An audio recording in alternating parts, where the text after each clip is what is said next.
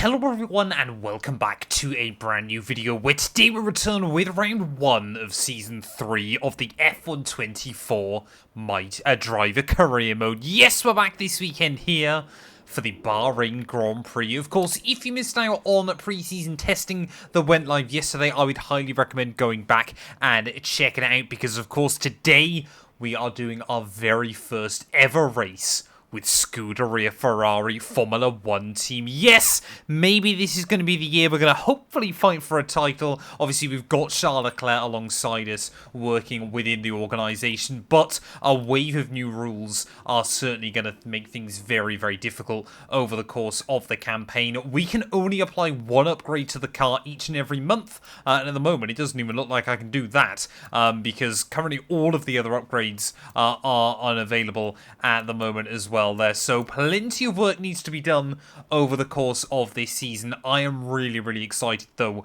to get things started. I'm also really interested to see how we're going to stack up against Charles Leclerc as well over the course of this season. Get yourself subscribed if you're new around here. We're trying to hit 140,000 subscribers at the moment. And yeah, quickly actually, a massive thank you to all of you for helping us surpass 130k. But let's head out then onto the Sakir circuit to kickstart our life as a Ferrari Formula 1 driver. A new day has dawned, a new season has begun. 2024 has started and the competition is desperate to take the fight to Red Bull, and it starts here in free practice. So much unknown before we get underway. So what will be going through the drivers' minds as they get ready for the new season? The faster you can work around the circuit conditions and get the car tailored to your liking, the better, and then you can just focus on the job in hand in terms of lap times. But first of all, you've got to get the car feeling right. Well, you would never guess that Ferrari is sponsored by HP, would you? I can already, I think, count at least 4 logos on the front of the car.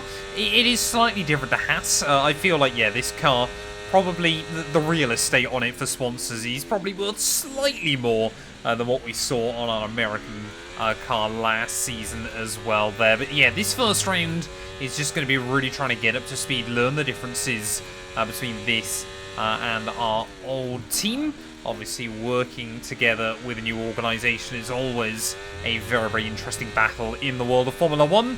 And of course, especially going up against Charles Leclerc that is so well embedded within this organisation. He's already got the better of Sainz before. He's already got the better of Sebastian Vettel before and Yuki Tsunoda. He knows how to get the most out of this team, who to go to when he wants things changed as well. So we've got to try and fight against all of that, but maybe we could be the ones that bring Ferrari a world title. Obviously though, this season there is less emphasis on free practice earning those R&D, because obviously there are only so many upgrades we can do, so I'm going to slowly start phasing these out of the edits. But yeah, round 1 of the year, of course, you got to know how we're settling in, and immediately we get a green score. Under the bright lights of Bahrain, it is time for qualifying. Grid position up in the air. Who is going to seize the moment? I must admit, it does feel very special to be driving for the red team, and it really does suit this Bahrain circuit as well now the sun has set as we head into qualifying, of course. A bit like free practice, Q1 shouldn't be much of a worry for us. If it is, then I don't think we're going to be staying with Ferrari for very long inside this series, but I'm going to try and immediately go out on a set of the medium tyres for our Q1 run. Hopefully we can immediately make it through and into Q2. Obviously we did get that 1 pole position for Haas before we left, but hopefully pole position or being in the fight for pole position into P16 now. It's going to be a lot more of a common occurrence. There is Max Verstappen, a bit of a lock-up at the top of the hill. Fastest in winter testing, but seems to be struggling this weekend.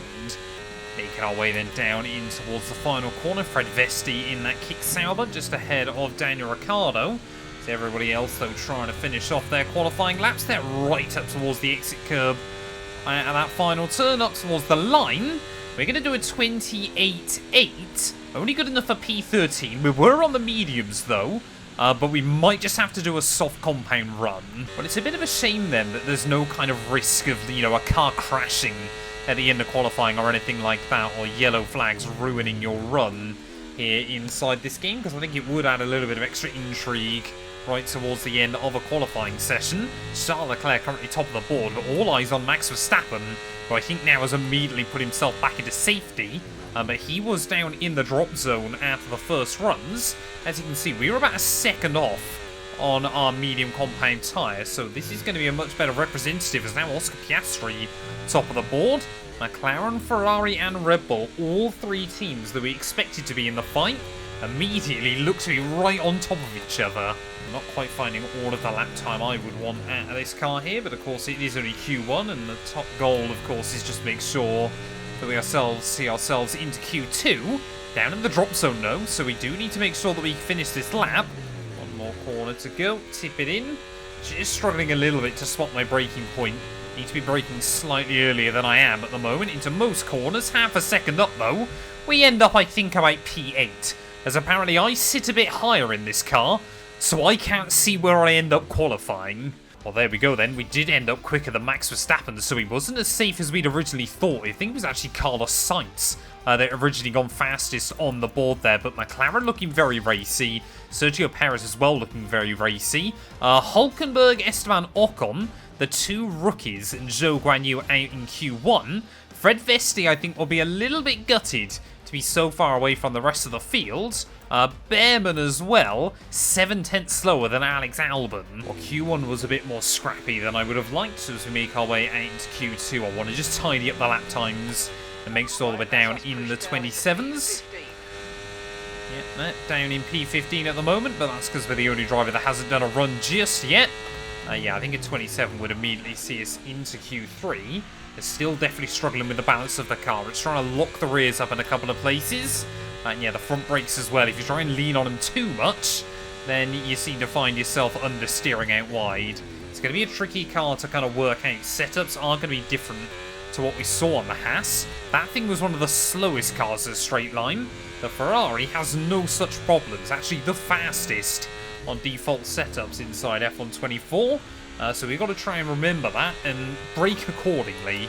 It tidy then, keep it tidy in towards the final couple of corners. With 3/10 up on Pierre Gasly at the moment, so this would put us right on that 127 cusp. Gasly doing a pretty good job, of course, now having to carry that hassle on the one team now I've left. Pretty tidy line out of the final turn, right on the throttle, open at the DRS on the run to the line. 27.7, that's what I'm talking about. Purple final sector, quicker than Leclerc. Unfortunately, though, Verstappen seems to have found what he's doing again. And there we go, Q2 times on the board. So we are 1/100th of a second clear of Charles Leclerc at the end of that session. But Max Verstappen, half a second clear of anybody else. Looks like Mercedes or George Russell at the very least has a bit more pace. You know, these first couple of rounds are really just going to be sort of seeing what happens. Sainz, though, 16 thousandths of a second slower than Sergio Perez, as Daniel Ricciardo in the sister V-Carb fails to see Q3. We're trying to be strategic with our tyres throughout the other sessions to make sure that if we got to Q3, we were going to have 2 fresh sets of the softs ready to go. Then I'm sure we're going to see Verstappen probably into, or at least very close to, the 1:26s. But are we going to see anybody else join him, or at least give him a fight, a run for his money here in Bahrain? First lap getting underway for us. I just want to keep it fairly tidy. I want to make sure we get a time on the board, one that we can chase on the second run. I'm immediately learning, yeah, this Ferrari car, its brakes are not its strong point at the moment. Definitely going to have to try and put a lot of development into those, figuring out how to tune the car around it. Seems to like to lock up really early on corner entry and then just provides instability, lack of confidence right the way into the apex of a corner. Lando Norris on a 27.8. Good time in Q2. Not enough in Q3 there, as through the final corner again, just overcommitting on the entry. Try and get on the throttle on the exit. It is going to be a 27.5. We go P6. But yeah, Leclerc definitely clear of me at the moment. And with a 127.1, it is Charles Leclerc at the top of the board right now. But he has used up all his sets of tyres, so he's going to have to wait in the pit lane to see if anybody is going to snatch that away from him. Fernando Alonso currently joining him on the front row of the grid. But we need about another 3/10 if we want to get in that fight. I reckon it's in the car, but we've just got to nail it.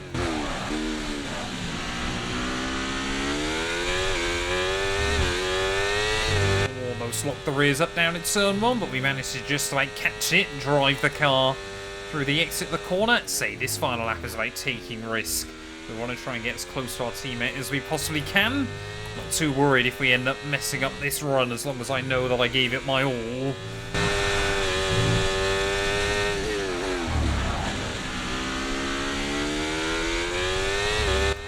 Very ragged through the chicane. That might be enough to cost us, though.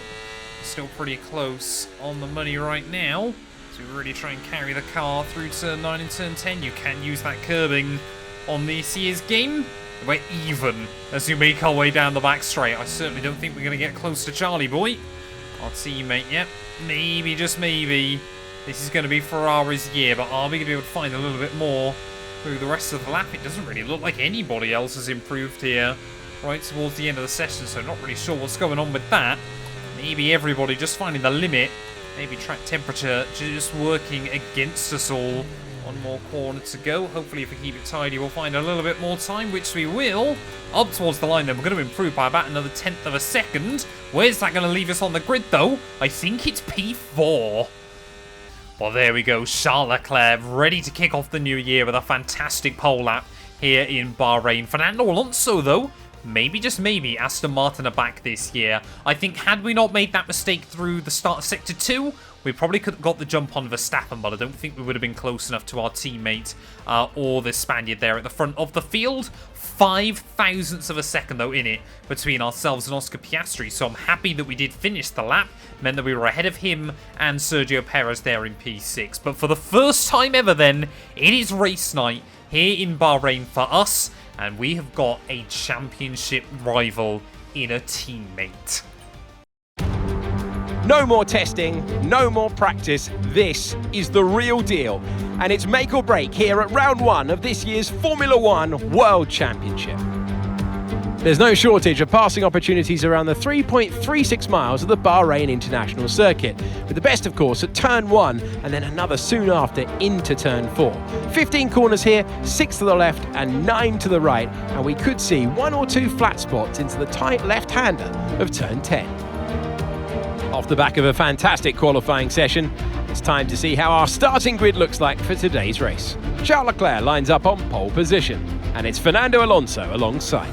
Looking down the rest of the grid, we have Verstappen, Mr. Monaco, Oscar Piastri, Perez, Norris, Hamilton, Russell, Sainz, Stroll, Gasly, Albon, Tsunoda, Ricciardo, Hülkenberg, Ocon, Behrman, Joe, and Frederick Vesti. That's it then. It's time to go racing as we head down trackside for today's race. Welcome to the commentary box. I'm Alex Jakes. Alongside me is Anthony Davidson. Well, welcome back. After all the testing, the build-up, it all now comes down to this. Everyone's G'd up for this one. They've done the testing, like you say. The drivers will be revving inside, heart rates going, trying to burst out their chest at this moment. With that anticipation, who's got the speed? We're going to learn now, once and for all. Well, here we are then, trackside for the Bahrain Grand Prix, and, well, like I've said, it's pretty special, especially when you look down in cockpit camera and see that prancing horse on the steering wheel. But Charles Leclerc, our teammate, stole the show on Saturday. Are we even going to be able to really fight him early on this year? You know, I think Charles Leclerc is maybe a level above Nico Hülkenberg, especially inside this game. In terms of strategy, though, the team want to do a 2-stop, and that is the most Ferrari thing I have ever seen inside F1 24. That is definitely not going to be the way I want to go about things. We're going to try and opt for a 1-stop there. The game might not be showing it, but yeah, we're going to try and do medium to hard and see as to how we get on. If we're lacking the pace against Charlie, then hopefully our tyre wear saving skills are going to come into fruition today. But yeah, Alonso on the front row ahead of Verstappen and ourselves there. For the rookies, it is just about getting through this opening race. And the other thing I'm concerned about, in both Season 2s of this and the My Team Career Mode, we had a power unit failure here. I'm hoping that does not happen tonight. Let's do this thing, though. It's time for the Bahrain Grand Prix. Waiting on those 5 red lights. A new adventure about to begin. And it is going to be lights out, and away we go there, trying to avoid too much wheel spin in the launch there. As Oscar Piastri immediately is going to look down my outside in turn 1 towards Russell. No, that's Hamilton, sorry. He's trying to look down my inside as Oscar Piastri clearly doesn't spot him there. Bit of contact, and I think we came off worse in all of that, as annoyingly, yeah, Hamilton way too aggressive into that first corner. See if it takes too much damage. 3 wide again as we make our way to the top of the hill there, but we fire it in far too deep. Up at the top of the hill, Oscar Piastri has to give me the room that time round, as Hamilton, I think, has just about backed out of it, but we have sustained damage off the start. Far more importantly, though, for the team, look at the gap. Charles already breaking free at the front of the field there. Not too sure how much this front wing damage is going to cost us early on in the stint, but already, yeah, our top 4 cars getting very, very spread out off the start of this race there. Rogue moves by Hamilton. Oscar Piastri clearly just not anticipating that the Mercedes man was going to be that aggressive down in towards the first corner. So yeah, really not ideal for us. And we might have to try and get our defensive shoes on very early on here. But Charles Leclerc leads the way. Top 5 remain unchanged. Hamilton was the big mover in all of that. But we hang on to P4. Well, I think very, very early on then in this race, we're going to learn just how disappointing it is when you don't have DRS around this venue. Down the inside goes Oscar Piastri in a pretty simple move back down towards turn 1. Again, Lost the position, try to keep focus. yeah, I'm happy just to try and stick with the McLaren early on here. That front wing damage might only be light green, but it really does make a difference still. Something we've said for so many years now on the F1 game, is Hamilton, trying to have a look down the inside as well. Clearly already knows he's in my head after that turn 1 shenanigans, but I don't want to lose too much to Oscar. Verstappen's in first place. Well, Mark's already lying. It is Charles Leclerc still in first. How on earth can he get something that basic wrong? Well, I'm not really sure what we can do, whether we could box early or something like that. The one stop, we know just how difficult it is around this circuit, even when you've got an entire front wing intact on the car. We've already lost the range now to Oscar. But yeah, top end speed, like I said, very, very competitive. Charles Leclerc still pulling away at the front of the field. I certainly think no matter when we pick, changing the wing is going to be critical. Here comes Lewis Hamilton then down the inside in towards turn 1. Of course, could have been his seat down at Ferrari, but apparently didn't want it after Mercedes returned to winning ways in recent years. Whether we'll see him make the move at some point in the future, only time will tell. They're holding us up now, so let's please try and get past as soon as possible and get on with our race. Push, push. Oscar Piastri, though, apparently now we've got to try and overtake him, despite the fact I've got a 7-time world champion between us. Well, obviously, yeah, opening round of the year, you do get to learn a lot about the car you've got underneath you, which you certainly couldn't gather from, winter testing data. Ultimately, I'm learning 2 other things. Tyre wear is not good. This thing is sliding around all over the road, and we're already on lap 6. And already we've got 51% tyre wear on that front left. Annoyingly, yeah, that front wing damage on the side of the car that the tyres take more of a beating anywhere here. But ERS management, actually very good. This thing charges up its battery pack very efficiently. Unfortunately, it's kind of not making much difference at this early stage of the races. Hamilton down the inside of Oscar Piastri. George Russell is going to try and have a look down the inside of myself there. I just saw even more carbon fibre getting flicked up. So clearly Hamilton has been told that he can just go aggressively as he likes in the opening round of the year. Mercedes, though, we didn't see it in winter testing. We didn't see it in qualifying particularly. They've not got a bad race car.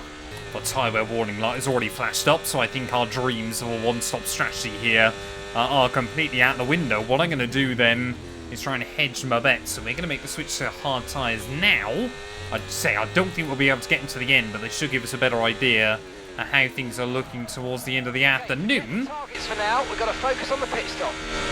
Yeah, we need to move over. We need to get that wing changed on the car as well. I think, yeah, if we can score points today, it'll probably be quite a good result after everything that's happened early on. Pretty clean, tidy pit stop by the looks of it. It's Esteban Ocon clearly in the wars. Go. Perfect job on the turn in there, mate. Looks like a nice stop time. We're happy with that one. It's also a bit weird being right at the start of the pit lane now rather than right at the end of it. So that's something we're going to have to factor in as well. For example, Italy. One stop left in this strategy. Some of you guys obviously might remember that in Italy last season we were able to gain loads of places when everybody pit under a safety car. Racing for Ferrari, the opposite would obviously be the case now, so those little things we're going to have to factor in. 14 seconds, though, to Esteban Ocon at the road, and we're going to be waiting to see when other drivers box. There we go, already then, just one lap later on, seeing a few more cars into the pits, so we're not going to be in last place for very long in this race, which I suppose is certainly a good thing. We're going to be just ahead of Carlos Sainz. He was admittedly fighting in around that top 10, so hopefully points are still going to be possible today. So we got our first yellows out. I think that's the other V car, but Daniel Ricciardo, that's gone for a spin. I think he should be able to get back on the road, though. No! Oh! It's Max Verstappen that's gone for a spin, so he's going to try and get back on the road. What happened to the Dutchman? Well, riding on board then with Max Verstappen, he's just made his way out of the pit lane then on a fresh set of the hard compound tyres, and like everyone has seen so far, got to be really careful to try and build up some temperature in them. Not if you're the Dutchman, though, or if he is trying to build up temperature. It is certainly a weird way of doing things there. Straight off into the gravel he'll go. Luckily, we'll just try and get the car tipped back round, but can't rejoin, as other cars making their way by, and Max Verstappen, not the ideal start to a championship defence. Oh, looks like one of the kicks hours has already gone, though. That might be Fred Vesti, with a very, very quick retirement from his first ever Formula 1 Grand Prix. Yep. Right, they've got a serious car issue. It looks like they're retiring. Well, not ideal then for any of the Ferrari-powered teams. In fact, we already know one of ours has gone up in smoke yet again. Whereas other cars heading back out of the pit lane. Back inside the top 10 will go. Only just admittedly ahead of Lance Stroll. But yeah, we've got to wait for this race to come back to us. A safety car later on could be really useful. Well, as things just starting to calm down then for a few laps, it's actually nice just to be able to kind of think and breathe rather than having, worrying about the DRS off the car in front or trying to focus on defending from the car behind. Looks like, we're just pulling away from Carlos Sainz slowly as Hulkenberg into the pits. That means, Pierre Gasly, he got overtaken last lap by Charles Leclerc. Gasly in his first ever race for Haas led, which is quite impressive.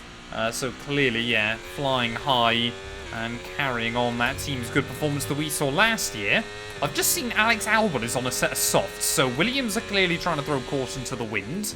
But yeah, Leclerc already has got a dominant lead. Him and Alonso so far in front of the rest of the runners.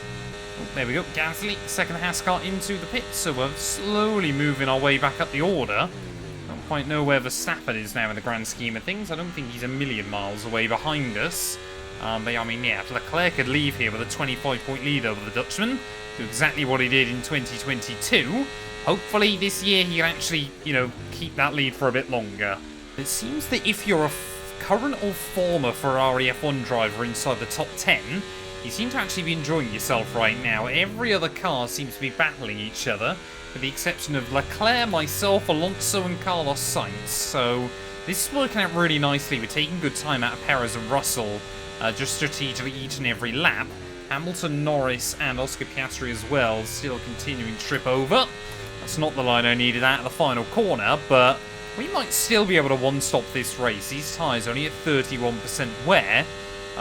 We're kind of just waiting to see if we end up with a safety car. It does usually happen.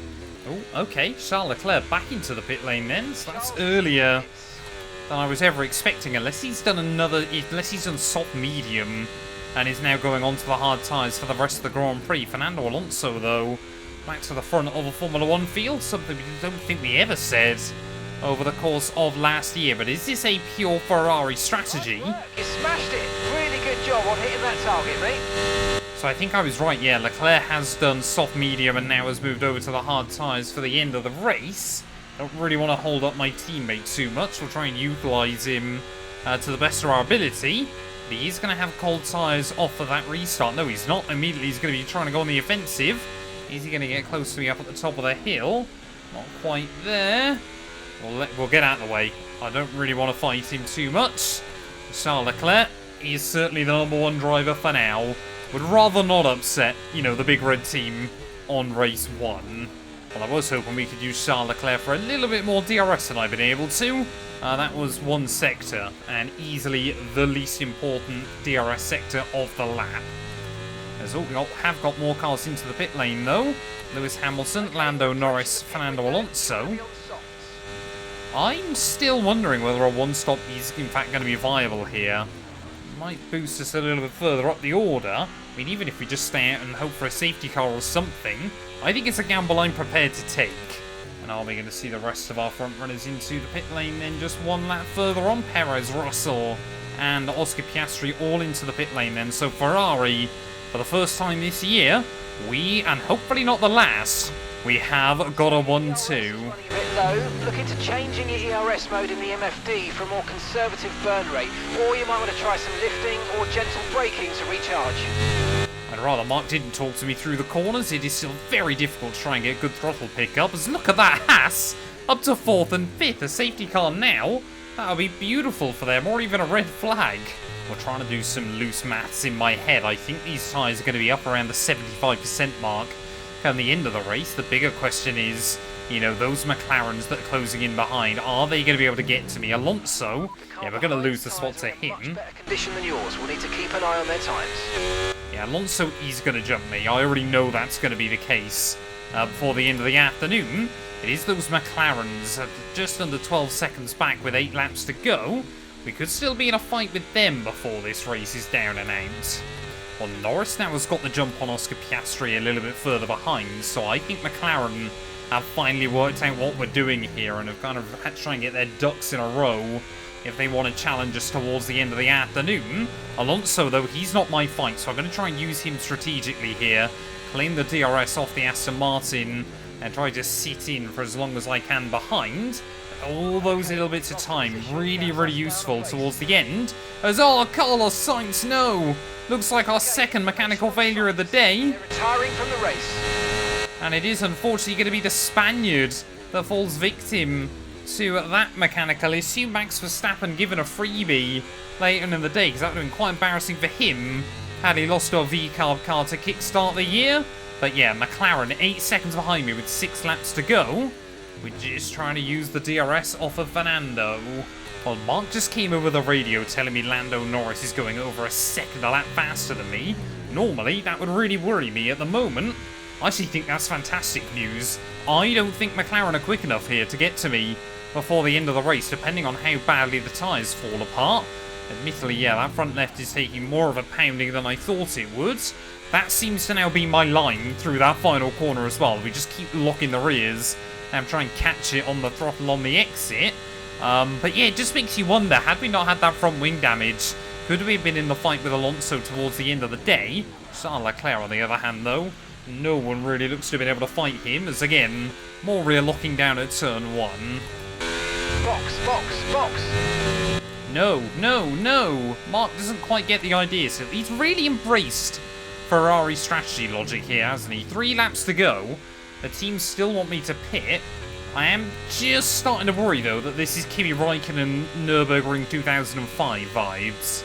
Well, just over 1 lap to go then, and now I'm just starting to get a little bit nervous. Lando Norris and Oscar Piastri just outside the DRS window still, so at least they won't be close back down in towards turn 1, but I really don't want to jinx it, because we have still got one more circuit. Really good job with that target, mate. Mark, we've got bigger things to worry about. But if we can bring home a podium in our first ever race for Ferrari, I will be very, very happy, especially when you consider everything that has gone on throughout the course of the afternoon. Hamilton, with that banzai attempt down at turn 1, the front wing damage, the absolutely appalling tyre wear throughout the first stint. I certainly don't think we would have recovered this well had we stopped this race, so it was a gamble that up to this point I think was still well worth taking here, but we have now got Lando Norris breathing down my neck. So he would love a podium as well to kickstart the year after both of us failed to see the checkered flag last season. Oscar Piastri, is he going to be able to do anything from 5th place as well? We've just got to really refocus on our exit off of the corner there, but you can see Lando looking left, looking right, trying to make something happen here. So we're just going to drain the battery down this back straight. Surely the final danger zone of the lap is going to be the very last corner. Speaking of which, our teammate heading into it right now, Charles Leclerc. What a way to kickstart the new year. New teammate alongside him, but pole position and race victory. He has looked absolutely in control right since the checkered flag on Saturday night there. One more corner to go, here in Bahrain. We're just going to try and position ourselves a little defensive from Lando Norris. Can we get the throttle down up towards the start-finish line? Will it be our first podium in our first drive in red? I think it will, as Piastri jumps Norris on the run to the line. Yes, and that's a podium. Excellent drive. The whole team have worked especially hard this weekend, and that, my friend, is a fantastic reward. Well done. The man from Monaco will win again. Charles Leclerc takes the checkered flag. Well, you're always unsure of the competition and what your opponents have been able to do in the off-season, but they've come here today, they've delivered the performance that you dream about, and wow, did they make that car sing today. Really impressive stuff. And here we are, a team that is no stranger to the podium, taking their place on top once again. A sublime race today, and a stunning win for Ferrari.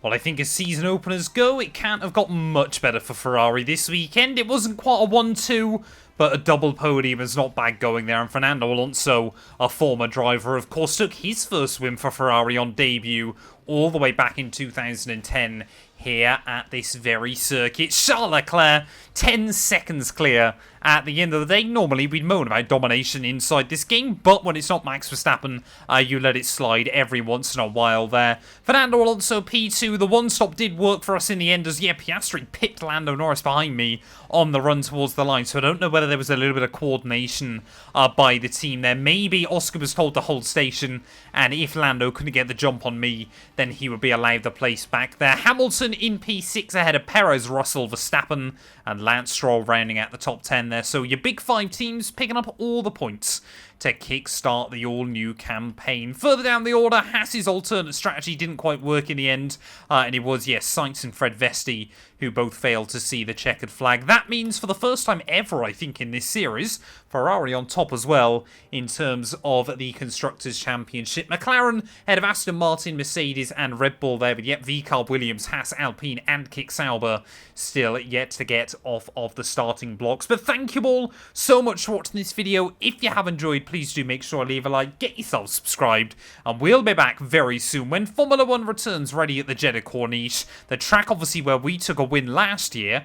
Could we take our first win for Ferrari this season?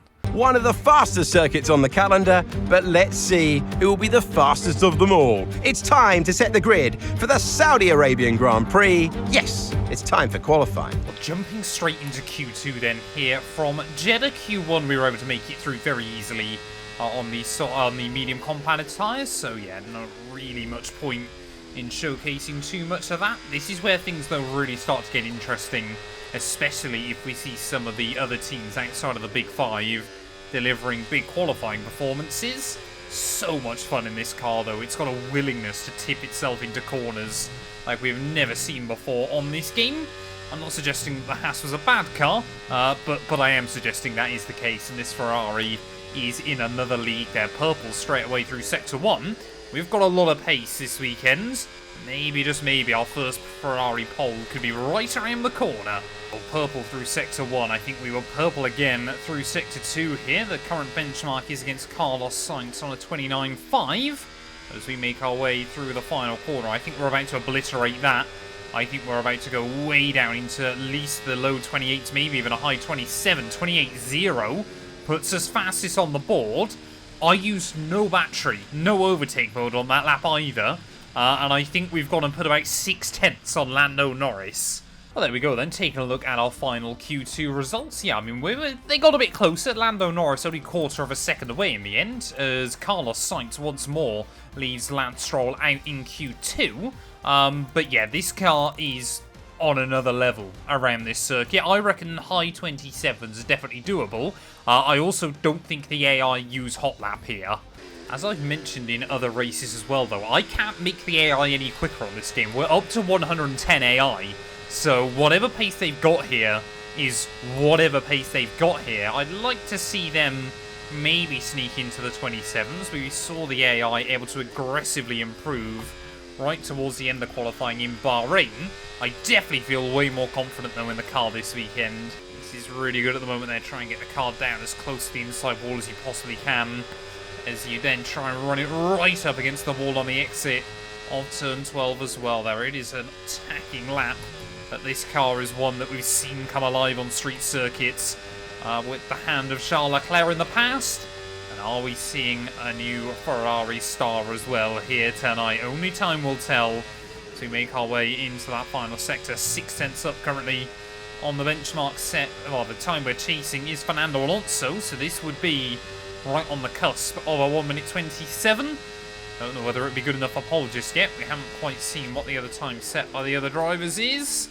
So a little bit of a lock up through that final corner. Really the first mistake I've made all session. Power down up towards the line though. Shortest run back towards the flag. It is only a 28.2. That puts us P3, sorry. Leclerc has dipped into the 27s. Well, you've really got to try and savour these moments in the world of Formula 1. You don't get many opportunities to drag a Ferrari car around a circuit like this. For all we know, it might be the only opportunity I ever get, depending on whether I do a good enough job over the rest of the season. But we need about another quarter of a second here. We want to try and really challenge our teammate Charles Leclerc. Oh, a bit ragged through the first couple of corners there. Luckily, we straighten out the rear end. And we keep the power down as time's continuing to improve. Leclerc finds another 100th of a second. That could be the difference maker here, as Sergio Perez now goes to the top of the board. So the Mexican clearly feeling confident in his Red Bull car as well, though. We're about a 10.5 down coming into sector 1, and other times are improving as well. Are we just now finally starting to see the AI getting into the swing of things here as well? Nudge the wall out through turn 12. Luckily, it didn't seem to cost us much at all. Pretty much even then with my previous best time there, is absolutely fling the car over the curbs. The back end always wants to try and break through there. But luckily that time around we were able to hang on to it. Line of least resistance down this back straight. You're spotting the black box on the outside. Purple through the middle sector. Oh, just about hanging on the curbs on the exit there, and we're a 10.5 up. But we know where the time is. That final corner. Turn 27 here. It's haunted Verstappen. Will it haunt me? Oh, nudge the wall slightly on the way in. Luckily we found the apex though on the exit and power down up towards the line. Is this going to be good enough for our first ever pole as a Ferrari Formula 1 driver? It is a 27.8. We have done it. Well, Red Bull then have brought the fight to Ferrari here on the Jeddah Corniche, but we have found ourselves on pole position by less than half a tenth a second over Sergio Perez there. Leclerc and Verstappen, I mean, you could cover us all with a blanket at the moment, how close we are at the end of that session. Oscar Piastri ahead of Lando Norris as well is certainly a very, very good result by the Australian, but pole position for the first time ever as a Ferrari Formula 1 driver. Can we convert it into our first ever win? It's still new to Formula 1, but it has fast, sweeping corners, already making it a favourite. Welcome to the Saudi Arabian Grand Prix.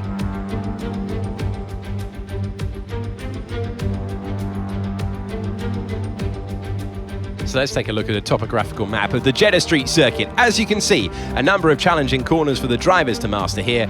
We'll see just how much the teams have benefited from their time spent in practice this weekend.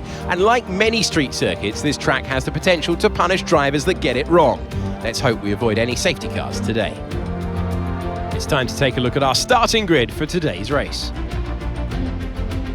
Mr. Monaco lines up on pole position, edging out Sergio Perez, who lines up P2. As we continue through the rest of the grid today, we have Leclerc, Verstappen, Oscar Piastri, Norris, Fernando Alonso, Russell, Sainz, Hamilton, Stroll, Ricciardo, Albon, Hülkenberg, Gasly, Tsunoda, Behrman, Zhou, Vesti, and Esteban Ocon lines up at the back of the grid. It's almost time for those 5 red lights to go out then. Let's see who can prevail today. Welcome to the commentary box. I'm Alex Jakes. Alongside me is Anthony Davidson. Well, it's all about forgetting last time because that was a bit of a shocker. How do they change the story today? You've got to put it behind you. Whatever happened last time, I was always told as a driver, park it, forget about it.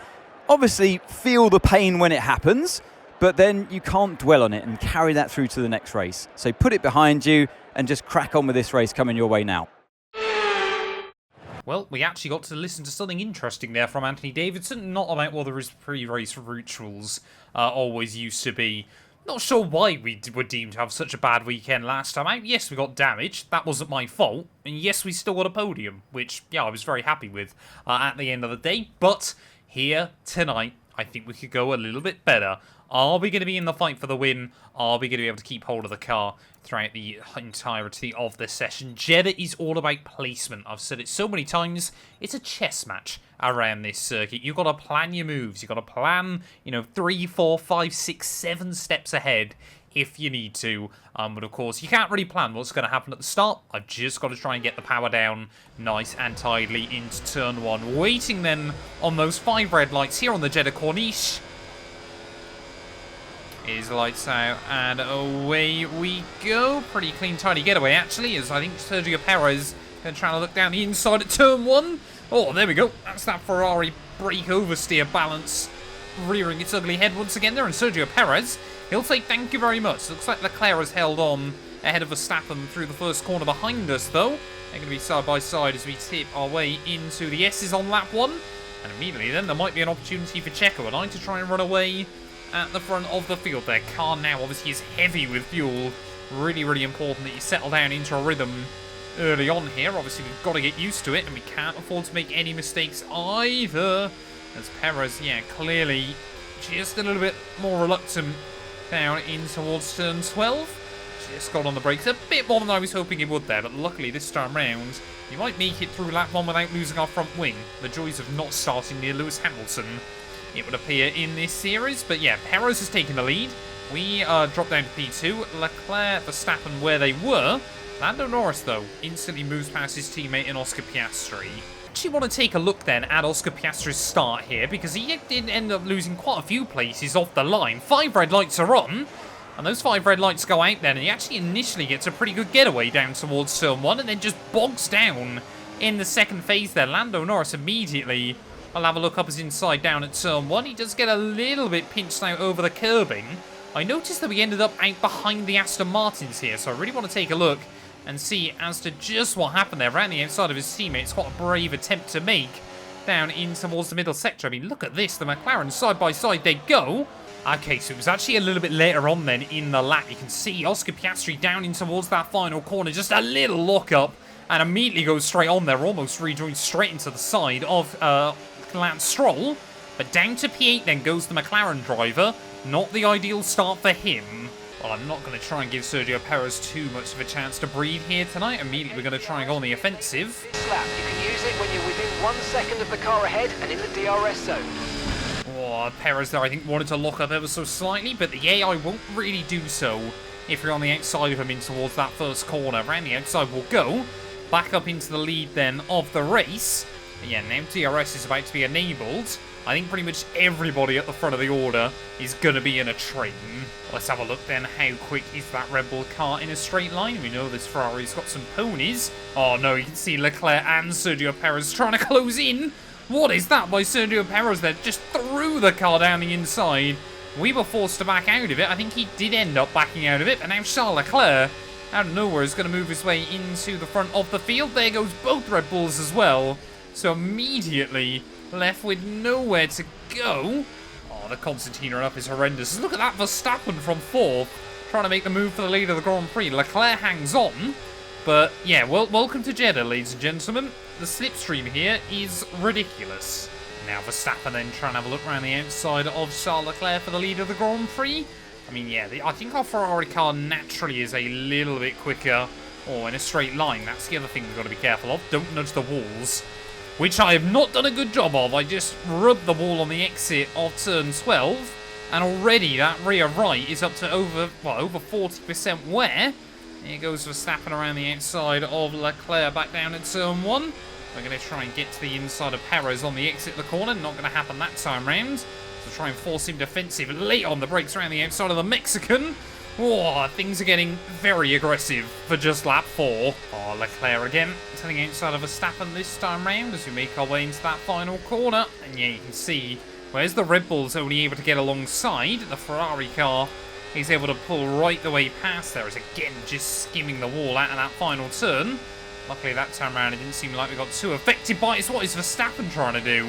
You can't try and put me in a wall there, sir, as all these two are almost 3 wide still back down to turn 1. Verstappen actually backs out of it, maybe rather wisely, and now suddenly Ferrari 1 and 2 in this Grand Prix. Do we work together just to let Leclerc break free slightly? Hey, that's Charles ahead of you now. Come on, mate, this is it. Let's try and get past them quickly. Well, according to Mark, then, we don't let Charles try and break away. He wants me to make the move happen as soon as possible. And you know what, with DRS here, I don't think it's going to be too difficult. 50% wear, though, on that rear tyre. We're definitely going to have to go for an early box, which is not that useful. Right, come on, then. We've got to try and power past Charles here, but also make sure that the guys behind are as far out the DRS as we possibly can. That target, that sets us up nicely for the rest of this race. So difficult there to try and spot your braking point when it's like that down at the final turn. But once again, here comes our Monegasque teammate here. I'm sure after Bahrain, he was hoping I'd just rolled over for him more often. I'll give him the run back down the outside at turn 1. But yeah, when we got a chance to fight, I'm going to go for it. Oh, we got yellows. We got yellows. Someone's got mechanical issues. I don't know who that is. I think it's Lando Norris.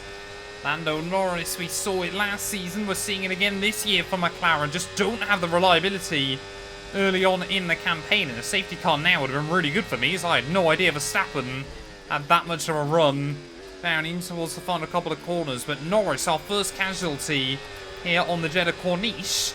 I'm looking at those tyres. I mean, when we don't hit the wall, we've actually got very, very good wear on them. We saw, obviously, last time out just how good we were at monitoring those hards in Bahrain. Could we go for a big undercut and maybe get ourselves back up towards the front runners? Or are we just going to lose out because of the lack of DRS? Oh, here comes Charles again. The AI just used all of their battery down in towards those final couple of corners, and Verstappen will also shoot through. They both lock up! What is that? Both drivers locking up then, so I think either Leclerc made a little mistake and Verstappen got thrown off, or Leclerc saw Verstappen making a mistake behind him and got thrown off. But we go from first to third and back to first in the space of about 4 seconds there. I've seen the AI lock up into that final corner, but never 2 of them in one go. Well, maybe this is going to be our first cursed Ferrari strat of the season, but I think what we're going to do is peel into the pit lane then at the end of lap 8. Those rear tyres are not having much fun at the moment. And yeah, to be honest, that front right either is not looking particularly great. We did temporarily break out the DRS window of Leclerc and Verstappen behind us. I think they continue to squabble back down towards turn 1. So we've got to try and take these opportunities where we can. Maybe we'll get the undercut. Maybe we'll come out a little bit further behind. I guess the bigger thing is about traffic and not picking up a speeding penalty. Damn it, man. Got to remember, we got one of the early boxes as well. 10-second penalty is an absolute disaster for us here. Perfect job on the turn in there, mate. Looks like a nice stop time. We're happy with that one. Oh, I cannot believe I've just done that. I mean, a safety car now would be the only way we can try and get rid of that in the second half of the race. No more scheduled pit stops. Let's go. I don't see a way in which we're 6 tenths clear of everybody else until the end of the afternoon, as we will come out just ahead of Fred Vesti, who seems to be having a better second race for Kick Sauber than he did a first. Running up in P15 for him. We have to go. Well, this is just a little bit awkward then. We've closed in on Yuki Tsunoda in that Alpine. I'm sure he really wouldn't want to let me by, to be honest. I'm sure he will look over, and every time he sees me in those Ferrari overalls will say something that I probably wouldn't want to repeat on camera. Poor old Yuki Tsunoda. He's had a weird little Formula 1 career so far in this game. Has moved teams every single season. Admittedly, we are only on season 3, but still, round the outside of the Alpine we go. And yeah, that's the advantage that our car has over his. Purple Sector 1, Purple Sector 2. Nice work, mate. That brings you up a place. Hopefully we can try and set fastest lap as well, get that bonus point. But I'm just so annoyed, because what frustrated me more with that is I thought the pit lane speed was 50, and I had plenty of time to get it slowed down to 37, just didn't. My brain kind of gave up as we've got a few cars then into the pits. I think that's one of the Williams there. Yep, Alex Albon off his soft compound tyres. Lap of the race so far. Fastest lap, but yeah, only him into the pit lane. There was my former teammate Nico Hulkenberg goes for a lock-up. Use your overtake button more. It's time to utilise some of this energy. Come on. I mean, if this is the advantage the Ferrari's got over the Haas on this game, it's a miracle I was able to do anything. I'm setting you a new target. Push, push. We've got to try and get to 9th place inside the next 4 laps. I've never had a target like this before inside this game. Oh, come on, Ricciardo. We know you're still stinking it up down at V-Car, but you got to get out of my way at some point. He doesn't really, but I just want to try and move through this traffic as soon as I can. That was a little bit risky. Somehow no front wing damage from that one. We'll live to fight another day, as hopefully we'll be able to get the 3rd move done on Pierre Gasly. And obviously we'll pick up those rewards as well. Gasly there, yeah, having another really good race at his new Haas Formula 1 team. I think it's got decent straight line speed actually towards the top end. Actually very good straight line speed, but down the inside we'll go. Target well there, nice one. It's a long way to go in this race though, so keep your head down. A few more cars now starting to peel into the pit lane, seeing more and more of those medium compound runners in, including Max Verstappen. We're going to be ahead of the Dutchman. We're actually going to be a long way ahead of the Dutchman. That bodes well. Charles Leclerc into the pit lane then, as is every other runner inside your top 4. So yeah, I think we are, well, we should be out in the Grand Prix. We've actually got quite the undercut on Max Verstappen here. I guess the gap is how big, I'm sorry, I guess the question is how big that gap will be. Looking at it, pretty healthy. Actually, as we make our way back down towards Turn 1, I mean, we're kind of at the whim of how they battle. MFD if you need to. Verstappen up now into a comfortable P2. But I tell you what, yeah, look at that. Leclerc and Perez over 9 seconds back. Leclerc's 10 seconds back. How have we undercut that much? I mean, effectively, yeah, this race now is a battle of the stopwatch between myself and the Dutchman. We've got to try and pull out a 1.5 seconds over the next 12 laps. Admittedly, we are on harder tyres. We are on older tyres. So it's not going to be particularly easy, but yeah, if Leclerc and Perez continue to squabble as well, that could really do us a lot of favours. The last thing I really need right now is Leclerc getting in Verstappen's range. Information on Perez. Okay, they're slowing down. It seems like there's some kind of problem with their car. Well, that is useful. Sergio Perez now potentially with problems, so even if we can't get the jump on Verstappen and Leclerc, maybe we're still in the podium fight. Got 10 laps to go then. That gap to Max Verstappen now is up over the 9-second mark. I mean, really, you know, you'd hope the team would say to Charles, fight him, get your elbows out with him, just battle with each other, and maybe we can help myself, but will Leclerc want to play the strategy game? 9.4 seconds. I mean, he's gone straight past Verstappen down towards Turn 1, but, I mean, yeah, of course, he's leading the World Championship. Why would he care about allowing his new number 2 driver to take a win? He may as well just try and absolutely destroy me. Oh, there we go, Leclerc and Verstappen, they've gone side by side through the S's. What on earth is that? So suddenly now the gap up and over 10 seconds, almost 11 seconds. Now over the Ferrari and the Red Bull behind me, so this is suddenly working out very, very well. I was about to suggest that maybe Jeddah's one of the only Formula 1 tracks where battling makes you quicker. Doesn't seem to be the case though for the 2 behind me, and now we are in prime position in the weirdest way possible to try and claim our first ever Ferrari win. I tell you what, when Leclerc and Verstappen aren't battling each other, they're actually gaining in on me still. They're definitely running slightly faster lap times, but the problem is, they just keep going side by side into the corners, and you can immediately see they lose a good 3-4 tenths every time they do it. Verstappen back up into P2. I've got to make sure I still focus on the road. I'm spending so much time looking at the top left corner of my screen, and immediately, look at that, side by side they go into the S's, and the time just opens up for us.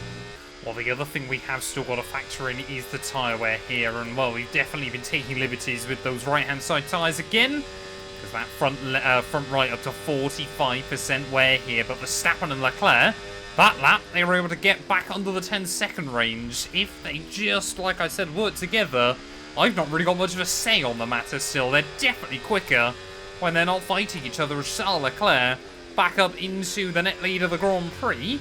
Problem is, of course, they both know that, well, whoever gets ahead has got a better, well, it's got the chance of beating me here, so it's not really in their best interest to fight. It's also not really in their best interest not to fight. It's very, very peculiar. But 5 laps to go. The gap to Leclerc down almost at 9 seconds now. Are my hopes and dreams of victory here slowly fading away? Well, if we want to win this race, we just need to see them go side by side into the S's one last time here. 3 laps to go from Saudi Arabia. Charles Leclerc again trying to defend from Max Verstappen, but again the Dutchman with those 2 back-to-back DRS zones able to make the move happen and able to get back down his outside on the run towards turn 1. I mean, yeah, if they just coordinate, like I've said, we cannot win this thing, but we're not going to give up right until the very end there. As you can see, that gap is floating around 10 seconds. I mean, I might end up splitting them, which would be, well, quite frankly, hilarious, because only I could ever manage that. But Verstappen now on a charge, 9.4 seconds. Oh no, tyre warning lights just flashed up. That's not good. 61% wear on that front right. Imagine if we've got a puncture late on in the day. Is again, Leclerc, when he's behind, is able to slingshot right the way past the Dutchman. This Ferrari definitely has more straight line speed, but DRS means absolutely everything here. It's a bit like Albert Park, our next stop on the Formula 1 calendar. Both circuits are so DRS dependent. While I'm trying to rack my brains, I don't think I've ever had a race like this inside the F1 game where penalties are going to affect things, but we have been so up and down in terms of the margin to that penalty window here. Charles Leclerc, 1 lap to go, still ahead of Max Verstappen for now, but again they're going to be wheel to wheel down into that final corner. And again, we're going to see that gap ebbing and flowing around here. We just need one big final last lap push, giving everything that these tyres have got left on them. Verstappen again makes the move on Charlie Boy back down to turn 1. Will our teammate, though, be able to fight him, or is it just worth it sitting around waiting as the gap goes up again? I think they've gone side by side into the S's. That is fantastic news for me.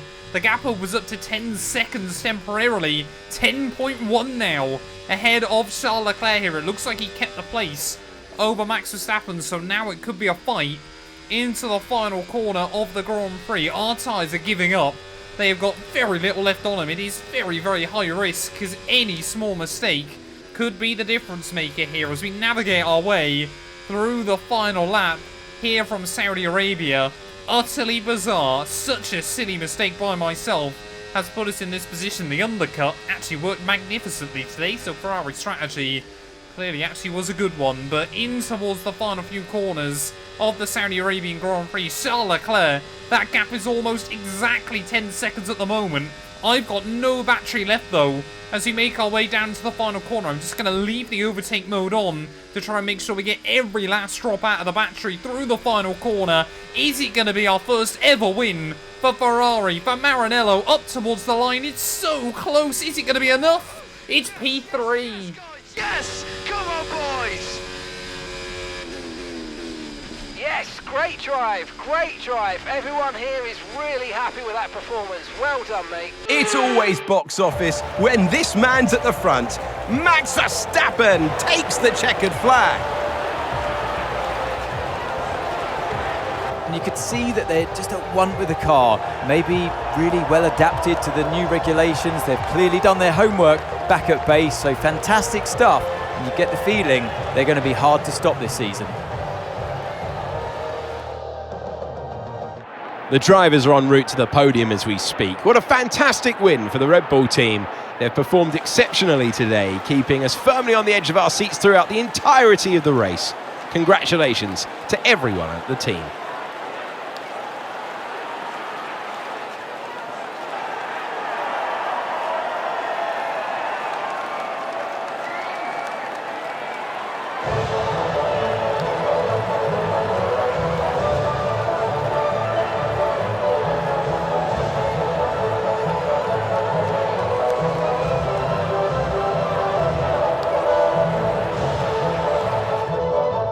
Well, 3 cars covered by less than half a second come the checkered flag tonight, but it was not enough for us. It was not enough for Charles Leclerc, and Max Verstappen, easily probably the slowest of the 3.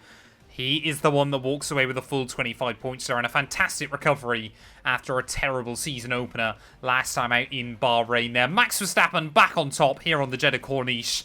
And boy, oh boy, that one really does hurt. We had the pace all night, and it was just that final lap, the slipstream that he gained off of Charles Leclerc, made all the difference there. Alonso comes through for P4 ahead of Piastri and Lewis Hamilton there. Perez, Stroll, Sainz, and Alex Albon gets a point for Williams in the end, so a really good job by the Williams driver there. We are second, though, in the championship, 1 point ahead of Fernando by virtue of that fastest lap bonus point. Verstappen immediately up to P4, though, ahead of Piastri and Hamilton there. But it is still Charles Leclerc that leads the way at the top of the table. Alex Albon becomes our 12th driver to score points, with Carlos Sainz as well opening VCARB's count for the year there. We've still got a big lead in the Constructors, though, ahead of Red Bull, so I certainly think that one is going to be a fight that we can drag out. Aston Martin 3 points clear of McLaren, who both seem to have started the year better than Mercedes, AMG, Petronas. But thank you all so much for watching this video. If you have enjoyed, please do make sure to leave a like, get yourself subscribed,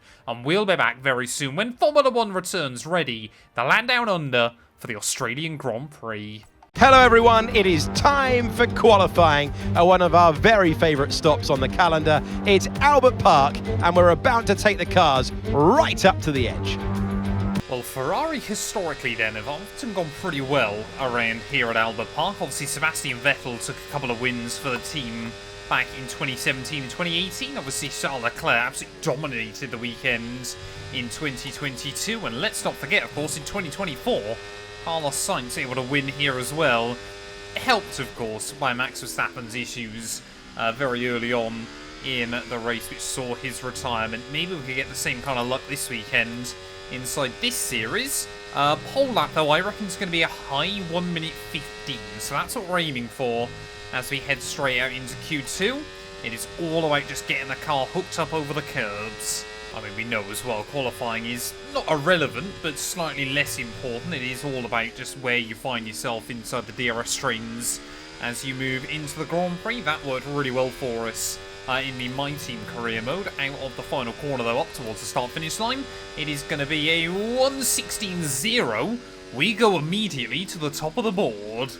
Well, there we go. We love to see it. Ferrari 1 and 2 at the end of Q2 there. Lando Norris goes up ahead of the Red Bulls. So clearly, yeah, both McLaren cars back on the money this weekend. They struggled a bit around the Jeddah Corniche, so I think they ultimately don't have as quite a high top speed setup on the car. 1,000th of a second in it between Red Bull drivers as well. There is probably a 6-way scrap here for pole position. Let's not forget the local boy, Oscar Piastri. He's often really good around Melbourne. And, even more impressively, Daniel Ricciardo squeezes into Q3. I think every weekend so far, that VCARB has snookered P10 away from Lance Stroll. While the ramp up in Q3 is something like we've never seen before inside F1 24. Happened in both Bahrain and in Jeddah. The times just continue to develop and drop as you go to the end of qualifying. 75-second lap times around here would be absolutely unthinkable just a couple of years ago, but big track changes have certainly made this place an even more exciting venue. Haven't lost the magic though, those first couple of corners, but you've absolutely got to try and send it in. But yeah, we just got to try and get this first lap on the board, a decent banker, allow the car to really roll through the corners. You really want to allow it to kind of slip and slide around a little bit underneath you.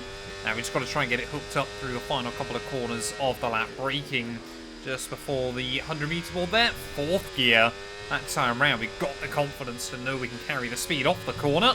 Actually gave me a little bit too much speed into that penultimate right-hander of the lap. One more left and one more right as you make your way back up towards the start-finish line then. It is a very, very quick lap time here, but up towards the line, it is going to be a 1:15.6 immediately to the top of the board. Could we be on for our second Ferrari pole? We have got 3.5 tenths of a second over Charles Leclerc at the moment, but basically everybody else is back out for one final run. One of those Red Bulls hasn't got enough sets of tyres, but I could not tell you which one it is. Basically now we're just trying to see if we can improve that first lap time. So we head back out, see if we can use the battery a little bit more effectively there, as once again absolutely fling it through turn 1 and turn 2. It is so satisfying when you get it hooked up, but we're going to try and save a little bit more battery for the second half of the lap this time round. Slightly earlier on the brakes through the exit of Sector 1. We've done alright there, still only a 10th down at the moment, less than that as you just try and lean on the car just that little bit more. Absolutely sent it through the fast chicane once again. It would be nice to see Leclerc dip down into the 1 minute 15s, but yeah, as long as we try and claim that pole position once again, just showcase to our teammate just how quick we are. Verstappen joins us on the front row though, as we are continuing to improve our big snap as we nudge the curb on the inside of the back straight. That was really not what we wanted to do, but I think we have locked ourselves out on the front row of the grid once again then. So clearly our 1 lap pace at the moment looking very, very competitive inside this game. Will we be able to improve though and just open up our margin over the Dutchman through the final couple of corners? We're going to go roll on that throttle once again, utilise the battery, a 10th up. It is going to be a 1:15.5. It is P1. Excellent lap. We're all very, very pleased with that one. Nice work. Come on, I'll see you back in the pits. Well, Max Verstappen's final run, yeah, did get very, very close in the end, only 2/10 away, but happy we were able to find that little bit of extra breathing room right towards the end of the session. Back-to-back pole positions inside this series. I feel like all those issues we had with the car back in Bahrain, we seem to have got just about figured out. So let's head then trackside, ready for the Grand Prix. Welcome to Albert Park for the Australian Grand Prix. For many years it was the season opener, but in recent times it fell victim to the pandemic reshuffling. I'm happy to say it is now back at the heart of the F1 calendar. It's Albert Park Circuit, 3.2 miles of bumpy city streets. We have changed the turns at 1, 3, 6 and 13. They have all been widened. We've got rid of the chicane at 9 and 10. That is now a flat-out right-hander. It's a new look that made its debut in 2022. New life into an old classic. So with the race not far away from starting, here's what today's grid rundown looks like. Mr. Monaco lines up on pole position, and Max Verstappen lines up alongside. Looking at the rest of today's grid, we have Oscar Piastri, Leclerc, Russell, Perez, Norris, Hamilton, Fernando Alonso, Stroll, Albon, Sainz, Tsunoda, Gasly, Hulkenberg, Behrman, Joe, Ocon, Vesti, and Daniel Ricciardo fills the last spot on the grid. It's almost time for the lights to go out, so let's head down to the track where preparations are underway. It's race day, it's gonna be a thriller. I'm Alex Jakes, alongside me is Naomi Schiff. Well, it's all about forgetting last time because that was a bit of a shocker. How did they change the story today? It is true, they had a really tough day in the office last time out, but they cannot dwell on that. It's so important to turn the page and start on a blank slate, because the more you dwell on that, the less it's going to push you in the right direction. So take some notes. Obviously, there's things to be learned, but move on. Well, clearly then Alex Jakes has moved away from his pre-race routines and is now solely focused on how badly I did last weekend. Once again, we walked away with another trophy, so I'm not really sure we can complain all too much. Ferrari yet so far this season. For Ferrari yet to have a car not finish on the podium, which is a pretty good track record, although I'm sure will be absolutely shattered in the very near future. And to be honest, it'll probably end up being my fault. But ready then on the grid, 29 laps ahead of us. We were unable to convert in Jeddah. I would love to try and get the big result here today. I'm looking forward to it. We're going to start on the mediums here for the Australian Grand Prix. It is 5 red lights on the grid here in Albert Park. That's a mighty long hole, but it is going to be lights out and away we go. Verstappen initially responding a little bit better to the lights than myself. He's going to try and have a look down the inside down at turn 1. And the Dutchman there, just didn't quite know where he was going to position himself. And we left ourselves vulnerable to Oscar Piastri on the exit of the corner as well then. So first on the grid, straight down to P3 off the start of the GP there. Really not ideal. We'll slot in just ahead of Charles Leclerc. Like I said, I didn't quite know how aggressive Verstappen was going to be into that first corner, and well, shades of Bahrain still just playing on my mind there. I didn't want to pick up front wing damage once again, because this car, yeah, is very, very pitch sensitive. If you just got that slight aerodynamic imbalance, it suddenly becomes not a very fun place to be. But as we make our way then down the back straight, lap 1, immediately under pressure from our teammate as well, who's clearly got a lot of straight line speed. Yeah, not going to make it that easy for you, Charlie boy. I think, yeah, certainly last weekend we have proven, maybe a bit too early for Ferrari's liking this season, that we are up to pace. We can fight for a world title this year. Whether that ends up being exclusively with our teammate or whether Max Verstappen as well gets himself in that fight, all will be revealed later on as the season continues to develop there. But Verstappen leads at the end of lap 1. Local boy Oscar Piastri, though, P2. I don't know how many times I've seen him finish in that position on this game. This lap, we can use DRS when you're within 1 second of the car ahead and in the DRS zone. Yeah, Oscar Piastri always seems able to break the no Australian podium curse, but he never seems to be able to win this one. Oh, here we go. Are we going to see Oscar Piastri then get the run to the outside of Max Verstappen, try and move himself up into the lead of the race?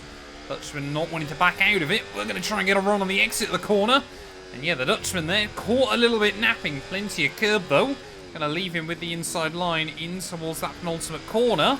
And we try and get on the throttle, try and switch him off the exit of the final turn. As Oscar Piastri sensing a chance just to scamper away a little bit early on to the outside of the Dutchman again as Perez new fast lap of the day. And Max Verstappen actually backs out. Posted the fastest lap of the race. Yeah, not sure why Verstappen backed out as early as he did there, but we'll take it. I can already tell by following Oscar Piastri around that McLaren is definitely not as efficient as the Red Bull and the Ferrari in a straight line. It might mean, though, that they are very, very strong in the next few rounds of the year there, as Oscar Piastri practically invites me past him down the back straight. Up into the lead we'll go then for the first time since the start. How long will we be able to hold on to it? Well, I'm sure it's going to be a very different story if Charles Leclerc can get round Oscar Piastri, but at the moment, the McLaren, he can't get close enough to me down the straights. We've got enough launch off of the corners, and he's running so much more aero. He gets within about 3/10, but can't seem to make the move, so this is absolutely perfect early on. We're just going to keep position in the car where we are. It's giving us a lot of clear air just to focus on looking after the tyres. Obviously, something that we didn't manage to do very well in Jeddah. But yeah, Oscar Piastri can't get close. Well, really what you tend to find here is that the AI, the first kind of 7 or 8 laps, they really battle each other. They really try and figure out what the pecking order's like. And then you kind of all get a bit of calm as everyone basically then starts to work out when they get a box. Undercuts are still very strong inside F124. Albert Park, though, isn't a particularly prominent circuit for it. Where it is so high speed, obviously you don't really gain much time in a straight line, whether you're on fresh tyres or not, so it is something we've still got to factor in, but it might be that we let Charles Leclerc box first and try to make sure that he doesn't get undercut by the Red Bulls, who've still got to play the strategy game, just starting to struggle a little bit more with rear tyre temperature as well, just getting a little bit of oversteer in a couple of places around the lap. It is a very, very warm March day here in the land down under. Of course, basically heading into their autumn. But still, yeah, very, very warm climate here. Oscar Piastri starting to close in just a little bit. We know how good that McLaren is at looking after its tyres, as don't really want to end up in the pit wall there, as, yeah, this time round we might be vulnerable.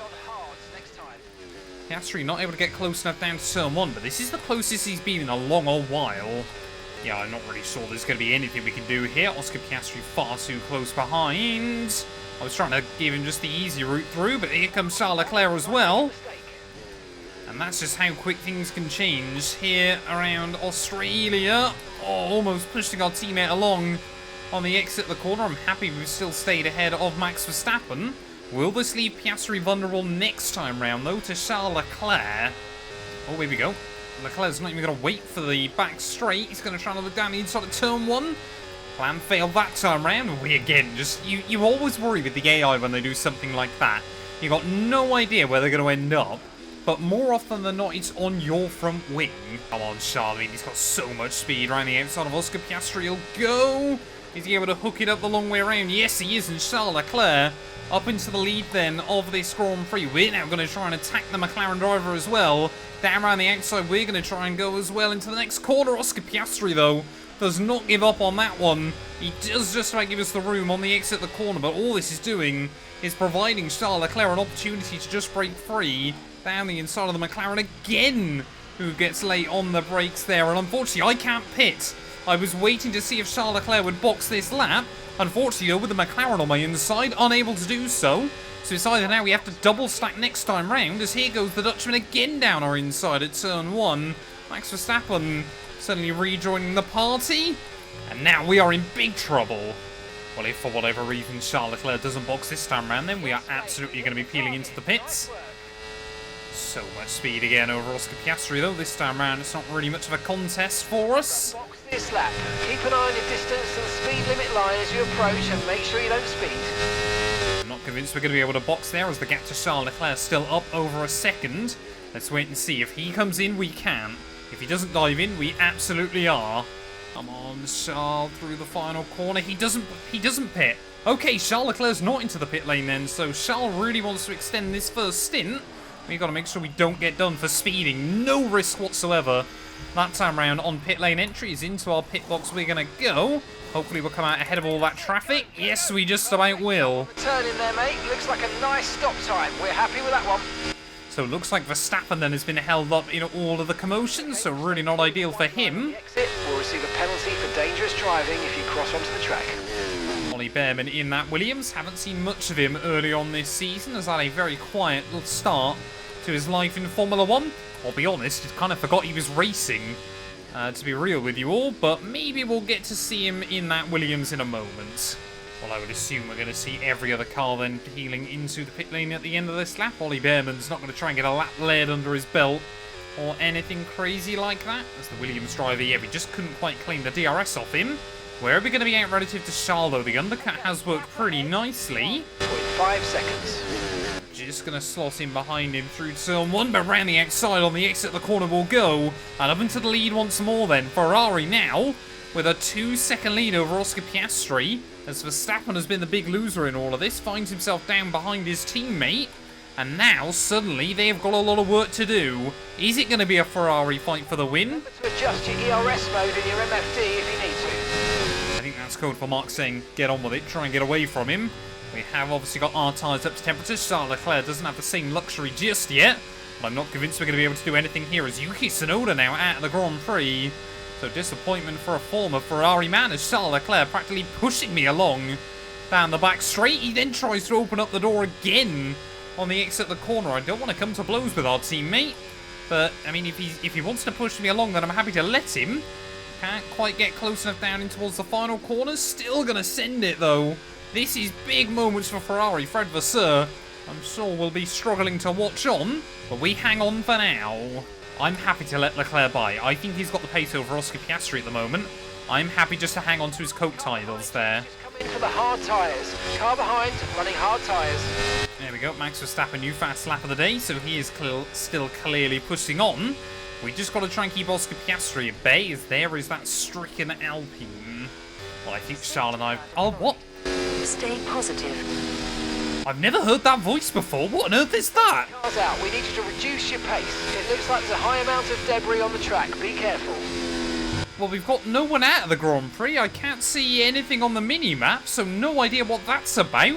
But safety car deployed here in Albert Park. First safety car, I believe, of the year. Do we box again? Do we try and go to the soft compound tyres for the rest of the afternoon? I think we've got to split our strategy down at Ferrari to hopefully have the advantage towards the end. Charles and I are really tripping over each other, so if he pits, I'll stay out. If he stays out, I'm going to pit then, so it's not going to be a particularly long run to the end of the afternoon. Too low, and we're going to risk a penalty. Slow your pace immediately. Make sure we get the car slowed down. Oh, I'm not convinced this is a good idea. We're going to have a lot of cars to try and get through before the end of the afternoon. Go! That was a fantastic stop, faster than we were expecting. Oh, I'm really not feeling good about this one. I think one of the Haas, though, Pierre Gasly's nailed that because he hadn't boxed already. One stop left in this strategy. Now, we've got to look after these tyres under the safety car, but we do come out still in the points. Ooh, okay. Okay, safety car in then very, very early. Racing again, the safety car is in this lap. When the field accelerates, remember, there's no overtaking until the timing line. Safety car in this lap. Well, I was hoping, honestly, it would stay out one lap longer here, because we're going to have a long way to go on this set of the soft compounded tyre. I guess it allows me to hopefully have more time to make moves, as we have been caught napping through those final couple of corners. Is this our first ever proper Ferrari strategy Grand Prix? Only time will tell. We've got 10 laps to make an impact. Keep taking care of them. I think a lot of it is going to be down to managing these tyres, regulating the temperature, and then of course trying to make moves down that back straight. But it will also depend on how the rest of the AI bunch up. Charles Leclerc still leading, but he's now got Oscar Piastri breathing down his neck. We should have the straight line speed anyway. We've got the grip off of the corners now as Lance Stroll clearly wants to try and defend rather aggressively from me. Not a lot the Aston Martin driver is going to be able to do though. That brings you up a place. Both of us just trying to balance our overtake mode there down the back straight. I just had to make sure that we got the nose down the inside as Fernando Alonso going to be next up on the old hit list. The Aston Martin really, hasn't been strong since Bahrain to kickstart the year. Around the outside we'll go. We've got the grip right now. We've got to use it. DRS, of course, now being enabled on the second restart lap. It's really, really useful for us, especially for some reason when Hamilton isn't using his.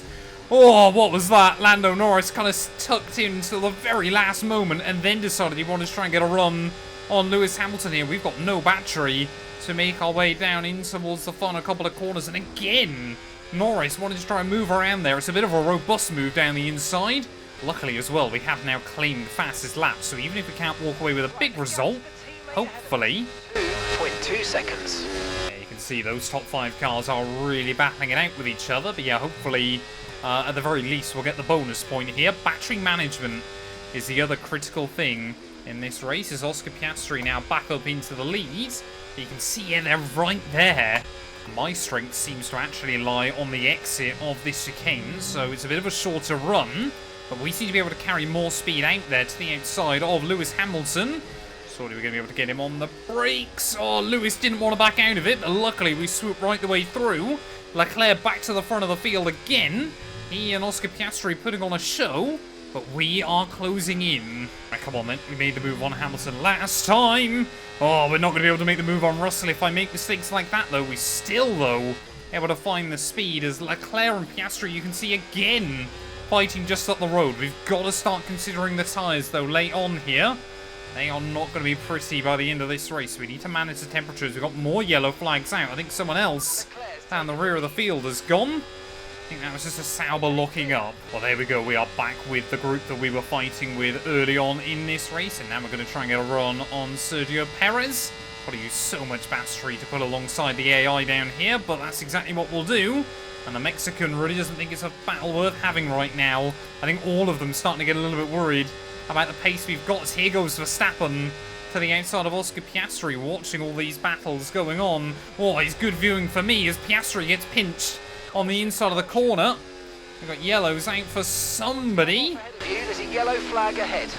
Now, Hulkenberg looks like he's retired from the Grand Prix. As Oscar Piastri really doesn't want to actually let me keep the place. He's not. Oscar Piastri there, I mean, surely he planned that move under yellow flags, but I guess the FIA are going to allow it. Down the inside we'll go, though. Back down towards turn 1. A little bit of contact made as I tried to pinch the McLaren, but Verstappen and Leclerc now running away at the front of the field. Have we got enough life left in these tyres? Oh, here we go. Verstappen to the outside of Leclerc. He has not really been in the fight for the lead since very early on, but Max Verstappen, he has bided his time. He has waited patiently, and back up now he'll go into the lead of the Grand Prix. It's just moved into first place. Apparently Max Verstappen's a bit like Voldemort in this game. Mark Priestley refusing to speak his name. But yeah, as we make our way out of the final corner, 4 more laps to go here from Albert Park. I'm happy to sit in where we are for a little while and just look after our tyres.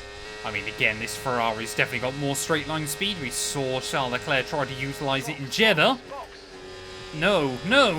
Second time this year, Mark has tried to get me into the pit lane, and the second time round he's going to be unsuccessful with it. But yeah, Leclerc is able to go fully around the outside of the Dutchman.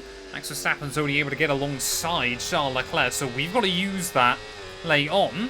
But it's how can we get ourselves to the front of the order? Well, that's not good. Tyre warning lights already flashed up then, and we've still got 3 more laps to go of this race. I think, though, what we're seeing right now is a bit of a precursor to what this championship story is going to be all about. Charles Leclerc, Max Verstappen fighting, and us desperately just trying to hang on to it. There goes the Dutchman around the outside.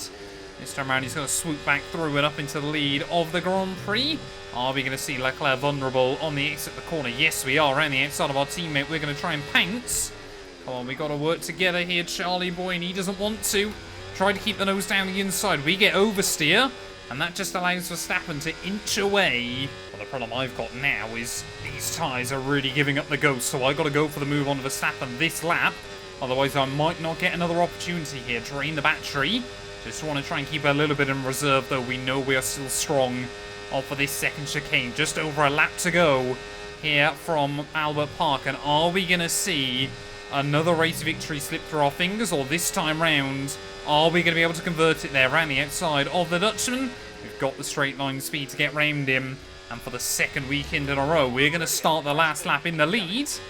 We knew in Jeddah, obviously, it was down to penalties. This one has been more of a traditional dogfight around at the Albert Park Grand Prix circuit. It's Ferrari versus Red Bull, Leclerc, myself, versus Max Verstappen. I think he might get a run on me back down towards turn 1.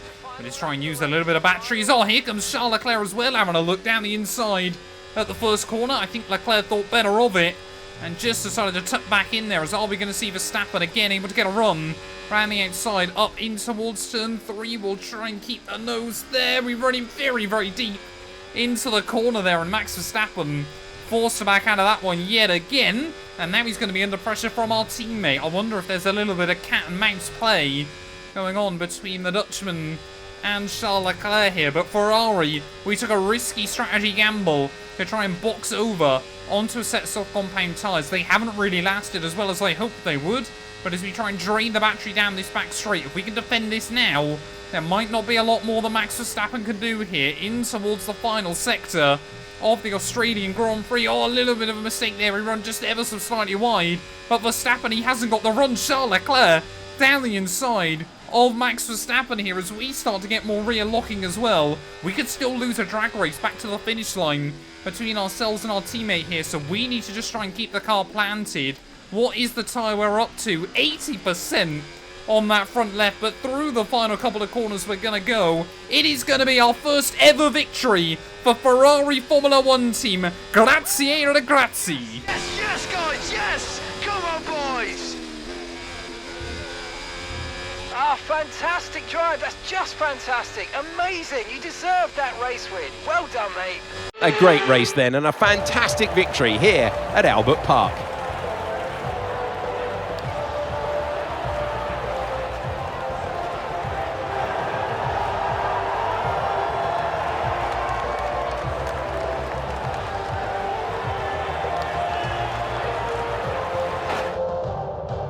Here come our winners now. A thrilling race and a tremendous effort by Ferrari. Their history is well known, so it's no surprise to fans the world over to see them come out on top once again.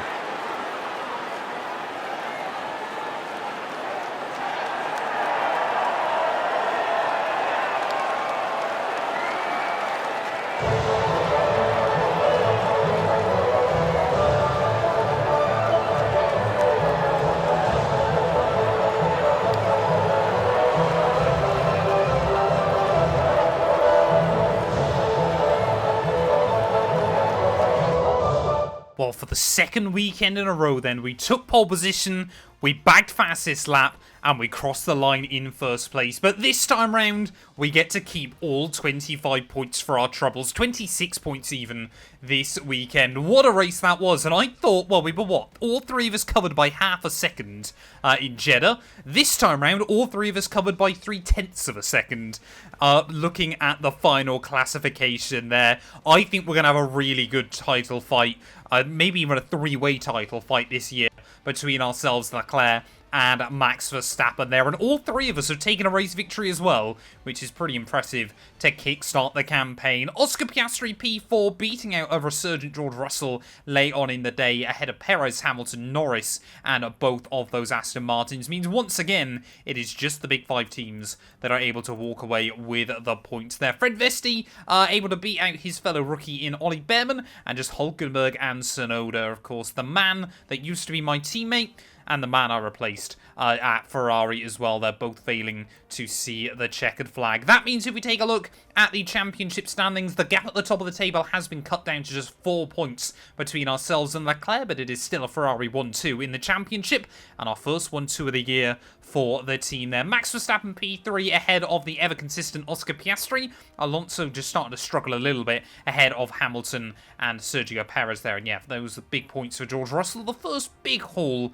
of his season so far. Constructors-wise, we've got a 55-point lead over Red Bull as well, so that is certainly looking very, very good early on in the campaign. And Aston Martin still ahead of Mercedes AMG Petronas there. But finally, I thought last weekend that we might be a little bit cursed inside this game, but we have immediately gone and squashed those rumours and lack of belief in myself. We are a Ferrari Formula 1 Grand Prix winner. Thank you all so much for watching. If you have enjoyed, please do make sure to leave a like, get yourself subscribed, and we'll be back very soon when Formula 1 returns ready for the Japanese Grand Prix. Where sometimes you see something truly exceptional behind the wheel. We've seen it from Vettel, we've seen it from Verstappen. It is a remarkable place to watch a car at speed. Welcome to Suzuka. We're qualifying for the Japanese Grand Prix.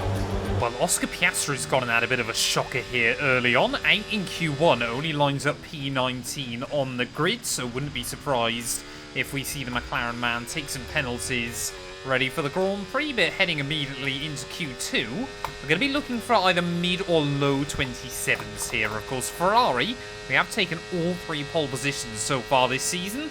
Maybe we can try and make it 4th today for the team and our 3rd in a row.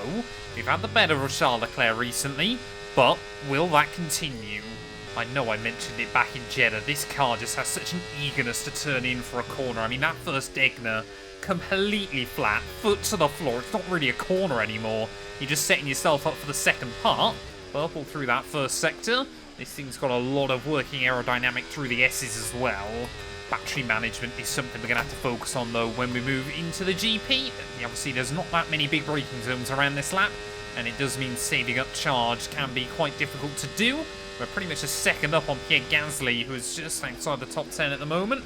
He's done a 28.8 there, as plenty occurred through the entry of the Casio Triangle. Foot to the floor, power down towards the line. It is going to be a 27.5. We go just under 0.2 clear of Verstappen. And there we go, final results at the end of Q2. Next to nothing between Verstappen and Charles Leclerc just behind me. We have got a couple of extra tenths, though, in the back pocket, as once again, Carlos Sainz in that V-carb making it into Q3. It's pretty much always 9 of the same 10 drivers and a V-carb car. Every single time. Well, we do get 2 goes at this as we head into Q3, but what worries me is often, yeah, this track, my qualifying pace is better than our race pace there. Little snap of oversteer as we try and put the power down at the final corner. Yeah, this first lap, though, is going to serve as hopefully a bit of a banker. If we can get as close to that 27.5 as possible, that would be quite nice as we chuck the car into turn 1. I mean, it just wants to find grip. You can feel it underneath you, just digging into the tarmac. Obviously, that ground effect as well, working very, very well. A little bit out of shape through the S's. You just see one of them will compromise the next even more, and it just gets worse and worse by the time you make it out through the top.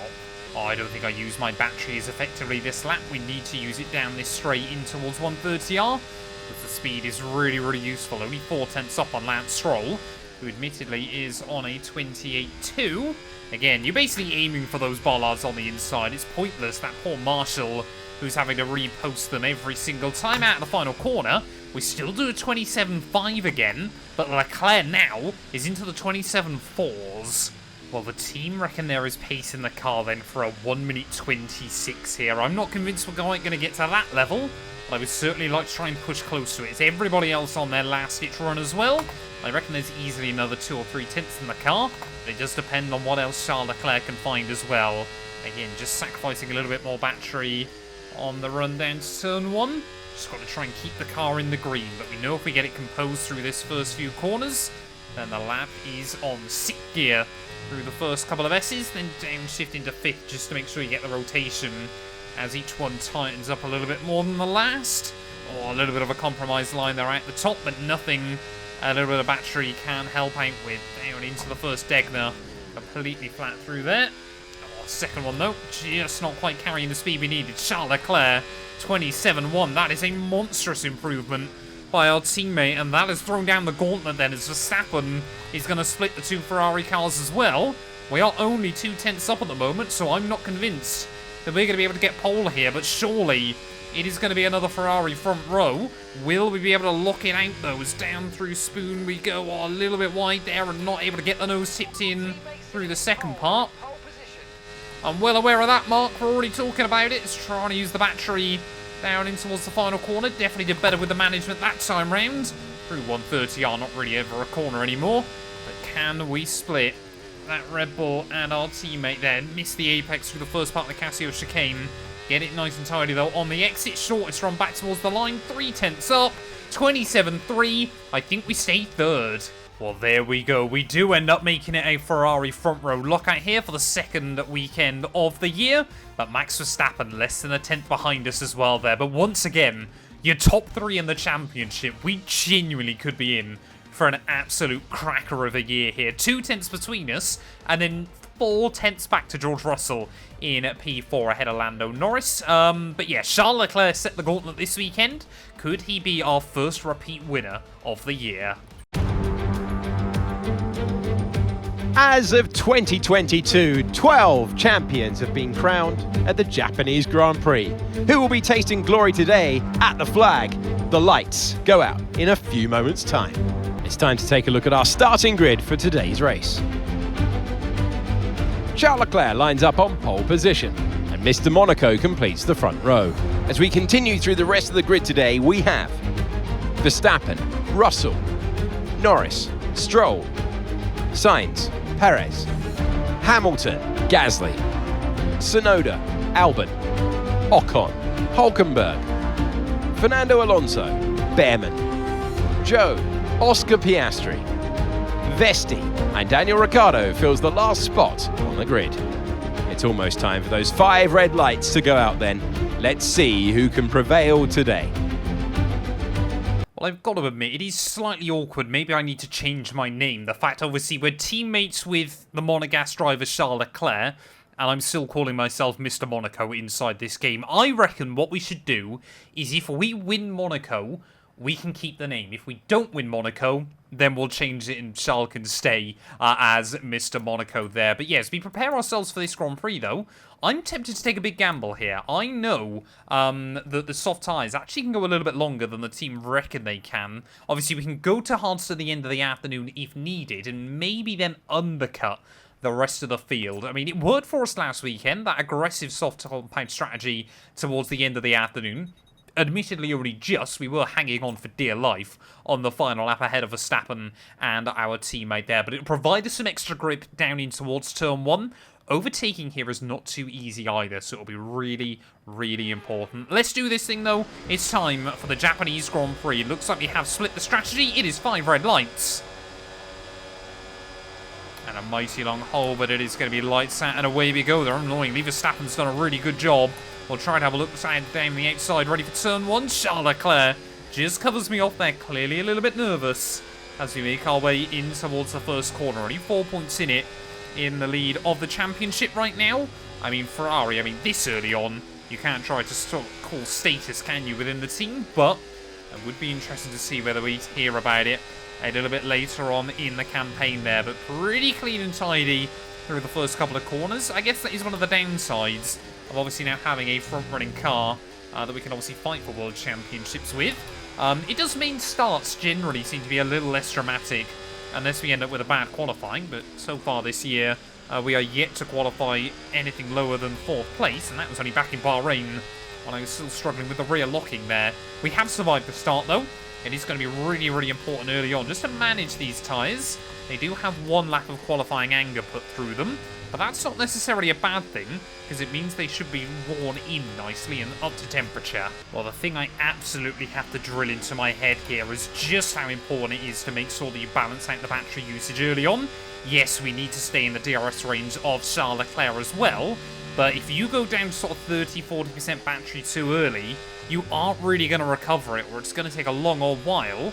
I do still genuinely think the AI have slightly more battery usage around this circuit than I get access to, You can see, yeah, we dropped 8 tenths behind, half a charge of battery. Leclerc, though, definitely struggling a little bit more top end. We've been fast through this final sector all weekend, so I think we're running slightly less downforce. Well, I was thinking, ideally, we need to try and get past Charles early on. It's a lap, well done. Yeah, I'm not convinced that's actually what's happening between ourselves and Max Verstappen at the moment. But yeah, I think we can hang with Charles, but I don't think I can make a move on him early on. Tyre strategy might be really, really critical here.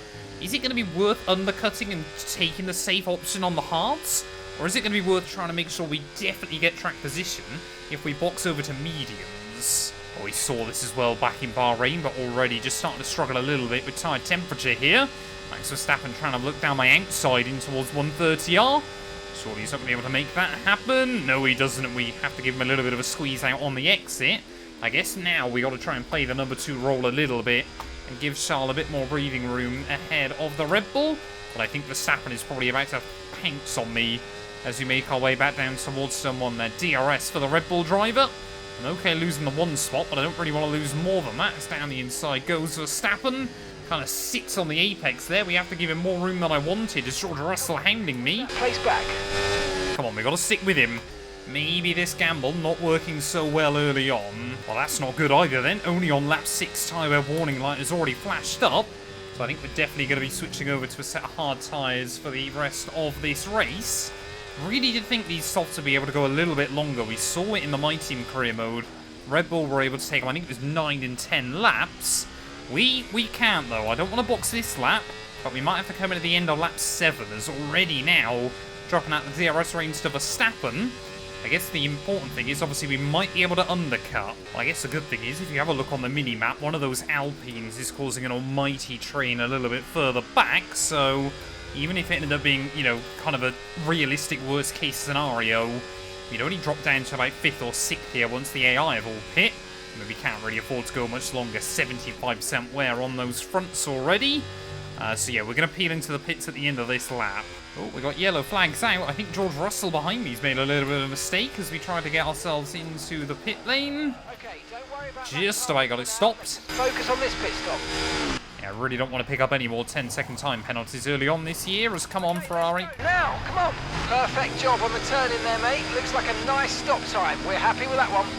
Well, I guess that only really means now we're vulnerable to Lando, Norris and Fernando Alonso on the overcut. Yeah, we'll wait and see what the pace is like over the next few laps. Stop. No more scheduled pit stops. Let's go. Kind of hoping we close in on Daniel Ricciardo, but not too much, weirdly now. I think it's about 5 seconds to Charles in the lead, so that's about a second a lap we need to gain on him. And, of course, we're going to be on worse tyres for the rest of the race. Our first flying lap then under our belt. We know Leclerc's probably setting 31s. We've just done a 30.4 there and we've taken over 2 seconds out of Danny Rick. So I think we'll probably be with him before he dives into the pit lane. The AI do like to extend the medium stint here quite far. But at least, at the very least, I want to be back ahead of Verstappen. If we could be close to Leclerc though, that would be fantastic. But I'm happy that I did give him breathing room. Go. I'm setting you a new target. Push, push. I've got to make 1 overtake in the next 4 laps. Hopefully that's doable. Oh, we got more yellows. We got more yellow flags out as the other Mercedes. I think that might have been Lewis Hamilton making a bit of a mistake as well. So Mercedes really in the wars down at that final chicane. I mean, we've seen McLaren come to blows there before as well, but Mercedes seem to be the ones in trouble this weekend. Well, Fred Vesti, I don't believe he's out-qualified Zhou Guanyu at any point so far this year, but he is ahead of him so far in this race. I was kind of hoping we close up to these guys at a bit of a better point on the lap, but I guess you got to take the rough with the smooth still, and now it's time to try and get my overtaking hat on. Haven't had to make that many moves so far this year, rather weirdly. It has been a lot more about strategy. I guess you could argue, yeah, the final 10 laps last weekend at Australia. Let's try and have a look around the outside of one of Australia's finest Formula 1 talents. Maybe not as good as Oscar Piastri nowadays, but he still has at least a few career Grand Prix wins. It's down in towards 130R. Are we going to see the AI blend their throttles slightly? Yes, we will. Down the inside of Daniel Ricciardo. We'll just try and be very, very measured in the overtake. Hit that target. That sets us up nicely for the rest of this race. I feel like Ferrari might be on the phone down to kick Sauber, sort of gain, you know, get out of the way if possible. Zhou Guanyu's going to try and close in on Fred Vesti. going to be able to get close enough, though, down towards that first corner, and you can just see how much less straight line speed they have over me and how much less cornering ability as well. But of course, yeah, I believe down at Kick Sauber it was one Dane replacing another, wasn't it? Kevin Magnussen out, Fred Vesti in, I believe. Yeah, Fred Vesti is Danish, isn't he? I don't want to come across as a moron in this series. There's a big aggressive dive bomb there on Formula One's newest rookie. Try and put the power down on the exit of the corner. It was a little bit aggressive, but you got to put these new kids in their place. Gap to your teammate ahead, 24.6 seconds. They're on old mediums. They're in first. And the time last lap, 1:31.2. Okay, so yeah, we're not taking as much out of Charles as I thought we would be then. Those medium tyres hanging on pretty well. Esteban Ocon first went into the pits. 2.5 seconds. Lewis Hamilton as well also peeling in, so we're starting to see AI making their stops. But yeah, we're less than a second a lap faster than Charlie. There we go, Leclerc in, Max Verstappen in. I believe we're probably going to see most of our top runners peeling into the pit lane then. Yep, Lando Norris, and I believe Fernando Alonso is going to stay out because he's Fernando Alonso, and that's always what he's going to do. Was Ollie Behrman desperately trying to defend from the McLaren car in front. Could have done potentially with the DRS there, had I thought about it, but where are we going to be out relative to our teammate then? Even if we both end up in traffic here, it's actually not too bad, as there is Charles Leclerc. We are going to undercut him, so that was a little bit unexpected. Ahead of our teammate then in this Grand Prix. So we are into the net lead, but how long are we going to be able to hang on to it for? It's really, really important then that we try and put some cars between us and Charles, even if it is just for a very, very brief period here. As Oscar Piastri, yeah, weekend to forget so far in Japan. Down the inside we'll go. Careful not to run into the back of Ollie Behrman. Of course, he could be after my seat. Yeah, they're not too distant future either. It was very weird when I was watching the grid rundown. Nice work, mate. That brings you up a place. Because, of course, the game doesn't factor in the fact that obviously we've both got the same three-letter initials. We'll just sit behind him. We'll try and make sure that we sit behind Behrman, then down in towards the DRS window, and then we might try and get a run on him through the exit of 130R. They're closing in on the Williams. Down the inside we'll go. Second time we've done that in this Grand Prix there, and we'll just chop to the apex on the exit. Maybe trip him up, which in turn can trip Piastri and our teammate up as well. 7.0 seconds. That's Stroll doing seemingly quite well in this Grand Prix, as Carlos Sainz now leading the way at the front of the field. Sure, he'd love a red flag right about now.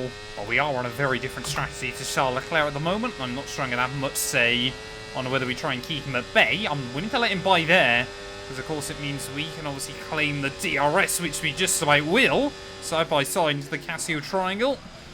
Oh, a big rear locking moment. Haven't dealt with too many of those in recent weeks, but Charles Leclerc then back through and up into the lead of the Grand Prix.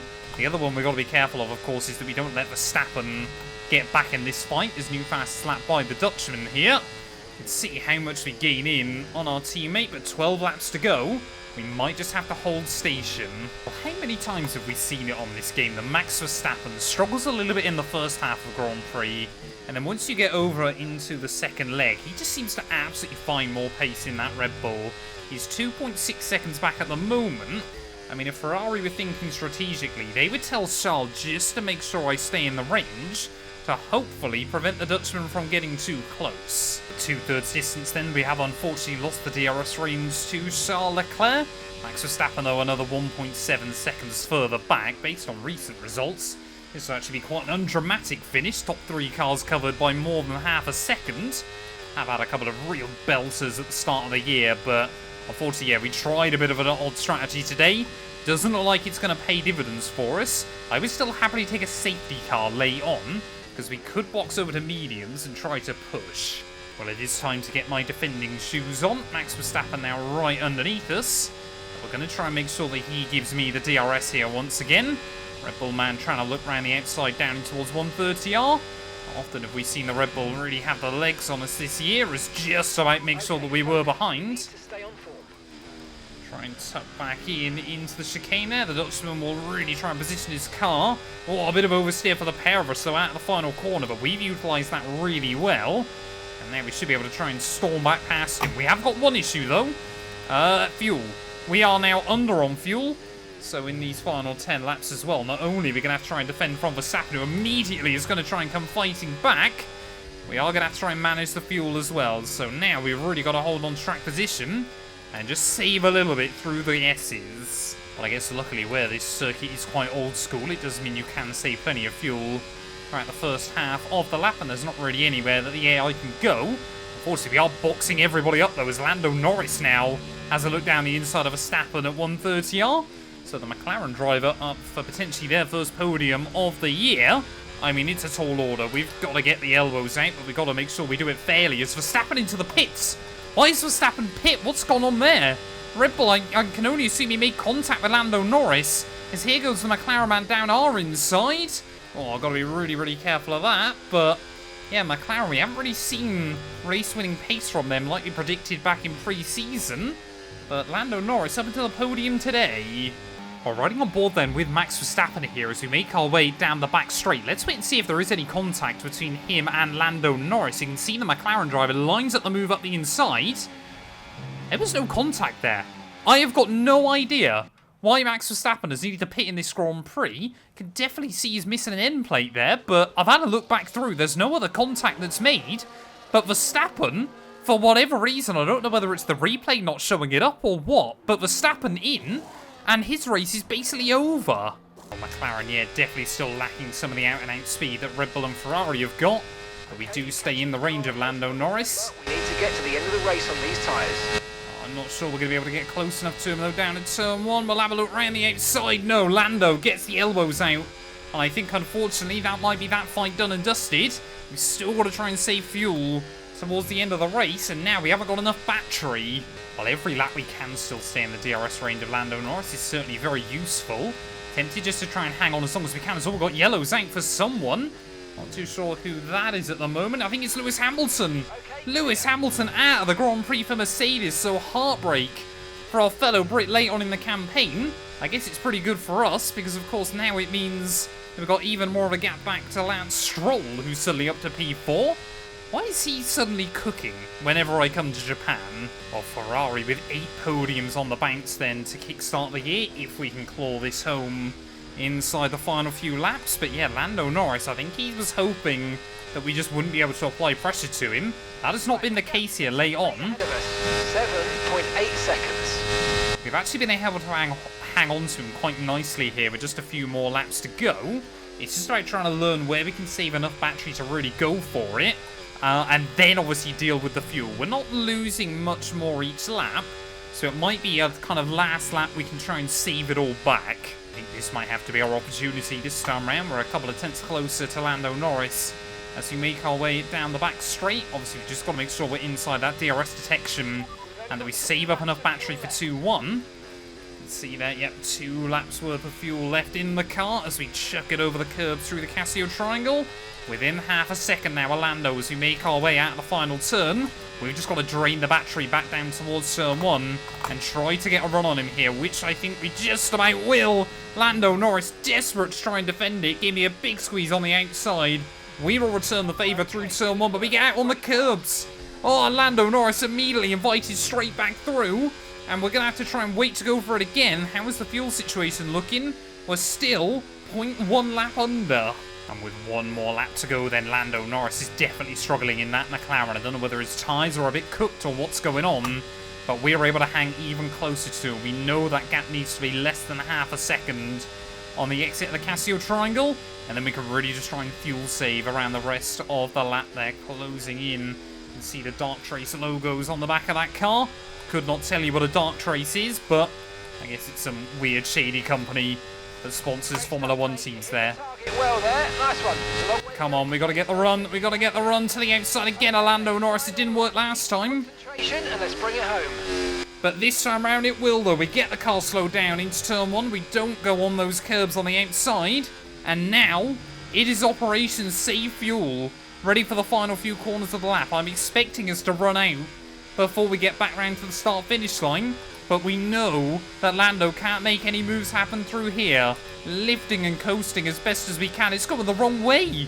How can I get it going the right way at the very least there? Is really try and lift off. You've got to try and just find that balance. Oh, that's not the balance we needed.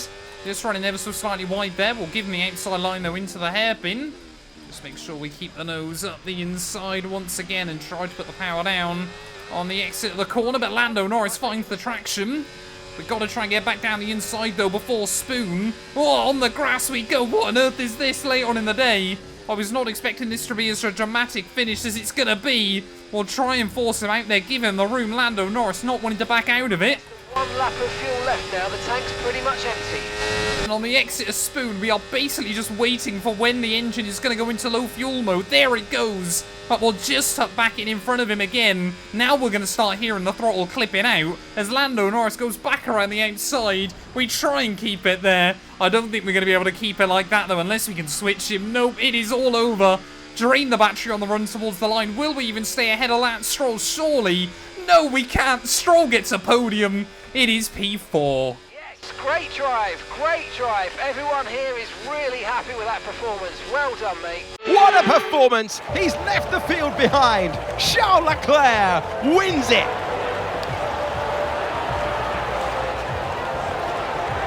They led from lights out to the flag at the end, and their race victory was never in doubt, was it? Brilliant stuff by them.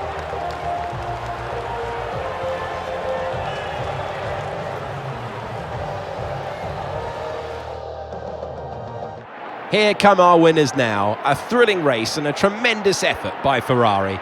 Their history is well known, so it's no surprise to fans the world over to see them come out on top once again.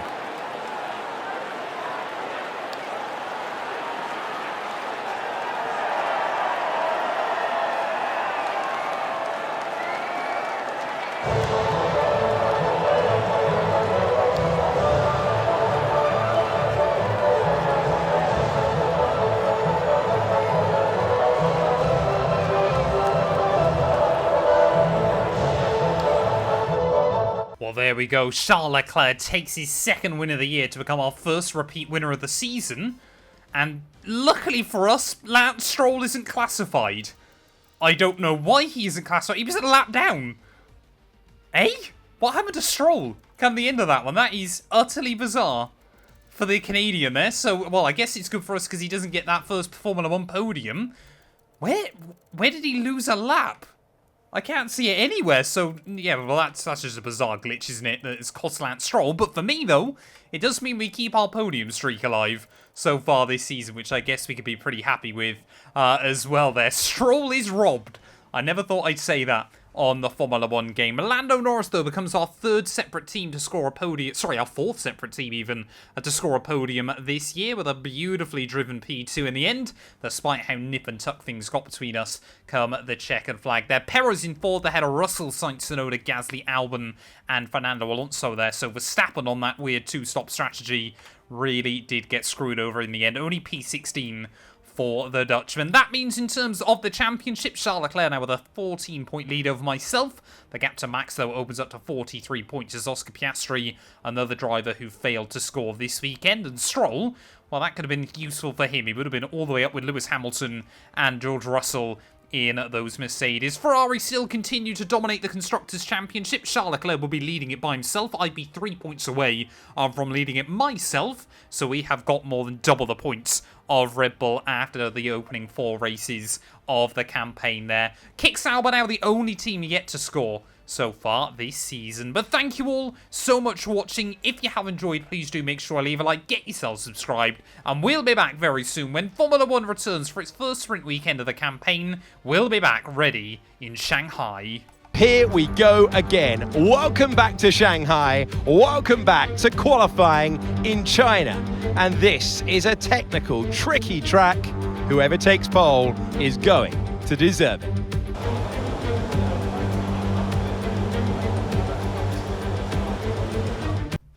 Well, so far this season, then, qualifying has been one of our strong points. We've been able to deliver 2 pole positions from the opening 4 Grand Prix. Will we be able to make it our 3rd of the season this weekend when the pressure is at an all-time high? Ultimately, I personally do reckon Formula 1 for sprint qualifying, they need to send people out one by one in reverse championship order. I think it would make it very, very exciting. But obviously, yeah, so far this year, Leclerc and I have been able to build up from our qualifying laps in a slightly more effective way than Max Verstappen down at Red Bull has been. So if the Dutchman now is obviously going to be able to deliver over 1 lap a little bit more competitively, Maybe that'll be the difference against us down at Ferrari. Of course, we've taken every pole position so far this year. And Charles Leclerc now leading the way as we make our way out towards the end of Sector 2. It could be another one for us here, as I mean, we're not far away behind our teammate, less than half a second back. But that can make all the difference as everybody kind of stepping out into the unknown here in qualifying. Try and roll on the power, use plenty of overtake mode as we make our way down the back straight. I mean, yeah, we're not a million miles away from our teammate. In the last couple of races, he has just had the edge over me. Just trying to spot our braking point down in towards the hairpin, just at the 100 meter board. Tip it in, careful of not getting too much rear locking or oversteer on the exit of the corner. It looks like we're still in that fight towards the front, but it is certainly not going to be pole position. Plenty of curve through the final corner, down towards the line. It is P4.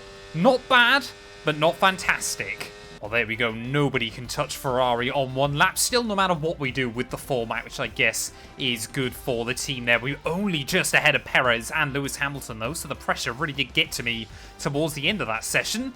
Admittedly, yeah, top times are closer than we've seen in the last few rounds. Normally, we've had about 3/10 over the rest of the field, so I think that's a welcome change here. But lining up P4 then, ready for the sprint, we have got our work cut out.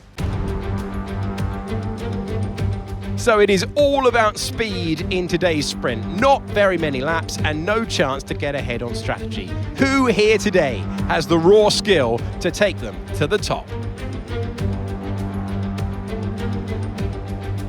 Shanghai International Circuit then is a 16-corner high-speed thrill ride. The long and ever-tightening right-hander at turns 1 and 2 tests the driver's patience, and the flat open to the elements location tests their skill in a crosswind. 2 DRS zones will assist passing, and they're available into turn 1 and down the kilometre-long back straight into turn 14.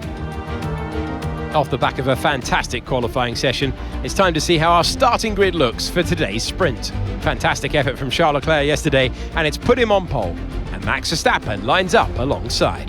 Moving on to the rest of the grid, we have Norris, Mr. Monaco, Perez, Hamilton, Fernando Alonso, Oscar Piastri, Russell, Stroll, Hülkenberg, Gasly, Albon, Ocon, Tsunoda, Sainz, Ricciardo, Joe, Vesti and Ollie Behrman. And with preparations almost complete, let's head trackside for today's sprint. Welcome to the commentary box. I'm Alex Shakes. Alongside me, a real authority on all things motor racing. It's a warm welcome back to Anthony Davidson. So, a sprint race today, and that means lights to flag, no stops. And how is that going to affect the driver behind the wheel? Absolutely. So for today, there's no pit stop, or shouldn't be a pit stop anyway, if things go right, and you can forget about strategy. You're just driving today as fast as you can, make those overtakes if you need to, and that's what a sprint weekend's all about. Okay, here we go. I know what you can do. Don't let me down. Well, that new one-stop qualifying then might not have ruined Ferrari's pace. A team that it did really screw over, though, was Visa Cash App Racing Bulls, Sainz and Ricciardo, all the way down in what would have knocked them out in Q1, when we've seen one of those cars in every Q3 session so far this year. We know, though, that the soft tires does not work around Shanghai. It's pretty simple. It's going to be mediums right the way throughout this sprint. 10 laps ahead of us, 3 cars from 3 different teams inside the top 3 for the first time since Bahrain. It is 5 red lights. And it is going to be lights out, and away we go there. Max Verstappen off to a lightning getaway straight into the lead of the GP. Both Red Bulls getting away pretty well. Sergio Perez, though, a little bit more boxed in between myself and Lando Norris there, down in towards the first corner. We're going to try and have a look down the inside of the McLaren man and just slot in front as we make our way into the left-hand section of that snail section. But yeah, really, really good start then. Critical that we got right next to our teammate Charles Leclerc off the start here. I'm expecting this to be a weekend in which Verstappen and Leclerc are very, very quick, so we can just try and hang on to their coattails early on, and hopefully this can work out well for us. But yeah, Verstappen, he's had 2 disastrous races early on this year. Barely picked up points in Bahrain, didn't pick up a single point last time out in Suzuka, so he'll know this weekend he needs to come back swinging. Hopefully going to come back for his sake with a Grand Prix victory. But we down at Ferrari know that we need to just continue trying to build up a small lead. I'm sure I sound like a broken record at this point on this game, but we know just how important it is to try and stay in the DRS window of the cars in front. Really lacking that little bit of grip out of the snail section out into the back straight. I'm sure we're about to see Leclerc and Verstappen go wheel to wheel. Look at that, the Dutchman trying to force our teammate right down towards the inside of the circuit. Oh, a little bit of contact between them as we just lock up all four tyres slightly as well. Verstappen on the inside, ready for the final corner. It is all coming alive early on in the sprint race as the Dutchman sends it over that curbing. Will keep hold of the lead. That's going to leave Charles slightly vulnerable to me as we make our way back down towards turn 1 there. And somehow Max had the DRS. Down the inside will go of our teammate. The gloves are off down at Ferrari, but Max Verstappen really trying to instigate, and we move up into P2. Well, I must admit, throughout the entirety of this game so far, and even in previous F1 games as well, I always found for me the best way to extract pace out of a car was by having more downforce than the AI like to run. This Ferrari, though, it doesn't seem to be the case. You can see how much we gain on Verstappen down this back straight. Trying to look around the outside of the Dutchman. If we can hook it up, we'll have the inside ready for the final corner. And for the second time in 4 laps, Max Verstappen wheel to wheel with another driver there. We just back out early. Verstappen hops over the curbs, but that's going to give us the DRS out of the final corner. And from 4th on the grid, we are up into the lead of the race there. Charles Leclerc trying to look around the outside of Verstappen as well. He almost tried to have a look around the outside of myself, as Verstappen again trying to look back down the inside. All three of us, I don't know how much time it has been us three occupying the top 3 so far this year, as Leclerc will complete the move once again on Max. But we could be in for a ridiculous fight over the course of this campaign. All three of us at the top of our game, not willing to give an inch.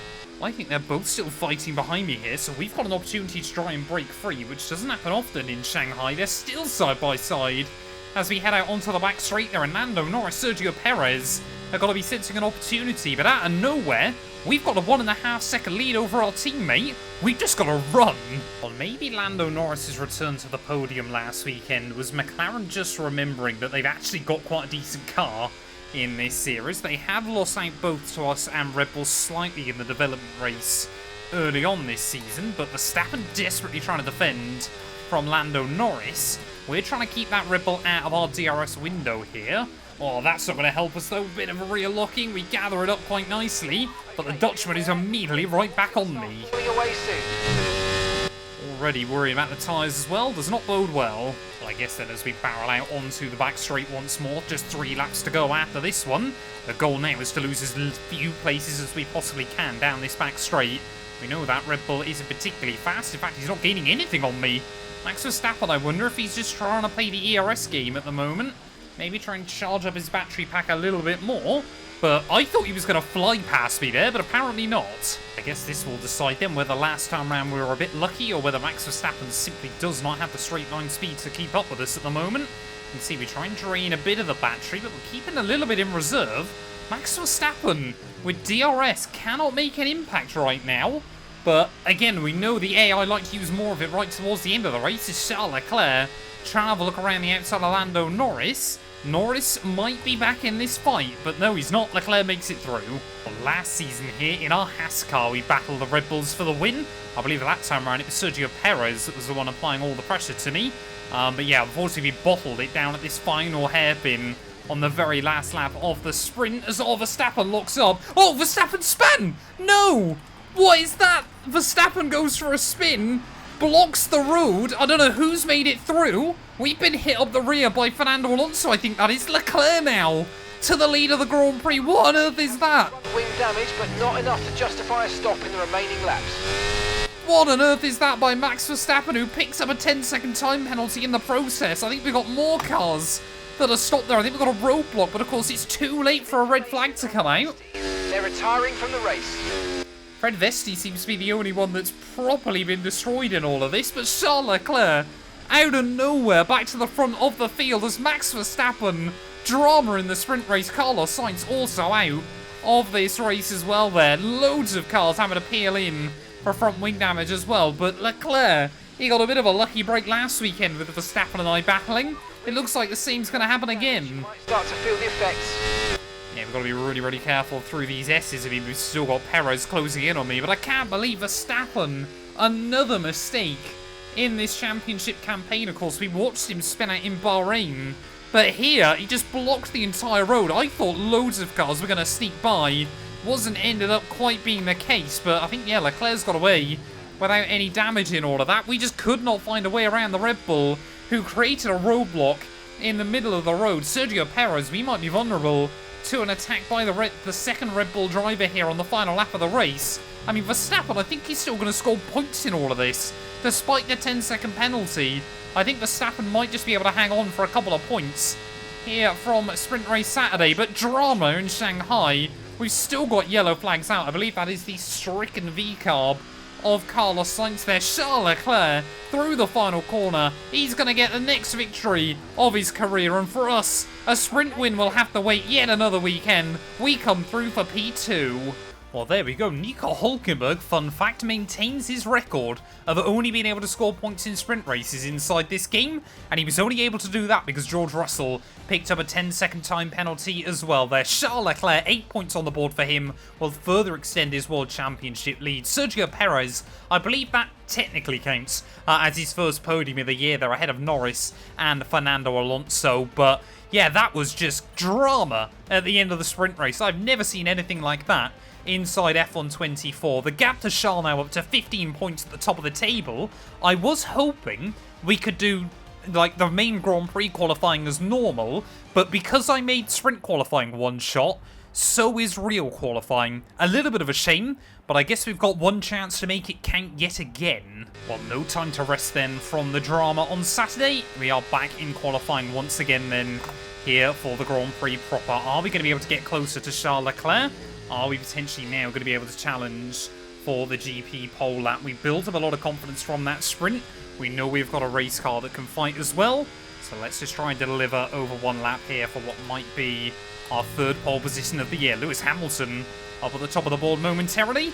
That would certainly be a shock for us all. But then again, we saw him have a really, really good session here, IRL in the sprint. Very different conditions, but you know, you've got to be able to deliver no matter the weather in Formula 1 as we make our way in towards the S's. This has often been, yeah, where our teammate is very, very happy with the setup on his car, able to hang it in, but, you know, it's absolutely on the limit. You've got to push to try and find any little bit of time you possibly can here. Again, we know we've got good straight line speed, so it is about trying to roll out onto that back straight as quickly and as effectively as you possibly can. Though we're still not that far behind Charlie. You can see, I think the AI are able to go full throttle in 4th gear there. I have to wait up until I'm in 5th before I've really got the confidence underneath me. But again, this is where the straight line speed comes in. Gaining on our teammate. Save a little bit of battery for the run out of this hairpin. Oh, a little bit of rear locking again.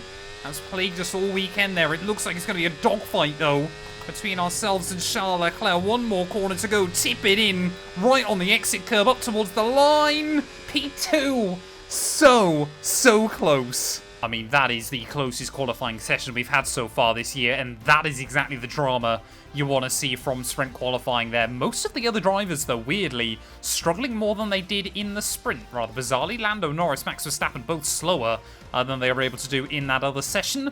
1,000th of a second between the Dutchman and George Russell, but Ferrari once again then have a front row lockout ready for the Grand Prix. Haas as well, 10th and 11th place. They're looking pretty racy here, as to the surprise of perhaps nobody, Lance Stroll struggling on one lap pace. The same for Fred Vesti and Ollie Behrman, who find themselves right at the rear of the field. The Chinese Grand Prix then is upon us once again. A race that saw Michael Schumacher claim his final Formula 1 victory in 2006, as well as Red Bull's first with Sebastian Vettel in 2009. There's no doubt plenty more drama to come here in Shanghai. We're here in the Yangtze River Delta today, home of the 16 corners that make up the Shanghai International Circuit. 54% of this 3.3-mile lap is taken at full throttle. We'll be getting up to speeds of around 200 miles per hour with DRS assistance down the back straight before the cars break into the tight hairpin at turn 14. Before we begin, let's take a quick look at the grid lineup for today's race. Charles Leclerc lines up on pole position, and Mr. Monaco completes the front row. Looking at the rest of today's grid, we have Norris, Verstappen, Russell, Hamilton, Perez, Oscar Piastri, Fernando Alonso, Hulkenberg, Gasly, Tsunoda, Stroll, Ricciardo, Albon, Ocon, Joe, Vesti, Behrman. Carlos Sainz will start from the back of the grid. Now, it's almost time for lights out, so let's go down to the track.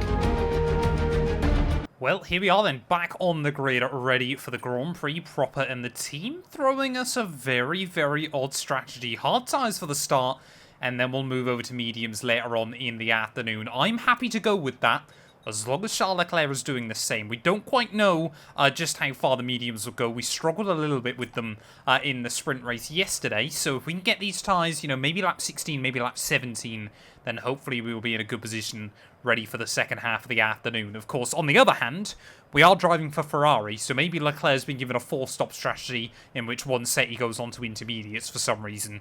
It is Ferrari after all. Waiting though on the grid, and it looks like we have got a split then between the team. It is 5 red lights though here in Shanghai.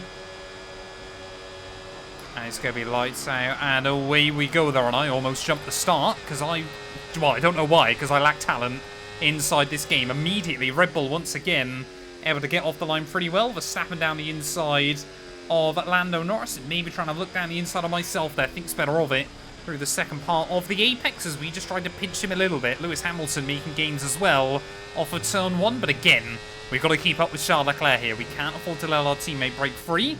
It was what gifted him what in the end was quite an easy victory last time out at Suzuka, but tyre wear here is really, really difficult when there's always the chance of a safety car or a red flag, especially if Verstappen likes to go for pirouettes down the end of the back straight as well. But again, a fairly undramatic start. As we've said all season, starting at the front of the field obviously gives you less opportunities to try and make a big impact. But Leclerc, he knows his assignment. It's just to try and run away. Well, I've often said how much I like running the hard compound tyre inside this game. For whatever reason, it just works really nicely for me. And we are pulling away a little bit from Max Verstappen. He's got the DRS down this back straight. But generally speaking, we've been able to pull away from him. Looks like he's got his hands full with Lewis Hamilton of Mercedes as well. Obviously, he started on those mediums, so it might well be that we get under pressure from Hamilton and George Russell, as Leclerc does a 33.7. We only managed a 34.7. As Hamilton, I think, is probably going to fly past me pretty soon. Or he's not, because Verstappen's gone and dive bombed him. And now we've got yellows out. I don't know what's going on. George Russell maybe has made an error?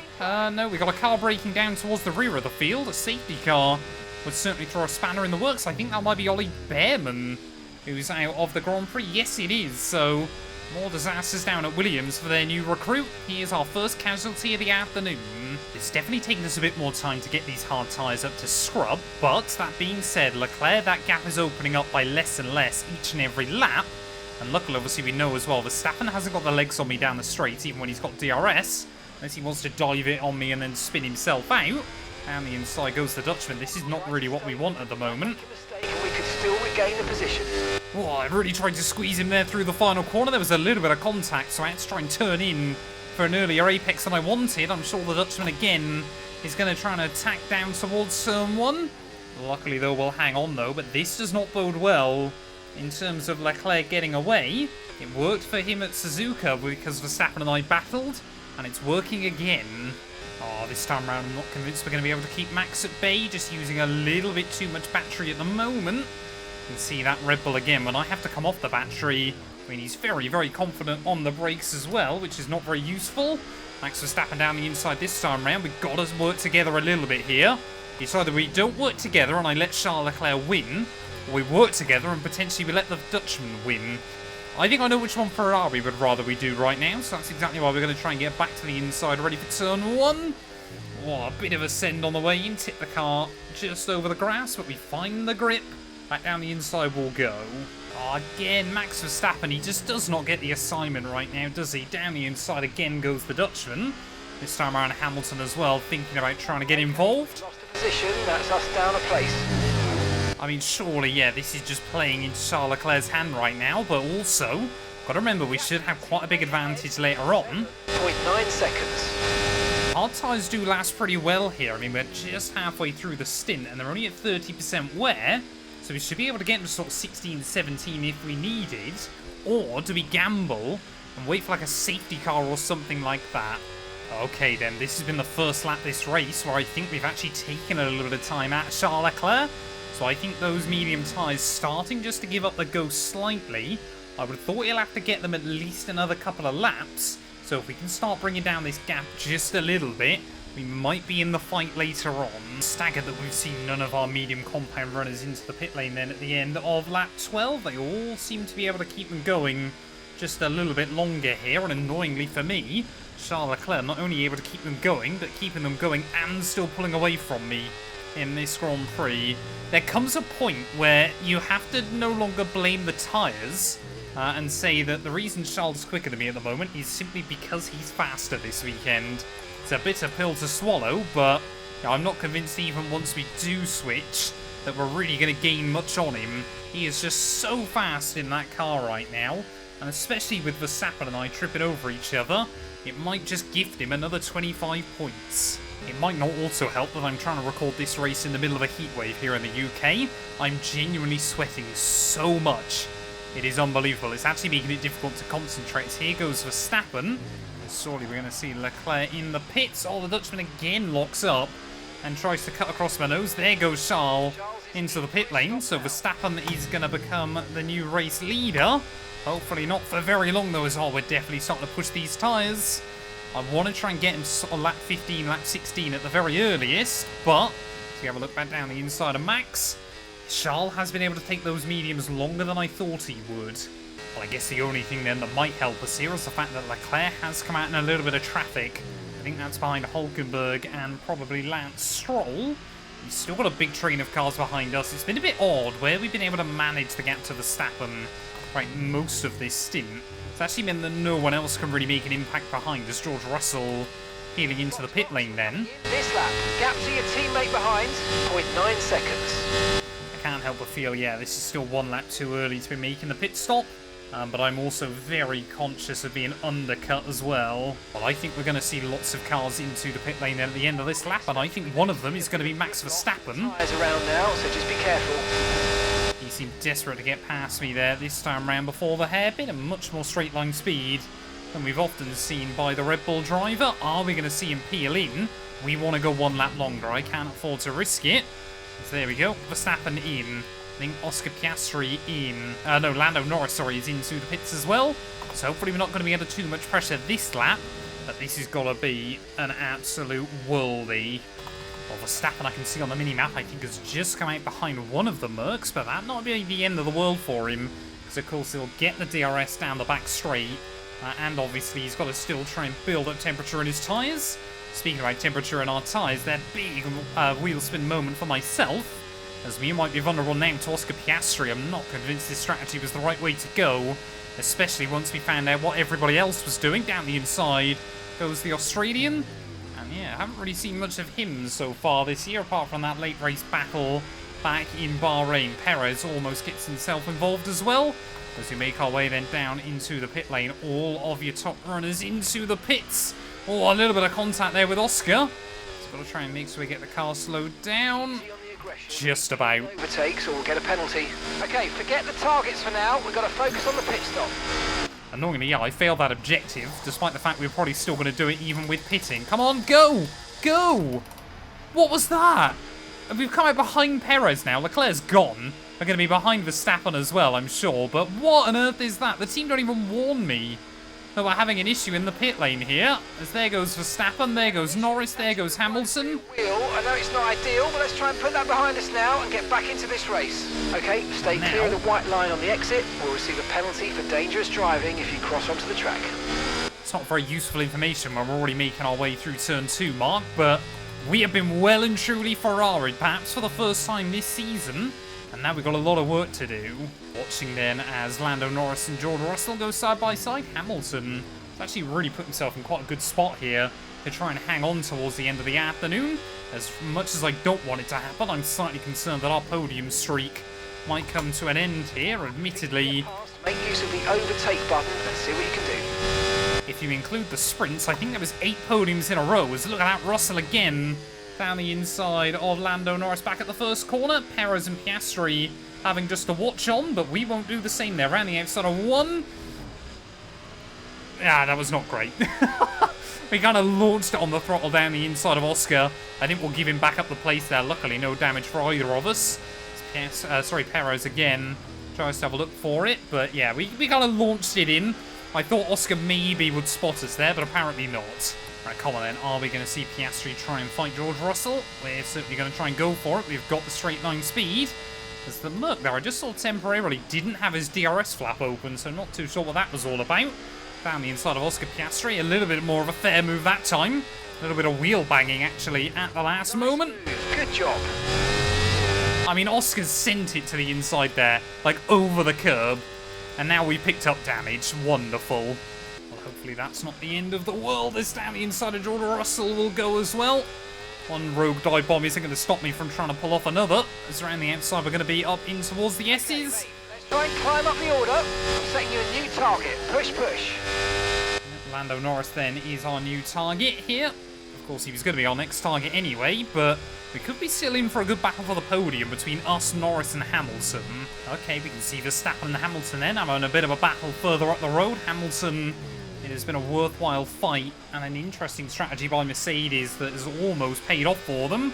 Just can't help but feel, yeah, they got a little bit screwed over, stuck in that train with the hard compound runners early on. They were able to gain the advantage through the undercut, but now towards the end of the race, they're really struggling. We've got to try and get past Lando Norris pretty soon, but I'm sure Hamilton will fall back into our clutches. It could well be that our big 3 in the championship again end up being our big 3 come the final race result. Well, I guess the big one for Hamilton then is, can he stay inside the range of Max Verstappen? I don't think he is. Lando Norris, you cannot move around like that. Lay it on in the braking zone. I'd already tried to commit to the inside. We just had to get very, very early on the anchors there to make sure we didn't run into the back of the McLaren. I think, yeah, we can visually see that Hamilton is not in the range of Max Verstappen. Annoyingly, I thought that was Leclerc in front. It's not. It's one of the Saubers. Hit that target. Really good job. So I'm sending it into turn 1. Lando and I know what's at stake here late on in the day.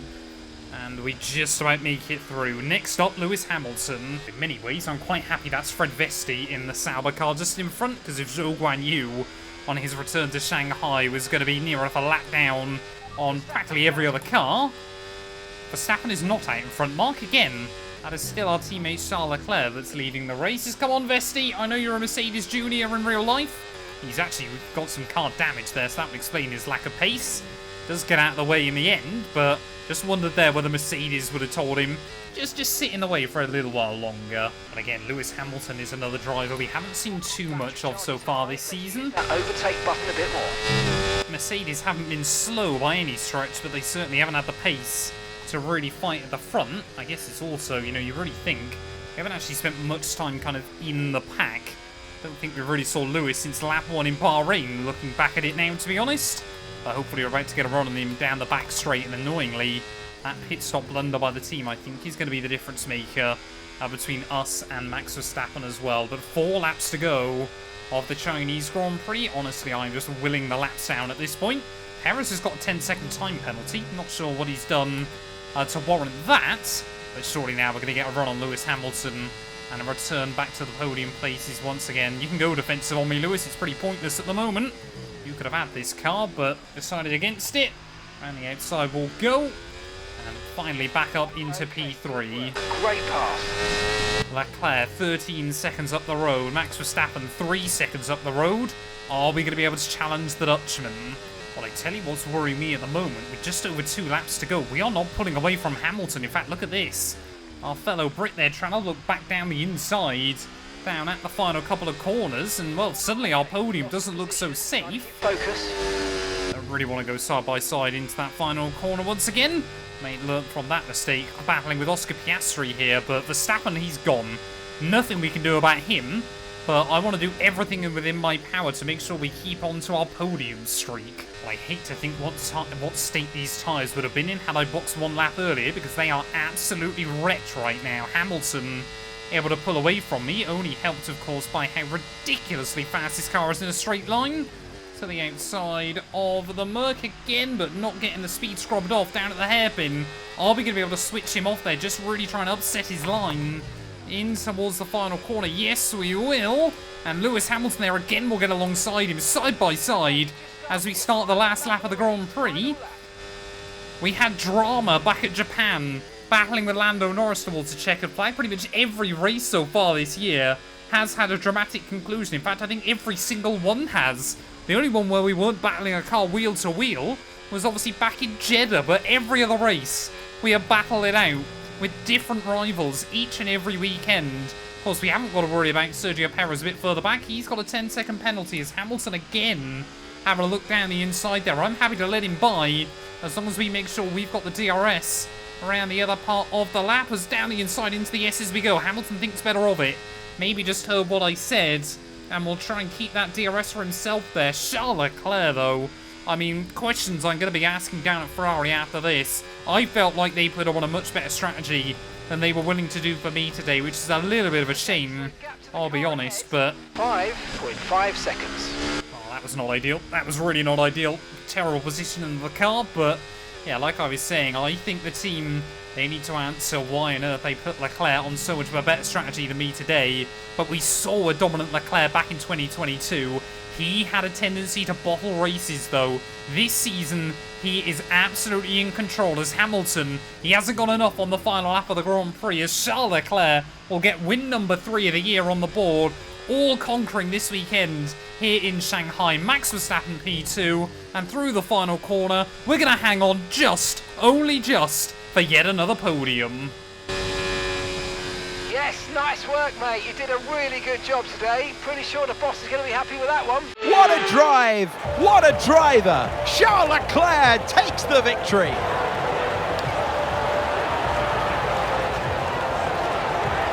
And they're just starting to make it look easy out there. Now a hat-trick of wins.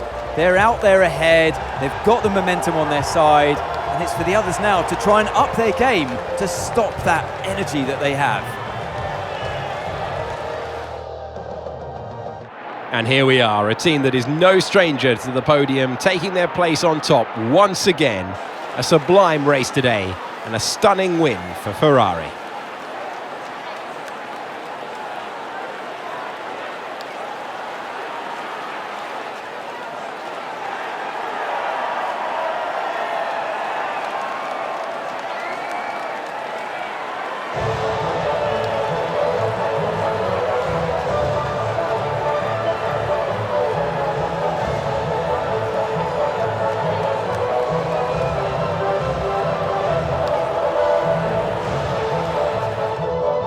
Charles Leclerc then almost the full 34 points from the weekend here in Shanghai, but I certainly don't think he can complain with the race result in the end. He barely saw any other cars. It was absolutely all-conquering once more there, and still the Ferrari podiums live on. 10 podiums from the first 5 races of the campaign. We have been absolutely unstoppable as a team.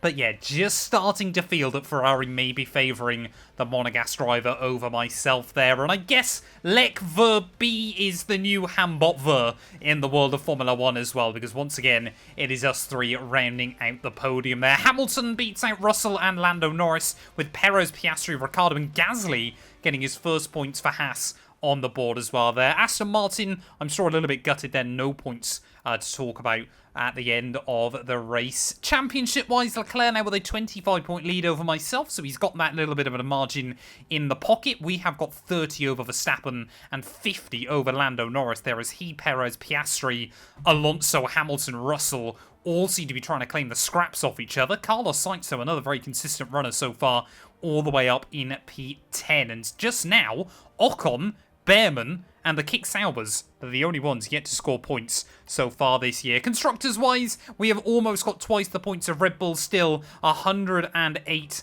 for them, 105 behind us, with McLaren still ahead of Mercedes and Aston Martin. But thank you all so much for watching. Let me know down in the comments below what you felt about the new qualifying format as well. I really enjoyed it, and hopefully it'll be here to stay in the future. But we'll be back Monday then for our second sprint race weekend in a row. We'll return in Miami. Well, here we are then, ready in Miami for back-to-back, I guess, one-shot qualifying sessions inside this game. Really am looking forward to this one, but we need to try and make sure that we get a better job done, of course. Shanghai, we actually didn't do too badly, to be fair, but Miami is all about the curb usage through that first sector. You've got to be prepared to put it all on the line around this circuit if you want to match the AI over one lap, because they are very, very strong. As always, I seem to be running a lot more downforce than them around this venue, but that corner I've been struggling with all weekend there, so yeah, it's going to be a bit of a gamble. Obviously, you know, it's going to make things a bit more difficult as we move into the Grand Prix itself, but yeah, obviously the straight line speed here, the AI, they've always got more than you, so all we can really hope for is that we can try and recover it inside the middle sector. Of course, Ferrari still, every single pole position so far this year has been claimed by the Italian team, but so far this lap, Max Verstappen looks to be the one on the money there. Nice line through the chicane. Try and get it right up towards the wall on the exit there, and you can see we are less than a tenth back from the Dutchman as we make our way out onto the back straight here. This could be yet another really, really close qualifying come the end of the run. Spotting at the 100-meter ball, braking just before it down into this final hairpin. Try and pick up traction nicely on the exit as well. They'll roll off the corner. I think Verstappen has just got enough there to keep it. We are going to end up P3 on the grid. Red Bull are back. Well, there we go. Charles Leclerc pipped me by just 0.02 of a second on the run back to the line, so you can't say that we weren't closely matched come the end of qualifying, but Max Verstappen, he's won, I believe, every Miami Grand Prix up to this point, with the exception, obviously, of IRL in 2024, and after a disastrous weekend at the Hungaroring, that's probably a welcome return for him. Shoutouts to Williams as well. They look to be really, really quick here, up in 11th and 13th place there for Albon and Ollie Bem, respectively, and to the surprise of probably not many, the Kick Sauber find themselves last on the grid as we move into the sprint. Welcome to today's sprint. This is shaping up to be another fantastic weekend. Sitting at the southeastern coast of Florida, the Miami International Autodrome has 19 corners and 3.36 miles of racing. It's a circuit designed to encourage close racing while meeting the highest safety standards. Either way, I am sure it's one which will please the fans. Off the back of a fantastic qualifying session, it's time to see how our starting grid looks for today's sprint. World champion Max Verstappen starts from pole position. Charles Leclerc alongside. Looking down the rest of the grid, we have Mr. Monaco, Perez, Oscar Piastri, Fernando Alonso, Russell, Norris, Stroll, Hamilton, Albon, Gasly, Behrman, Ricciardo, Sainz, Hülkenberg, Tsunoda, Ocon, Joe, and Frederick Vesti. And with preparations almost complete, let's head trackside for today's sprint. Welcome to the commentary box. I'm Alex Jakes, delighted to say that we're joined today by Anthony Davidson. So, a sprint race today, and that means lights to flag, no stops. And how is that going to affect the driver behind the wheel? Absolutely. So for today, there's no pit stop, or shouldn't be a pit stop anyway, if things go right, and you can forget about strategy. You're just driving today as fast as you can, make those overtakes if you need to, and that's what a sprint weekend's all about. Right, I know you're hot in the cockpit, but your tyres are going to be even hotter. You're going to have to work extra hard today to keep them cool. Yeah, tyre management is always really, really critical around this Miami Grand Prix circuit. I must admit, P3 isn't the end of the world, but those 0.02 of a second could be here to haunt us. If Verstappen can't get a good hookup, Charles Leclerc could take the lead down at turn 1. And, you know, he's already got a 25-point lead at the top of the table. We can't really afford to let him continue to stretch out that advantage at the top of the table there. We're going to go with just over 11 laps of fuel in the car. Let's see what we can do from P3 on the grid. I believe my first P3 of the season. It is 5 red lights. It's going to be lights out, and away we go. Pretty even getaway for our top 2. It's actually Oscar Piastri behind me that seems to have got off to a good launch. Then as we'll try and look around the outside of Charles, down at turn 1. Not quite enough there, so Verstappen will lead the way through the first couple of corners. We just have to slot back in there, and it's already Piastri and Perez trying to dispute the position behind me. If you had to guess between those two who would have taken a win so far in 2024, I think actually, yeah, most of us would have guessed Oscar, wouldn't we? And what a win it was for him yesterday at the Hungaroring. Are we going to see Ferrari team orders like we saw down at McLaren IRL? Only time will tell here, but Verstappen just getting a little bit of safety there out of the first couple of corners. We're going to be under pressure from that fast-starting McLaren. We've got to try and stay alongside him. Can't afford to lose ground here early on, as we'll just keep the car on the inside down to the hairpin. And pretty much as we've seen so much this year, it is your big three in the championship. Top three on the road as we navigate our way through the chicane on lap 1. Charles Leclerc, they're just getting that Ferrari a little bit loose and ragged. You've got to find the limit early on. But yeah, Verstappen still leads the way. But immediately then with the DRS enabled, this is where things are going to get very, very interesting as Charles Leclerc has a look through the outside of Max Verstappen. The Dutchman there wants to try and keep the nose up the inside. Charles right the way around the outside, he'll go down through the hairpin. I don't think Verstappen yet, not enough grip there to hook it up the long way around. So good move by Charlie Boy. Straight up into the lead of the race early on. You know, we can't afford to give Verstappen any breathing room, especially when it is 2 against 1 in the championship fight here. Are we both, though, going to be able to get a run on our teammate as we make our way down the back straight? Verstappen seems to be really, really struggling. He's going to try and box me in ever so slightly as Charles is going to swing defensive on the Dutchman. I mean, there is no love lost between us three early on this season. So Verstappen, a little bit of a wobble at the final corner. We will move through. Good work, great pass. New fastest lap of the day as well, but Max Verstappen was from first down to third in half a lap. We're trying to be a little bit more patient with our teammate then early on here. Of course, the last thing we want to do is have some contact. Obviously, he had a bit of time over the weekend to kind of look back at the footage and, you know, sort of analyse the Chinese Grand Prix. And I do absolutely feel that Ferrari did give us a little bit of a bot strategy. You know, that isn't necessarily Leclerc's fault. But certainly, you know, we don't want to make sure that keeps happening early on this campaign. Charles is using a lot of battery there. You can see he's having to save a little bit of charge towards the end of the straights. So a bit of rear locking there. That's going to leave me no closer than I was. I've really tried to make a big effort this weekend in shielding the car, so it's going to be really, really gentle on its tyres. Down the inside of Charles once again, and once again, he's just like got the grip. Somehow he's finding traction off the racing line through that final corner and is able just to pull away a little bit back down towards turn 1. Are we going to be close enough this time round? As our teammate there tries to brake a little bit early, we'll somehow find the grip right the way around the outside through turn 1 and turn 2. We're still side by side there, as around the outside will go of Charles Leclerc. He just about tries to keep the nose in, but down the inside into the S's. We are up and into the lead then of this race. Problem is, I can't see us hanging on to this for very long. It's just got to try and get the rotation down through that long, horrible left-hander, Really does absolutely shred that outside tyre as well. Here comes Leclerc. Got to give him the room very suddenly there as Verstappen's going to make it 3 wide. We are going to get Ricciardo zonted as we make our way down the back straight then. We're going to leave them to battle it out down in towards the next couple of corners. As Verstappen, he went from first to third early on. He's going to go back from third to first not too long after that. Just forced that a little bit wide by Charles. We'll back up. We'll just slot back in. Don't want to let tempers flare too early in the weekend. We're going to see Leclerc though. Mark genuinely believes that Max Verstappen is Voldemort in this game. He will not use his name. It is hilarious and bizarre. Here we go. Leclerc tried to have a look down the outside. Verstappen's going to defend that one. I missed my braking point. But I think Leclerc, is he going to be able to hook it up? Verstappen the long way around. Come on, we've got to hang with these two. This is terrible driving by me right now. Into first place. There we go. He can say his name apparently as Leclerc. Back to the outside again. Verstappen, he's getting the elbows out.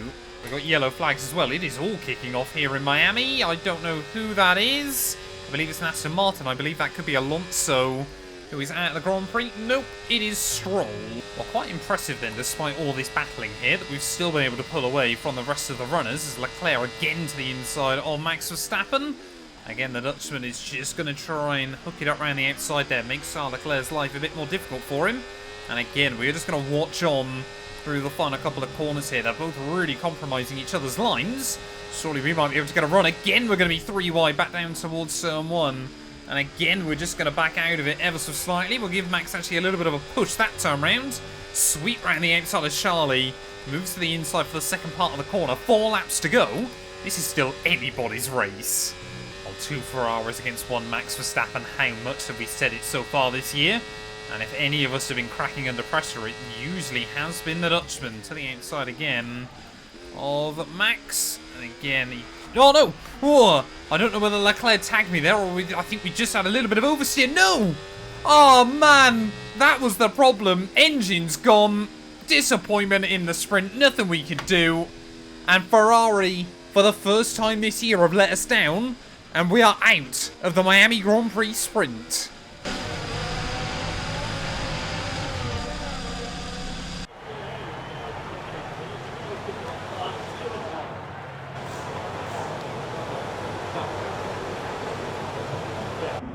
Well, I'd rather that kind of issue happens in the sprint than in the real GP, but it also means I think we're going to have to start the race at the back of the field, aren't we? Because obviously we're going to break Parc Fermé rules there. I don't know how they quite work, actually, inside F1 24, so we might be okay. But yeah, with that issue, I think, yeah, the car just had problems running out of the final corner because the engine had expired. That actually sent Charles Leclerc further away from Verstappen there, so the Dutchman this time round, just as I was talking about him suffering under pressure, actually gets quite a nice easy win under his belt here in the sprint. And still, my sprint race bad luck on this game will continue there. Taking a look, what does that mean for the championship? I believe, yeah, obviously, Charles Leclerc now with a 32-point lead at the top.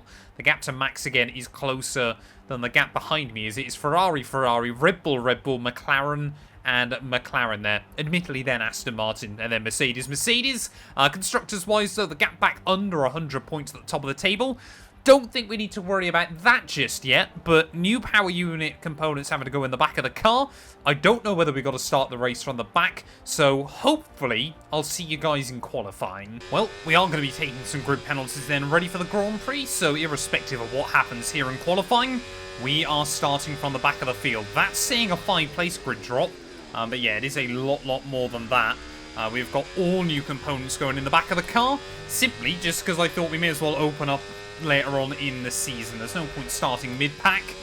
We may as well obviously give ourselves that extra engine component for later on in the season then. And obviously if we could try and snooper away pole, just goes to showcase, you know, still to those other drivers that we are here to fight. Piastri, though, seems to be the one on the money at the moment. Obviously we always seem to lose a bit of time through Sector 1.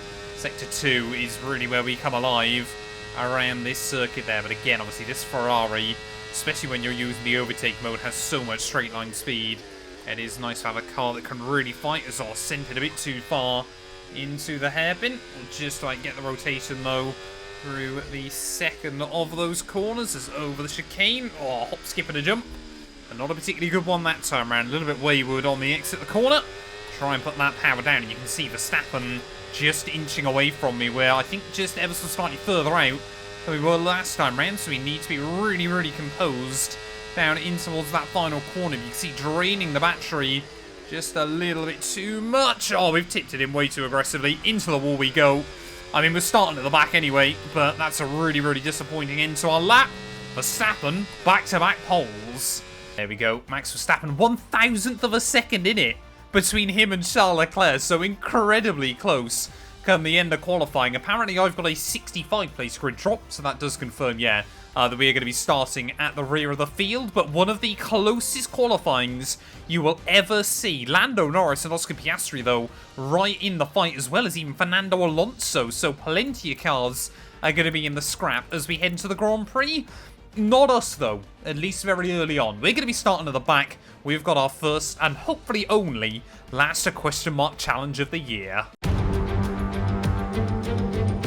We are here in the coastal shores of Florida for the Miami Grand Prix, which has become the 11th Formula One track held in the United States. The grandstands are packed for what we hope is going to be another fantastic race.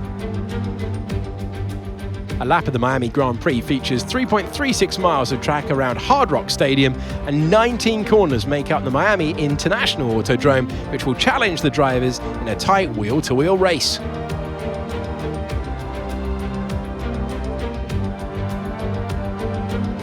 Let's run you through the driver grid order for today's exciting race. Max Verstappen put in a fantastic lap yesterday and he'll start from pole position.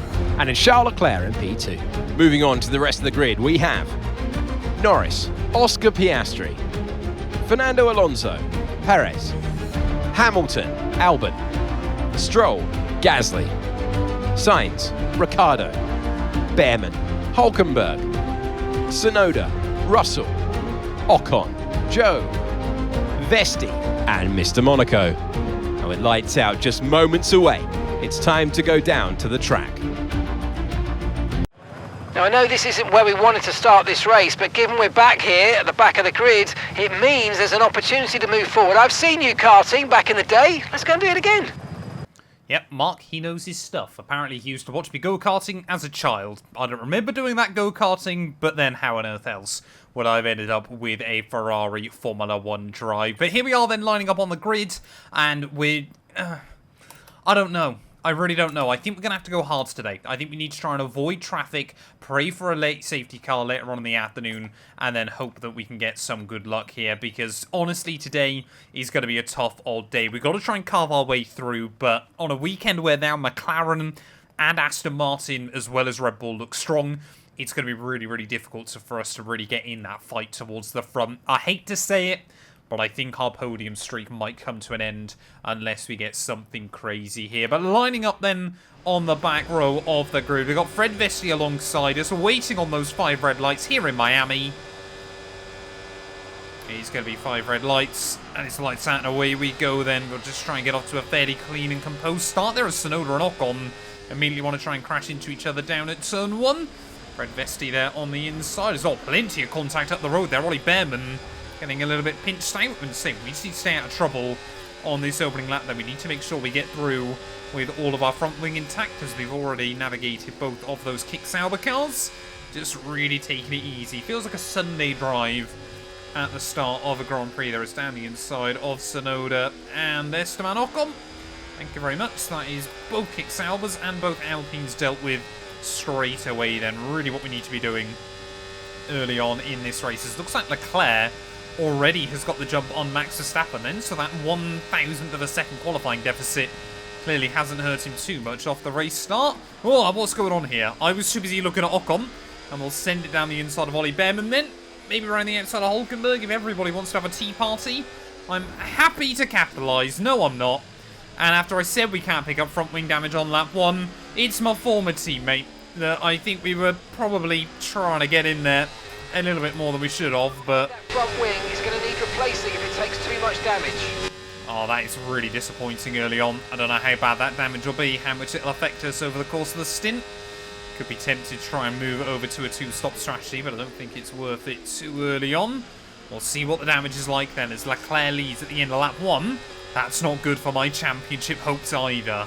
Well, taking a look then on the minimap, Charles Leclerc has just absolutely walked away from the rest of our runners early on in this race. Fernando Alonso has moved up into P2 then, so Verstappen has really struggled actually early on to try and fire up his car. Obviously, we might still be vulnerable to him in the championship coming into this weekend. Front wing damage, though, it's definitely noticeable, but it's not the end of the world. When you consider, obviously, we're on harder tyres than the AI as well. I feel like we've just got to try and channel our best Lando Norris here from Miami IRL, take these hard tyres as long as we can, and hope that we get a safety car at some point. Not that they've been particularly prevalent this year. I think we've only had one, and obviously that was back at Australia, which we did win that race. Well, how many times have we also seen Ferrari IRL having a bad qualifying session and just being stuck in the midfield? Now I'm starting to understand why that happens so often, especially, you know, George Russell. That Merc isn't a slow car either, but he can't seem to find a way around Carlos Sainz, and I can't seem to find a way around him early on here. I know we are on the harder tyres still, but yeah, just already, you know, starting to get a little bit impatient. We just need to make sure that we're still scoring decent points. Well, every single lap then, it should just get a little bit easier to hang close to George Russell as we make our way out onto the back straight. Of course, those medium tyres will be wearing at a slightly faster rate than our hards. As to the outside, we'll try and have a look of the Merc. And we just go the long way around. They give him a little bit of a pinch down to that apex, and finally... Nice move, keep going. Hopefully that is the most difficult overtake I've got to make early on this afternoon, as Carlos Sainz up next. Well, watching that V-carb then make its way out of the corners, it's got phenomenal traction on the exits there, so you can see why they've been so good over qualifying runs so far this year, when the drivers have got that extra confidence just to push off the corners. Are we going to be able to find a way around Carlos Sainz? Of course, Leclerc, 3 different teammates in 3 years. Carlos obviously was the first of those, as down the inside we'll go at turn 1. Little bit aggressive, but we get it stopped nicely into the apex, unlike a certain Dutchman at the Hungaroring. And obviously next up then, Pierre Gasly, the man that took my left vacant seat from the Haas Formula 1 team. Going to be under a little bit of pressure as he makes his way down the back straight. Seems to be able to bait the AI quite easily around here, to be fair. So around the outside we'll go then of the Frenchman. Easy, try and get around him on the outside on the traction. Just chop across at the apex. And we are up then into P11 of this race, so almost back into the points. I guess the other really good thing is that unless you name Charles Leclerc, pretty much everybody else still is bunched up in a big train. Right, come on then, Sir Lancelot. We've got to try and get up into 10th place to achieve our objective, but we haven't got much time left to do it. There's Ricciardo there just in front. Oh, there's a lock-up somewhere further up the order, as Stroll now trying to look down the inside of Danny Rick. Can we try and find a way around the Aston Martin? Yes, we will. Nice work. And just about reached our target as well there before we got back to the start-finish line. Australian next up. Still seems odd that he kind of would have worked at Ferrari, I feel. That old Daniel Ricciardo, of course not anymore, but a few years ago might have had the pace to battle for the team in red. Ricciardo, though, trying to go defensive on me for some reason. Not too sure why he tried that, but we've got the bravery to send it around the outside. Number 9. Might not have been my wisest move in the world, though, as Ricciardo immediately is going to send it back around the outside. DRS is a very useful tool here around this circuit, but anything Ricciardo can do, I can do better. Big dive bomb. Oh! Ricciardo just drove into the side of me. What was that about? Front wing damage for the Australian. I think we'll see him diving in for an early pit stop then in this Grand Prix, but yeah, not too sure what to make of that. I mean, we were just about hanging it on the white line, and Ricciardo, I mean, there was certainly no room for me to come, you know, sort of back into the road. But yeah, let me know down in the comments below what you think of that one. Oh, here we go, Alex Albon. Are we going to try and do the same thing we did to Daniel Ricciardo a moment ago, around the outside of the Williams? Oh, he wanted to turn in for the second part of the corner there, but just realised it wasn't a good idea. Must admit, it is quite nice always when Alex Albon has got that Williams car in a position where if he gets it nailed on the right kind of track, they can really kind of fight in a rustle of feathers of the top 10. Doesn't happen every week, but it is wonderful to see there as the Williams again will absolutely steamroll back around my outside. As the tyres, though, for the medium runners start to fall off, we are just starting to see them spread out a little bit more. Hamilton a little further up the road, but I think it's Lando Norris all the way up in P2. Tell you what, though, as well, this Ferrari car is really odd on its tyres. Japan, we had nothing. Here, though, in Miami, we could easily go the whole race on this one set there. It's down the inside of Alex Albon will go. I mean, look at that, even with the DRS. That Williams, more than a fair fight in a straight line. Are we going to see AI into the pits? I think we're 1 lap away. I've got to admit, it is slightly easier to pick off AI cars when they've just kind of spread out and obviously their tyres are hitting a bit of a cliff. Lewis Hamilton next up then. Obviously had a really good battle with him late on in Shanghai as Charles Leclerc, first car in the pits then from our front group. Perez and Alonso in, Hamilton in as well. So I had to kind of back out of that one on the exit of the corner if he wanted to make his way into the pit lane. Both McLarens though. Oh, okay, so McLaren as well have opted for the hard compound tyres. It's actually Oscar Piastri that leads the way, and that would explain why Verstappen struggled early on, because he's also on the hards. Well, we're kind of between a rock and a hard place right now. If we opt to box soon, I think we might only just get up to those cars in front by the end of the afternoon. But obviously, yeah, we're absolutely out of the fight for a win, or probably sensibly a podium. I feel like Alonso is going to sensibly lock down P2, and Sergio Perez isn't a million miles away behind him.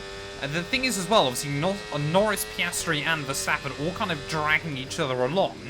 I'm tempted to try and throw caution to the wind, you know, kind of go big or go home, and try to stay out and pray for a safety car later on. We've still had no mechanical issues for anybody, so usually we're going to see a couple of those. It's just whether one of them will bring out a safety car. There we go, Lando Norris into the pits, Max Verstappen into the pits, so it is going to be Oscar Piastri now back at the front. Box this lap. We've got a 3.4 second gap to the Australian. Are we going to close that in this lap? Have we actually got raw pace over that McLaren, despite a tiny bit of front wing damage? And there we go, Oscar Piastri into the pits. We went about half a second faster on this lap than the McLaren, so we've still got good pace in the car. You smashed it. Really good job on hitting that target, mate. Well, clearly I didn't smash the wing mark. That's how I was able to achieve the objective. Yeah, Norris, though, interestingly, came out right with Fernando Alonso here. He's actually got the jump on him now.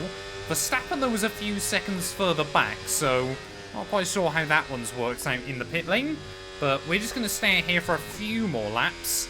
I don't really want to take it much further than kind of after lap 20, but we will try and throw on a set of softs to the flag. I tell you what, Charles Leclerc might be in trouble by the end of this race. Lando Norris and Max Verstappen are both absolutely flying along. Track in front of us, so let's make best use of it and make the next lap a quick one. You got this. I mean, yeah, Verstappen almost went 3 seconds quicker than me on that last lap. Down into the 27s goes the Dutchman. We are trying to be a little bit strategic here as well, in trying to hope that we can claim the fastest lap bonus point.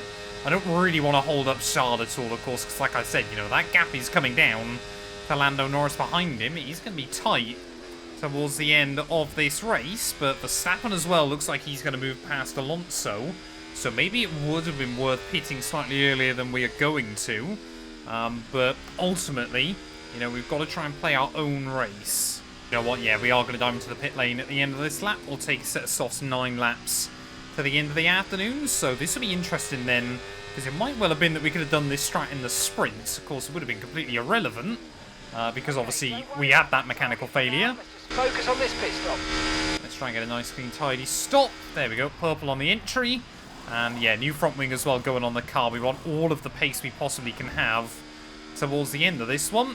Going to be a long old time in the pit lane though. Go, go! Perfect job. It's Hamilton, Albon and Stroll I think can get past us.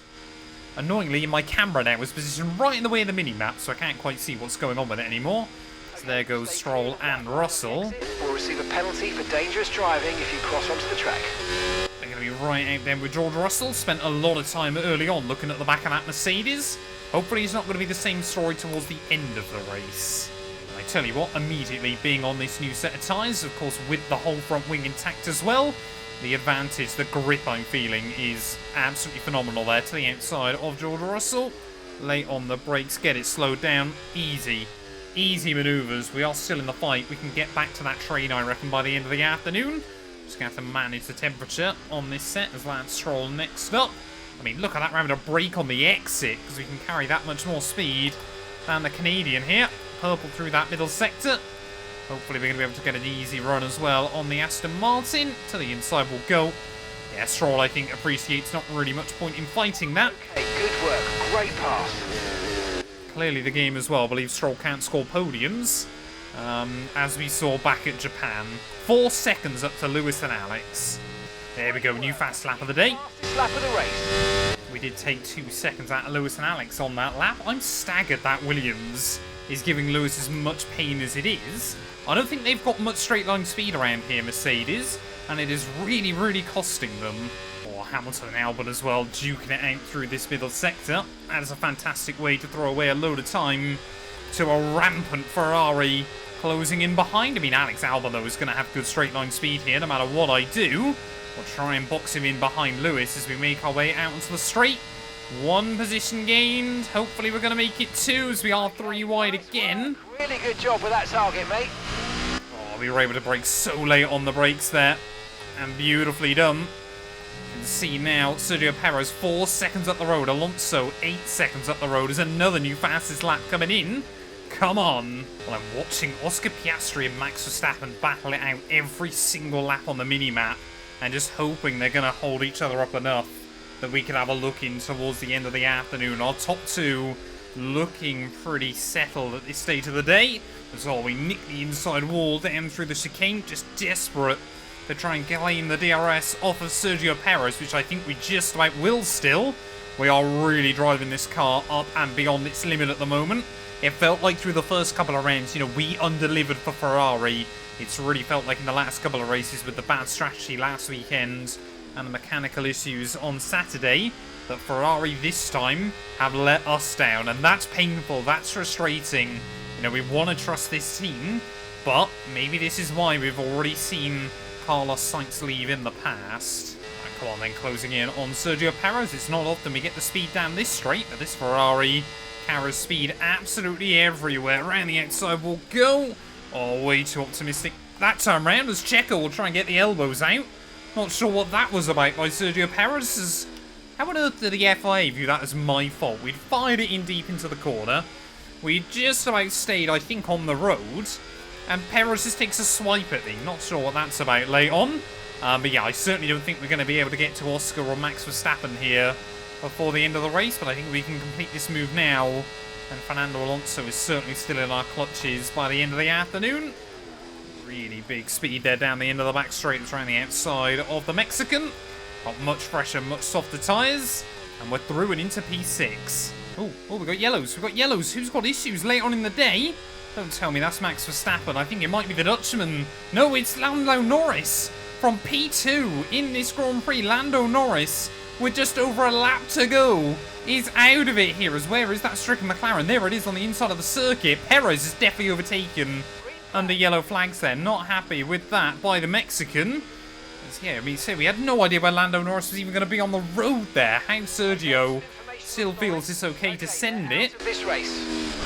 So we need to get back past it though. If we want to battle with Fernando Alonso on the final lap of the race, it's going to be agonising to be one place outside the podium, but I'd still rather a 4th place than a 5th place finish, or a 6th place finish like we're currently in. Sergio Perez again trying to get the elbows out, maybe trying to prove to Red Bull why they need to keep him signed on. Trying to close in this gap to Fernando Alonso then on the final lap of the GP. Not convinced we'll be able to get inside the DRS range for the back straight, but if we can just get closer to him and hopefully we're able to get a run down in towards the final few corners here. Still yet to have a race this season where we haven't been in a fight on the final lap of the Grand Prix, although this time round I can't help but feel that that fight is going to be with Sergio Perez behind me once again. We cannot afford to drop behind him down this straight, and I don't think he's got enough battery. I think Sergio has just pushed on a little bit too much towards the end. Tries a desperate look up the inside there, but forced to back out of that one. Problem is we use so much battery trying to keep him at bay that it might mean we got nothing to go up against Fernando Alonso with. Send it over the curbs one final time. Charles Leclerc, it looks like he is going to make it his 4th win of the year. He has been absolutely flying in that other Ferrari car. Will Alonso, though, have enough battery down in towards the final corner of the Grand Prix? We are still draining, as Alonso, oh no, he moved in the braking zone. Fernando Alonso, he moved across right towards the braking zone there. We lose the entire front wing. Perez says thank you very much. And Alonso, dangerous driving there. It's P6. The man from Monaco will win again. Charles Leclerc takes the checkered flag.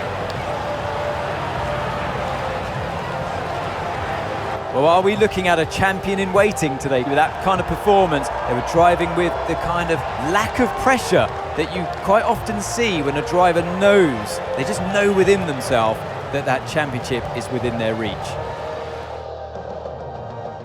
Here come our winners now. A thrilling race and a tremendous effort by Ferrari.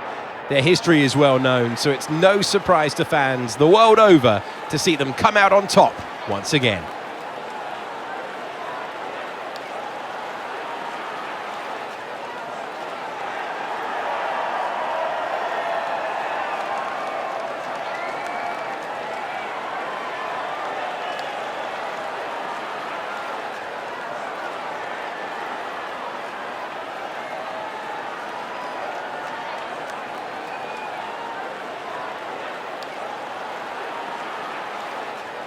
Well, drama once again on the very last lap of a race in this series. Like I said, I think Fernando Alonso, That was absolutely crazy. Moved around too much in the braking zone. I think accepted that he didn't have the speed. We knew we had the grip to have a look down the inside, and dangerous contact made. We were lucky we didn't end up in a wall and that we were still able to claw away those points come the end of the afternoon there. P5 in the Grand Prix means we lose out another 14 to our teammate Charles Leclerc come the end of the afternoon there. Verstappen held off from Max Verstappen as well, I believe, for his first podium of the year as well. And Albon beats out both Mercedes in the end. What an insane result that is for Williams, with Stroll and Pierre Gasly rounding out the top 10. That means if we take a look at the Drivers' Championship, what came into the weekend with a 25-point lead, he's going to leave with a 46-point buffer at the top of the table. Things are looking very, very good for Charles Leclerc early on in this campaign, but he's had leads like this before in Formula 1.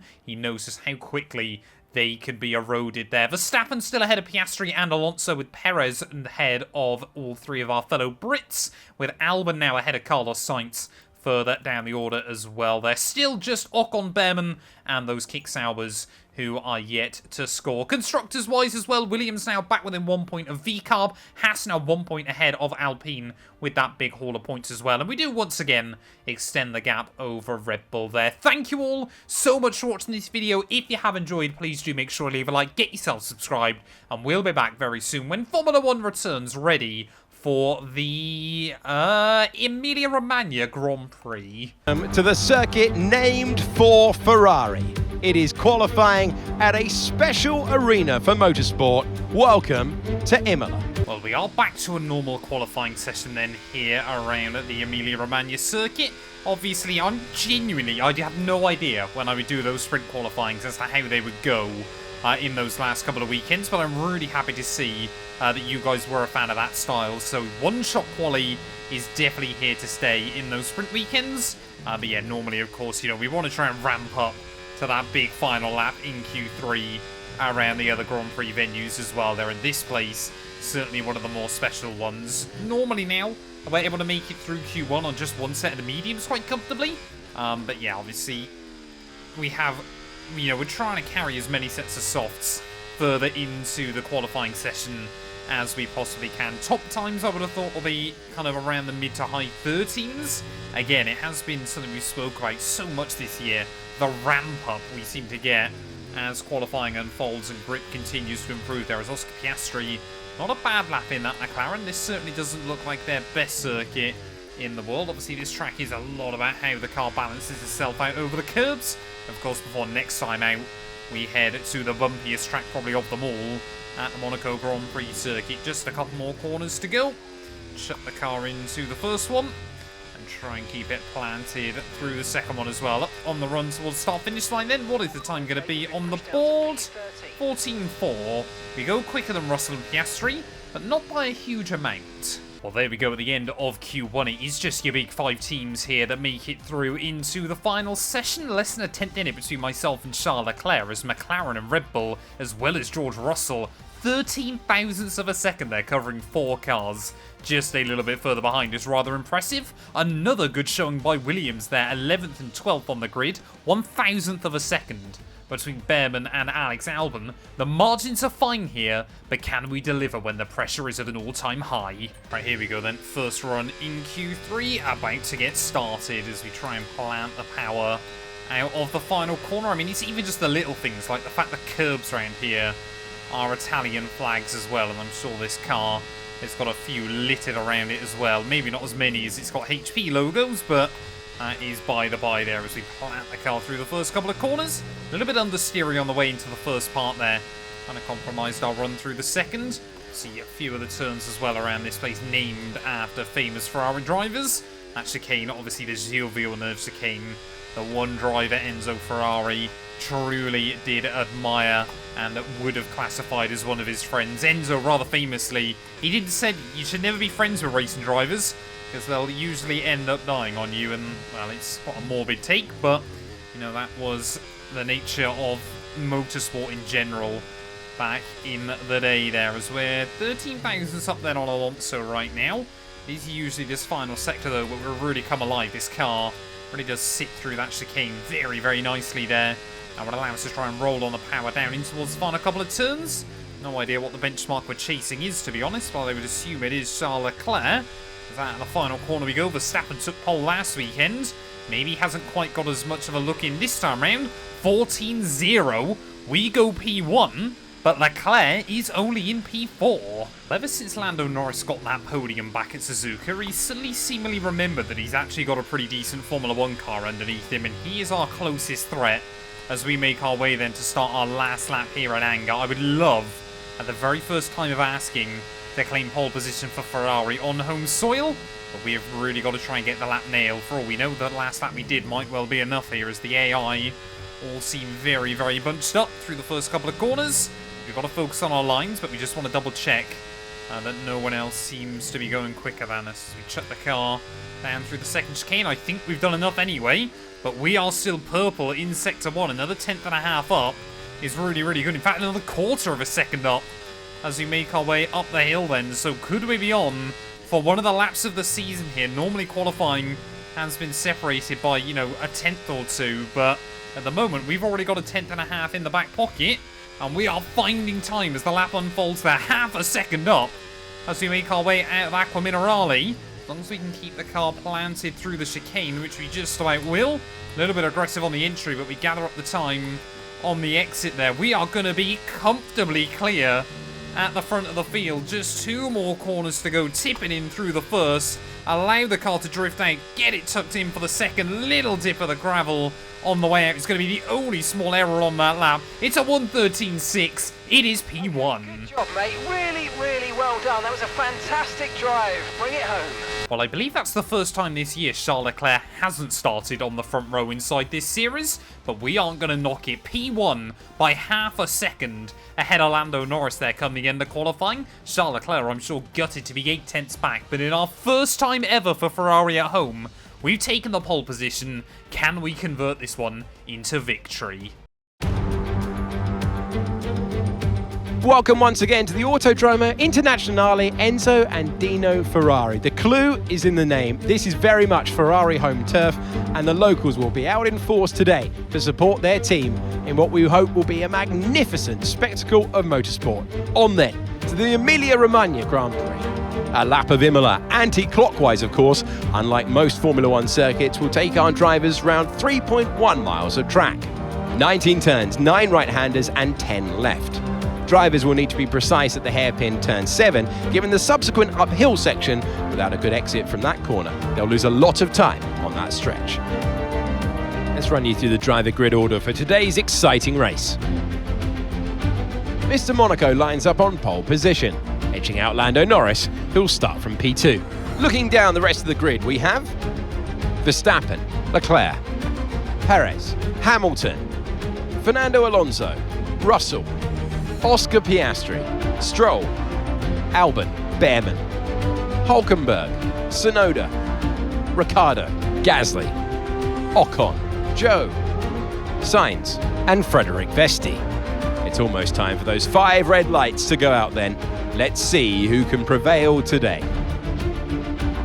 Welcome to the commentary box. I'm Alex Shakes. Alongside me, a real authority on all things motor racing. It's a warm welcome back to Anthony Davidson. So they've got lots of team members to get to know, to win over, and to get working for them. How do you go about doing that? You know, it's new for yourself when you arrive maybe into a new team, or you might be an established driver or a rookie. It doesn't matter. Getting to know a whole group of people, a team that works around you, it's vital to get the best out of each other. And in that return, your performance on track improves as well. Okay, as you know, this is the team's home race, which means it's extra important for everybody in this team. They've got friends here, they've got family here, they're all in the grandstands watching. So let's go and put on a good show for them. Well, as Formula 1 is back in Europe this weekend, there is a huge opportunity to start trying to bring the momentum back in our favour here. And, you know, as we heard there, Anthony Davidson, finally, it looks like this game is patched, and he's going to talk us through anything else that isn't his pre-race rituals as well there, which is absolutely fantastic news in my head. We're going to go 2 laps extra fuel. It is meant to be sunny skies throughout the afternoon here from Imola, but we just need to try and get a good run down towards turn 1. We're kind of aimed at the grass. It's a little bit strange, but waiting then on the grid, it is 5 red lights here for the Emilia-Romagna Grand Prix. And he's going to be lights out, and away we go there. And oh, we have not got off to a good getaway then. Neither, though, was Lando Norris. Charles Leclerc! Where has Charles Leclerc come from immediately? Straight up from 4th place on the grid to the lead down at turn 1 for our teammate. And he might have had a bad run on Saturday, but he has immediately put that to rest on Sunday here. From 4th to 1st, I've never seen the air get that good hookup inside this game. And, well, we had a bad start. Lando Norris had a bad start. I don't think Verstappen did much better either. Norris actually opted to start on the hard compound tyres, so that would explain why he had such a bad traction down towards turn 1. From 2nd on the grid to 4th for him. We go from 1st on the grid down to 2nd, but Charles Leclerc immediately reminding all of us, 8 tenths off in qualifying. That's not going to be the same in the race. He is here to fight still, and he wants to win. Of course, Ferrari, they have won this race before, I believe, inside this series. But yeah, obviously the last real-life win here at Imola was all the way back in 2006, courtesy of Michael Schumacher. It's been a long time waiting. Admittedly, this track hasn't been on the calendar, but I'm sure both Charles and I, especially when you consider the title ramifications, would like to make sure that each of us gets that win today. And of course, as always as well, your top 3 at the end of lap 1, Leclerc, myself and Verstappen. This lap, we can use DRS when you're within 1 second of the car ahead and in the DRS zone. Yeah, Leclerc, myself and Max Verstappen one way around or another there, but the Dutchman already is 1.2 seconds back, so we might be able to try and get him out of the range and leave him vulnerable to Lando. Well, let's ride on board then with Charles Leclerc here and just see how he was able to take that lead before we even made it down turn 1. The 5 red lights come on. He just balances the revs beautifully there. Verstappen goes nowhere. Norris goes nowhere. I go nowhere either. So Charles Leclerc, to be honest, it was pretty easy for him. We do actually able to give him a little bit of a fight down in towards that first corner, but our Monegasque teammate straight up into the lead then off the start of this one. And, well, qualifying was a disaster. The same can't be said for the start. Right, here we go then. Imola still has one of the longer DRS zones on the Formula 1 calendar. You do only get the one around this venue, so you got to make it count. New fast lap of the day. Thank you very much. As well, pull alongside Charles. Looks like he's running a little bit less downforce. Keep taking care of them. He will be able to slip back through, though, up until the lead of the Grand Prix. So, oh, no, not by doing that, I won't. Oh, he put Charles in the gravel. That was not what I wanted to do there. Well, I think we'll back out down in towards turn 4. That could have been an absolute disaster here early on in the Grand Prix. There was definitely a small amount of contact, but we both lived to tell the tale. And now we have got to be careful of Max Verstappen as well. Red Bull just starting to slowly bring in more and more upgrades to try and match the pace of this Ferrari car. Are we going to see them a little bit quicker in a straight line this weekend? So once again, we're going to try and utilise the DRS to get a run on our teammate. I'll just make sure we keep a little bit more out of trouble this time round, though, as to the outside. Ready for turn 1, trying to save up battery where we can. We will just about slip through and into the lead then. And this time round, we'll actually hold on to it as well. That could have been absolute carnage here. And that's the kind of incident that, had that gone sour, you lose all kind of support within your team. Well, I guess this is going to be a good indicator. See what... New fastest lap of the race. See what Charles Leclerc's pace is like down this front straight. You can definitely see he's got a pace advantage over myself. That time around, though, not close enough to really have a look. I think, yeah, the AI, this is one of the weird tracks where they don't run enough downforce, and they really do tend to struggle as you get into race trim. So as long as we can just keep building up small margins, Leclerc might not be able to get close enough. Oh yeah, that time around we haven't done a good enough job to keep Leclerc at bay. As we make our way back down towards turn 1 then, I think our teammate is going to get the run on me here. Which way is he going to go? To the outside. And again, you can just see there, I mean, Verstappen, he gets a good show to watch the Ferrari Civil War unfold. Right, let's go. Let's try and get past them and put them on the back foot. Push, push. Yeah, it really did feel like in both of these sprint weekends, you know, Ferrari didn't really play into our hands. Charles Leclerc still the #1 driver within the team, and you can understand that looking at the championship table, that things could be very, very different here early on in the campaign. Verstappen has got to try and use that to his advantage, a bit like Raikkonen did for Ferrari back in 2007. Of course, the last time Ferrari won the Drivers' World title back in 2007. But surely, Charleroi this year at least is going to be able to fight it out. Well, I'm not quite sure Ferrari are giving us the Fernando is faster than you treatment, but they have told me I need to get back past Charles here, so that's exactly what I'm going to do. You hit that target. Really good job. Got to be careful with the battery management around this venue. It is not one that is easy to balance throughout the course of a race. So just trying to make sure we don't use too much charge early on. Oh no. Oh no! We've got a gearbox failure! No! This is a really odd one. Gearbox issues, I'm afraid. Watch out for jams and misgears. Out of nowhere. That's the second time I've had that at Imola on this game. Never had a gearbox failure before. But before it's even really begun, we are out at the Emilia-Romagna Grand Prix. And I'm really starting to wonder, are Ferrari doing something fishy in the background?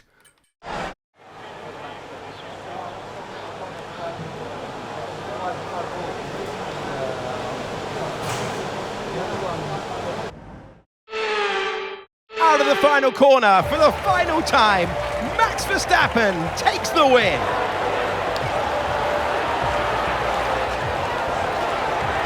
Well, he's clearly been given the car now, hasn't he, to showcase his talents. We always knew Verstappen had the speed, of course, but what a dominant performance that was today. Really now at one with the car.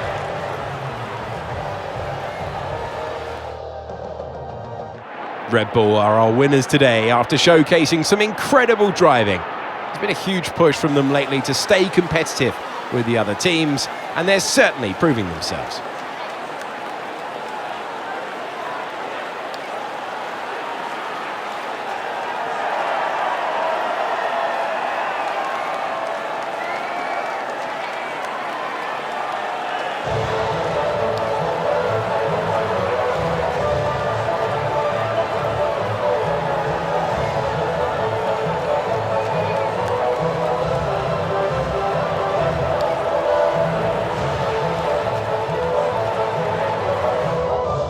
Well, there we go. Max Verstappen on the weekend where I said Ferrari, this was the one I'm sure we wanted to win.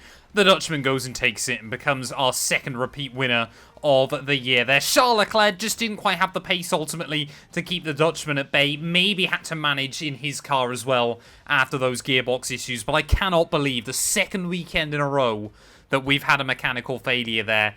Our Ferrari just starting to sabotage me just a little bit inside this series. Only time will tell. Lando Norris, though, gets a podium ahead of George Russell and Lewis Hamilton there, with Alonso, Perez, Piastri, Stroll, and Carlos Sainz rounding out the top 10 there. Sainz, a really good recovery drive from 19th on the grid to 11th come the flag. And that means championship-wise, 64 now, the gap to Charles Leclerc. Verstappen's ahead of me again, so we are down to P3 as well. It is really not looking good early on this season, and Charles Leclerc, unless reliability comes back to bite him at some point, just looks like he's going to continue to inch away there. Oscar Piastri still ahead of Norris and Alonso there. We've actually got a really good fight from 4th down to 9th overall in the drivers' table. But yeah, it is still the two McLarens ahead of Alonso, Perez, and the two Mercs there. And I think, yes, still obviously only those 4 drivers at the bottom of the field yet to score. Constructors-wise, we do still maintain a 100-point lead over Red Bull as well. But yeah, questions have surely got to be raised with the team. Obviously, as well, to avoid spoilers, I'm going to make sure, obviously, there's just, like, the thumbnail for the rest of the video. But obviously, it's just to make sure the people, when they click on it, don't know what's happened. But yeah, really, really gutted with that one. I guess we'll have to try and come back stronger next time out as we head to the duel in the Formula 1 crown. We will be back for the Monaco Grand Prix. Not all qualifying sessions are created equal. From the moment that a driver sits in a go-kart, they want to end up here, in the pit lane, ready and raring for qualifying at the Monaco Grand Prix. As Alex Jakes then mentioned in the intro, no qualifying session is as good as the one here from the Monte Carlo streets. And as we make our way out into Q1, I want to leave nothing to chance this weekend. On what I've been intending to do this season, I've mentioned it a couple of times, is starting on the mediums ready for Q1, just to allow the pace to slowly ramp up. And normally it means we can carry an extra set of soft compound tyres throughout the rest of the weekend. I'm going to try that again today, but there is no guarantee around this circuit that we're going to see ourselves into Q2, especially not when I do that. I would like to make the argument that Imola was probably one of my most underrated qualifying performances so far inside this game. We really did get the lap hooked up in the end and half a second clear of anybody else. I'd love to do the same here, but yeah, normally the margins are never as big as we make our way through the final corner. Been a little bit of a sloppy first lap, to be honest. It's not even going to be into the 9s. We only go P11, so immediately the pressure is on. Well, we certainly are on a bit of a back foot then at the moment. Is everybody making their way out ready for their final Q1 run? The time we set might be good enough, but like I said, I just do not want to risk it around this circuit. And also Charles seems to be struggling a little bit. 4 tenths away from Max Verstappen at the front of the field. So I think, yeah, everybody on a desperate push to try and improve towards the end of the session. McLaren are another team. Oscar Piastri P10, Lando Norris down in 13th place right now. So immediately, kind of the magic of Monaco is starting to confuse drivers and teams. Often you find that, yeah, a team that is normally quick isn't quite so, you know, powerful here. And other times you get some real surprises. Yeah, we are right on the cusp at the moment, but hopefully we're going to find time, especially throughout the second half of this lap, as we try and attack the curves through the chicane. 1.5 tenths up. Leclerc now has seemingly improved down onto a 109.3 to go fastest so far here in Q1. Are we going to be able to get close enough to our teammate there? We're out of the final corner. This should be a safe improvement to see us through. Lando Norris might be out in Q1 here at the Monaco Grand Prix. Well, taking a look then, though, Norris able to improve there right towards the end of the session as well. So Charles Leclerc 4 tenths clear of myself in that first session. The top 10 cars covered by less than half a second. But in the end, it was both Kick Saubers, Ollie Behrman, Yuki Tsunoda and Hulkenberg out in Q1. Albon making it through. Both V-Carbs making it through for the first time in a while. We are slowly bringing up the pace as we get towards the end of Q2. But ideally, we want to try and make sure that we make it through into Q3 on just a single set of the tyres. Really want to carry 2 fresh sets of tyres into that final session. So we're going to need a mid to low 109 here. Have we got the out-and-out pace to even challenge our teammate?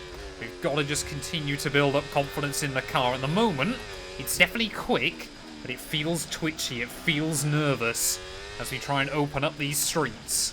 Unlike the real-life Ferrari, this one really doesn't feel like it wants to sit over the bumps quite flat either at the moment. We are purple through Sector 2 as we make our way through. Yeah, it's really bobbling around over the curbs there, just skim the wall as we make our way through the exit of the swimming pool chicane, power down, and then just hold it nice and steady through the final couple of corners, up towards the line. Watch the time slowly tick by. On 109.4, we go within half a tenth of Perez, but it is only good enough for P4. And there we go, a new challenger approaches as well. 2 new challengers, in fact. George Russell and Fernando Alonso now getting onto the party as well. 0.08 of a second covering the top 6 at the end of Q2. 0.4 of a second covering the top 10. McLaren seemingly really lacking pace here. Oscar Piastri down in P14. But, I mean, this is anybody's game. Well, it only takes 1 lap around these streets to put yourself in the Monaco history books. And hopefully, that lap is just 70 seconds away out of the final corner then. Ready to start our first lap in anger here in Q3. McLaren, Aston Martin, Mercedes, Ferrari, Red Bull, all in the fight. I'm not, though, with lines like that. Immediately nudge the front wing. Taken some minor damage. Hopefully we're still going to be able to give ourselves a good benchmark, but this car is just not providing me with confidence at the moment, not providing us with what feels like a stable and predictable platform. It is all over the show. I wish there was an element of RNG in qualifying as well. You know, occasionally the AI could come out and stack it or something like that, just to really add to the excitement around a track like this, because strategy is really, really important around this venue. Even in qualifying, things can be wildly unpredictable. Just making our way, though, through the final corner, up towards the line again. It's going to be a decent benchmark, I feel. The second half of the lap was quite tidy. We go P5, but we know there is more in it. And everybody out then for their final runs here in qualifying. If things were to end right now, it would be the closest Monaco qualifying ever. Max Verstappen and Charles Leclerc have set identical times at the top of the order. We're looking close to a 1 minute 8 second lap time here, but are we going to be able to try and get anywhere near either of them? We find a bit more time through turn 1. We don't nudge the front wing this time round as well, so hopefully that is going to allow us to carry extra speed throughout the rest of the lap there. I mean, we've just got to go for it. You've got to hang it all on the line and hope the car sticks. Purple through sector 1 this time round as we tip the car down into the hairpin.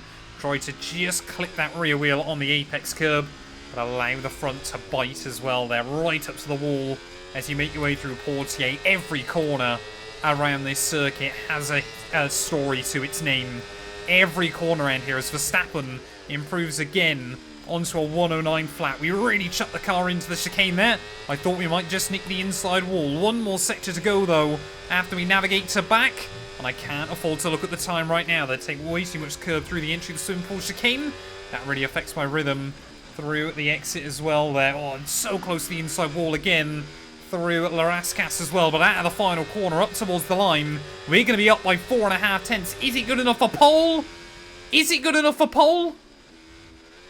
It's not. It's P4. Damn it, man. I thought we'd done enough. Well, 5 cars covered by less, well, basically 1/10 of a second come the end of qualifying here. But it is Max Verstappen on the pole, ready for the Monaco Grand Prix. And had we just got LECLERC a bit better, had we got the swimming pool chicane just a little bit better, another 6/100ths of a second was the difference. It's P4 on the grid though. Verstappen claims another pole position this season, but will that prove critical as we head into the Grand Prix? A proper road race, and in the true meaning of the word. That's how Mr. Monaco, the late great Graham Hill, once described this iconic event. The cars we drive have come a long way in the intervening half-century, but we still race on those same public roads beside the Mediterranean. There is no victory more coveted than that of the Monaco Grand Prix. The prestigious Circuit de Monaco then is not all that dissimilar today to the layout that made its debut almost a century ago. It's 2 miles and 19 corners through the streets of Monte Carlo, and although the average lap speed of around 93 miles per hour is the lowest of the season, the tiny margins for error make it the natural habitat of the safety car. It's time to see how our drivers are stacking up after yesterday's exciting qualifying session. World champion Max Verstappen starts from pole position, Charles Leclerc alongside. Considering the rest of the grid, we have Russell, Mr. Monaco, Perez, Fernando Alonso, Sainz, Hamilton, Norris, Ocon, Stroll, Albon, Oscar Piastri, Ricciardo, Joe, Hulkenberg, Tsunoda, Behrman, Vesti, and Pierre Gasly picks up the final grid slot today. Now, it's almost time for lights out, so let's go down to the track. Well, we welcome you to the broadcast. It's going to be some race today. First of all, introductions. I'm Alex Jakes. Alongside me for this one, Anthony Davidson. I love this moment in the weekend. Put us in their shoes right now. What are they feeling on the grid? You've got to know, you've got to have a pre-race game plan. You've watched videos before you get into the car of previous races gone by. You know where you have to place your car if X, Y or Z happens in front of you or behind you. So having this clear game plan is absolutely essential before you get in the car. Right, this track needs a lot of downforce, so we won't have as much top speed. The good news though is that it's going to make our DRS even more effective than normal. Try to make the most of it in the race and quali if you can. Bit late to tell us about qualifying, Mark, and clearly he's not aware of just how ridiculously short the DRS zone is around this circuit as well. It is really, really tricky to make overtakes today, so that's why we're going to try and start on the soft compounded tyre, see how far we can take them. Maybe we can undercut, maybe we've just got to try and go soft to medium or something different to give ourselves a fighting chance. Ferrari, 2nd and 4th on the grid. Red Bull, 1st and 5th on the grid. George Russell getting in the way of it all in the middle there. We're ready, though, for the Monaco Grand Prix. The one they all want to win. We've got a couple of drivers on the hards. It is going to be 5 red lights here on the grid. And it's lights out, and away we go there. Russell actually responds really well. So does Sergio Perez. As we make our way down in towards turn 1, though, look at Leclerc. Clean around the outside of Max Verstappen. And the perfect start for our teammate then. Able to capitalise on the Dutchman on his harder tyres, as we're going to try and look right around the outside of George Russell in that Mercedes car as well. Can both Ferraris gain a place on lap 1? Almost banging wheels with our fellow Brit, but down the inside into Upper Mirabo will go there, and that is critical at the start of this race. And well, how many times have I said it before? I'll say it once again. Of course, your top 3 in the championship, your top 3 on the road there, but a dream start for Charles Leclerc, who goes round the outside of turn 1 to take the lead of his home Grand Prix here at Monaco. Already, Russell seems to be struggling slightly, perhaps under some extra pressure from Sergio Perez a little bit further back. But we've just got to try and settle in and stay out of trouble here. We can't watch, though, if Leclerc gets too far away. It might be already that we're trying to look for a move on Max Verstappen here. We've got to get these top compound tyres fired up, and we've got to try to use the advantage we've got, not use it to put the front end of the car in the wall down at La Rascasse. So we've survived lap 1, 38 more to go.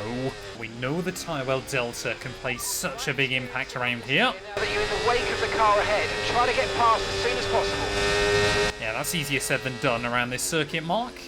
But yeah, the undercut we know as well can be super, super powerful around this place. I just want to try and get around Verstappen nice and early on. Not so we can try and attack Charles, but just so we can just keep an eye on him in this race. I don't want him just to pull away too far, and then we're kind of left with no hope to get with him by the end of the afternoon.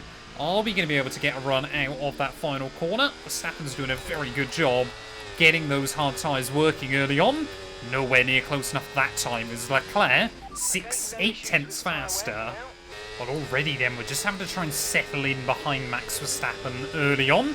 No real point in trying to just lean on him if you're not going to be able to get anything for it. Otherwise, you just cook the tyres and then you struggle even more. I could be tempted to try and box early and go for an undercut, but I guess it would really depend on slower traffic further back. There are gaps opening up. Russell and Perez are starting to spread out a little bit further behind me.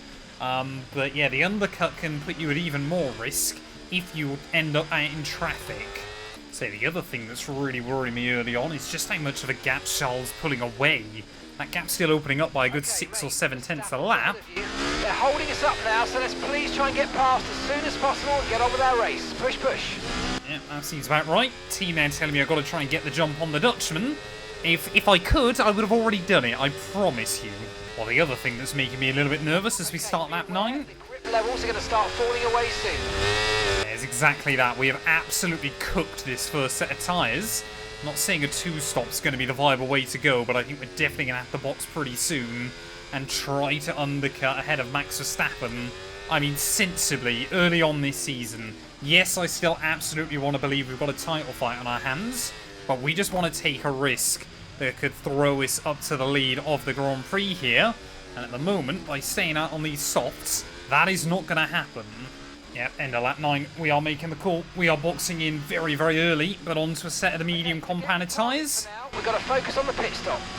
Yeah, we've just got to try and do something here that will give us a chance. For some reason, I can never get the purple score here at Monaco either, and that's not going to help. 5.5 second pit stop. Are you having a laugh, team? I mean, that is the most Ferrari thing we have ever had inside this game so far. Never mind all the mechanical issues. And we might have been out ahead.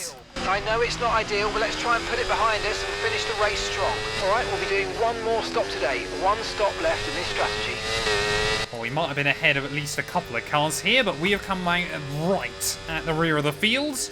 We've got a set of mediums, though. If we can get to the end, then we're certainly going to try. But we've got to start making some moves.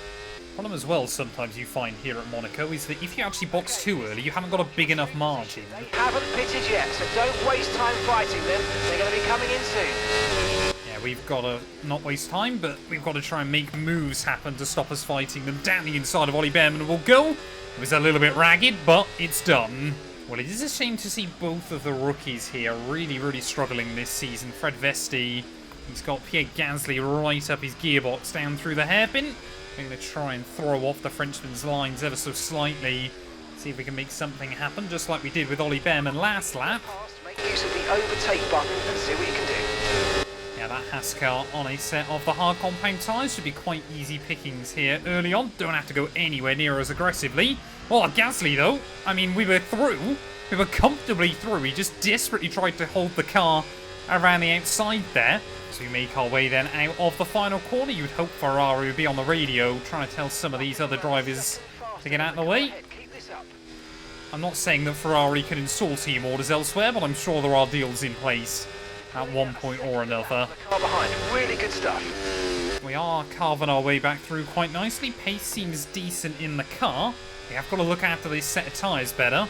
There's a lot of cars still to navigate. Well, we've just overtaken the man that replaced me down at Haas. Now it's probably fair that we overtake the man that we replaced down at Alpine there. I tried to have a bit of a lunge. I didn't actually think Yuki would give me the space, so we backed out of it, and he did kind of give me the room. Down the inside. Nope, not happening again. Oh, we are filling his mirrors, but Yuki Tsunoda is not one to back down from a fight if he doesn't have to there. Sometimes you can throw the AI off slightly through the hairpin. They seem to be a lot better at it this year, though, as we're still just rubbing up against the walls in a couple of places. Really not ideal, but when you've got the car advantage, when you've got the power advantage inside F124, it is glorious. Good job. Team loving that. And now, next up then, is my former teammate in Hulkenberg. Probably should have also mentioned, of course, with Tsunoda, that he obviously won this race last season, as around the outside of the Hulk will go. Oh, I think he just tanked the inside wall there. I know I had to give him plenty of space. Around the outside through the final couple of corners. E15 now. I don't really know if we're gaining anything on Charles. I mean, the big one is obviously, can we undercut Verstappen? We've now got another former Monaco Grand Prix winner. Next up on the old hit list, it's not Zhou Guanyu.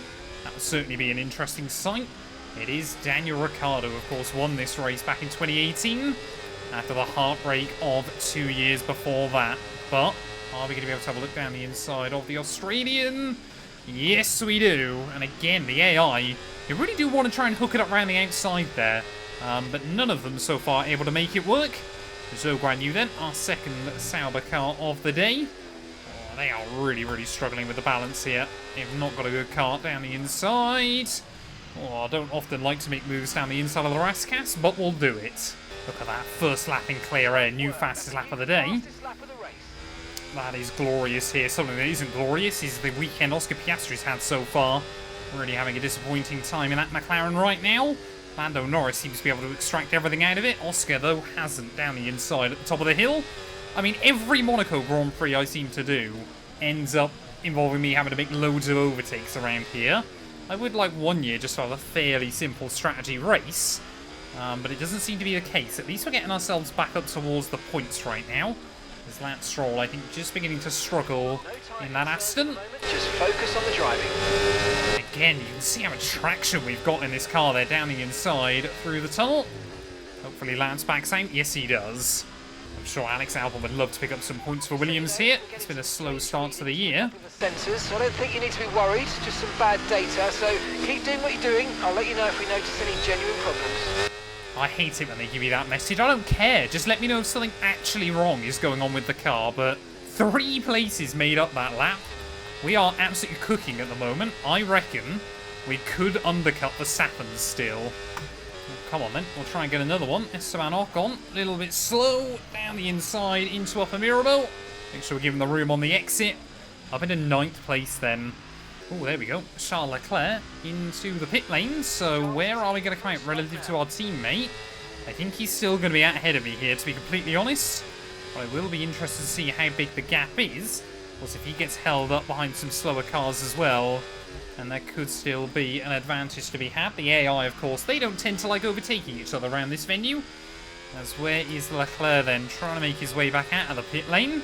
He's a long way ahead of me still. More control than ever over your ERS mode, so play around with them in your MFD.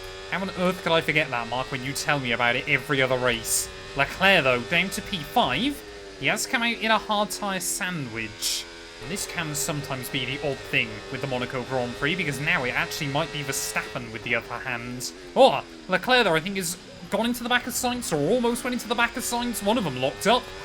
That was almost disaster, but we know, yeah, the hard tyre runners won't probably pit until about lap 20 to lap 25. So Leclerc might be a little bit bogged down here at the moment, down the inside of Hamilton.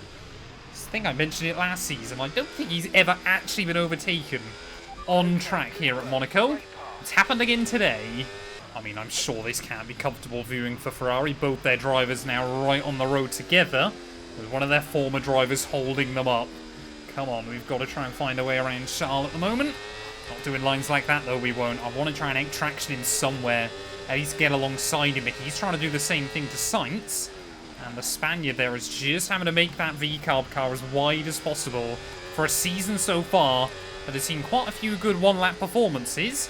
I think they kind of knew that Monaco was hopefully going to be a strong hunting ground for them. And boys, it's proven to be so far this weekend. Get the run, though, off of the swimming pool. Down the inside of our teammate for the potential race lead. We've made it. We've absolutely hooked it up there. Beautiful little move. Optimistic, but committed. I don't think there was really any contact made either. And you're going to be on hards next time. Sainz, that was aggressive down at turn 1. The Spaniard will keep the position. I wanted to make sure I didn't put him in the wall. We gave him back the place, but immediately we're going to go back for it. Down the inside we'll go. And we are up then into 4th place of the Monaco Grand Prix. Well, patience gets you nowhere, especially around a track like Monaco in the world of Formula 1. 1.9 seconds. Effectively now, this is just, we got to try and sprint away before the AI pit, and then assess whether we can afford to box again or not before the end of the afternoon. I mean, if we were to box now, obviously we'd come out probably about P5, P6. Verstappen's still got quite a healthy lead. I guess if he comes out ahead of Leclerc, we have to stay out and try to at least protect the win for Ferrari. Well, here we go then. It is moment of truth time. Will Verstappen be out ahead of our teammate here in the Monaco Grand Prix? Verstappen, it's going to be mighty close, I think. Leclerc finally has been given free track space. But I think the Dutchman's going to do it. Max Verstappen has overcut his way past Charles Leclerc in this Grand Prix, so the V-carb of Carlos Sainz really has worked out well for him. And now both Ferraris are seemingly positioned behind both Red Bulls, not for long in my case. As we go down the inside of Sergio Perez through the very next corner. He's not wanting to back out of it, though. First AI that we've really had who wants to give us a bit of a fight for the position. Perez doesn't want to back out. I don't want to back out. We will make it through, though. And up into P2, then. I'm sure we're going to see George Russell pit soon. But it might be now that we have to defend to the end of the afternoon. And I'll be honest, our tyres are not looking fantastic. There we go, Russell as well. 1 lap later, dives into the pit lane then. So at least he's at a lap of the Monaco Grand Prix this weekend. Has really brought the fight to Red Bull. Wait, why is... Oh, eh? Leclerc's definitely not pitting. I don't know who on earth they're talking about there. I'm guessing it's Perez or Russell. But into the lead we go then. Here are the Monaco Grand Prix. We've got 16 laps to try and hang on. And I'm still not convinced. Well, there is a bit of a weird glitch inside F124 when it comes to the new tyre wear physics. Although, obviously, yes, when you rub now against the walls, it actually increases the tyre wear. For some reason, it then doesn't give you any tyre wear until the tyres would have caught up to how warm they now are. I've had a couple of races recently where we've had like 60-70% wear, but then the tyres just don't move for a few laps, whilst like the wear catches back up. So it only really affects you if you bring them all the way to 100 and get a puncture, which I'm hoping obviously isn't going to be the case. It's happened to me before around these Monaco streets, but with 15 laps to go, we are just now trying to make this Ferrari as wide as possible. It's like Senna versus Mansell. Safety car deployed. Why have we got a safety car? Nico Hülkenberg's gone. Informed of an incident which has resulted in lots of loose debris on the track. A safety car is being deployed. Well, Nico Hülkenberg then clearly has gone for a spin somewhere, and again we get that weird, apparently Ferrari-only radio noise inside this game. I think it's a chance to pit, though. Delta's negative, which means you're going too fast. Reduce your pace. We could re-emerge right behind Russell here. Sorry, ahead of Russell. I think he's boxed again. No idea what's happened. But yeah, we could afford to pit now and come out still right behind these two. We'd be on much fresher, much softer tyres, as there is Hülkenberg. I don't know if he's ghosted or not. I think he is. Well, let's ride on board then with Nico Hülkenberg here and just see what happened, what went wrong that brought out the safety car in this race, because it's a little bit confusing how he ended up where he did. Down through Portier we go. Everything's looking fairly normal. Just hit the inside wall. Was there another car that had span in front? I don't believe there was.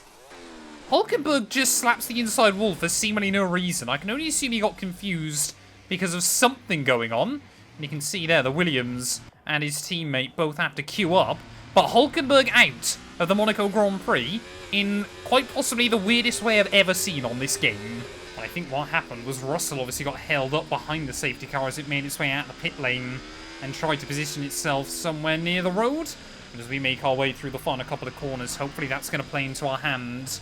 And we're going to be able to try and emerge still in P3 of this Grand Prix Russell was not actually a million miles away in the end, so it might be just that we're ahead of Alonso. Okay, there seems to have been a problem attaching the right front wheel. We need to try and put that behind us though and finish the race strong. How on earth do they keep messing that up? This team, I'll tell you what, at the moment, I'm really wondering whether there's more sabotage going on than we realise, because that is so many times that's happened now. Let's go. But we're going to be on fresher, softer tyres to the end of the Monaco Grand Prix. We're lining up, restarting this one from P4. We look to be in the impossible position right now, but we have spent all day making overtakes around these streets. We've just got to try and make 3 more. We had a disadvantage on the tyres. We've gone and got rid of that. Verstappen, though, going for it nice and early here. He wants to try and spread out the front-running group as best as he can. And you can see Russell, he's got nothing at that final corner as well. The AI, their tyres aren't particularly badly worn out right now, but they have definitely got worse sets than us. Can we try and make an impact here in the final 10 laps of this Grand Prix? At the very least, another podium. I mean, but more than anything else, I want to win this race. Charles Leclerc wants to win this race. He watched Tsunoda win it last season and had to settle for P2. But it is Leclerc in the weakest position right now of these top runners, as well. Russell nudges the wall through Larascas, but he still obviously holds decent track position at the moment. Max Verstappen pulling away at the front. We've just got to try and find a way around George Russell a little bit further behind there, trying to avoid knocking the walls too often. As we get to the inside now of Georgie Boy at the top of the hill. We've made this move stick a couple of times before. The Mercedes driver's going to fight it more than most would. Side by side we go. Down the hill, Russell accepts that fight is over for him right now. Off of the podium he'll go once again. Okay, Charles ahead. Right, here we go. Let's look to get past quickly and put them on the back foot. Surely, yeah, the team, if you were Ferrari right now, you'd be telling him, let me have a go. And if I can't get past Verstappen, I'll give it back at the end of the afternoon. Charles Leclerc, though, at his home race, certainly is not going to give me that kind of luxury. But he is on old, hard tyres. They are not feeling good, I'm sure. As we make our way then through the final corner, it's now going to be a traction race with us and our teammate at the final turn. Try and tuck up in the slipstream and get as close as we can. Nothing working for us that time round. Can we do what we did to George Russell just 1 lap ago? We know how pokey this car is in a straight line. Yes, we're going to look for it though, down the inside of our teammate, just like we tried with Russell. Let's try and keep that going right through to the end of the race. And up into P2 then of the Monaco Grand Prix. Lap 31 of 39. Verstappen has got a 2.5 second margin. Getting to him's easy. Getting around the Dutchman, that's a very different question. Well, Verstappen knows what is at stake here. He's won this race before, both IRL and inside F1 24. Took the inaugural Monaco Grand Prix victory back in Season 1, but 1.8 seconds that gap has come down to. We are pushing like mad. I've just got to try and get to him. We've made so many moves today, but this one I want to make more than any other. Well, so far our luck inside Monaco on F1 24 has been hilariously bad. From glitches to punctures, we've really had our fair share of heartbreak around this circuit. And obviously how many last lap battles we've seen so far this season. Only Imola hasn't seen drama on the last lap, and that was solely because I never got to the last lap of that Grand Prix. Could Monaco see another twist in this championship so far? Is Red Bull and Verstappen back, or was Imola just not quite a one-off, but maybe just a race that fell into their hands? Well, another fun stat so far this season. We've never, according to the game, finished in an even position come the end of an afternoon. Yes, we actually finished 4th at Suzuka, and I believe it was 6th at Miami. I just never noticed that the game glitched and took Sergio Perez completely out of that race. I would not want to finish 2nd here at Monaco. I mean, it would be 19 points on the board, but 26 sounds far better. 3 laps to go, though, of this race. Time is running out. Oh, Verstappen! Verstappen, how on earth did he save that? What on earth is that? Verstappen tried to spin out. He got way too heavy on the throttle there, but somehow uses the wall to keep the car straight. I have never seen the AI do that inside F1 24, and I don't believe he's picked up any damage from it or anything like that. So Verstappen has just cheated death late on in the day here for the Monaco Grand Prix. But are we still going to find any more opportunity? Is that a sign that his tyres are really, really starting to struggle towards the end of the afternoon? That is crazy. Verstappen is not comfortable on that set of tyres right now. He is really, really struggling towards the end of the afternoon, and we're just a lap and a half to go. Time is still running out for us. Is the Dutchman just about going to be able to do enough here to claim his, I believe it would be, third Monaco Grand Prix victory after 2021 and 2023. Making our way down in towards the back. Oh, I mean, you can see how much we're trying to throw the car around at the moment. We're just putting it all on the line here late on in the day. Nudging the wall on the exit. Oh, we could have had a look down the inside there, but it's not going to happen that time. We've just got to try and hang close to him out of the final corner. And once again, it looks like late race drama is going to be tied to us inside this series. One more lap to go of the Monaco Grand Prix. Our tyres are starting to give up. Normally, the opportunity for a look at the inside at turn 3, that's not going to happen this time round, as we just have to watch the Oracle logos. Verstappen slides, we slide. We're just desperately trying to keep the car pointed in the right direction at this point of the afternoon. Locking up the rears again. Our one big opportunity is down into the chicane. If we could just hang close enough to the Dutchman through Portier. Oh, it's not going away from us. It's really starting to fall away here on the final lap of the race. And Verstappen, I don't want to speak too soon, but he might just be safe here in Monte Carlo after a crazy, crazy defensive drive late on. We take plenty of curb there just to try and hang close to the Dutchman. But in towards the final few corners we go of the Monaco Grand Prix. Are we once again just going to miss out there as we try and get close to the Dutchman? Not close enough to have a look again down the inside. Down at La Rascasse through the final corner. Verstappen is going to win it. Are you okay? That was a nasty hit. Turn the engine off and wait for the marshals.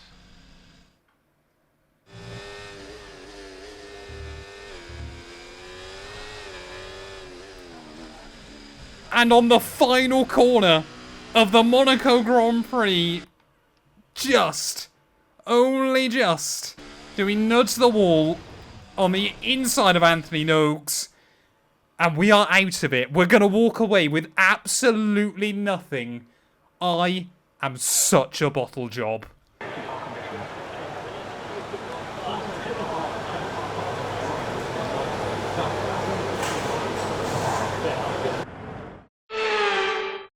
Out of the final corner for the final time, Max Verstappen takes the win. And that's 2 wins in a row now. It's the start of potentially something special, but they can't get ahead of themselves just yet. It's a long way to go.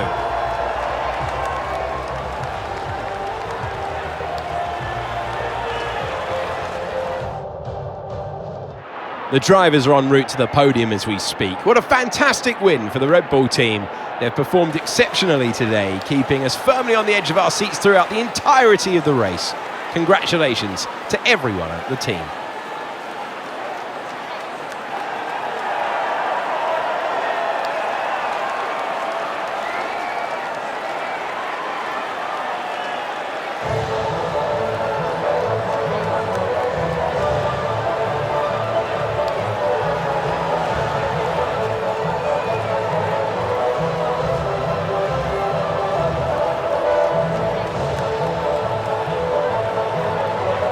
I cannot believe we've done that at the end of the race. I cannot believe 39 laps we survived around this circuit, but still my impressive streak of not actually seeing the flag but getting classified here at Monaco continues. Max Verstappen takes the win ahead of Charles Leclerc and George Russell. I believe that might be the 3rd year in a row Charles Leclerc has finished runner-up around this circuit. Alonso, Norris, Sergio Perez, Ocon, Albon, Piastri and Carlos Sainz will round out your top 10 there, so lots of teams actually getting both drivers into the points. A very good recovery by McLaren, both of their cars moving up 4 places individually throughout the Grand Prix there, but it was just myself and our former teammate Hulkenberg that failed to see the flag. I'll be honest, if we did something like that IRL, you'd probably just try and get the car to the finish line on 3 wheels, or we would have caused a roadblock, or something would have happened at the end of that GP there. But heartbreak and 19 points thrown away right at the end of the afternoon there. Let's take a look at how that does to the championship standings. 50 points now, the gap between Verstappen and Leclerc, but we are 82 points back from our teammate. I mean, it's a tough learning year with Ferrari so far, but that is really, really painful early on in the campaign. It's now just Behrman, Zhou Guanyu and Fred Vesti left to score, as I believe, yeah, those are, who is that? Esteban Ocon's first points of the year, isn't it? As well in his Alpine. Constructors-wise, we've got a 91-point lead still over Red Bull, but with Verstappen starting to pick up wins, we can really not afford to keep letting these races slide away from us. We'll be back very soon, I'm sure, ready for the Canadian Grand Prix. Boy, oh boy, I need another win. It is time to go qualifying in Canada. A historic track. Looks simple, it's anything but. Welcome to Montreal. Well, although race pace-wise, this is one of my best tracks on the Formula 1 Canada, in qualifying trim, we've never actually done that well, particularly around this circuit. It always seems like we're trying to gain spots as we head into the Grand Prix, and the pace in Q1 was hardly my finest as well. We seem to be like a 10th down on Charles pretty much everywhere around this circuit, and again, I don't know whether that's just the AI really trying to hang on to the limit with their ERS management, or obviously whether they're running lower wing and might sacrifice a bit in the race. As we head out then for our first run here in Q2, I'm hoping we can just make it straight through on the single set. I did actually have to use soft compound tyres in Q1. Normally I make it through on a set of mediums, so that goes to showcase how much we're struggling here. As Stroll, he lets me by, and then you just know he thinks about dive bombing me. Luckily as well, where this is such a short lap, you can pretty much use hot lap mode pretty much everywhere here around this venue. 214 miles an hour down into that final corner. Spot the braking at the 100-meter ball there, tip it in a little bit too wide on the entry. Try and put the power down on the exit as you make your way up towards the line. It is a 109.3. That's a lot better, actually. We go P3, so I'm hoping that will be enough.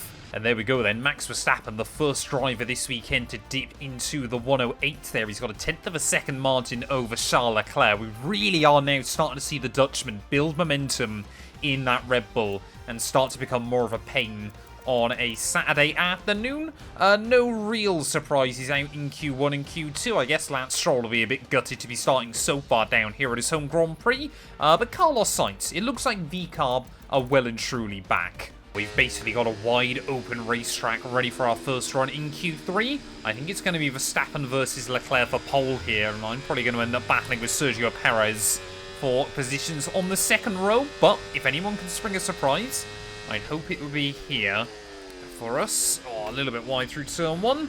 I think, yeah, this first lap's going to have to be a bit of a banker. I can immediately tell. Maybe track grip just starting to fall away towards the end of qualifying. So you can still see how sensitive the car is over the curbs. We struggled with this at Monaco. But luckily, you know, obviously all the downforce on the car still made it raceable till the final corner. But yeah, here, I really hope we don't end up with a weekend like Ferrari saw IRL. Remember correctly as well, last season we actually binned it here in Q3, so we gave the Haas engineers a lot of work to do overnight, but we did reward them, I think, with a podium at the end of Sunday afternoon. I've used more battery on this opener as well, so just trying to learn where the limits are in terms of that. You know, you've got to be careful still with the usage. Hit the car in through the final chicane, plenty of curb on the exit, but we'll get away with it. On the run up towards the start-finish line then, it is still going to be an 8-9. Where on earth did that come from? And everybody making their way then out onto their final laps, but Lando, Norris and George Russell have suddenly decided to show up as well there. We saw the Merc driver very, very quick last weekend. He seems to have found some pace here as well. We need about another 2/10 here if we want to put this car on provisional pole. And ultimately, yeah, I think anywhere inside the top 4 or 5 we'll be pretty happy with come the end of qualifying. Slightly tidier line down at turn 1. But again, this lap is going to be down to battery saving as well. And we just make sure we got a little bit more of a kick towards the end of the lap there. Resort again, another snap. We've got a puncture. It is all over before it's even begun. Wing, you've taken some minor damage. Damn it, man. I've never had that before inside F1 24 as well. But a big moment. Lucky that we didn't get much more damage than that. But we are out of qualifying here, and at very best, we're going to start from P5. Well, in the end, Sergio Perez bottled it worse than I did, and somehow all 4 Brits still line up in a row here. We ended up P5. Luckily, it really seemed like the track fell away for everybody else towards the end of the session, but Verstappen on pole yet again inside this series. His 3rd pole position in the last 4 Grand Prix. The Dutchman seems to be back, but could we try and cause an upset here as we head into the race?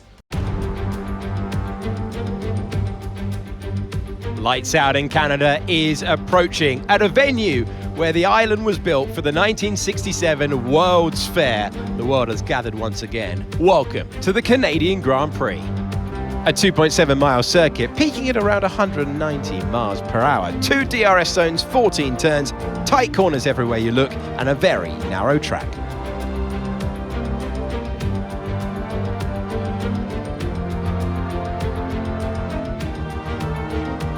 It's time to see how our drivers are stacking up after yesterday's exciting qualifying session.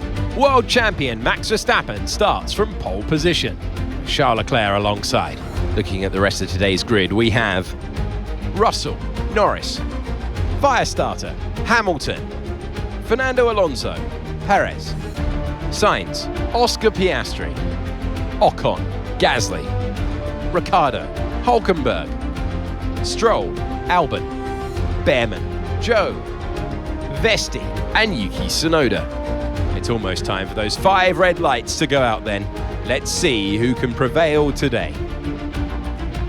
Welcome to the commentary box. I'm Alex Jakes. Joining me for this one is Naomi Schiff. Well, this is the most advanced sport anywhere on the planet. How's it changed since you were last racing? It is certainly an interesting time in this set of regulations because, as you know, when a new set of regulations come out, everything changes and you always wonder who's got it right. Well, we know the Red Bull are the ones who really got it right the last couple of years. But now you can see the rest of the grid slowly start to catch up, and there's really only so much left for Red Bull to get out of these regulations. So it is interesting, and the pack are catching up.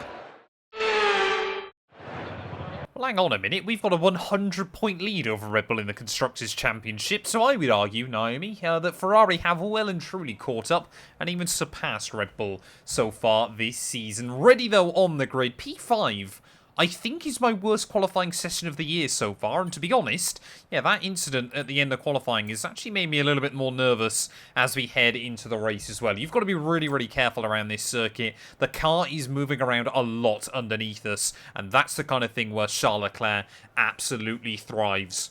Or stacks it. So we'll wait and see as to how the race goes today. We're waiting, though, on the grid for those 5 red lights. We've got a split between mediums and hards. It's a mighty long hole, but it is going to be lights out, and away we go. And I want to immediately try and get the run on Lando Norris in towards turn 1. Leclerc's immediately got the jump on Verstappen, who I believe is on the mediums there. So good start by Charlie Boy. Does exactly what we saw him do at Imola a couple of rounds ago, and Monaco last time round there. So 3 races back to back to back. Oh, where Leclerc has gone from not pole to race lead at turn 1 there. Russell, a big power move to the outside of Verstappen. We had to slam on the anchors there to make sure we didn't run into the back of the Red Bull, and immediately Charlie has been given a margin at the front of the field here. So dream start for Charles Leclerc once again. Verstappen struggling. We have gained 1 spot over Lando Norris, who's slotted back into P5. But just like we saw at Monaco then, we've got to try and move forward early on. Obviously we know Charles Leclerc, if he's able to get out in front, he will likely be able to run away. There is a bit of rear locking down the end of the back straight. Definitely have not figured out the balance of the car this weekend. Well, Leclerc has about a 2-second lead right now, but Verstappen and I are surely going to be hounding George Russell. Now, the DRS has been enabled. Not if I take lines like that, though. Way too aggressive down in that final corner and still learning where the limits lie. New fast lap of the day, though, for the Dutchman. So Leclerc got a gap, but he's not too much quicker than everybody else here. Verstappen's still got a lot of raw pace in that car. Tyre wear for now. I would hope so. Already on lap 3, Mark. I'd hope we don't have that many issues with the tyres. But yeah, we just need to kind of... The car behind by 5/10 a lap. I cannot get a word in edgeways today. It's like playing F1 Championship Edition. And before I get asked, yes, that series will be returning in the not too distant future. But Russell just trying to defend from Verstappen. I'm not convinced he's going to be head for long. Oh, here we go. Here we go. Apparently Mark can't remember our teammate's name. That's a little bit awkward, but Russell there just having to defend from Verstappen down at the final corner. Are we going to see the Dutchman try to go for it again there? He's going to have a look to the outside. Kind of muscle his way there against George. And a bit similar to what we saw at the start then. They're going to be side by side through turn 1, turn 2. Got to be really, really careful here. Up in towards the chicane. Who is going to come out on top? This time around it's Verstappen. Oh, as we nudge the wall there. How much damage did that do to the tyre? Nothing, apparently. That brings you up a place. No idea how we got away with that, but round the outside of George we go. And again, top 3 in the championship, your top 3 in the race. Well, now Verstappen and Leclerc are on equal footing here. It's very much now just a race of who has got more pace. We could try and look for a move on the Dutchman, but ultimately at the moment, I think he's going slightly quicker than Leclerc, so we could use him to drag ourselves closer to our teammate. Not sure how Ferrari would feel about that, allowing the Red Bull to get close, but I've kind of got to have my own self-interest at heart as well. You know, we want to try and fight for that world title. The only way we can do that is by outscoring Leclerc. Okay, mate, it's Verstappen ahead. We can't let them hold us up for too long, so let's try and get past as soon as possible and crack on. Push, push. Well, I can't say that's come as much as a surprise, can I? Verstappen immediately were being told to try and get round the Dutchman. So Ferrari, obviously, you know, understandably have their best interest at heart. Come on, get back on the battery, don't lose the DRS. I think we have. There's George Russell there. We'll try and have a look down the inside as well at the hairpin. So immediately a little bit of a nightmare as soon as the team tell me to get on with it. We luckily have still kept the DRS off max, so we're going to be able to get back within the 1 second zone. Well, Verstappen is reliably about a tenth a lap quicker than Charles Leclerc here, so the gap is coming down at this stage of the day. But the team, yeah, they want me to make the move. We've only got 1 more lap to do so. I mean, I don't think they'll scold me if I can't get past him, but, you know, it's so difficult. I feel like at the moment, the best comparison I can give is Hamilton and Rosberg in like 2013 or heading into 2014. There's pressure already building.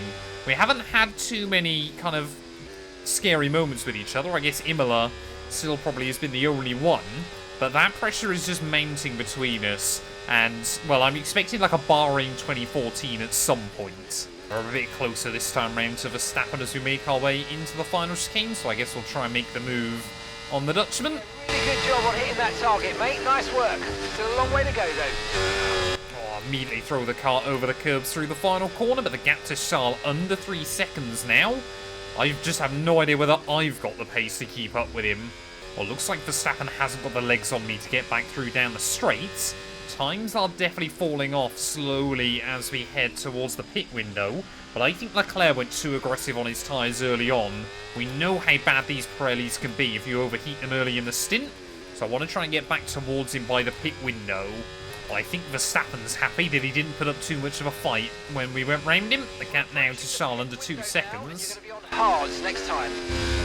Yeah, not too sure who they've given #1 priority with the pit stops to. I think it's Leclerc, but that might obviously put us even more on the back foot later on. Ooh, we might be about to make this a 2-horse race then. We've got Verstappen out of the DRS window.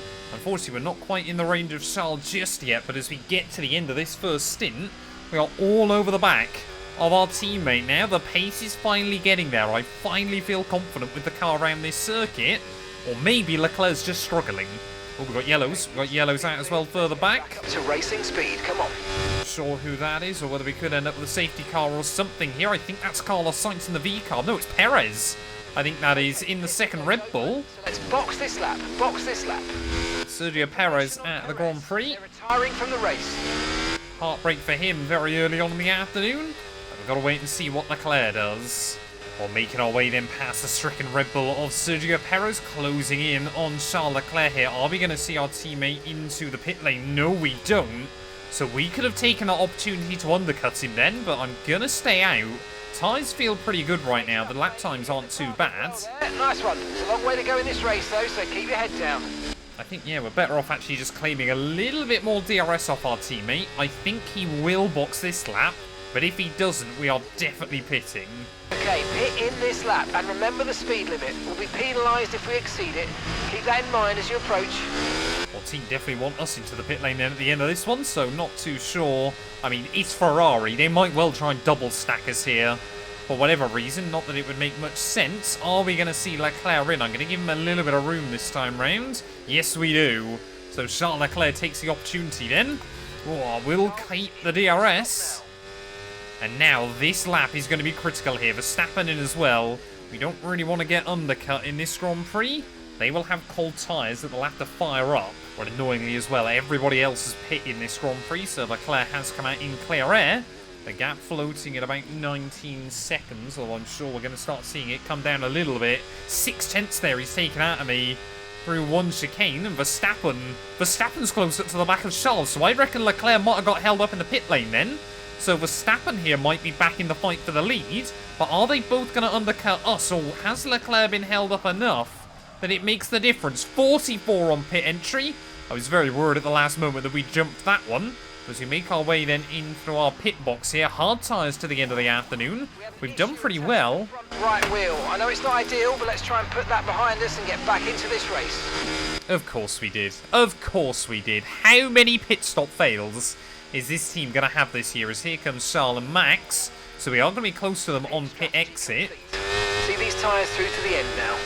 You can see, yep, that pit stop problem has made the difference there. We would have been 2 seconds further up the road, and we would have come out ahead of Leclerc, only just. But now we've got a fast-charging Verstappen, who is always strong in the second half of a race. We're now at a horrible stage of the afternoon. We know the AI's tyres fall off quicker than ours towards the end of the stint. We know that we'll have the pace over Verstappen and Leclerc, but right now we've got to let them fight. Again, Mark, we're on the second lap of this set of tyres. I'd hope they still look good. We've just got to let them fight each other and just slowly close back in towards the end of the afternoon. Verstappen is already looking for moves. Well, this race could have big title ramifications. As you can see Verstappen trying to apply more and more pressure to Charles Leclerc, practically pushing him down at the hairpin. He knows if he's really going to be in the title fight this year, it's races like today that he's got to capitalise. That Red Bull isn't quite as quick as the Ferrari, but it's certainly close enough where the Dutchman's technical skill can really be showcased still, as Lando Norris then from the lead of the race into the pit lane. But Leclerc as well knows if he wants to really, just give no one a shot at this title, he's got to make sure he wins this one. As you can see Verstappen weaving left and right. I mean, this is reminiscent of Jeddah way back at the start of the year, but you can see that gap for us is coming down. Oh, there's been a lock-up down at the end of the back straight. I think that was Oscar Piastri there. Those hard tyres have pretty much taken all their usable life out. And you can see Leclerc and Verstappen now really bunched up behind him. Are we going to see some potential pit lane antics there, as I'm sure Piastri will be looking to dive in. Leclerc will get round him. Oscar will have to back out of it slightly, and Verstappen just forced to check up a little bit there. Back into P3 we go. Russell is not a million miles away either here, but we need another half a second to get back in the range. Oh, Verstappen, new fastest lap of the day. The Dutchman is cooking right now, but I mean, we were only a 10th off, and we had no DRS to help us. Leclerc, though, again, you can see throwing in the blocks down at turn 1. I don't know whether we've really had a three-way fight for the win so far this year between us three that's actually come right down to the wire. But if ever there was going to be a track that might deliver it, surely Montreal is going to be that one. I mean, I'd better get the popcorn out at this rate, because the battle going on between Verstappen and Leclerc is absolute cinema here. We are now within the 1 second zone. We weren't though at the DRS detection point. There was plenty of curb through the final chicane. Verstappen again looks to the outside. Leclerc again will just chop him off. We've got 11 laps to go with this Grand Prix. Who is going to come out on top? Every single race I seem to do now on this game, Mark is moaning about bad sensor data. How, of all teams, can Ferrari not figure out how to get sensors to work? Admittedly, there's a good chance I could end this race with a puncture. You never know what might happen inside this game. But yeah, at the moment, all tyres have air in them. Right, come on then, let's try and push the envelope with Max Verstappen here a little bit. Just see if we can start applying more pressure to the Red Bulls. Oh, Leclerc there, a very, very late move into the braking zone. It was a good job I'd already backed out of that one, otherwise that could have been quite a dangerous collision. Verstappen this time around to the inside of Leclerc. Don't know how we hadn't thought of that prior to now, but Leclerc now on the defensive properly as we make our way through turn 1 and turn 2. We're going to try and get down the inside on the exit of the corner, but again, we've just got to try and look after our own car. There is Leclerc just a bit boxed out on the inside. We're going to switch back behind Verstappen, and Leclerc from first to third in the space of a corner or two. Verstappen now, I think for the first time today, up into the lead of the Grand Prix. Some of this energy. Surely, yeah, the Dutchman's going to be vulnerable. That Red Bull is not as quick down the straights as this Ferrari here, so Leclerc, first time we've been ahead of him, if you factor out the pit stop window in this Grand Prix. But I mean, look at Russell.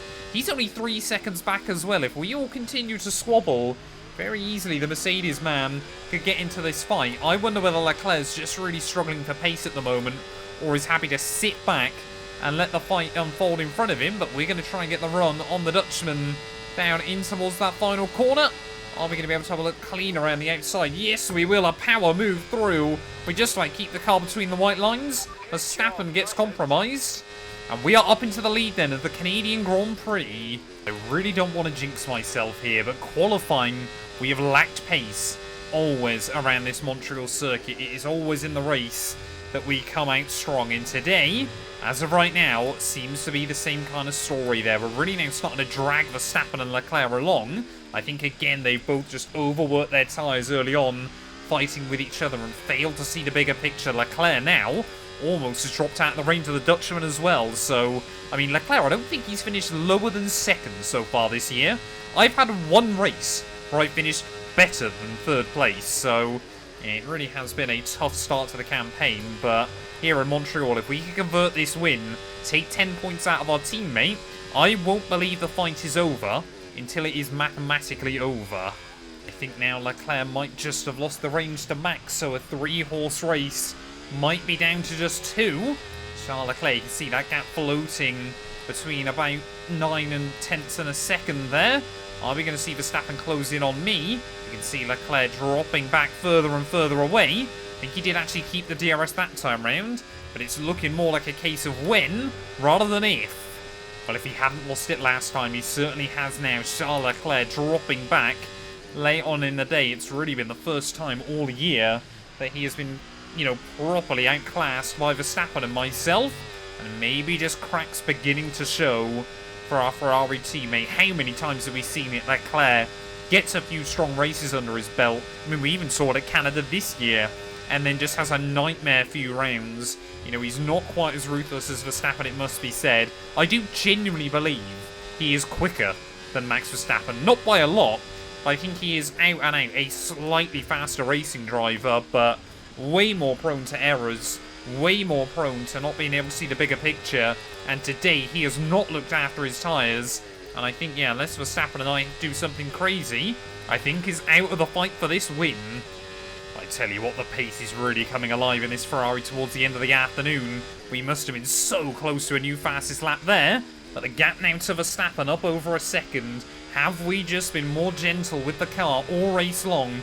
Did we set it up to be a bit more race happy than the Red Bull and our teammate? We're about to find out, but now we've got the Dutchman out of the DRS, and things might be falling into place. Well, making our way then through the final chicane to start the last lap of the Canadian Grand Prix. Clearly,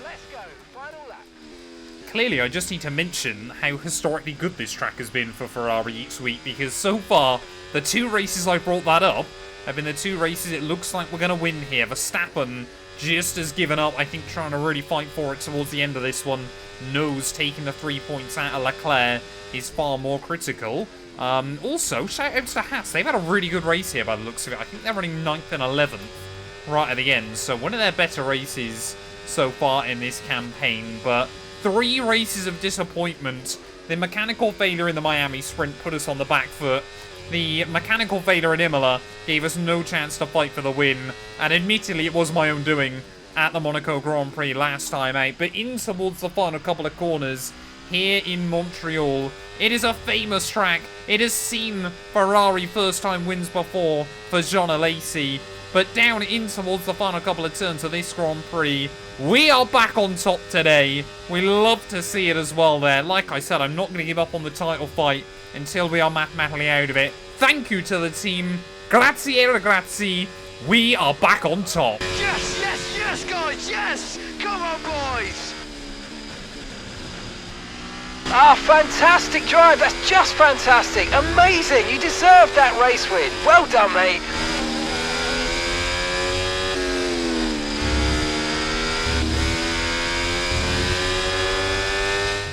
They take the checkered flag then here in Canada in what has been another fabulous Grand Prix.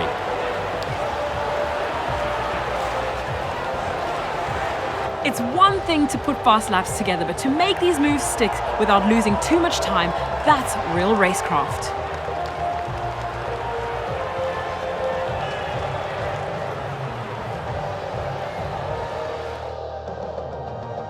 Here come our winners now. A thrilling race and a tremendous effort by Ferrari. Their history is well known, so it's no surprise to fans the world over to see them come out on top once again.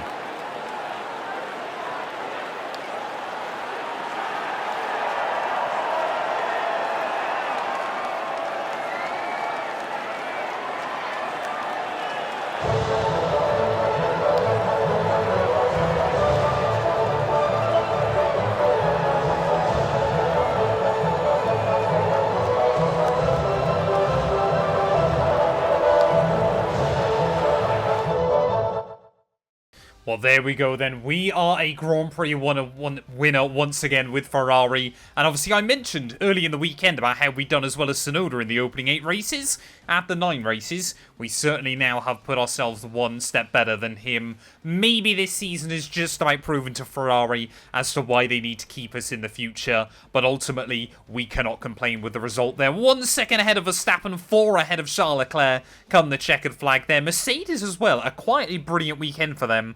Up in 4th place. They're beating out Norris, Alonso, Piastri. Pierre Gasly gets another couple of points for Haas, with Stroll rounding out the top 10 there. So another race weekend here in Montreal, where the Canadians qualified outside the top 10, but somehow been able to clutch up a point there. Torrid weekend for Alpine, last and second to last in the end. They just had no pace throughout the afternoon there, and Sergio Perez, the only driver who failed to see the checkered flag. That means in terms of the championship, we do carve the gap back down to Leclerc to just 72 points. Admittedly, it is still quite a lot, but I'm happy for the first time since Albert Park, it has gone in the right direction there. Norris still ahead of Alonso and Russell, as well as Oscar Piastri. There's actually a really good fight going on just behind us there. What's that?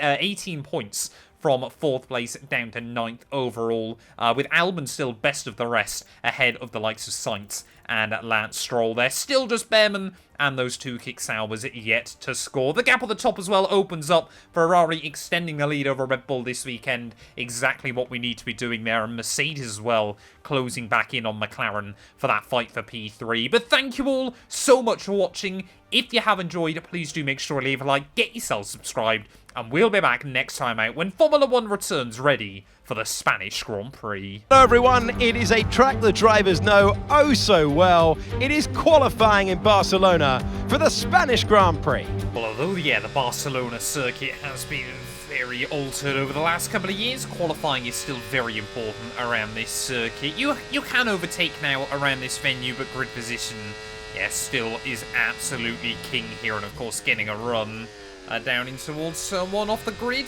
is also equally important there. We're going to see top times in the 111s this weekend. Charles Leclerc was the only driver to crack that in Q1 as we make our way into Q2. We just want to try and stay out of trouble here. Of course, Q2, you know, Q1, Q2 for us should still be busy work pretty much every single weekend, as you would hope, with currently the best car in the championship. We go pull up through Sector 1. That's a good way to start. Take a look, though, again at Haas on the timing tower right now. They are right in the fight at the bottom end of the points. Obviously, we saw Pierre Gasly pick up yet another 2 World Championship points for them last weekend in Montreal. Hulkenberg hasn't quite had the same success, but obviously he has picked up a couple of points once again in the sprints as well. There are 112.0 for Verstappen now into the 111s. Don't see Charles Leclerc anywhere, though, but he should make Q3.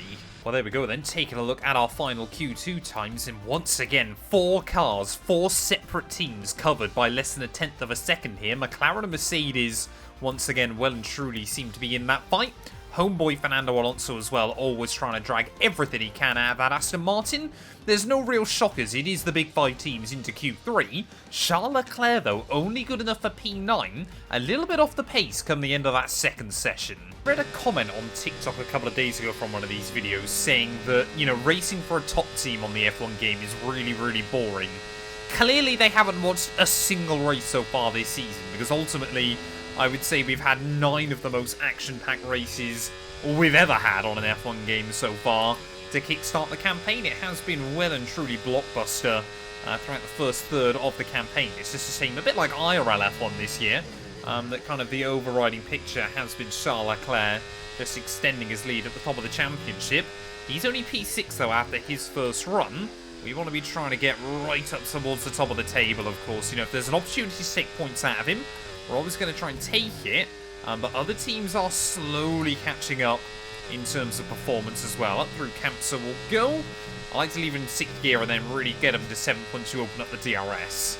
These final couple of corners, it is really, really difficult. You've just got to manage the battery right the way around there. Just get onto it as you go through the bump through the final corner. Give you that power up towards the line. Again, we end up P3, a 10th away from Max Verstappen, but an 11.5 is a huge benchmark time. Well, just like we saw then here IRL, it seems that Max Verstappen versus Lando Norris is the current fight for pole. We're going to try and get involved in that, though, as best as we can. As out of the final corner, then, on the long, long run back down towards Turn 1. Again, management of the battery here is absolutely critical. And making sure we extract everything out of the car equally as important. They're a little bit hesitant to try and roll the car into that first apex. As we make it up through Turn 3 there, try and hold a nice tight line. You've got the extra grip in qualifying. It does not cost you anything. Brake at the 50-meter board. Ready for Turn 4. So many long flowing corners through this first part of the lap. But Verstappen has gone and lowered the benchmark there. He is still in provisional pole right now. We are the only man that could try and upset him here as Charles Leclerc not starting inside the top 5. Utter disaster for our teammate here. I think that would be his worst qualifying session of the year by quite some margin. 400ths up, but we know there's a little bit more to find through this final sector of the lap. Really just trying to attack those sausage curbs on the inside. You've got to be prepared to put it all on the line here in Q3 then. Nice and easy as you try and ride the throttle in towards these final couple of corners. Both of them completely pinned when you get it nailed out of the final corner. We're going to improve by 1/10.5. I don't think it's enough though. I think we line up P2. Well, to put half a second on Charles Leclerc is no easy feat inside F1 24, but that's exactly what we've done here there. Disaster for our teammate. His Q1 time was the quickest he ran all weekend. Luckily for us, we saved our best for last. Unfortunately, though, so did Max Verstappen. 400ths of a second in it between myself and the Dutchman at the end of the session. We both know today, though, that there is a big opportunity to take points out of Charlie.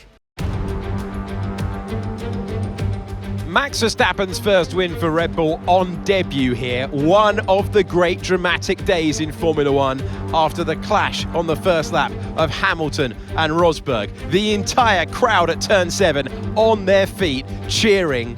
An extraordinary race. It's always a treat to come back here for the Spanish Grand Prix. It's a sellout crowd of 140,000 here today as we await lights out for the long run down into Turn 1. This is a 2.9-mile racetrack. Overtaking is challenging here, to put it mildly. There are 16 corners, but there's still a lot of drama and excitement to be found out there on track. It's time to see how our drivers are stacking up after yesterday's exciting qualifying session. World champion Max Verstappen starts from pole position, and Firestarter completes the front row. Looking at the rest of today's grid, we have Norris, Hamilton, Oscar Piastri, Fernando Alonso, Leclerc, Russell, Perez, Stroll, Sainz, Hulkenberg, Gasly, Albon, Tsunoda, Behrman, Ricciardo, Ocon, Vesti, and Zhou Guanyu. It's almost time for those 5 red lights to go out then. Let's see who can prevail today. Well, here we are then on the grid, ready for the Spanish Grand Prix. Of course, we've got that huge run down towards Turn 1, but at least we know today, maybe for the first time ever, we've got some good pace in the car. It is up to us to try and make sure Verstappen doesn't take too many points out of our teammate, and the team want us to go uber aggressive on the strategy as well. Their softs to mediums is a big, big call around this venue, especially, you know, as we said, the tyres can take an absolute pounding around this circuit. It seems crazy to say, but I'm going to put my trust in a Ferrari strategy. Give it 10 laps. I'm sure I will be regretting that decision then. But softs on the start. I think they just want us to be able to attack Max. You know, we saw with LECLERC, for example, at Shanghai, if we don't go with the same strategy as them, often they can just pull away, and then we're left in even bigger trouble there. And the Dutchman has done the same thing. Waiting then on those 5 red lights here at Barcelona. It is going to be lights out, and away we go. Neither Max or myself getting off a particularly good start, but luckily those softer compound of rubber is going to keep us out of trouble there as Hamilton tucked up into the slipstream down in towards turn 1, and we're going to try and send it to the outside of the Dutchman there. Not quite enough grip on the outside through the first corner, and Verstappen will lead the way then ahead of ourselves. Hamilton and both McLarens duking out a little bit further behind there. I can see in the rearview mirror Charles Leclerc just tucked up behind them. Yeah, Max and I, we know we've got to try and run away off the start of this Grand Prix. So far this year, of course, yeah, the Dutchman has claimed 3 Grand Prix victories, didn't he? Back at Monaco, Imola, and, of course, that win in the Jeddah Corniche. So 3 very, very different circuits. But, yeah, 3 times he has walked away victorious over the Ferraris, and the only real man that has been able to challenge us so far this campaign there. Both of us, though, no, we need to try and pull away from Lewis Hamilton early on. He could be a real issue on those medium tyres early, especially if we already start to see graining there. But these first couple of laps, get the tyres up to temperature, work out whether we are going to be overheating them, whether we need to nurse them. I've tried to steer the setup away from it, but you never quite know here in Spain. Well, DRS now enabled then is, oh, look at that, next to no time between Verstappen and I's fastest laps. We're going to immediately try and apply some pressure to the Dutchman as round the outside will go, and into the lead very early on of this Grand Prix. How are the tyre temperatures looking? Oh, that front left is right towards the limit of where you're comfortable. But yeah, we play the power move early on. Verstappen, I wanted to work with you only up to a certain point. Well, we were able to sail past Max Verstappen. I'm sure he is thinking 2 can play at that game there. Closes in back down towards someone, but thinks better of it. It's all Hamilton. What's happened to Lewis then? He's really dropped back all of a sudden. Must have made a little bit of a mistake through those first couple of corners. He'll hang on to P5 ahead of Charles. But yeah, Lewis Hamilton then. Let's take a look. What did he do? Well, let's ride on board then with Lewis Hamilton here as he makes his way back down into turn 1. He's going to be under pressure from one of the McLarens there of Oscar Piastri, who's going to fly through. And then Lando Norris as well is just going to have a look down the inside. You just see almost wheel-to-wheel contact there, but Hamilton clearly playing the long game here early on. Clearly doesn't want to risk too much, so he didn't really make a mistake. It's just those McLarens have got ridiculous straight-line speed. Well, one thing that has really plagued Red Bull so far this year, which seems very odd to say in modern Formula 1, has been their top speed. Not today, though. Max Verstappen back down the inside at that first corner. Oh, a little bit of stuttering from the game, but it is important that we keep that gap over 2 seconds to Oscar Piastri further behind. McLaren, though, running 3 and 4 on what I would still describe as the optimal strategy. They've got a big opportunity today. Well, I'll be honest then, the worst possible news we could get early on in this race seems to be coming true. They're just starting to struggle with the left-hand side tyre temperature-wise as Verstappen. A second a lap faster, 1 second. I assure you, Mark, he's not. As round the outside will go once again and back up into the lead. It is now even more imperative for us that we try to keep Verstappen close here. We're going to have to go for an earlier box than originally intended. Mate, tyres are running hot. Please keep the temps down if you can. Yeah, welcome to Barcelona, Mark. We can't do anything about that at the moment, especially when we're trying to fight. I'm tempted, though, to try and kind of go half what the team wanted to do, half what I wanted to do. We're going to actually opt for the hard compound tyre when the pit window does come in. It might mean that we can undercut Verstappen as well, ever so slightly. And the harder the tyre, the easier the temperature should be to manage. Well, Max Verstappen's still absolutely hounding us. 2.6 seconds. Leclerc is very much carving his way through the order as well, and Oscar Piastri has decided he wants to get involved there as well. Verstappen, a very late lunge to the inside there. Not able to make that one work. But yeah, we've just got to try and drag these tyres a couple of extra laps, already up to 55% wear. But the undercut can be very powerful here as well, so not all hope is lost yet, but it is certainly an uphill climb, despite the fact we are P1. Oh, here comes Verstappen, Lando Norris as well, trying to push us along. We're going to be almost... We are 3 wide in towards turn 1 there. We just about keep it inside the white lines as Lando thinks better of it. Decides his race is got a long way further to go as we're going to try and switch Max up the top of the hill. The Dutchman there trying to cover us off at the top there. Wasn't, I don't think, expecting us to try and have a look back around the outside there as wheel to wheel will go through turn 4. We'll have the inside for turn 5. A little bit of wheel banging there as the Dutchman wanted to try and turn in, but we held firm down the inside. They're still side by side as we make our way in towards sector 2. And you can still see there the Dutchman side by side under the camper. Oh, we'll have to slot back in there, but we throw off his line ever so slightly. And immediately we'll go back on the offensive here. We are going to be diving into the pit lane at the end of this lap. So, I mean, it is basically just to try and ruin his momentum as well there. So around the outside of the Verstappen will go, and finally he decides to back out of it. I think we've got a train down to about P13 at the moment. As every single car is queuing up behind, desperate to try and have a look for a run. So we're going to go full attack mode down into the pit lane then, try and get the car stopped, and into the pit box then we go. First driver of the day into the pit lane. I wanted to try and go a little bit further. I wanted to get to the end of lap 11. But ultimately, I was worried we get a puncture. Come on! That was a fantastic stop. Faster than we were expecting. And the winner for loneliest race so far has got to go to Fred Vesti there. That Sauber car is just absolutely terrible. Let's get some heat into those tyres. And when you find all the other back markers have started on the softs, yeah, you just get very, very lonely very, very quickly. We need to work on undercut, though. We need to be quicker than Verstappen, who I don't even know is still in the lead of the race. Yes, he is. Well, I would have thought we're going to see other runners into the pit lane then at the end of this lap. Lando Norris, though, leading the way. Charles Leclerc up at a P2.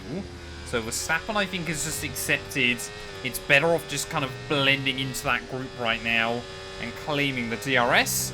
We didn't quite get the run on Fred Vesti down towards turn 1. I'm not too sure why he's going so defensive on me, so we'll send it down the inside there. Fred Vesti might absolutely mug me off, though, on the exit of the corner. Huge step of oversteer. We'll keep the car down the inside, though, as there we go. Verstappen in. I mean, what is... yeah, I mean, I can't really complain. Fred Vesti is more than within his right. The body's taken a little damage. Just watch out for it. We never made any contact, did we? Apparently so. As where are we going to be at against Verstappen, then? There is the Dutchman. So we're going to actually get quite the undercut on him right now. I think he might have got held up a little bit in the pit lane as well. But either way, we've got a huge margin over Verstappen. It's like 5-6 seconds. Max Verstappen 5.6 seconds back then as he makes his way out of the pit lane. That is massive. Another few more cars then into the pit lane. It'll probably be next lap we start seeing the medium runners in. Work. Still a long way to go, though. Almost back into the points already, though, as yeah, Verstappen, he's absolutely flying on that medium tyre. He's already taken a second out of me, but we should slowly see that margin getting less and less. There we go, most of one of the big runners into the pit lane. Verstappen as well, critically unable to get past Fred Vesti, and maybe, I don't think I'd ever see this normally, maybe not willing to get the elbows out against the Sauber driver as well there, so hopefully a little bit of free time in our back pocket again. I think, yeah, everybody, though, is getting tripped up inside the pit lane here. As Lando Norris makes his way back out. He's still got the overcut on Verstappen. So there's no doubt about it that the Dutchman really lost out. The other big one, of course, is that we've massively gained from it all. Well, all of the number 2s then making their way into the pit lane. Is it fair to call George Russell a number 2? Oh, we got yellows. Oh, we got yellows. We got a Haas car that's gone for a spin. That might be a red flag here. There's other cars trying to make their way through. Yes, it is. No overtaking, please. We'll see you in the pit lane. Okay, oh, that is really awkward. Resulting in loose debris. Fortunately, the marshals have managed to clear it up in... That is really, really awkward for us. I don't know whether we're going to be restarting this race from P1. All of those other cars still have to make their way out of the pits. Nice advantage here. Let's have a think about how we handle the rest of this race. I mean, I guess the one this completely screws over is Max Verstappen, because, of course, he's now used his medium set. He's probably got another set he can use, but everybody else now, of course, has gained the advantage from the Dutchman there. But where are we even restarting this race from? We're going to have to take mediums to the end. We've got 15 laps to go. But are we starting P1? Are we starting P4? Let's find out. It is P4 on the grid then. Lance Stroll is going to be restarting this one from the front. It is 5 red lights.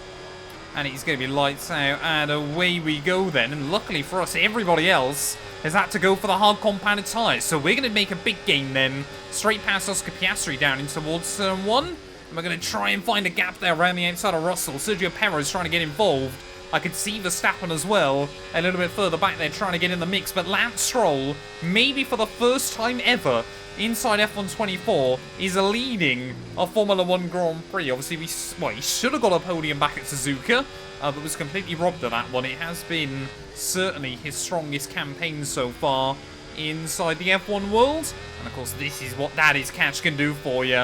Lance Stroll, probably the experience of a lifetime here at the front of a Formula 1 field. I mean, he has led races before, hasn't he? Obviously, took that pole back at Turkey in 2020.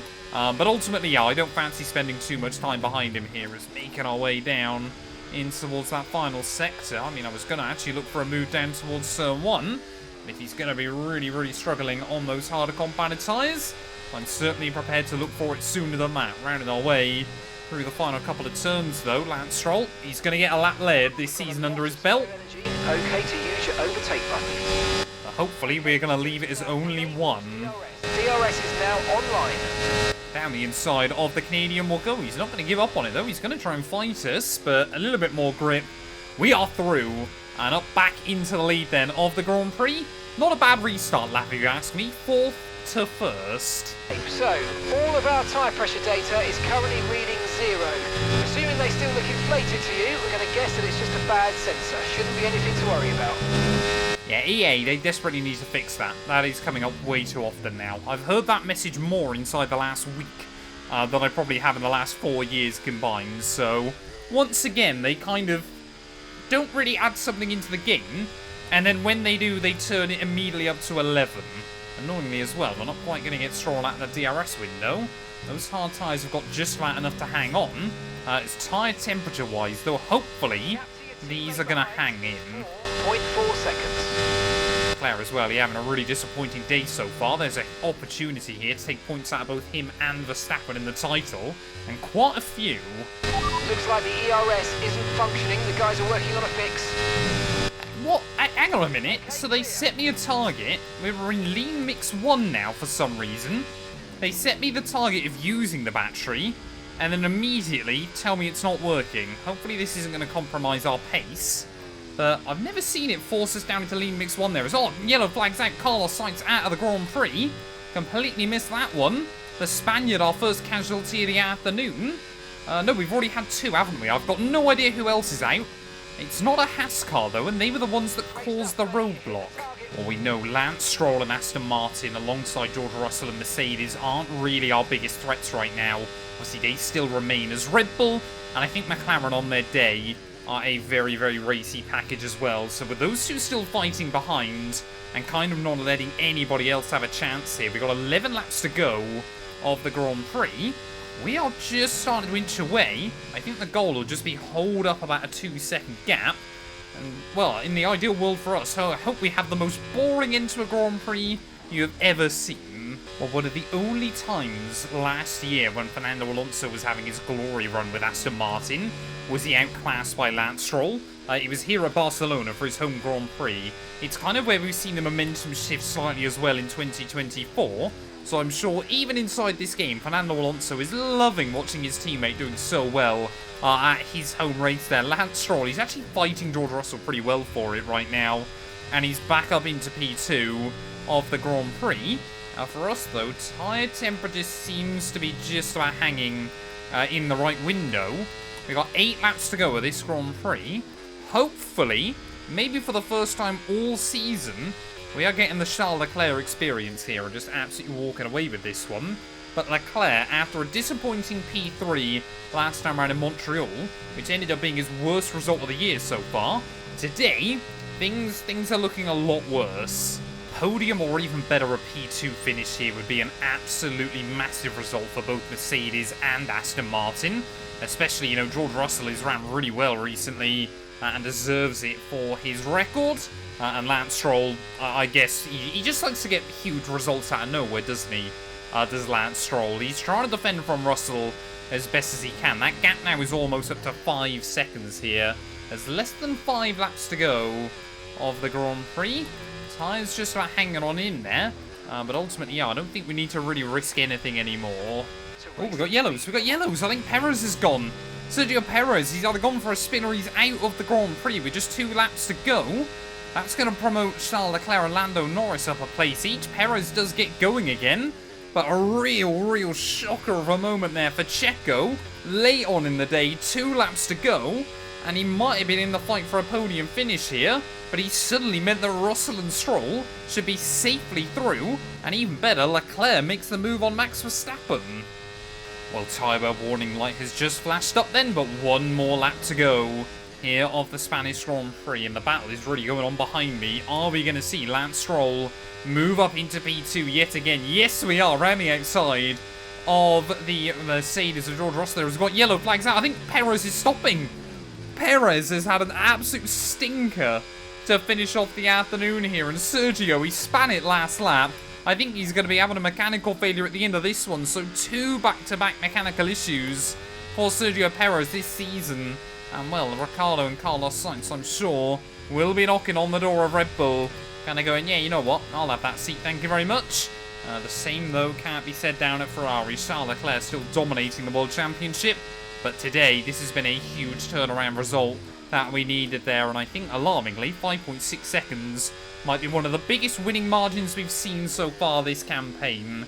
Through the final corners of the Spanish Grand Prix, the red flag in hindsight could not have been more perfect for us here, and it's worked to perfection. But we've had the pace, we've hung on well, we made the strategy work. It is P1 here in Barcelona. Yes, guys, yes! Come on, boys! Well, that's 2 wins in a row for them now. That's really going to help them gain confidence and start to build that momentum that they're really going to be looking for.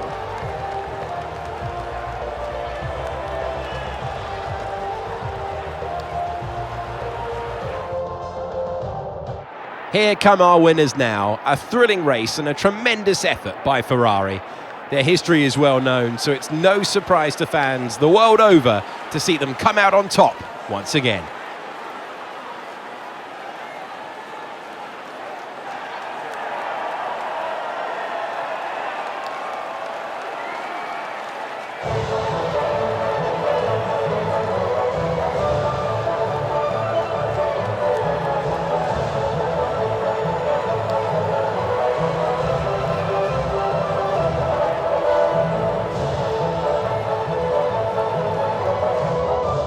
Well, there we go. We take the win. George Russell somehow made it back through Lance Stroll on the final lap of the Grand Prix, but it is still a podium for the Canadian there. Stops it being an all-British podium when all is said and done there. Charles Leclerc gets the jump on Verstappen on that last lap as well, and with that fastest lap bonus point there, won't lose out too badly in the bigger picture there, but I'm sure, yeah, his first time walking away without a podium this season. I'm sure he'd like to rewrite that in the near future there. Verstappen, their head of Piastri there. Tsunoda beats out Lewis Hamilton, and Daniel Ricciardo gets the final points-paying position as well there. But ultimately for us, a calm end to a race for a change, which we cannot complain about there. Alonso somehow ended up down in last of the finishers. I'm not quite sure how that one works. And it was just, yeah, the other Spaniard, obviously, of Carlos Sainz, who failed to see the checkered flag there, alongside Sergio Perez, I guess. But, of course, he is still classified. That means, in terms of the championship, the gap cut down to just 8 points now between myself and Max, and 58 between us and Charles Leclerc. We've taken, what, 24 points out of him in the last couple of races. We need a bit more of that over the next few rounds, and maybe, just maybe, we can get ourselves back in the title fight by the end of the year. But back-to-back victories, our third one of the year, our third one in red as well. It does now mean officially it is our most successful season so far in Formula 1. Russell is still ahead of Norris there. Alonso still 1 point clear of Oscar Piastri. And Lance Stroll gets himself back up into 10th place there. Yeah, you can see Sergio Perez 9th place in that Red Bull. It has really not been a campaign so far to remember. Still just your rookies and Zhou Guanyu who have yet to score. And in the constructors-wise there, the gap opens up over Red Bull to 141 points. Thank you all so much for watching. If you have enjoyed, please do make sure to leave a like, get yourself subscribed. And yeah, we'll be back very soon, probably tomorrow, as we return for another sprint weekend in Austria. Maybe, just maybe, I can get my first ever sprint win. Welcome to Austria. It is a short track, it is high speed, it is exactly what we enjoy for qualifying. Well, here we are then, ready for qualifying here from the Styrian Mountains.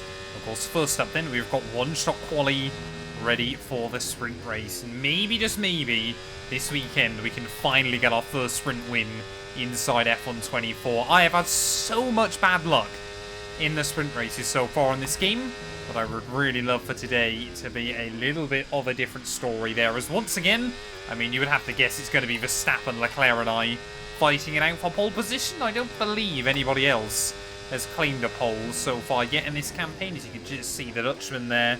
Like I said, we knew this would be a strong track for him. We know he'll be kicking on strong this weekend. A big opportunity for him and Red Bull, you know, to try and take some points out of us in the championship. I mean, it's just a deadly combination, isn't it? The Dutchman and that Red Bull car as well, especially at the higher altitude. It really does suit their engines as well here. There's a couple more corners to go.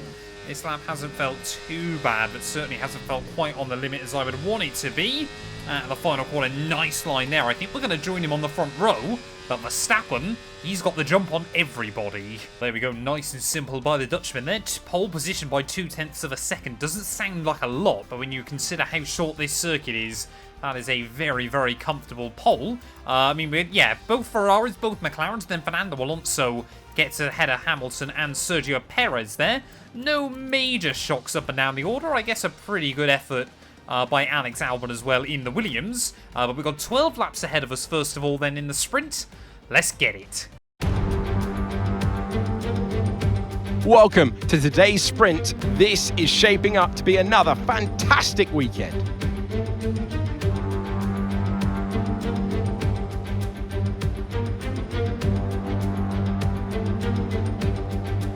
Seven rights and just 3 left-handers make up the 10 corners of this high-speed circuit. Turn 2 is flat out, a left-hand kink into the uphill braking zone of turn 3. Turns 1, 3 and 4 are all potential opportunities to overtake. Off the back of a fantastic qualifying session, it's time to see how our starting grid looks for today's sprint. Max Verstappen put in a fantastic lap yesterday and he'll start from pole position. And Firestarter completes the front row. Looking at the rest of today's grid, we have Leclerc, Oscar Piastri, Norris, Fernando Alonso, Hamilton, Perez, Russell, Stroll, Sainz, Albon, Gasly, Ricciardo, Tsunoda, Behrman, Hulkenberg, Ocon, Joe, and Frederick Vesti. And with preparations almost complete, let's head trackside for today's sprint. Welcome to the... Okay, here we go. I know what you can do. Don't let me down. Well, here we are then, ready on the grid for the sprint race here from Austria. Like we said, lining up P2. I'm actually pretty happy with that. I think we might be able to give Max Verstappen a run for his money today. Now, luckily, I actually did this in co-op a couple of days ago with Gary. The video from Austria is actually going live later on this evening as well. It's genuinely a banger. Go back, check it out once it's live. Matt 2 and 2 gameplay. There'll be a link down in the description below. But yeah, the soft compound tyres don't really work in the sprint, so we're going to keep it nice and simple and take the mediums throughout the 12 laps here for the first race of the weekend. Of course, Verstappen is one of my rivals. It is 5 red lights.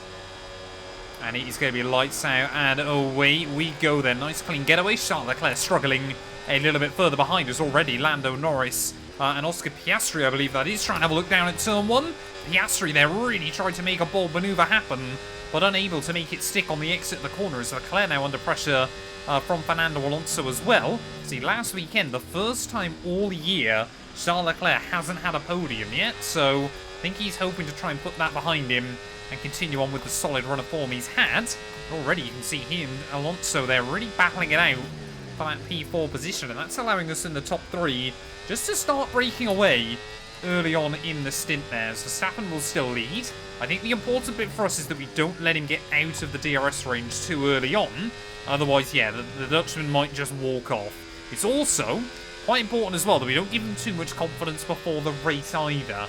Because obviously if he knows he can just waltz away, then he absolutely will. There we go, new fastest lap of the day. Lap of the race. And we mean, Oscar Piastri is just hanging on to our coattails early on. McLaren have brought more upgrades this weekend to the car, but immediately we're going to go on the offensive then around the outside of Verstappen as we make our way up the hill.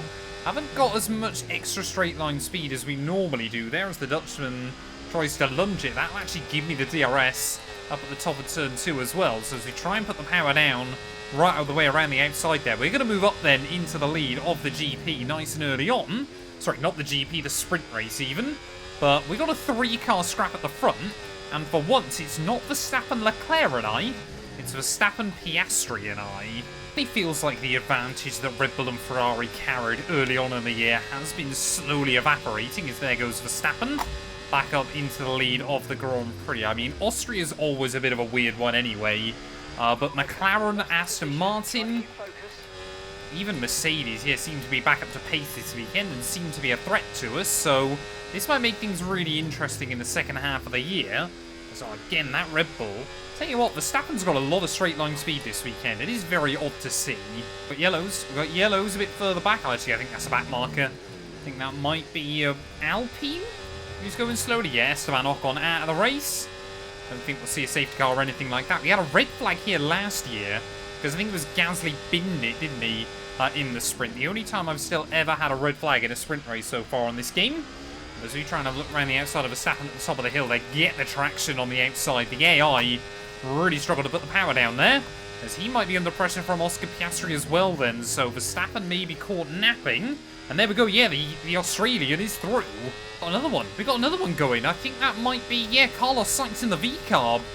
So not what Red Bull will want to see at their home GP. One of their cars dropping to the wayside. I think they won't matter too much because obviously it's a V-carb rather than a proper Red Bull. But Oscar Piastri is absolutely hounding me now. Might be a bit too late for McLaren in terms of the championship. But if they can start trying to battle for wins again, that'll be really good for them. Because Piastri, yeah, just sends it down the inside. And up into the lead he'll go. Here comes Verstappen. Thinks better of it. Thinks he might go for it again. Thinks better of it. I mean, let's have a look then. What is the McLaren straight line speed relative to the Red Bull? He definitely is a bit stronger up the hill. So I reckon it's more that our car this weekend isn't as well optimised as I'll just try and slow it down into the apex. Oscar Piastri, though, I think he's going to have the DRS on me this time round. So we're going to have to use a bit of battery there to at least try and stay in line with him. Here comes Verstappen, though. 3 wide temporarily for the lead of the sprint. I think we're just going to back out of that one in that moment, but they're still going to be side by side as we head down the hill. Oscar Piastri is going to have the inside line there, but Verstappen, you know, he's not one to back out of it. And suddenly now Charles Leclerc right up tucked behind me. We've still got Alonso between us. There's a power move there by Oscar. He does not get fear in this game. He will go for a move, and he's happy to barge anybody out, including Max Verstappen. Oh, it's not going to last long, though. Max Verstappen to the inside again down at turn 1. We're just going to try and go for the slow in, fast out approach there as well. Alonso wanted to try and have a look at it. We're going to go 3 wide on the exit of the corner. A little bit squeezed there. I think Oscar Piastri didn't realise. As Verstappen trying to use straight line speed there. Look at Alonso. Fernando Alonso out of nowhere down the inside at the top of the hill. Max Verstappen will try to barge in. We can't really do anything about it. There we go, Alonso from 4th to 1st. In the space of, what, 2 corners here. We might try and have a look. Oh no, we've just nudged the front wing. That was completely my own doing there, as we'll still get back down the inside. And we think we should be okay to continue. It's going to cost us a little bit of time, but we're nearly at the end of the race. I mean, this is just chaos at the moment, but Alonso has timed that to absolute perfection. We just got a little bit boxed in, but I'd rather the Aston Martin lead to the way, because that thing is not as quick as the McLaren or the Red Bull.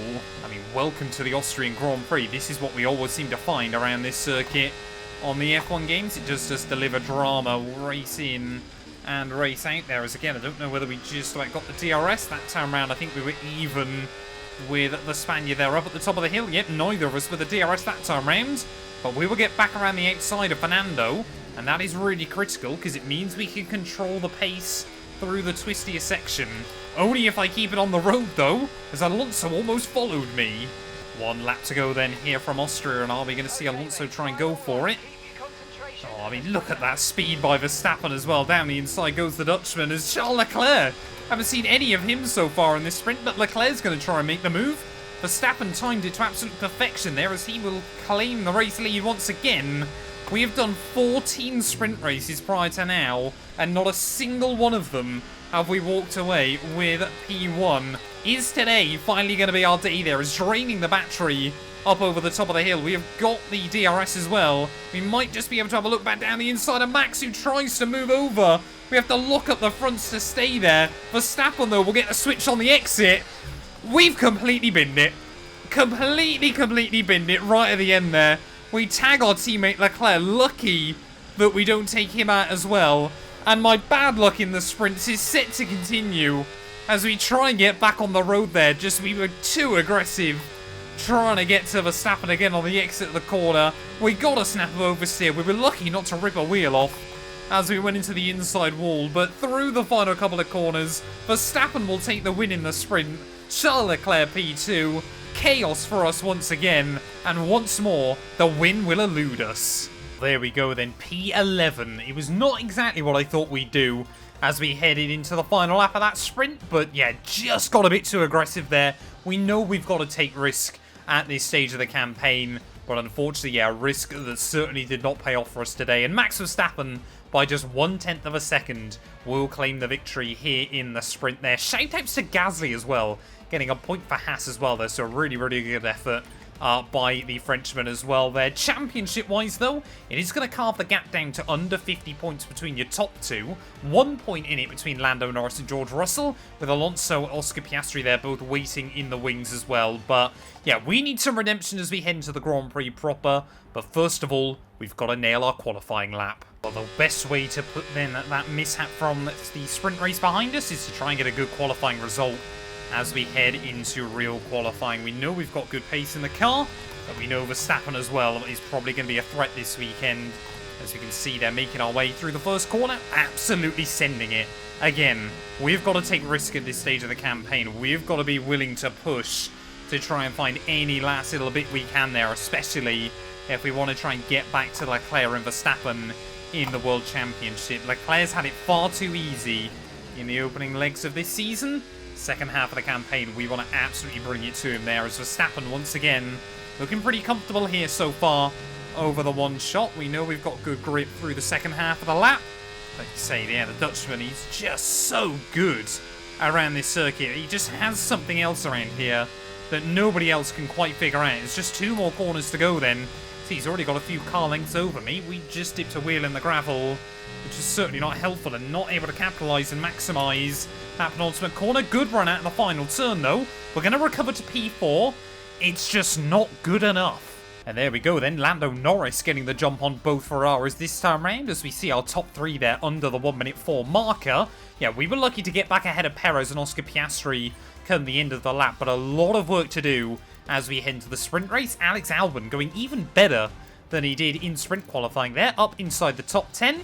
Again, no major surprises up and down the order, apart from probably Stroll under-delivering, but how often have we seen that?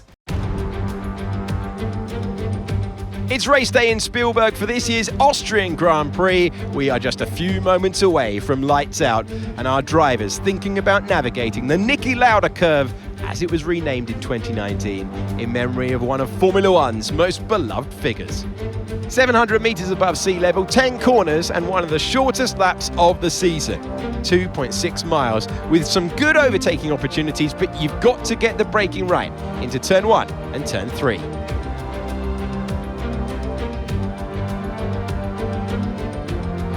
It's time to see how our drivers are stacking up after yesterday's exciting qualifying session. World champion Max Verstappen starts from pole position, and Lando Norris lines up alongside. As we continue through the rest of the grid today, we have Leclerc, Firestarter, Perez, Oscar Piastri, Russell, Fernando Alonso, Hamilton, Albon, Gasly, Hülkenberg, Stroll, Ricciardo, Joe, Behrman, Vesti, Tsunoda, Sainz, and Esteban Ocon lines up at the back of the grid. Now, it's almost time for lights out, so let's go down to the track. Welcome to the commentary box. I'm Alex Jakes. Alongside me is Anthony Davidson. Well, it's all about forgetting last time, because that was a bit of a shocker. How do they change the story today? You've got to put it behind you. Whatever happened last time, I was always told as a driver, park it, forget about it. Obviously, feel the pain when it happens, but then you can't dwell on it and carry that through to the next race. So put it behind you and just crack on with this race coming your way now. Right, here we are then. Yep, wise words from Anthony Davidson as well there. But starting P4 this time, we know what we need to do. We need to be a bit more careful on the exit of turn 4. I don't know how many times that corner's plagued me so far in this game, but it really seems to be a pain for me so far. I'm terrible on the brakes in, and I can't seem to get the power down on the way out. But yeah, Charles Leclerc still remains the top priority to outscore, but if we can get the better of him and Verstappen, that would be ideal. Remember, the last time we started P4 was the red flag restart in Spain, and we were P1 one lap further on. Let's hope we can do the same thing here today as we wait then on the grid for those 5 red lights. And he's going to be lights out, and away we go there. Leclerc once again getting off to a pretty bad start, but Oscar Piastri once again gets off to an absolute blinder down towards turn 1, and immediately their contact again between us and our teammate. We had Alonso sending it down the inside, and I've been absolutely bullied out there through the first couple of corners. Hulkenberg up inside the top 10, don't see that very often inside this game. But yeah, absolutely terrible start once more there, and we just cannot catch a break so far this weekend. We'll try and have a look around the outside of him and Hamilton out of turn 3. And you can still see they're 3 wide on the exit of the corner. Surely the Mercedes and the Ferrari will have the advantage over the Haas. In fact, we'll go late on the brakes around the outside of the pair of them there. So a cheeky double overtake. That helps bring the confidence back a little bit closer to where it needs to be. But yeah, not the ideal start though this afternoon. All the way down to P9 then, as Verstappen already just trying to run away from the rest of the order. Again, Leclerc and Alonso seem to be duking it out as well. But yeah, I think for us though, Lando Norris, he's going to have to try and battle Max. Feel like we've seen that one before. Max Verstappen, Lando Norris battling here at Austria. Is that something we've seen? I don't know. Oh, well, we've got no time to dwell on it. Alex Albon, immediately down at turn 1, is going to go for a lock-up. We were lucky not to run into the back of him. I was planning on trying to get the move up in towards turn 2, but yeah, we didn't even have to wait for that. As Perez trying to push George Russell along. I mean, to be fair, wasn't the ideal start. Avoided front wing damage. The car ahead, they're going to be giving off dirty air, which is going to affect our tyres, so try to get past. But yeah, I mean, apart from obviously, yeah, the top 2 running away a little bit, we haven't actually fallen that far down the order. Sergio Perez, I think it still remains a miracle that he's kept that Red Bull seat, especially with how badly he's done this year when the pressure is on. Oh, I did not quite know where Russell was going to break there. I think there was contact between Checo and our fellow Brit. So hopefully we're going to be able to capitalise there, get around the outside of the Mexican. Got tucked into the slipstream of George Russell. In fact, no, we're going to try and go for a double overtake again. So you can see Piastri and Alonso fighting up in front. And are we going to be able to go the long way around another Mercedes there? We're still going to be wheel to wheel down in towards turn 5. This time around we will have the inside line. And we are back through. Alonso being absolutely relentless then with Oscar Piastri. Having a look back down the inside of turn 1. And for the second time this weekend, Piastri there will just get clipped in the rear quarter. And again, we're going to make the double overtake happen. We can't seem to overtake cars one by one. Alonso though, that Aston Martin is quick in a straight line, man. Up at the top of the hill. Make sure we give him a little bit of room on the outside there. Luckily, though, we claim the DRS as Leclerc is immediately caught back up with the top 2. So we've got 2-second gap up to them. We need to try and cut that down. Well, actually, when you think about it, to go from, what, 4th back to 9th and then back to 4th again inside 4 laps, not actually a bad little recovery there early on in the race. We're just trying to save up a little bit of battery now, whilst we're not under too much pressure from Alonso. But that's exactly what we like to see up in front. Those top 2 battling it out. Tyres are running very hot, very hot. Please keep those tyre temps under control if you can. Okay, gap to the car in front, 2.7 seconds. Yeah, we're keeping the tyres at a pretty good window. I'm not too worried. What I am worried about is Alonso again trying to have a look down the inside. So again, the Spaniard there will try to commit to the move. Boy, he really wants to get the elbows out. Fernando Alonso, he has woke up this weekend and really felt like he wants to go aggressive. But again, inside for turn 5. Nope. Oh, sorry, Alonso, I didn't mean to do that. Just nicked that curb on the inside there, and that almost cost us. But as we get to 1/4 distance then, that gap to Leclerc is coming down, but not by a lot, each and every lap. To be honest, though, for us at the moment, I'm quite happy just to be sat in a bit of clear air, kind of doing our own thing. We're able to keep Alonso at bay pretty comfortably now. But yeah, we've just had so much action early on this weekend. It's nice just to be actually able to breathe and calm down a little bit. Well, as we start getting closer and closer to the pit window then, those three at the front just getting a bit more aggressive with each other. Leclerc now has made the move for the lead then, so clearly he's been a bit quiet up to this point this weekend. But he's absolutely still got the pace in that car to fight for the victory. Norris is doing pretty well, still ahead of Verstappen. I could be really tempted to undercut, but I'm just not convinced that we'll actually be able to do so, because I think we might get stuck in a bit of slower traffic. As we're almost then at the pit window here, we can still see Leclerc, Norris and Verstappen getting the elbows out with each other. I want to get in that DRS range, but then pretty much after that, I am prepared to undercut to try and get ahead of this group of cars. That could be the key in the second half of the race there, but we're still not quite close enough yet that I'm willing to risk it. We need to see them fighting even more. They've kind of just coordinated a little bit. They've kind of, I wonder if they kind of said to them, you know, Russell, Alonso and I have worked really nicely together over the last 10 laps or so to close in this gap, just because we haven't been fighting each other. If they can do that, I don't think any of us have really got the pace to keep up. And Alonso, sorry, Lando now looks to be just trying to pull away just a little bit here. Leclerc again trying to close in on Lando Norris up at the top of the hill, but unable to do so. And now we are right in the wheel tracks of Verstappen behind. Now obviously we've got the DRS, we might just be able to drop Alonso slightly.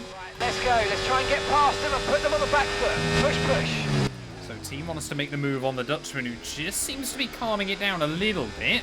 Hasn't got any front wing damage on that car, but I think just has realised that he might have taken a bit too much out of his tyres early on in the race. And I think now, whoa, yeah, I'm definitely prepared to box the end of this lap then. If we're going to have moments of oversteer like that through the double left-hander, that was incredibly close. As are we going to see any of our top three in? We're going to make the call nice and early, try and stay within the white lines. Keep it nice and fair there, as into the pit lane we'll go then. Once you're down here, you can afford to go really aggressive. It said 50! It absolutely said 50. I mean, yeah, we'd sent it in, but please give us a nice tidy stop. No, of course. What is that? How do we get a penalty and a slow pit stop all in one go? I cannot catch a break on this game, man. I swear down. I just cannot do anything. The left rear wheel. I know it's not ideal, but let's try and put it behind us and finish the race strong. Well, if we get a safety car throughout the second half, then luckily we're still going to be able to get rid of that penalty.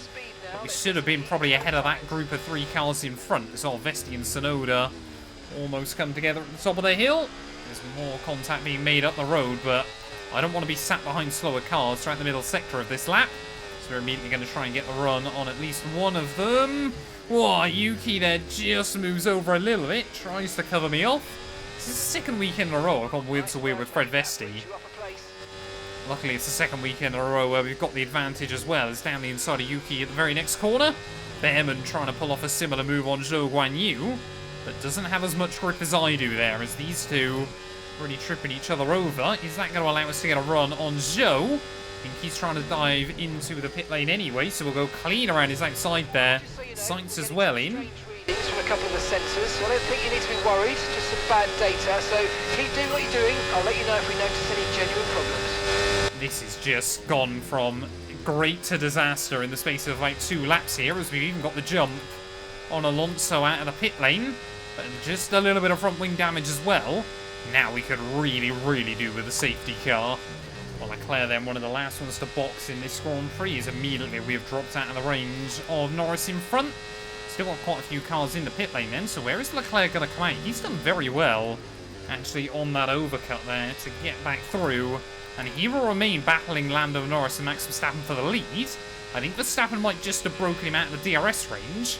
Luckily for us, something's definitely happened to... No, I think Russell, yeah, has opted to stay out again, hasn't he? So Russell's still out there, but we've already got a 10-second gap back to Perez. We've got to look after it now. Please protect the front wing. Come on. It might be towards the end of the afternoon that front wing damage doesn't... sorry, that 10-second penalty doesn't cost us as much. There we go. Russell then, final car into the pit lane. So we are back up then into P4, but really we are fighting for P6 right now. Yeah, Perez, he's about 10 seconds back, and annoyingly, Won't really get a look at how far back the gap is anymore. Like I said, we could just really do with a safety car. So again, yeah, get that front wing sorted, take the time penalty as well, even if meant we were down right at the rear of the field, just to make an impact. So again, Alonso, I mean, he's just looking for it everywhere now, isn't he?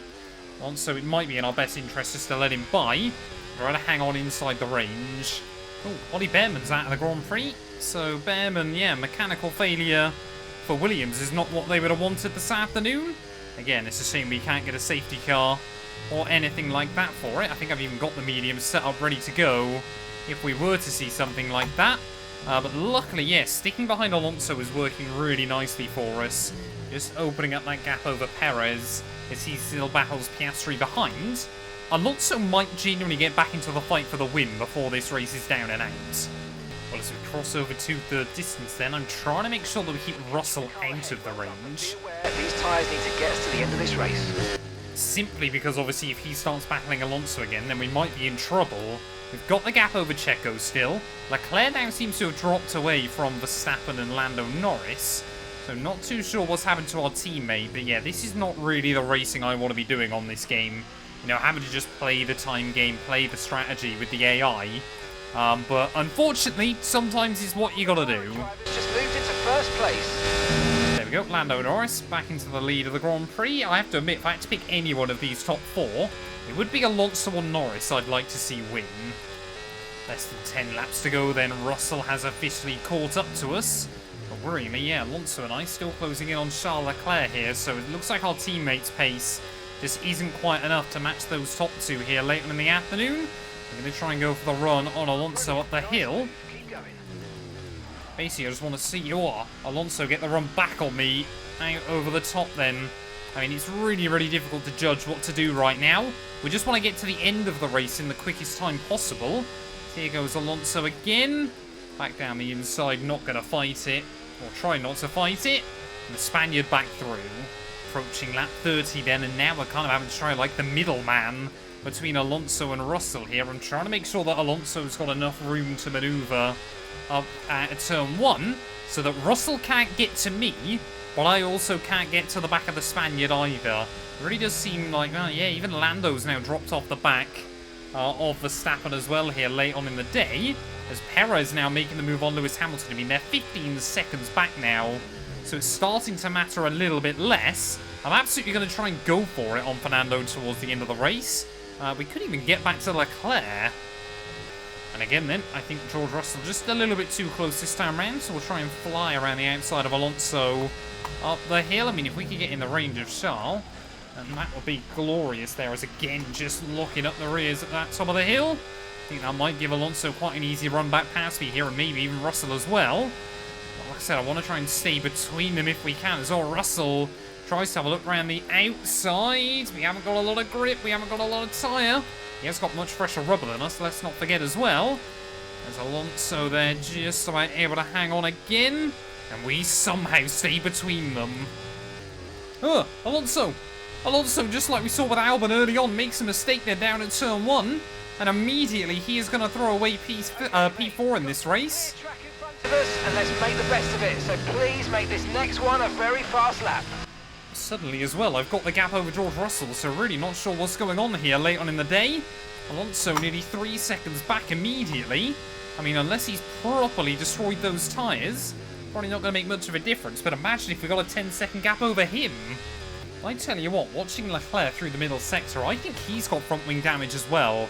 And that would explain the lack of pace towards the end of the afternoon here. And we're going to be agonisingly close, under 1 second to our teammate there. But yeah, that will explain why Charles has really struggled towards the end of the afternoon as well. 5 laps to go. We could still try and beat him on the road. I'm just, yeah, gutted there's no, like it said we were doing 50 miles an hour. Surely, you know, the team could try. I mean, it's Ferrari after all. They could try and, you know, force that penalty to be removed. 3 laps to go then of this Grand Prix. The other thing we've got to be careful of is we have now got Russell inside the range of Charles. The car behind us, keep pushing.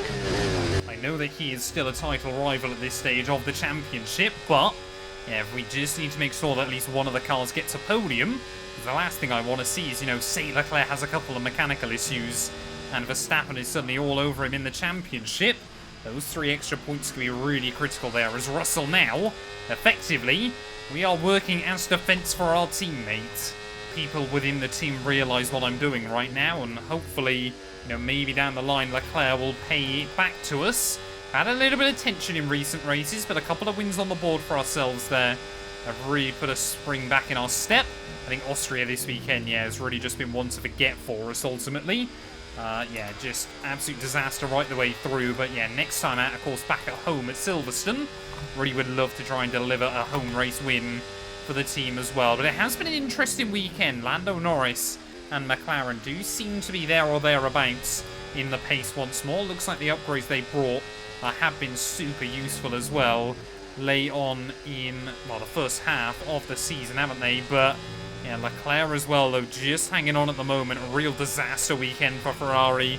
The first time seemingly all season where both cars have had a little bit of a nightmare here. And if we can walk away with P3, a trophy come the end of it, I don't think we can complain too much. Ferrari have been on the podium every single race so far this season. We hope that today is not going to be the end of that streak. One more lap to go here from the Austrian mountains, and now it's really a question of what sort of run can George Russell get out of that first corner there. He's going to be all over the back of me as we try and make our way up the hill, but we got to make sure that we don't get too close to Charles too quickly there as our Russell thinks about it, and I'm going to completely ruin my own race even more into the back of Charles Leclerc there. Luckily, we're not going to do any damage to our teammate. See if we can try and get the run back down the inside of George Russell. We're not great. We've not really got a lot to lose now. I mean, that's just... he moved in the braking zone again, but I think we probably should have been able to avoid that one. As, Russell now back down the inside. He's going to be able to go, but Leclerc has certainly got the range on him. There's Alex Albon now up into P7 of this race. We need to make sure I don't throw away absolutely everything on this final lap. As Max Verstappen, though, through the final corners, he is going to claim victory back-to-back here in the Austrian mountains. The perfect weekend for the Red Bull man at a circuit we knew he would be strong. For us, though, through the final corner, both races we finished without a front wing. This time round, it's for P6. It's always box office when this man's at the front. Max Verstappen takes the checkered flag. And that's 2 wins in a row now, of course. And it marks the fact that it's not a fluke. So, their head's in the right space. What more can we see going forwards?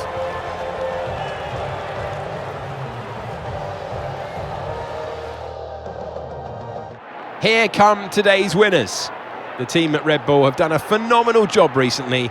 It's clear to see that they've put in the work, and they should be proud of the victory they've secured here.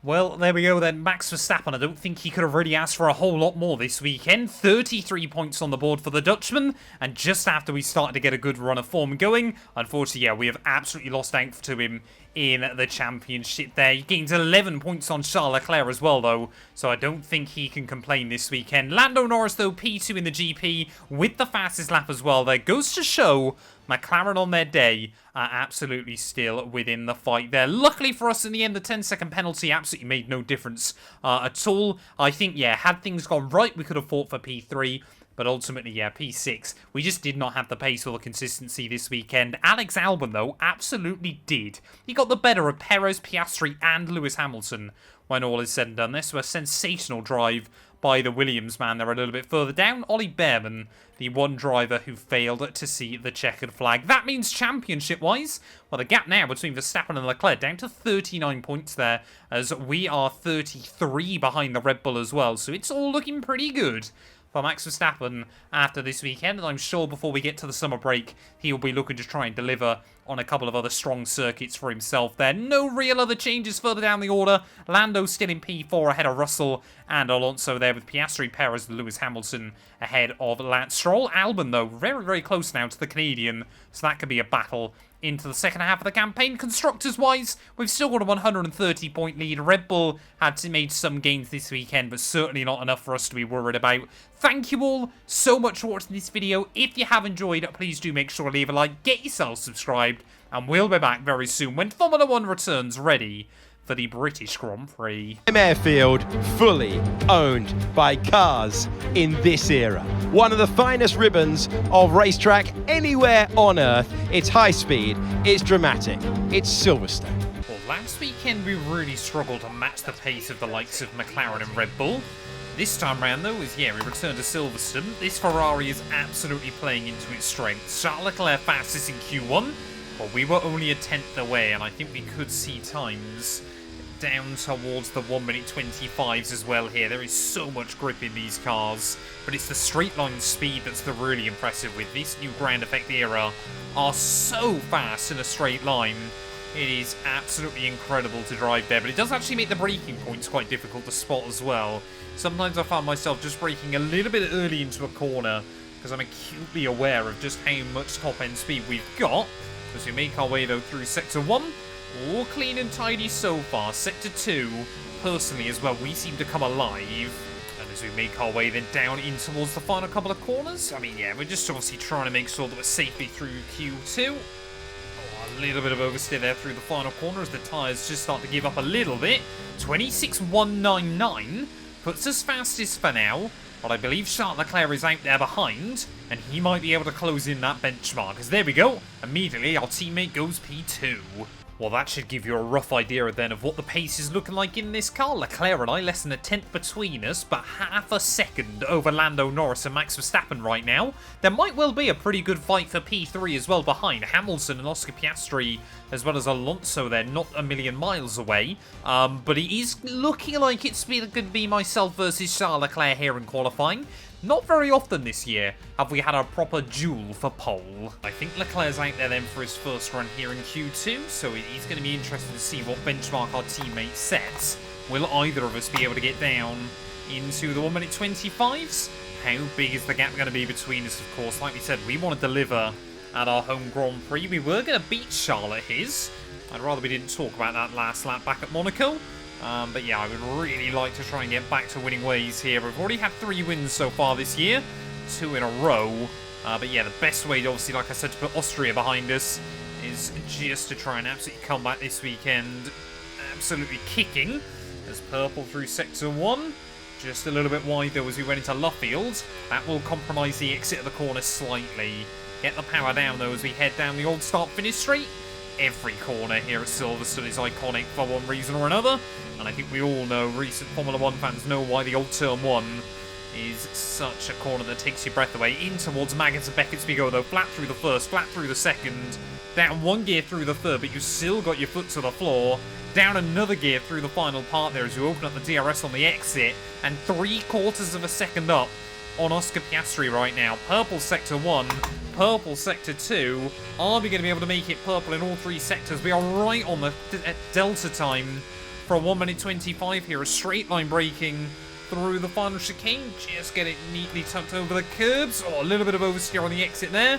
At the final corner up towards the line. 25.7. We have put down the gauntlet. Charles, you got to try and keep up. Well, Leclerc seemingly unable to improve from his Q2 time right now, so it looks like we're going to claim pole position here at Silverstone. Now it's just a case of, can we go any better? This is effectively a glory run at the end of qualifying. I mean, could we see like a 25.5 or something like that and really put distance between myself and our rivals? Nigel Mansell always said your home Grand Prix gave you a couple of extra tenths.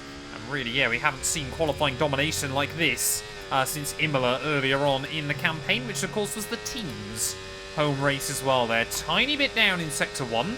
That's not too much of a concern because I've saved a little bit of extra battery to use around the rest of the lap, and maybe if we can keep it tidier through Luffield, I'm going to gain that advantage back anyway there. Right, the throttle on the exit.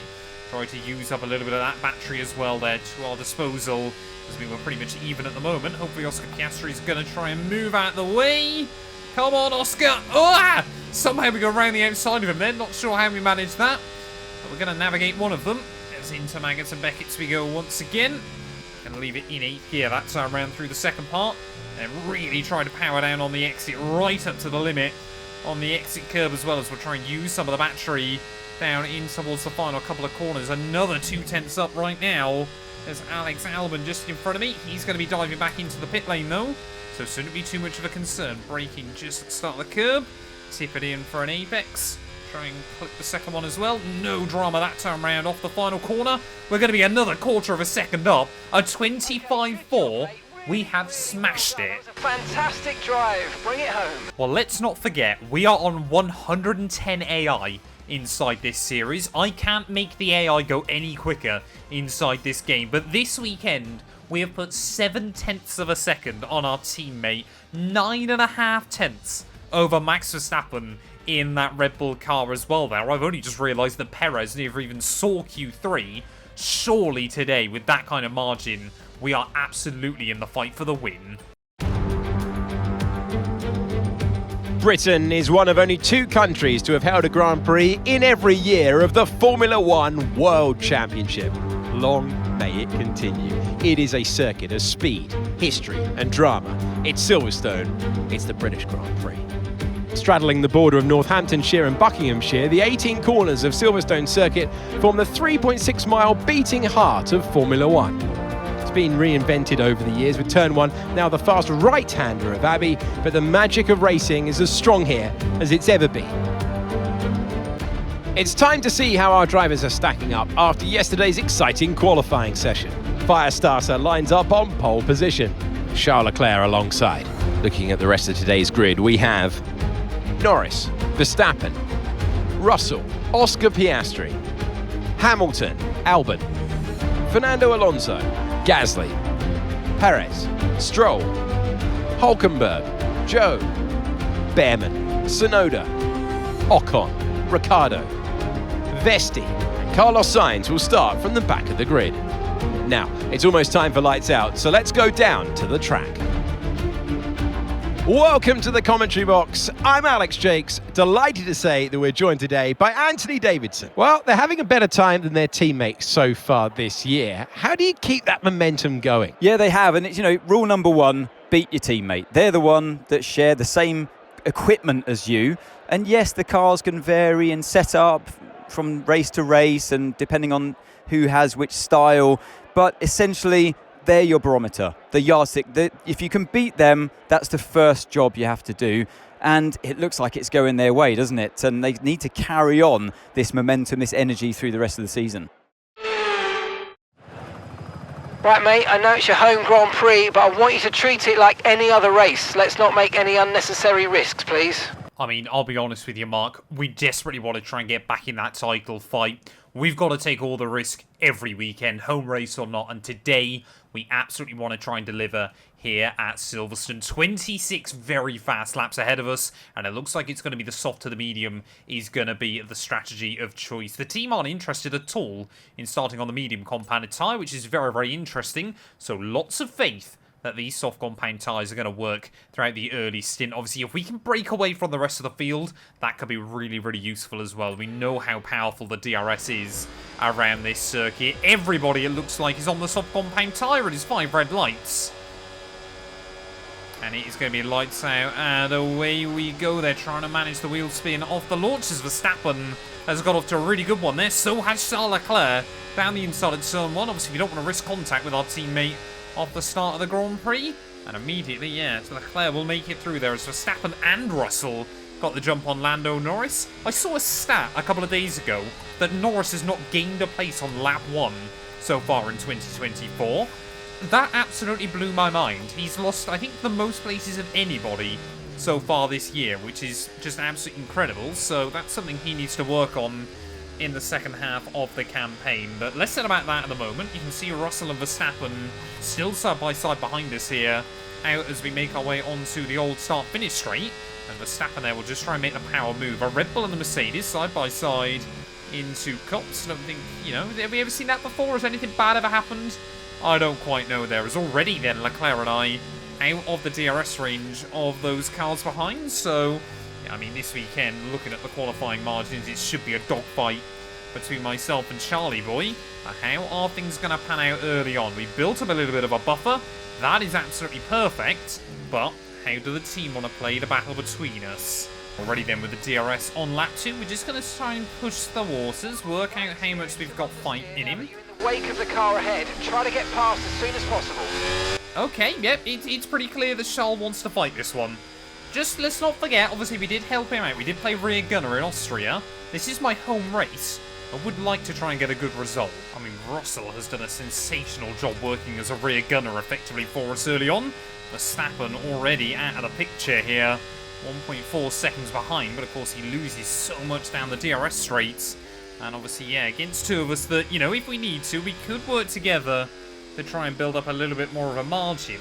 Safety cars are quite common as well, though, here at Silverstone. Although the AI don't tend to crash into each other, you know, there can often be, you know, mechanical issues, or especially when cars try to get into the pit lane, there can be a bit of trouble. I also can't get over the fact it's completely pinned. Full fuel, everything like that, completely flat out through the old turn 1 as well. There, it is not really a corner anymore in the world of Formula 1. As we try and make our way then out onto the hangar straight, where we've seen so many wheel-to-wheel battles between teammates before. Hamilton against Kovalainen, Mansell against PK, but round the outside, me versus Charles Leclerc there. We've only gone and done it. We just like keep the wheels inside the white lines. So Leclerc again there trying to look, and I'm sure the crowd will be cheering us on. Well, there was genuine concern last weekend that maybe McLaren and Red Bull had caught us up in terms of raw performance. I must admit, yeah, so far qualifying pace and early race pace here has kind of just gone and quelled some of those nerves. But yeah, around tracks that suit their cars, they are absolutely still in the fight. I think this, like I said, is just going to be a really, really good track for Ferrari here. So we've got to make sure that obviously we don't waste the opportunity either. So here comes Charles Leclerc. Back down the inside goes our teammate. Yeah, we've got to make sure we give each other racing room early on. We've still got more than 20 laps to go. Right, here we go. Let's look to get past quickly and put them on the back foot. Why, immediately as he goes past me, Mark's like, no, get past him right now. For whatever reason, the Wellington straight seems to be the one that Charles and I can carry the most momentum on each other. You can just see there, oh, Charles, the AI, they really like to take a bit of a weird line. They don't like to kind of swoop in fully down the end of that straight there. They kind of like to just almost run themselves a bit deep in and then try to clip the apex a bit later on, rather than making it one fluid motion. So I'm always a bit worried that they're going to lock up and maybe understeer out wide. So it just kind of affect my line as well. Just a little bit more watching them. As I mean, look at that. We are absolutely all over him. I think we are running slightly more downforce here, which is just giving us a little bit more performance through the corners. It might come at the cost of straight line speed. But clearly, yeah, in qualifying, when the engines were absolutely maxed out, it made no difference. Oh, pushing me out towards the grass goes Charles Leclerc. Nice work. Not enough grip out there, but our teammate again has to give us the room. He's still going to be on the outside, though, down in towards the final couple of corners. Wheel to wheel we go. And we'll just back out of that one. Don't really want to try and switch him or hang out around the outside there. You can often get a little bit barged out. What this is doing, though, is allowing Norris just to get a little bit closer again. That gap would still monitoring that gap, but it is down to just under 2.5 seconds. Maybe this time around, then we're going to be able to get the run on Charles once more to the inside. Again, he wants to try and squeeze me. I think just, yeah, our teammate's got really good straight line speed down there, but we'll be down the inside again and back into the lead once more. I suppose I'd better bring it up as well, because it seems to have given us good luck so far this year. Silverstone has historically been quite a decent track for Ferrari. I know in recent years it has been dominated by Lewis Hamilton, but Carlos Sainz obviously won here back in 2020. Sebastian Vettel actually was the one that interrupted Hamilton's incredible streak as well years before, back in 2018. And let's not forget Fernando Alonso. I believe it was his only win of 2011, I want to say. Yeah, around this circuit as well, when Ferrari, they got really good tyres for one weekend, and then Pirelli went and reversed the decision. It was a little bit peculiar, but that was Formula 1 of the early 2010s. So yeah, Ferrari, often this track has played into their hand, I guess because it's such a power circuit as well at the end of the day. And Ferrari, well, it's the home of the prancing horse. They like to have some ponies under the hood, as I think Charles Leclerc's about to get a run on me again. Down the inside he'll go there. Has no idea what's happened to Verstappen. He's dropped back, so now Lando Norris. He's got a bit of clear air. Whoa, and he might be able to close in.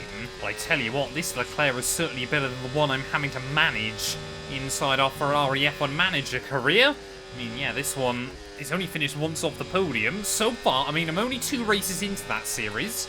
But it has not gone well, is all I'm going to say for Charles Leclerc. Map 2 and 2 plays. There's a link down in the description if you want to see more F1 Manager content from me. It's down the inside again at the end of the hangar straight. I'm trying to plug other channels right now, and yet we're still making moves back for the lead of the Grand Prix.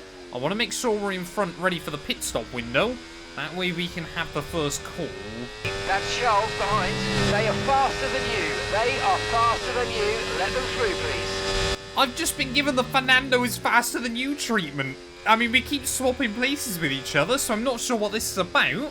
I'm not doing that, though. We want to try and get the first pit stop here.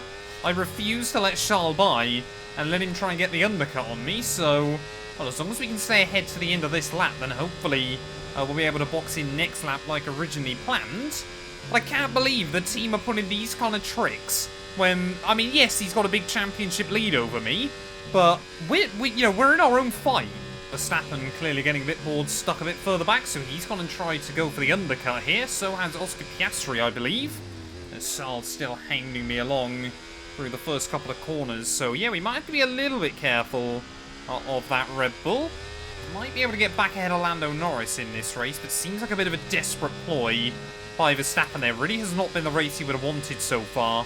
But when you remember how bad that Red Bull is in a straight line, hardly a surprise that this has ended up being a circuit where he's more vulnerable to, like we said, the Mercs, the McLarens, even the Aston Martin and Fernando. I think the less said about Lance Stroll, probably the better. But yeah, we are going to peel into the pit lane then at the end of this lap. I'm just a little bit worried that the team aren't going to be happy with me still because we haven't let Leclerc by. But I feel like I've gone and more than proven my point. We are here to fight today, especially at my home race. That's like telling Verstappen to let Sergio Perez by at Zandvoort. And I think if they did that in a few weeks' time, there would probably end up being a riot. But yeah, making our way then out to the hangar straight. The speed limit will be penalised if we exceed it. Keep that in mind as you approach. Got to be careful of the pit lane warning line. Obviously, fell foul of that last weekend at Austria. At the end of the day, they would end up making no difference at all. As into the pit lane we're going to come. Thanks for doing that, mate. I know it's not nice, but head down and let's focus on your own race. Well, we only just got it stopped then into the pit lane. They have moved the marker back this year. But I guess as well, the team happy that I let Leclerc by-ish. But into the pits we go then. Hopefully we're not going to get held up by Norris, which we won't. Perfect job on the turn in there, mate. Looks like a nice stop time. We're happy with that one. Nice, clean, tidy 2.5 second stop by the team as well. So happy that we had no issues with that one as well here, as we've got a few more cars making their way down the old pit lane. Are we going to end up in a bit of traffic? We've got Fred Vesti. Finish the race on this compound. Whenever I seem to box now, I appear to come out behind Fred Vesti again in this race. But Ferrari actually taking the tyres quite deep, because we're only back out in 7th. There we go, Charles in. Sure, Mark will confirm that for me. Charles is in for his stop now. There we go, and annoyingly, we didn't get the DRS off Fred Vesti here. We'll have a little bit of slipstream from him. The undercut, it's not the most powerful around here, because you've obviously got to try and get temperature up into the tyres. And it is such a confidence-based circuit. Because there we go, Fred Vesti into the pit lane. Those might be the first laps all year he's ran inside the top 10s, making a hatch of that final chicane then. Nice and easy on the throttle on the exit.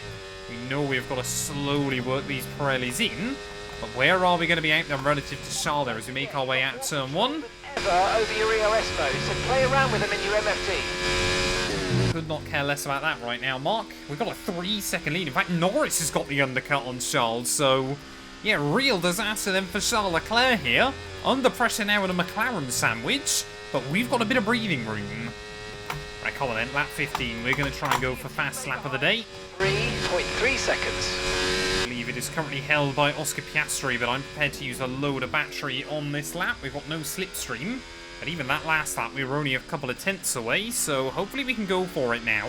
Verstappen, I think, has just kind of woken up and realised he could still beat Charles here. You know, if he ends up battling with Lando Norris too much towards the end of the afternoon. Not convinced he's too worried about me still in the title race so far. But yeah, I mean, if he could take another 3 points out of Charles Leclerc, we're getting close to that golden 26-point margin. But a lot can still change there, as Oscar Piastri clearly has other ideas.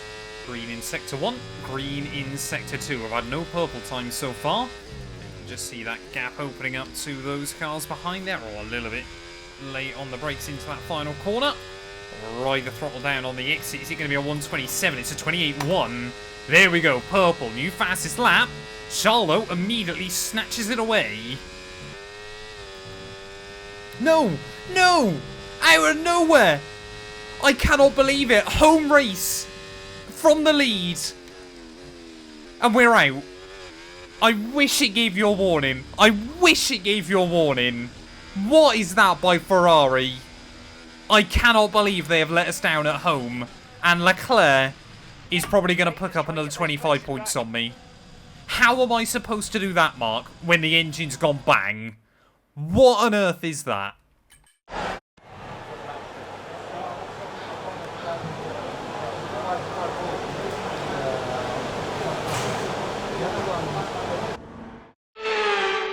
What a drive! What a driver! Charles Leclerc takes the victory!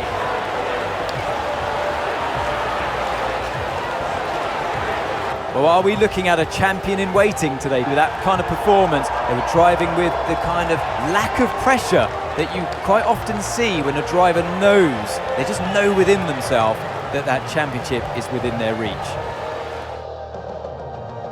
Here come our winners now. A thrilling race and a tremendous effort by Ferrari. Their history is well known, so it's no surprise to fans the world over to see them come out on top once again.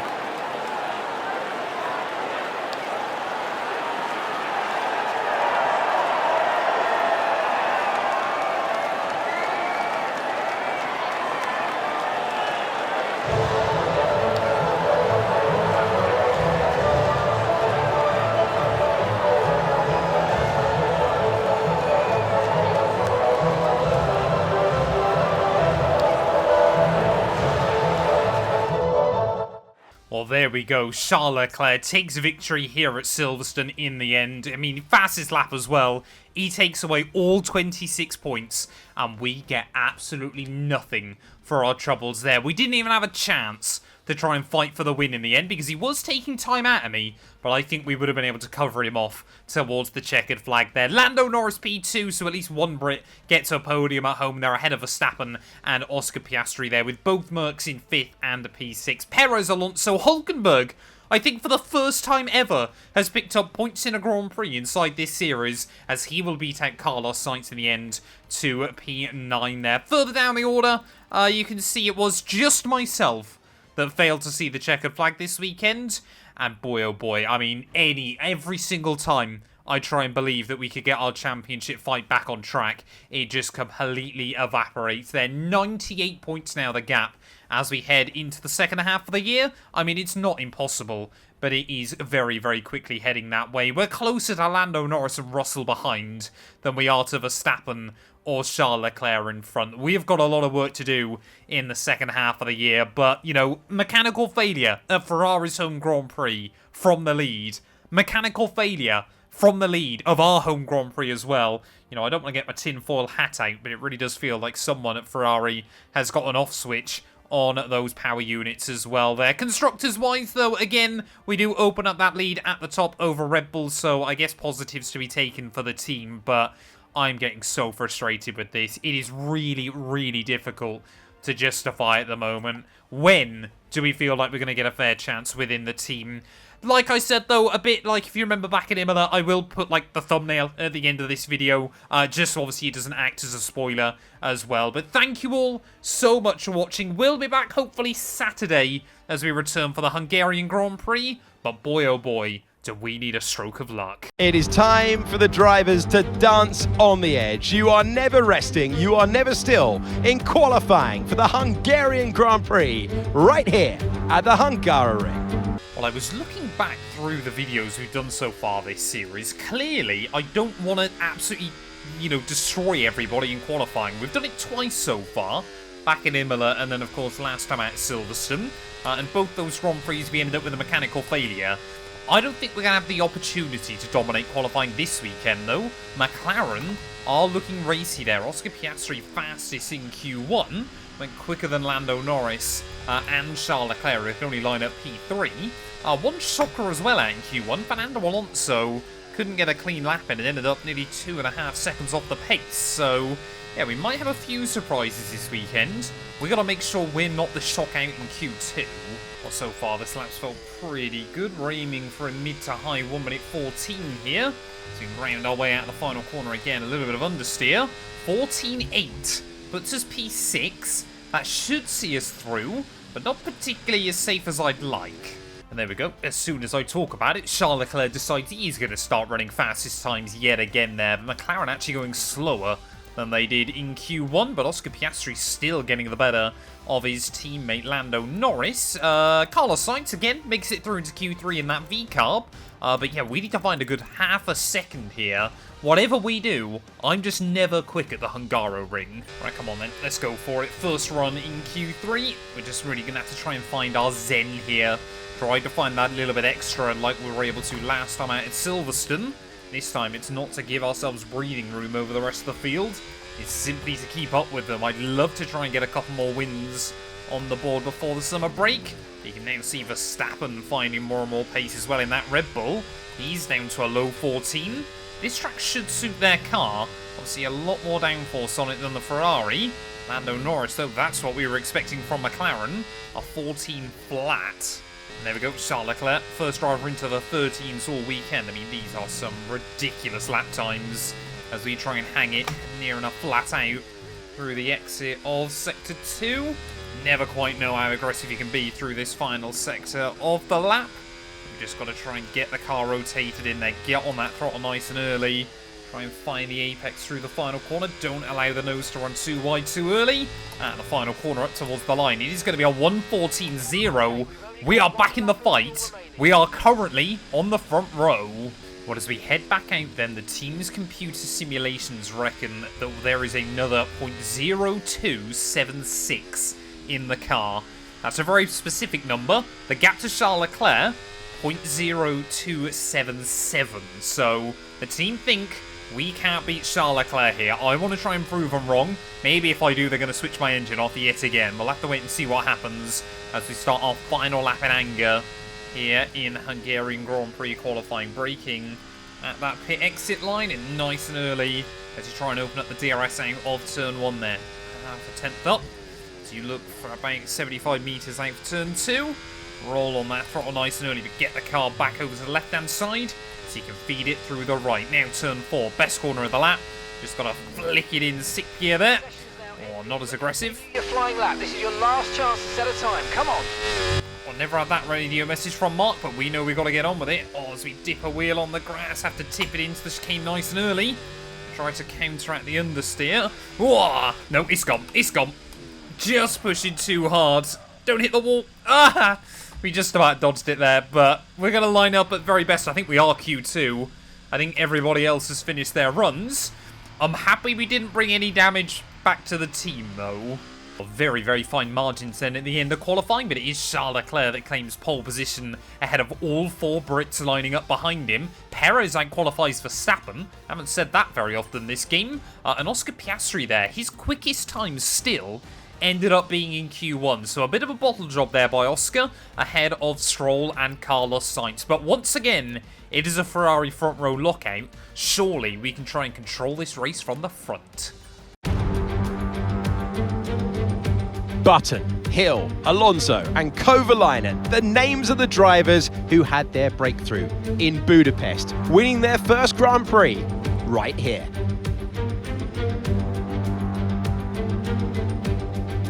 14 corners then for our drivers to navigate at the 2.7 mile Hungaroring today. It's 6 lefts and 8 rights to comprise a lap here, with an average speed around 120 miles an hour, and the final corner, a favourite of Esteban Ocon, given that he exited it and won his first Grand Prix here. It's time to see how our drivers are stacking up after yesterday's exciting qualifying session. Fantastic effort from Charles Leclerc yesterday, and it's put him on pole. And Firestarter completes the front row. Looking at the rest of today's grid, we have Norris, Russell, Hamilton, Perez, Verstappen, Oscar Piastri, Stroll, Sainz, Gasly, Albon, Behrman, Hulkenberg, Joe, Tsunoda, Ricciardo, Vesti, Fernando Alonso, and Esteban Ocon lines up at the back of the grid. It's almost time for the lights to go out, so let's head down to the track where preparations are underway. It's race day, it's gonna be a thriller. I'm Alex Jakes, alongside me is Naomi Schiff. Well, they say you're only as good as your last race, and on evidence there, that was very good indeed. How do they carry that form through to today? Well, they're certainly in a great position. It's always great to just come off of a win. The momentum's there, the team are working well together, and so is the car. So what they've got to do is just keep building on that. Don't change a winning formula. Keep it simple and keep doing what you're doing. With this being a high downforce circuit, we're not going to have quite the same top speed we have at other tracks. The good news is, though, it's going to make our DRS even more effective than normal. So try to make the most of it during the race and quali if you can. Well, Naomi Schiff certainly wasn't talking about me then at the end of that interview there, because obviously we certainly did not win last time out at the British Grand Prix, and as we look towards the track here today, I think we're in for another difficult race. The team is saying mediums to hards. I want to gamble it though. I think we know that the hard tyres can go really deep into the Grand Prix here. I want to try and get past Leclerc off the start. The dirty air is atrocious around this circuit, so if we can't keep up with him, then I want to really try and make sure that we're ahead of him early on. It'll also mean we hopefully won't trip over each other when it comes to the pit window as well. So softs for us. I'm hoping he is going to be on the mediums, which he is. It's a bit of a gamble, but it might be an inspired call. It is 5 red lights, however. It's going to be lights out, and away we go for the Hungarian Grand Prix there. And annoyingly, I've gone and completely wasted that extra tyre life as George Russell trying to look down the inside, ready for turn 1. Leclerc will go uncontested in towards that first corner there as we'll try and pinch the Merc, who got off to a very good start there. Verstappen making moves as well, immediately back up into P5. But there is a golden opportunity for Charles Leclerc this weekend to try and open up his title lead even further over the Dutchman there. He had a bit of a nightmare last time out at Silverstone as well. Max Verstappen just needs to find a little bit more out of that car, especially when, Perez went quicker than him, didn't he, in qualifying? So there clearly was more time to be had in that Red Bull then. But as we try and navigate our way through this middle sector on lap 1, got to try and get those tyres up to temperature. But yeah, Leclerc though, that was the dream start for him. He's controlled the pace off the start. He can now really try and walk away from me, as we got to be careful not to cook this rubber. This was what I was most scared about early on in this race. Leclerc just able to control the pace at the front of the field, and he's not even going to try and bother backing me up. He's just going to go for it here already. As we come around the final couple of corners, DRS about to be enabled. He's got that gap over me up over a second, so we're going to be under pressure from George Russell. Can't help but feel we would struggle more early on if we were on the mediums still. But yeah, Leclerc, another 3/10 on me. He is just flying. It is so difficult psychologically early on, watching, the big championship rival, the guy that you have to try and beat. And we've just got nothing against him here, as here comes Russell down the inside at turn 1. So I'm trying to be really careful on the tyres as well, though. That's the other balancing act we've got to try and perform early on. I knew if we didn't get past Leclerc, then it would have been a big gamble. As we look at the grip Russell's got, clean around the outside through turn 2. Whoa, we tried to hang on to it. We will re-emerge alongside, but I think we'll back out of it up into turn 4. And Russell now splits the splits the Ferraris in his Merc. I mean, look at that. We've got the DRS still off George Russell, but we're losing time to him down the front straight there. The McLaren now, Lando, Norris. I mean, everybody is just lining up to have a go, aren't they, at the moment? Tyres, oh yeah, we're overheating those front lefts. We're overheating both left-hand side tyres here. This is not good. We've got to try and claw one back into the range, or have to go for a really early box onto a set of hard tyres. And now we've lost the DRS to George Russell. I think we're going to be even more vulnerable. Lando Norris now trying to have a look down the inside into turn 1. Oh, a little bit of contact there. Wanted to really try and squeeze him. I think he just got pushed out a little bit by the curbing. Lando ahead. They're holding us up now, so let's please try and get past as soon as possible and get on with our race. Push, push. I mean, we are just getting mugged off through turn 2 every single time there. Everybody's got the grip on me. This time around, though, we're going to try and fight it up into turn 4 as round the outside of Lando will go. We got a little bit of a wobble on the exit, but I think we had completed the move. And here comes Verstappen now, trying to have a look down the inside. So Verstappen now trying to go for it.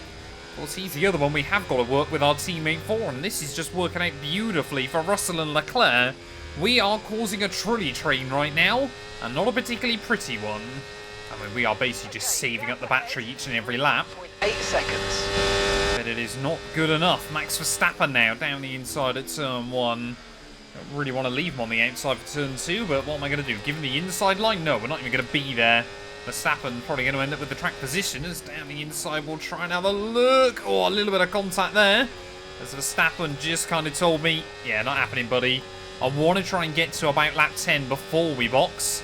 But I think we're going to have to dive in pretty soon. I mean, look at those left-hand side tyres at the moment. Even both rears now. We have absolutely cooked both rear tyres here. So we have really got the setup wrong this weekend. There's even more contact with Lando. I didn't realise he was all the way down the inside there, but never do I think we've experienced 3 tyres overheating so far on this game. So we just nudge over the curb there, and you can see how sensitive it makes the car as well. We are just all over the show. You might start to notice it soon. I mean, yeah, we've got to dive in now. We cannot drive on these tyres. I mean, that's the other thing as well. I still feel like sometimes on these games is you just cannot manage the temperature either. You know, when do you see drivers going, 3-4 seconds off the pace to try and get their tyre temperatures back down? It just doesn't happen in modern day Formula 1. But at just the end of lap 8 then, into the pits we're going to go. We have gone nowhere near as far as we needed to. Focus on this pit stop. Yeah, we just got to try and put everything behind us and get some clean laps under our belt in some clear air. Come on, tidy pit stop, thank you. That was a fantastic stop, faster than we were expecting. Well, Ferrari either seem to give us absolutely brilliant stops or absolutely terrible ones. Luckily, this time round, it has been a good one. Complete. See these tyres through to the end now. Yeah, we want to ideally try and get these tyres to the end of the afternoon, but we could see a safety car or a red flag or anything crazy still. We've got to ease this second set of Pirellis in a lot more gently than we did the first ones. The body's incurred some slight damage, but nothing too serious at the moment. Just be careful. I forgot to mention it on the grid rundown. It is quite funny to me that Ocon and Alonso, obviously the 2 drivers that managed to bag Ocon that win back in 2021, they started on the back row of the grid together, so always nice that things come around in Formula 1. They always end up going full circle, but yeah, Charles Leclerc still leading this race at the front of the field. Verstappen them in hot pursuit with George Russell. So, but yeah, I tell you what, our pace now on these hards is not looking bad. Oh, great stuff. You hit that target. Really good job. Well, I've got to admit, after coming off the soft compound tyres, these hards feel absolutely wonderful right now. Just really able to lean in on them, but not too aggressively. I mean, just don't use the soft compound tyres here at Hungary. They just don't work around this venue. But yeah, we're closing back in on the rest of the AI. Might actually be able to get a decent undercut here. I don't think we'll be back inside the top 3. We might still end up ahead of Lando. Oh, here we go. Esteban Ocon, Fred Vesti and Nico Hulkenberg, even I should say, having a battle. So after Hulkenberg got his first Grand Prix points in about 3 years. Last time out at Silverstone. Yeah, things have come crashing down immediately for him here. This weekend as Vesti now to the back of the field. I don't know how, Fred Vesti, I tell you what. I think I've battled with him in the last 4 Grand Prix pretty much back to back. I don't know how we keep ending up right near him, but it's probably not looking good for me. So try and have a look right around the outside. Nope, we'll try and switch him up in towards the hairpin. Sauber driver going to go defensive. Whoa, okay. And for the second time then in 10 years, a Ferrari has locked the rears and made an overtake on the Sauber whilst trying to save their own car. See Kimi Raikkonen, I believe it was on Felipe Nasr here back in 2016. As we know, all of the other Ferrari-powered teams really struggling. Hulkenberg there, my old teammate, tries to give me a bit of a block. And I will remind him why I got the call to Ferrari and not the German. Oh, we've got yellows. We've got yellows. Someone's gone. Don't know who it is. Oh, it's Yuki Tsunoda. Yuki Tsunoda's had a mechanical failure, and, well, his teammate there, Esteban Ocon, almost goes into the back of him. We somehow will get around the pair of them then in one go, so I guess we've rather cheekily to have made a double overtake there on the Alpines. But Tsunoda out.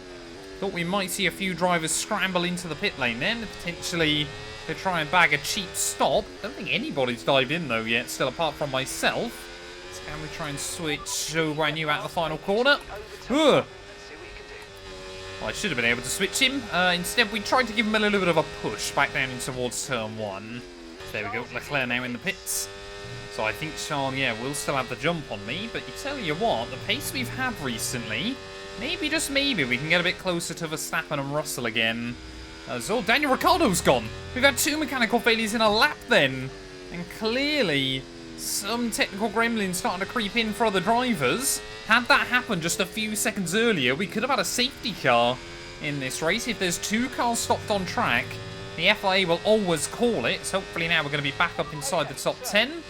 Tyre pressure data is currently reading 0. Assuming they still look inflated to you, we're going to guess that it's just a bad sensor. Shouldn't be anything to worry about.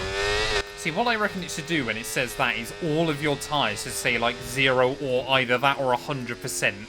Just for a couple of laps so you got no idea what they are doing. But yeah, we've got the jump on Max Verstappen here. I really wasn't expecting that. So let's try and see if we can get up to Russell. But Leclerc now only 6 seconds ahead of me. We've actually recovered this. There we go. Most of one of the runners into the pit lane then, including Ollie Behrman and Oscar Piastri as well there. As yeah, Verstappen though has immediately caught back up to me. I mean, can we use him to our advantage? I don't really know. There is Russell making his way out of the pit lane. So we are, I mean, Ferrari are back into 1-2 formation here. So we've done really well over these last few laps. I guess we've got to try and keep Verstappen at bay to help Charles Leclerc out. If we got a safety car or a red flag or anything like that in the second half of the race, we are back in the fight. Oh, there you go. Charles Leclerc, new fast lap of the day. I mean, admittedly, it's only 4/10 quicker than anything I've done. I don't think we're going to be in that fight unless we see something crazy happen. As Verstappen now trying to have a look for it, and now we've got to try and get our defending shoes on. Stay on the inside, we will try and hang. And just squeeze him out on the exit. Verstappen, I mean, we are now a true number 2. And Verstappen again then. I mean, we could be seeing this a lot towards the end of the afternoon. The Dutchman trying to look back around the outside. George Russell is right there as well. So again, we'll just force him out on the exit turn 1. He's going to have to try something a bit different. Yeah, Russell, sorry, right there. Now Hamilton, he's closing in as well. We know how good Merck have been around this circuit in years gone by. But I think, yeah, unless something crazy would have happened to our teammate, nobody else is really going to get a look in. Verstappen's dropping back. Why on earth is Max Verstappen dropping back then? That gap suddenly opened up to almost 2 seconds. I don't know whether he's made a mistake. Russell certainly can't seem to find a way around him, so maybe they've just been battling each other. And now suddenly, yeah, Verstappen 1.4. I think he's regathered it up.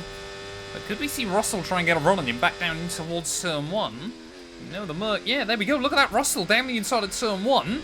Are we going to see Verstappen be able to defend the move off of the corner? I don't think he will. He's going to try it going the long way around. But Russell, is he through? I don't really know what's going on between these two, but I'm just trying to make sure we keep the gap. In reserve, so let's have a big push and use it all up. And there we go. George Russell then is through and up into P3 of the race. Admittedly, I do still want to defend from him, but not as badly as I need to defend from Verstappen. Oh, here we go, George Russell then. Let's see how competitive the Merc is in a straight line. Might have a little bit more than Verstappen did earlier on. Now I'm sure the Dutchman, yeah, will be watching this, trying to figure out a way he can get back past the Mercedes. We'll defend again for now. We've got 13 laps to go after this one.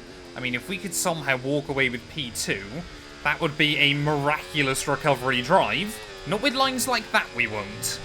I mean, we have basically just got to try and defend like a lion right now. And even when I do use battery, Russell's still able to get a little bit closer down towards turn 1. The only thing is, I reckon if we did get a good run out of that final corner, we might be able to just sit on the racing line. Problem is, I don't want us being vulnerable to a dive bomb or anything like that either, so we're kind of having to compromise ourselves. to hopefully not have to compromise ourselves. It's a little bit weird, but at the moment, we are getting the job done. I mean, yeah, we'll try it. We'll try and stay on the racing line back down towards turn 1, and immediately Russell there has a look down the inside. We'll try and make sure we focus on getting our own run off of turn 1 there, which we will. So we're still going to be wheel to wheel with the Mercedes. Everybody early on this afternoon able just to go around our outside through turn 2. And Russell might be able to make another one there, so we'll try and switch him off the exit the corner. Use plenty of battery. Use this Ferrari straight line speed to its advantage. And Russell backs out. And we will swoop through. So I guess we've learnt we can go around the outside at turn 4. I guess we've also learnt we need to defend the inside at turn 1. Well, I have been impressed with just how well these hard tyres have hung on throughout most of this stint. I mean, you could easily do a whole race to them.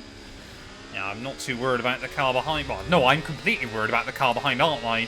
At this stage of the day. But I mean, this is just a quintessential Hungarian Grand Prix. People cannot make overtakes around this circuit. A lot of people, I mean, it does deliver a good race in the wet, and I suppose with the ground effect cars, it is definitely a lot better than it used to be. But the problem as well is with Hungary is, what could you really do to fix it? Apart from maybe cut out the final couple of hairpins and turn it into like a fast sweeper or something. There's not really a lot you can do with this venue.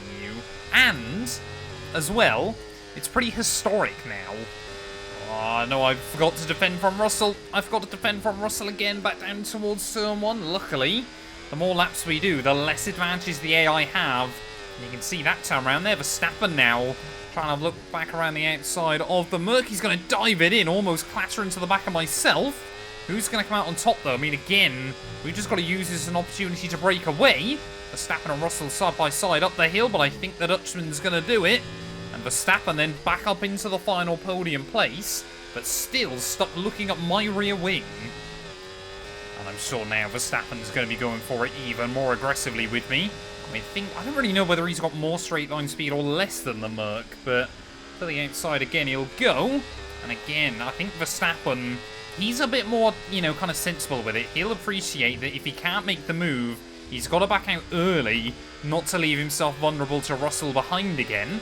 Hamilton now has caught up to the back of this train as well. And I think we could have even more with us before this race is done and dusted. I mean, LeClerc, yeah, is pulling out close to a second a lap right now. He has just walked away with this one. It's been one of the most boring races in the world, I'm sure, for Charles Leclerc, but he won't care because he is at the front of the field, and it looks like once again he's going to extend his championship lead over his rivals.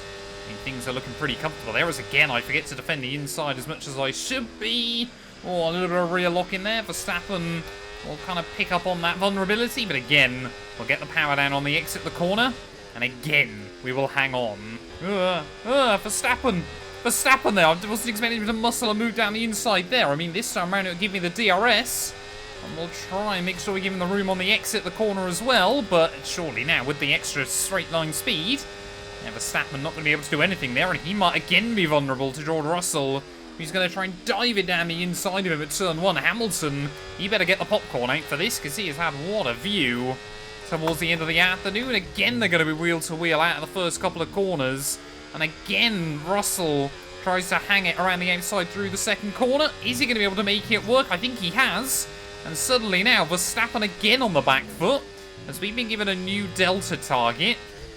But yeah, funnily enough, again, we've got bigger things to worry about. 5 laps to go after this one. Leclerc probably going to have a 30-second lead by the end of this race. Don't see wins that large usually in this ground effect era. Again, George Russell will look for it. That time around he's much, much braver on the brakes. Just struggling a little bit with rear locking, and now this time around the Merc might be able to go the long way around me. How are we going to fare on the outside round at turn 2? You can brake a little bit later there, but Russell, he's got the grip on the inside. Oh, we just get a little bit shoveled out. Hang on to it, avoid the wall. We'll rejoin, and it's into the side of Lewis Hamilton, and suddenly now, our defensive drive. Serious damage to the underbody. Our defensive drive just starting to evaporate now as Gasly and Albon waiting in the wings. Haas, they've got an absolute rocket ship now I've left the team, so no idea what I was doing wrong with them. But, yeah, suddenly all podium hopes have evaporated. Leclerc, though, I think he's pretty safe at the front of the field. And luckily, Verstappen still only in P3. And Hamilton, he hasn't got the DRS off of Verstappen in front there, so Hamilton might be vulnerable back through turn 1 and turn 2. Now he has got the DRS. Not too sure what to make of that one. But yeah, we're not down and out entirely yet. We could still try and get the run back on Lewis. But yeah, I think he might have also picked up a bit of damage inside that contact there. I mean, we were just trying to get back on the road, and he was adamant he was holding his line as well, so I do apologise. Floors incurred massive damage. We struggled to keep up with him out of the final corner, but look at the run we can get back down towards turn 1 to the inside of the Merc. Car behind, let's keep pushing. And unlike Verstappen, we can actually get it slowed down into the corner there. So we are back up into P4 then of this race. Verstappen and Russell still fighting in front. Maybe if they can hold each other up enough, we could get back in the podium fight. 3 laps to go. Oh no, Lewis is coming back at me. How many times have we had to try and defend down in towards turn 1? And how many times have we just about been able to make it work there? I didn't expect my battle towards the end of this race to be with Gasly and Alex Albon of Haas and Williams respectively. But that's the way things have ended up. McLaren, how have they messed up this race so badly? No, he's not. How on earth? Yeah, they went from being fastest Q1 and Q2 to it looks like they're going to take home a handful of points here. They are executing things pretty much as badly as they seem to be occasionally in real life. And round in the final corner then to start the last lap of the Hungarian Grand Prix. And what a crazy race it's ended up being. Final lap of the race, final lap. I'll be honest, yeah, had you told me after the first pit stop that we were battling for a podium towards the end, I probably wouldn't have believed you there. Hamilton, almost got the switch back on me.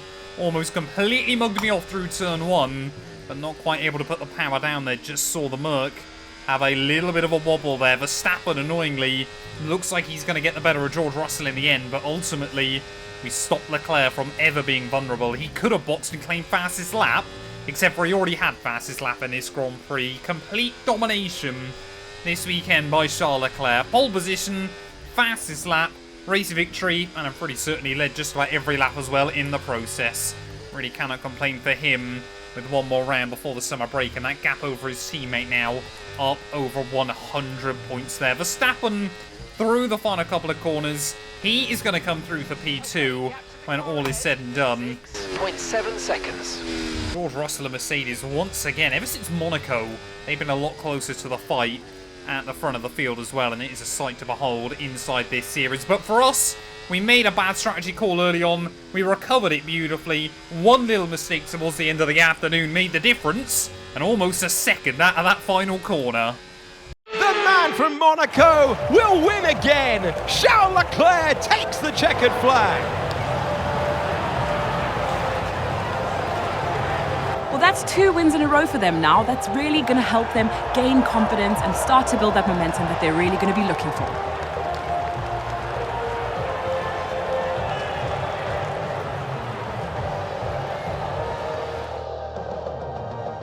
Here come our winners now. A thrilling race and a tremendous effort by Ferrari.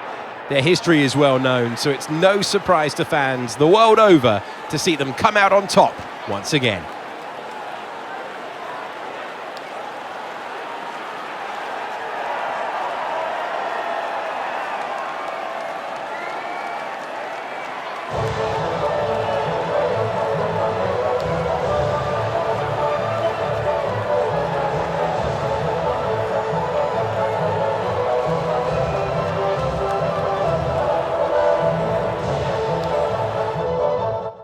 Well, I can't wait to hopefully try to return to the podium at some point in the near future. Haven't been there since that win back in Barcelona 4 races ago. And boy, oh boy, does that podium streak at the start of the year feel like a long time ago. Charles Leclerc takes the win here in Hungary ahead of Verstappen and George Russell there, with myself in P4 ahead of Hamilton, Gasly, Albon, both McLaren, and Alonso from the back of the grid. What a recovery drive that was by the Spaniard there to get the better of Sergio Perez when all is said and done. Ricciardo and Tsunoda, your 2 that failed to see the checkered flag. That means in terms of the championship, Leclerc now with a 58-point lead before we head into the summer break. Of course, we've got one more race next time out at Spa-Francorchamps before we take a little bit of a pause, obviously. We'll be back, I would have thought, in that break with a couple more episodes of the 2000 career there. Less than a 40-point gap now to Lando. Norris there as Russell as well, cutting down that margin. Piastri still ahead of Alonso there, and Hamilton only in P8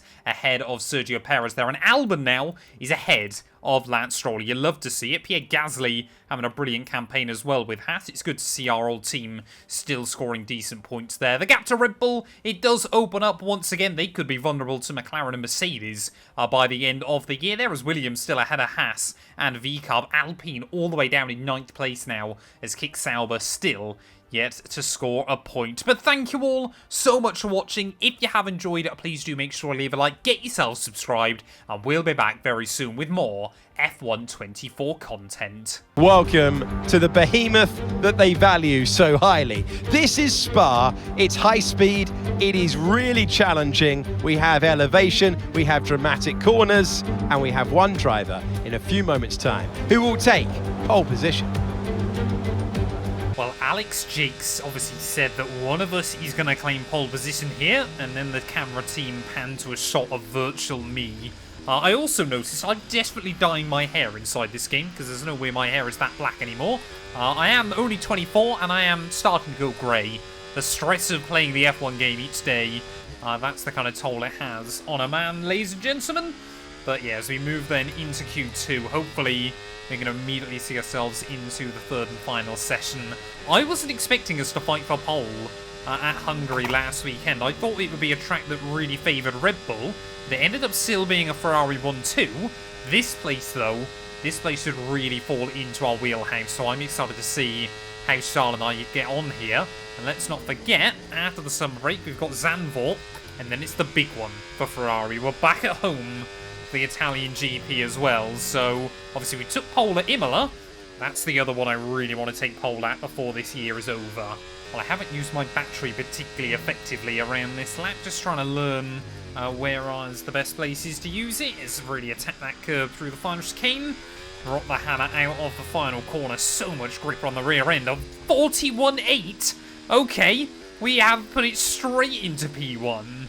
And that should give you a little bit of an idea as to why I was so both shocked and excited by that lap time there. Quarter of a second up on Charlie, 7/10 up on both McLarens again here. I mean, it's looking like it's Charles Leclerc versus myself.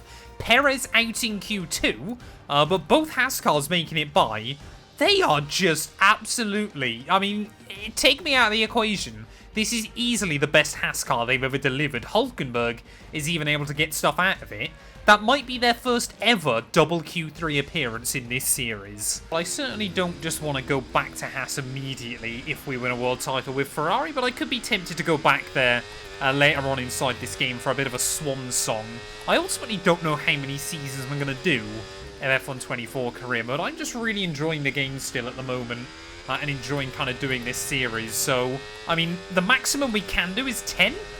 I mean, could we get there by the end of F1 2024? I don't really know. We've maintained the pretty much daily uploads for a really long time already, so we're doing pretty well with it. We've only taken a few days off since the game came out.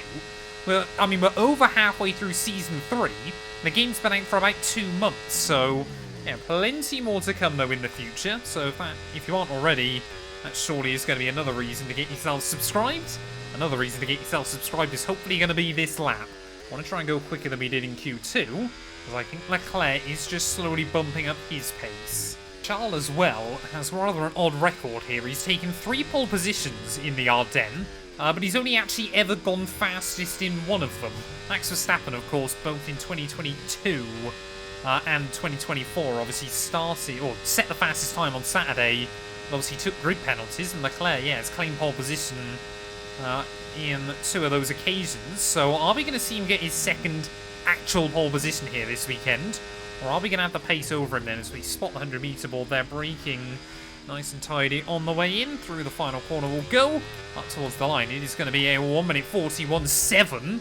We lower the benchmark even more as Lando Norris splits the Ferraris. That work out if everybody, I think they are finishing off their laps, aren't they, just in front? So yeah, Leclerc has absolutely been caught out there behind George Russell at the end of his lap. We've got one more opportunity though here in Anger, and I want to try and go for an absolute flyer around this circuit. Roll on the throttle at the final corner.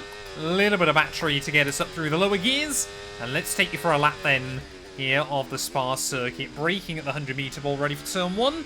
Get the car down in second gear there and try and really get on the throttle early on the exit of that corner. Use a bit of the battery down the hill. And then just as you get in towards Eau Rouge, use that extra brake horsepower again just to give you a bit of a kick up the other side there. See, immediately drag the car into the green.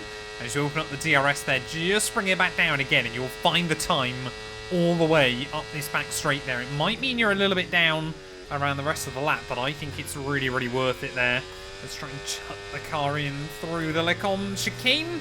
Really nicely on the X there, braking just as you reach the curb on the outside for this horrible hairpin. The back end, oh, sorry, the front end even, always wants to claw away from you. Try to avoid taking too much curb through the exit of the corner, otherwise it will compromise your run. Pouon is completely flat, as in completely flat, and ever so slightly wide that time round. I think we just about kept the rear wheel inside track limits there, hence why the lap didn't get invalidated as well. Fifth gear as you thread your way through the Fagnes chicane. We've got a little bit of traffic in front that hopefully isn't going to be too much of a problem. Fourth gear through the entry of Stavolo. Be really, really careful on the exit as well that you don't compromise your line. Half a second up though, with just a couple more corners left. We are going to lose a little bit of delta now to the AI, but I'm hoping they're going to move out of the way, and I'm hoping we're getting a nice faint slipstream as well from them there as Lando Norris does finally back out of it. 2 more corners to go through the bus stop chicane. They're really trying to get on that apex through the first part, avoid Lewis Hamilton on the exit, up towards the line. Half a second improvement. It's a 41.2. We have smashed it. Well, it's not often you out-qualify Charles Leclerc in this game. It's certainly less often on 110 AI when you out-qualify him by near enough a second here. I know we got held up on his second run. I think we would have seen him in the high 41s, to be completely honest, so that doesn't paint the full picture. But 9/10 of a second faster than Lando Norris. We are cooking here in qualifying, but at the other 2 races where we smashed everyone to pole, we had a mechanical failure. Hopefully that isn't foreshadowing. Let's get into the Grand Prix. The Belgian Grand Prix, a race the great Ayrton Senna won 6 times, and in 2019, Charles Leclerc became the first driver to take their maiden win here since a certain Michael Schumacher in 1992. One of the circuits that makes Formula One, Formula One. Welcome to the Belgian Grand Prix. 19 corners, 4.3 miles or 7 kilometres. There's over 100 metres of elevation change here, with long stretches of the lap spent flat out. Look out for the bus stop chicane. The final challenge before the temporary relief of the start-finish straight. It's time to take a look at our starting grid for today's race. Firestarter lines up on pole position, edging out Lando Norris, who'll start from P2. As we continue through the rest of the grid today, we have Leclerc, Verstappen, Russell, Oscar Piastri, Hülkenberg, Hamilton, Fernando Alonso, Gasly, Perez, Stroll, Albon, Zhou, Vesti, Tsunoda, Behrman, Ocon, Ricciardo. Carlos Sainz will start from the back of the grid. It's almost time for those 5 red lights to go out then. Let's see who can prevail today. Welcome to the commentary box. I'm Alex Jakes. Alongside me is Anthony Davidson. Well, it's all about forgetting last time because that was a bit of a shocker. How did they change the story today? You've got to put it behind you. Whatever happened last time, I was always told as a driver, park it, forget about it. Obviously, feel the pain when it happens, but then you can't dwell on it and carry that through to the next race. So put it behind you and just crack on with this race coming your way now. Okay, here we go. I know what you can do. Don't let me down. Well, apparently every single race I seem to do in this game at the moment, according to the commentary team, is an absolute stinker. No mention of my qualifying dominance or anything like that. They like to focus on the negative. Inside F1 24, I'm not like that though. I like to focus on the positives where possible, and the positive today is that we get 22 laps, hopefully, around this Belgian Grand Prix circuit. Soft to medium is going to be the way to go. I am looking forward to this. We just need to try and get a nice clean start for the run down in towards turn 1. And there's everyone around me on medium, so not sure what to make of that. It is 5 red lights. And it is lights out, and away we go there, and not responding particularly well. Leclerc and Lando Norris immediately Kind of trying to look around the outside in towards turn 1 as we're going to be 3 wide there. We're just going to get a little bit pinched in between our teammate and the inside wall. And we had to give him the room. We could not afford to risk any damage to either of the cars at the start of this one. But Leclerc there, a power move up into the lead of the Grand Prix. And immediately we're going to try and go on the offensive on Lando Norris there, who hangs on to P2. He's overtaken one Ferrari, but lost the place to the other one then. Is trying to get the straight line speed around the outside of the McLaren there. He just pinches himself a little bit too far down in the apex. And we didn't get a 1-2 in Saturday, but we are up to a 1-2 come Sunday early on then. Charles Leclerc, though, again, whenever I seem to start from pole recently, he seems to be able to snooker away from me on lap 1. He's really figured out the launches in this car in a way that I just can't. But yeah, not a fan of the way he pinched me there down in towards turn 1. I don't quite know where Lando Norris is, so I'm not going to say he necessarily did it on purpose, but it would have been nice to have a little bit more room through that first apex there. You know, had to really lean up against the wall. I don't want to start ruining his races with the championship lead. Plus, I think that would be a pretty good way to get kicked out of Ferrari very, very fast. But as we make our way then at Stavolo, I'm expecting both of us just to be able to pull away from the rest of the field. Hulkenberg, get that screenshot, is up into P5. How on earth is he managing that? And where was that when I was at the team? Well, I guess this is going to be a good first test then to work out what the straight line speed is like relative to our teammate. So we make our way then down in towards Eau Rouge, up Raddy on the other side. Having spent some time in that grandstand, it is absolutely incredible as well. I would highly recommend it, even if it's not for the Formula 1, for another race. It is so cool. As quickly as you can. Push, push. As we try to have a look around the outside of Charles there, again, just having to be a little bit careful. Don't know where he's going to try and position the car. We've got a lot of straight line speed, but yeah, ultimately there, not quite enough to fully get round him. Well, we're just starting to get Lando Norris out of the DRS range then, so I'm intrigued to know, Hulkenberg's gone the same way as me, why more of the AI didn't opt for the soft compound tyre at the start of this one. Maybe they're going to try and go the alternate. I'd be very surprised if anybody did. You can see Leclerc now as well, just opening up the gap over myself. So a bit like Hungary, I don't know why I pronounced it so oddly last time. Just seems like the soft compound tyre can't last as well as we were hoping it would. And maybe our teammate has got me out of the range. That's not ideal. Well, there we go. Then using a bit more battery last lap, we can get in the range of Charles Leclerc once again. It's already, yeah, this is really shaping up a little bit like Silverstone. And we're kind of just battling each other, but pulling away from the rest of the field a little bit. I'm not convinced the tyres are going to hang on that well. We're just struggling slightly with rear temperature. It's nowhere near as bad as it was at the Hungaro ring. But I think this first stint now is more about just keeping Leclerc close. Maybe going for the undercut. And then kind of seeing what we can do on the second set of tyres. I wonder if fans as well, watching on, are just thinking that we're in flying formation right now. Because, I mean, we're staying close to Leclerc, but we're just not able to challenge him. That is not the case. I am genuinely trying to drive this thing as fast as I can. If I can get a run on him, then I will. So yeah, the tyre's definitely now starting to fall off. But yeah, Leclerc's just hanging on really nicely. I'm pushing just to keep up with him. He might have more pace in the other car. I've got nothing else in this. I mean, we have had other concerns in recent races that maybe Red Bull have caught us up. Maybe McLaren and Mercedes have finally become rivals to the team as well. I'll tell you what, as a race to finish on before the summer break, Ferrari, we have made a statement once again. I know it is still early doors in the GP. But yeah, 1 and 2, 5 seconds clear of anybody else. And opening up that gap each and every lap. Leclerc and Mike, yeah, we have done a really, really good job so far with the development package of this car. There are rumours as well that the rule changes, obviously the limited upgrades that we could do, is actually going to get lifted for the second half of the season. So that might allow other teams that potentially have got some resources in the waiting to be able to pile on upgrades. But yeah, that I think is a topic for another day. I'm going to try and go one more lap on this set of tyres. We are just starting to struggle with the rear temperature there overheating. But I think we can get one more out of it and still then get the undercut on Charles. Well, it is a horrible, horrible balance towards the end of the stint. We've lost more time to Leclerc this lap. Remember the speed limit. We'll be penalised if we exceed it. Keep that in mind as you approach. As you can see, yeah, really, really trying to push off the exit Stavolo. But of course, we know on the other end of the race, it will hopefully make things a little less painful. Leclerc's been able to go pretty well on his set of mediums.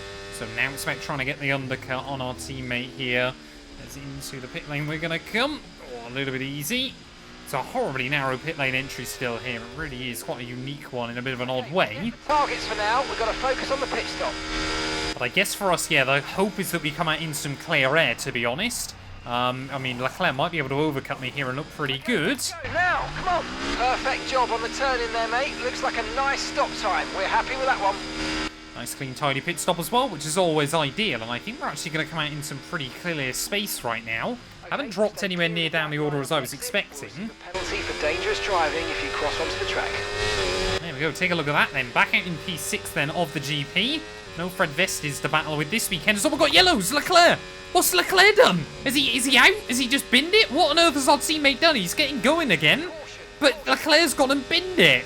Well, riding on board then with Charles Leclerc as he makes his way up the Kemmel Straight then. Are we just going to see him get a little bit of over-rotation on the exit? No!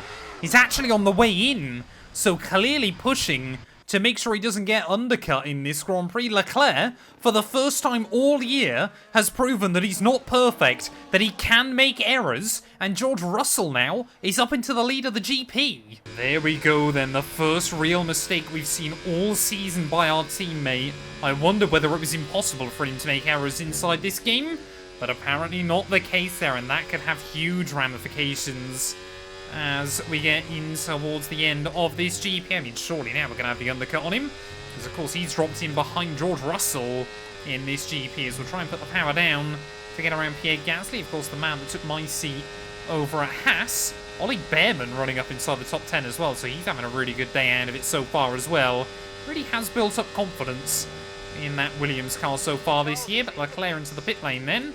So we're going to try and look down the inside of Gasly. Hopefully we can get a nice... What? No! Gasly's tried to pit!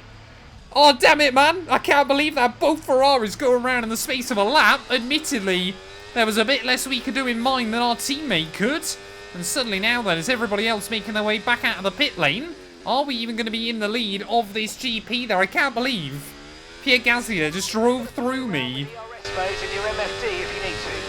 As luckily we're still going to get the jump on George Russell there and be out at the front of the field. But both Ferraris going for a spin inside one lap, and that has suddenly meant all the pressure is back on. Well, it hasn't taken Charles Leclerc long before he's got straight back past George Russell here, and now he's back inside the 1 second zone of myself.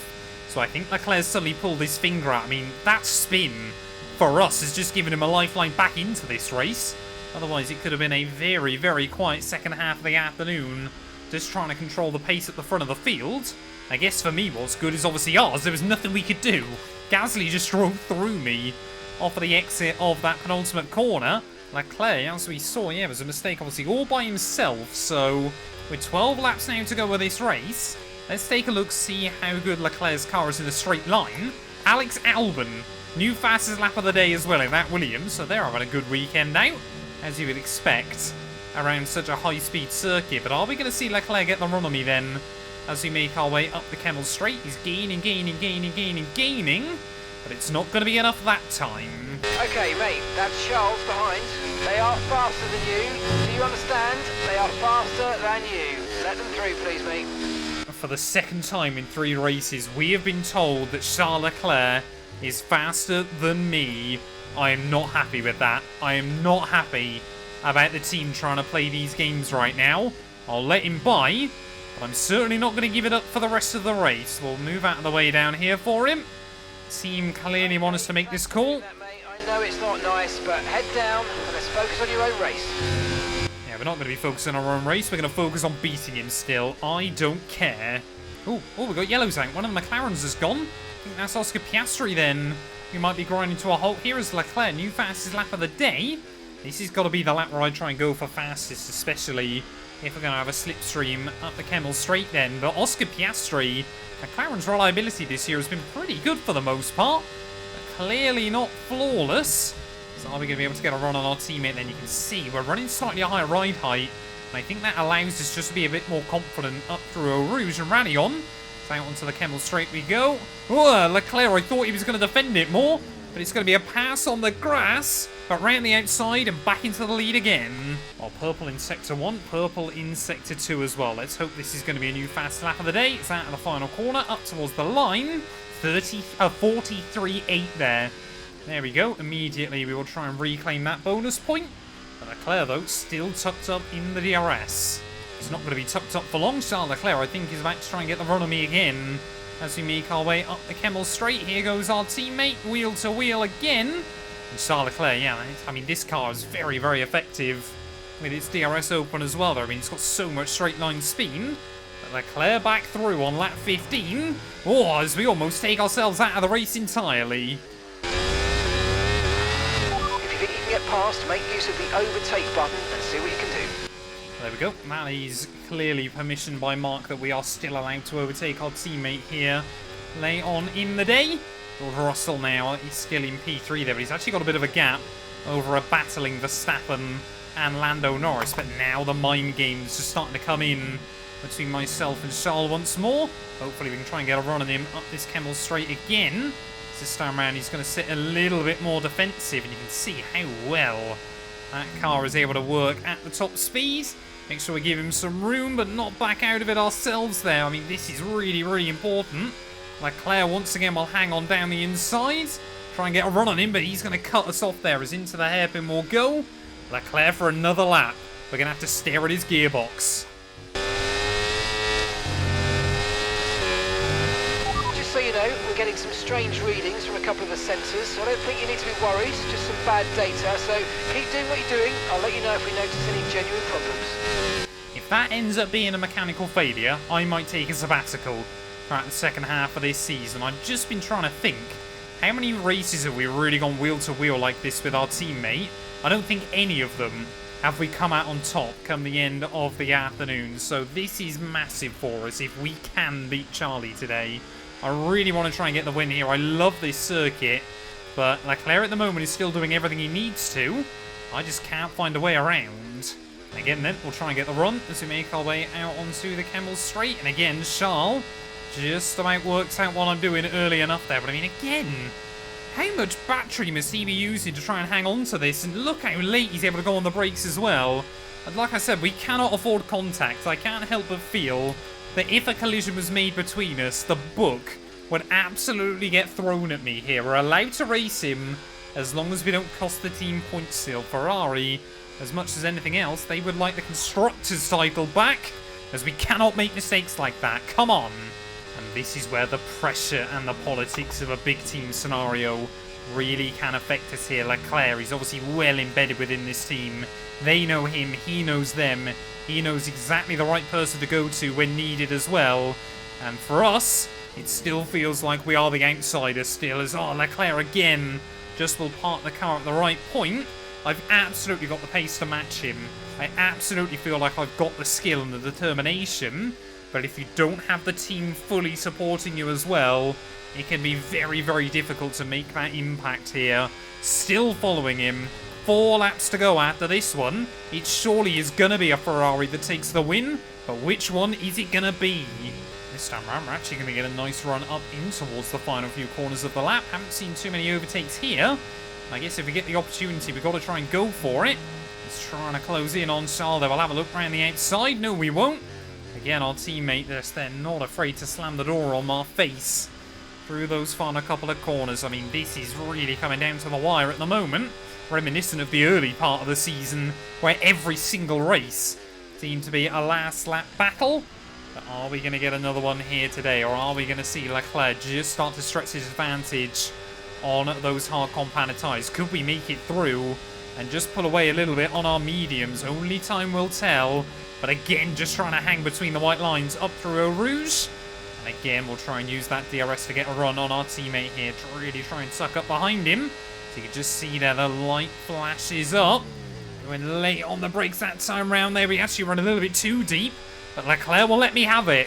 Leclerc slots in behind. And for the first time in a few laps, we are back into the lead of this GP. Now it's a case of how long will we hold on to it this time. Okay, Leclerc's clearly taking a leaf out of my book. Up in towards the final couple of corners. We're going to be side by side through Blanchimont. This time round, we'll just about tuck back in. We'll try and switch him on the exit of the corner there. No, again. Oh, what is Leclerc? I mean, he's just moving around a little bit in the braking zone.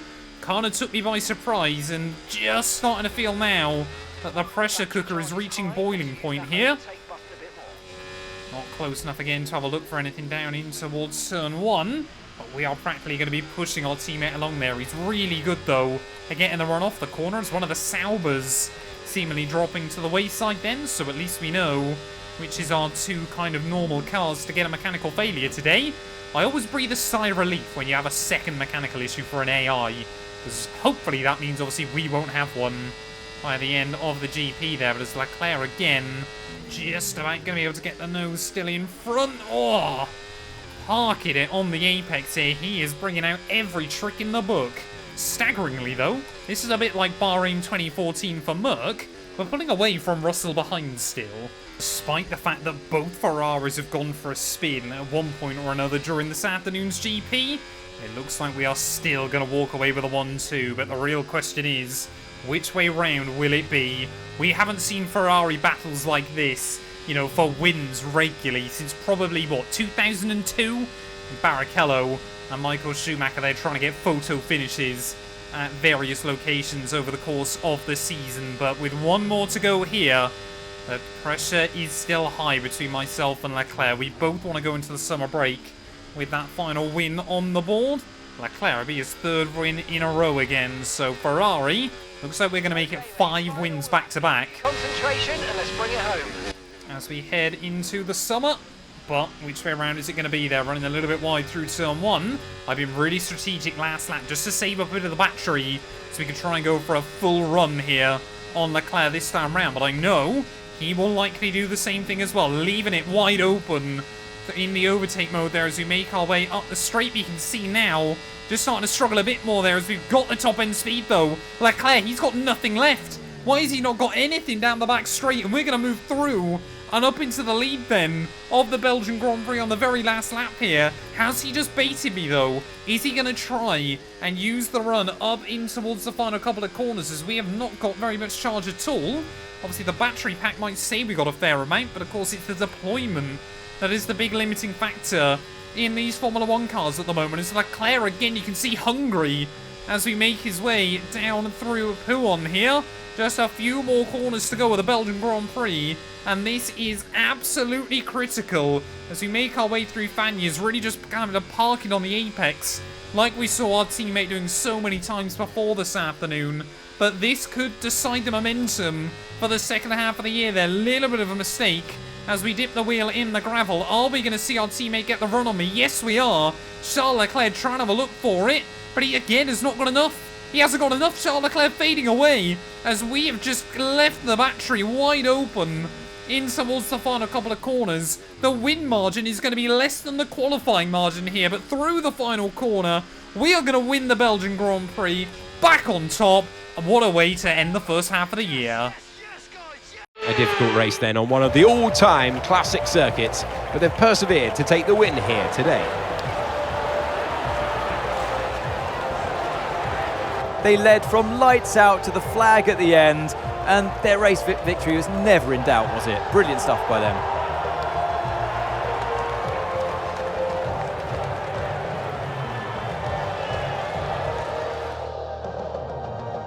Here come our winners now. A thrilling race and a tremendous effort by Ferrari.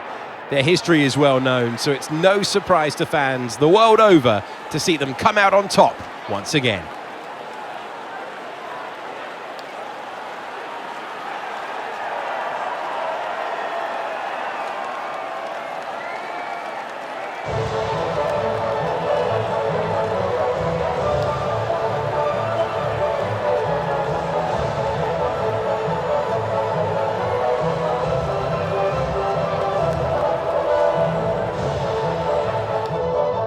Well, there we go then. Pole position, fastest lap, race victory. It doesn't get much better than that, and we can enjoy some well-earned time off over the summer as well there. Ferrari, yet another one too, to kickstart the summer celebrations as well, but I'm sure Leclerc will be gutted that he wasn't quite able to walk away with a victory today. Russell ahead of Verstappen and Lando Norris, with Alonso, Albon, Hülkenberg, Perez, and Lewis Hamilton rounding out your top 10 there. Ollie Behrman agonisingly close to points when all is said and done. Williams had a really good race car this weekend, but unfortunately for the rookie there, just not quite able to use it to the best of his abilities. Zhou Guanyu, he didn't actually retire from the race, he just had a puncture late on in the day there, so he still walks away with a checkered flag finish. And that means in terms of the championship, well, the gap between myself and Verstappen back down to just 40 points there. There's a long way to go still in the second half of the year. Even if we can't get back ahead of Charles, I'd love to still try and make sure that we finish runner-up against the Dutchman there. Norris and Russell now tied on 146 behind me, ahead of Alonso and Oscar Piastri there. Hamilton, it has been a slow old year for him as Albon just extends his gap over Lance Stroll. Hülkenberg as well, big points for him this weekend, meaning he's now ahead of Esteban Ocon and Daniel Ricciardo as well. There is it's still Behrman and both of those Saubers that are yet to score a point. Constructors-wise, Williams again just extending that gap over Haas. So they could definitely be a threat to Aston Martin next year if things went their way. And you can see Ferrari as well, 185-point lead as we head into the summer. Thank you all so much for watching this video. If you have enjoyed it, please do make sure to leave a like, get yourself subscribed. Like I said, we'll be back tomorrow with the F1 2000 career mode. We will actually take a summer break. This series will hopefully return on Tuesday, ready for the Dutch Grand Prix. And support that we rarely see anywhere else on the calendar, there is an incredible atmosphere at Zandvoort. We're setting the grid for the Dutch Grand Prix in qualifying. I must admit, I am really looking forward to taking this car to Monza next time. Not just obviously because it's Ferrari's home Grand Prix and all the history and everything, but also this car is so fast in a straight line. I really want to see either at Monza, Baku or Vegas just how much top speed we can get out of it. The Haas, I think we got 231 was our record, but it's meant to be the slowest car inside F1 24. I reckon this thing could genuinely push up towards 240 miles an hour with a low enough downforce setup and the perfect amount of slipstream here, but we're certainly not going to reach those kind of speeds around this circuit. So we head out into Q2. Times are looking very, very tight. Leclerc, though, was fastest in Q1. Luckily, yeah, there's not too many opportunities to use the DRS until you make your way out of that final corner. Sorry, in towards the final corner with the banking. As we make our way then up towards the start-finish line. Shortest run back to the flag. 1095 there. Only puts us in P5, but I think that should be a safely through anyway. And there we go, Leclerc once again fastest come the end of Q2. No real surprises, it's still your big five teams from the start of Season 1 that all make it through. It would be nice to kind of see, I mean, Haas are getting there now. But it would be nice to kind of see more surprises coming through from other teams as well there. We're losing all of our time to Leclerc in Sector 1, so we really need to try and nail that if we want to fight for pole. I think we could see times in towards the 108s here as we make our way into Q3. And it looks like Leclerc, yeah, fastest in Q1, fastest in Q2. Our teammate is looking very, very racy here as we start our first lap in Q3. Almost 205 miles an hour down towards Turn 1. The straight line speed this thing's got, even with a basically maxed out downforce, is absolutely unbelievable. But like we said, this is a sector where we need to try and find a little bit more. Let's try and roll on the power up the hill though. Are we going to be a little bit closer there? I think we're looking for like a 24 flat first sector. And it is only a 24.2. That's not what we need. We've got to keep just allowing the lap to unravel. Maybe use this as a benchmark. Pretty much even with Alonso as we make our way in towards the final sector. This, though, has been where the car's unsurprisingly very, very quick. So try and roll on that throttle out the final corner. Use the battery as you hear the car bottoming out underneath you. A 9.1. We go P3. But now Verstappen has suddenly shown up. Less than a tenth of a second then in it between Max Verstappen, Charles Leclerc and myself here. It is anybody's game as we head into our final Q3 run. I mean, surely you were always expecting the Dutchman to come back fighting here right towards the end of qualifying. Again, we'll use a bit of battery out of that final corner. to give ourselves the best run of speed down in towards turn 1. Maybe wasted a bit too much battery that time round. Might come back to haunt us as the lap unfolds there, as we'll just really try and sprinkle it in. It can make so much of a difference here in qualifying. Just a little, you know, a couple of hundredths of a second here and there will make a difference come the end of qualifying there, as pretty much a 10th up through Sector 1. But Leclerc now, he breaks that 109 barrier. The first and maybe only driver into the 108s this weekend. Can we try and match our teammate there? Can we make it a Ferrari front row lockout in Max Verstappen's back garden? Just trying to thread our way through this middle sector. So difficult, the way the car always wants to understeer on the exits there, but we're still finding a little bit more time as we make our way into Sector 3. Just keep it nice and tidy on the throttle there, out of those corners through the stadium section. And one real corner to go, 2 more corners left of the lap. And try to avoid the car bottoming out on the exit. Up towards the line though, what is the time going to be? We're going to be mighty close there. We hit a bump. What on earth was that? And I think it's cost us pole. Well, Max Verstappen fastest out of the first runs here in Q3, but ultimately Ferrari, the power is just too strong in this car there. Leclerc takes pole, the only man to get into the 108s. I think hitting that bump might have cost us a 108, but I don't think we would have saved 600ths of a second there in the end, and still, your top 3 covered by less than a 10th. It is going to be a Ferrari front row lockout though. Max Verstappen has got both McLarens waiting in the wings behind him. Perez only good enough for P10. For years, the people of Zandvoort fondly recalled the Grand Prix they used to hold, and then came along Max Verstappen. Across Europe, the Orange Army sold seats and seats and seats, and now they have their own Grand Prix. It is time for race day in the Netherlands. Zandvoort circuit then, 14 corners, 10 to the right and 4 to the left, with plenty of steep camber and elevation changes to keep our drivers on their toes throughout the 2.6 mile lap. And watch out for cars making use of the DRS zone into turn 1 to overtake. So with the race not far away from starting, here's what today's grid rundown looks like. Fantastic effort from Charles Leclerc yesterday, and it's put him on pole. And Firestarter completes the front row. As we continue through the rest of the grid today, we have Verstappen, Norris, Oscar Piastri, Fernando Alonso, Russell, Hamilton, Stroll, Perez, Albon, Ocon, Sainz, Behrman, Tsunoda, Ricciardo, Joe, Gasly, Vesti, and Nico Hulkenberg rounds off the grid. It's almost time for the lights to go out, so let's head down to the track where preparations are underway.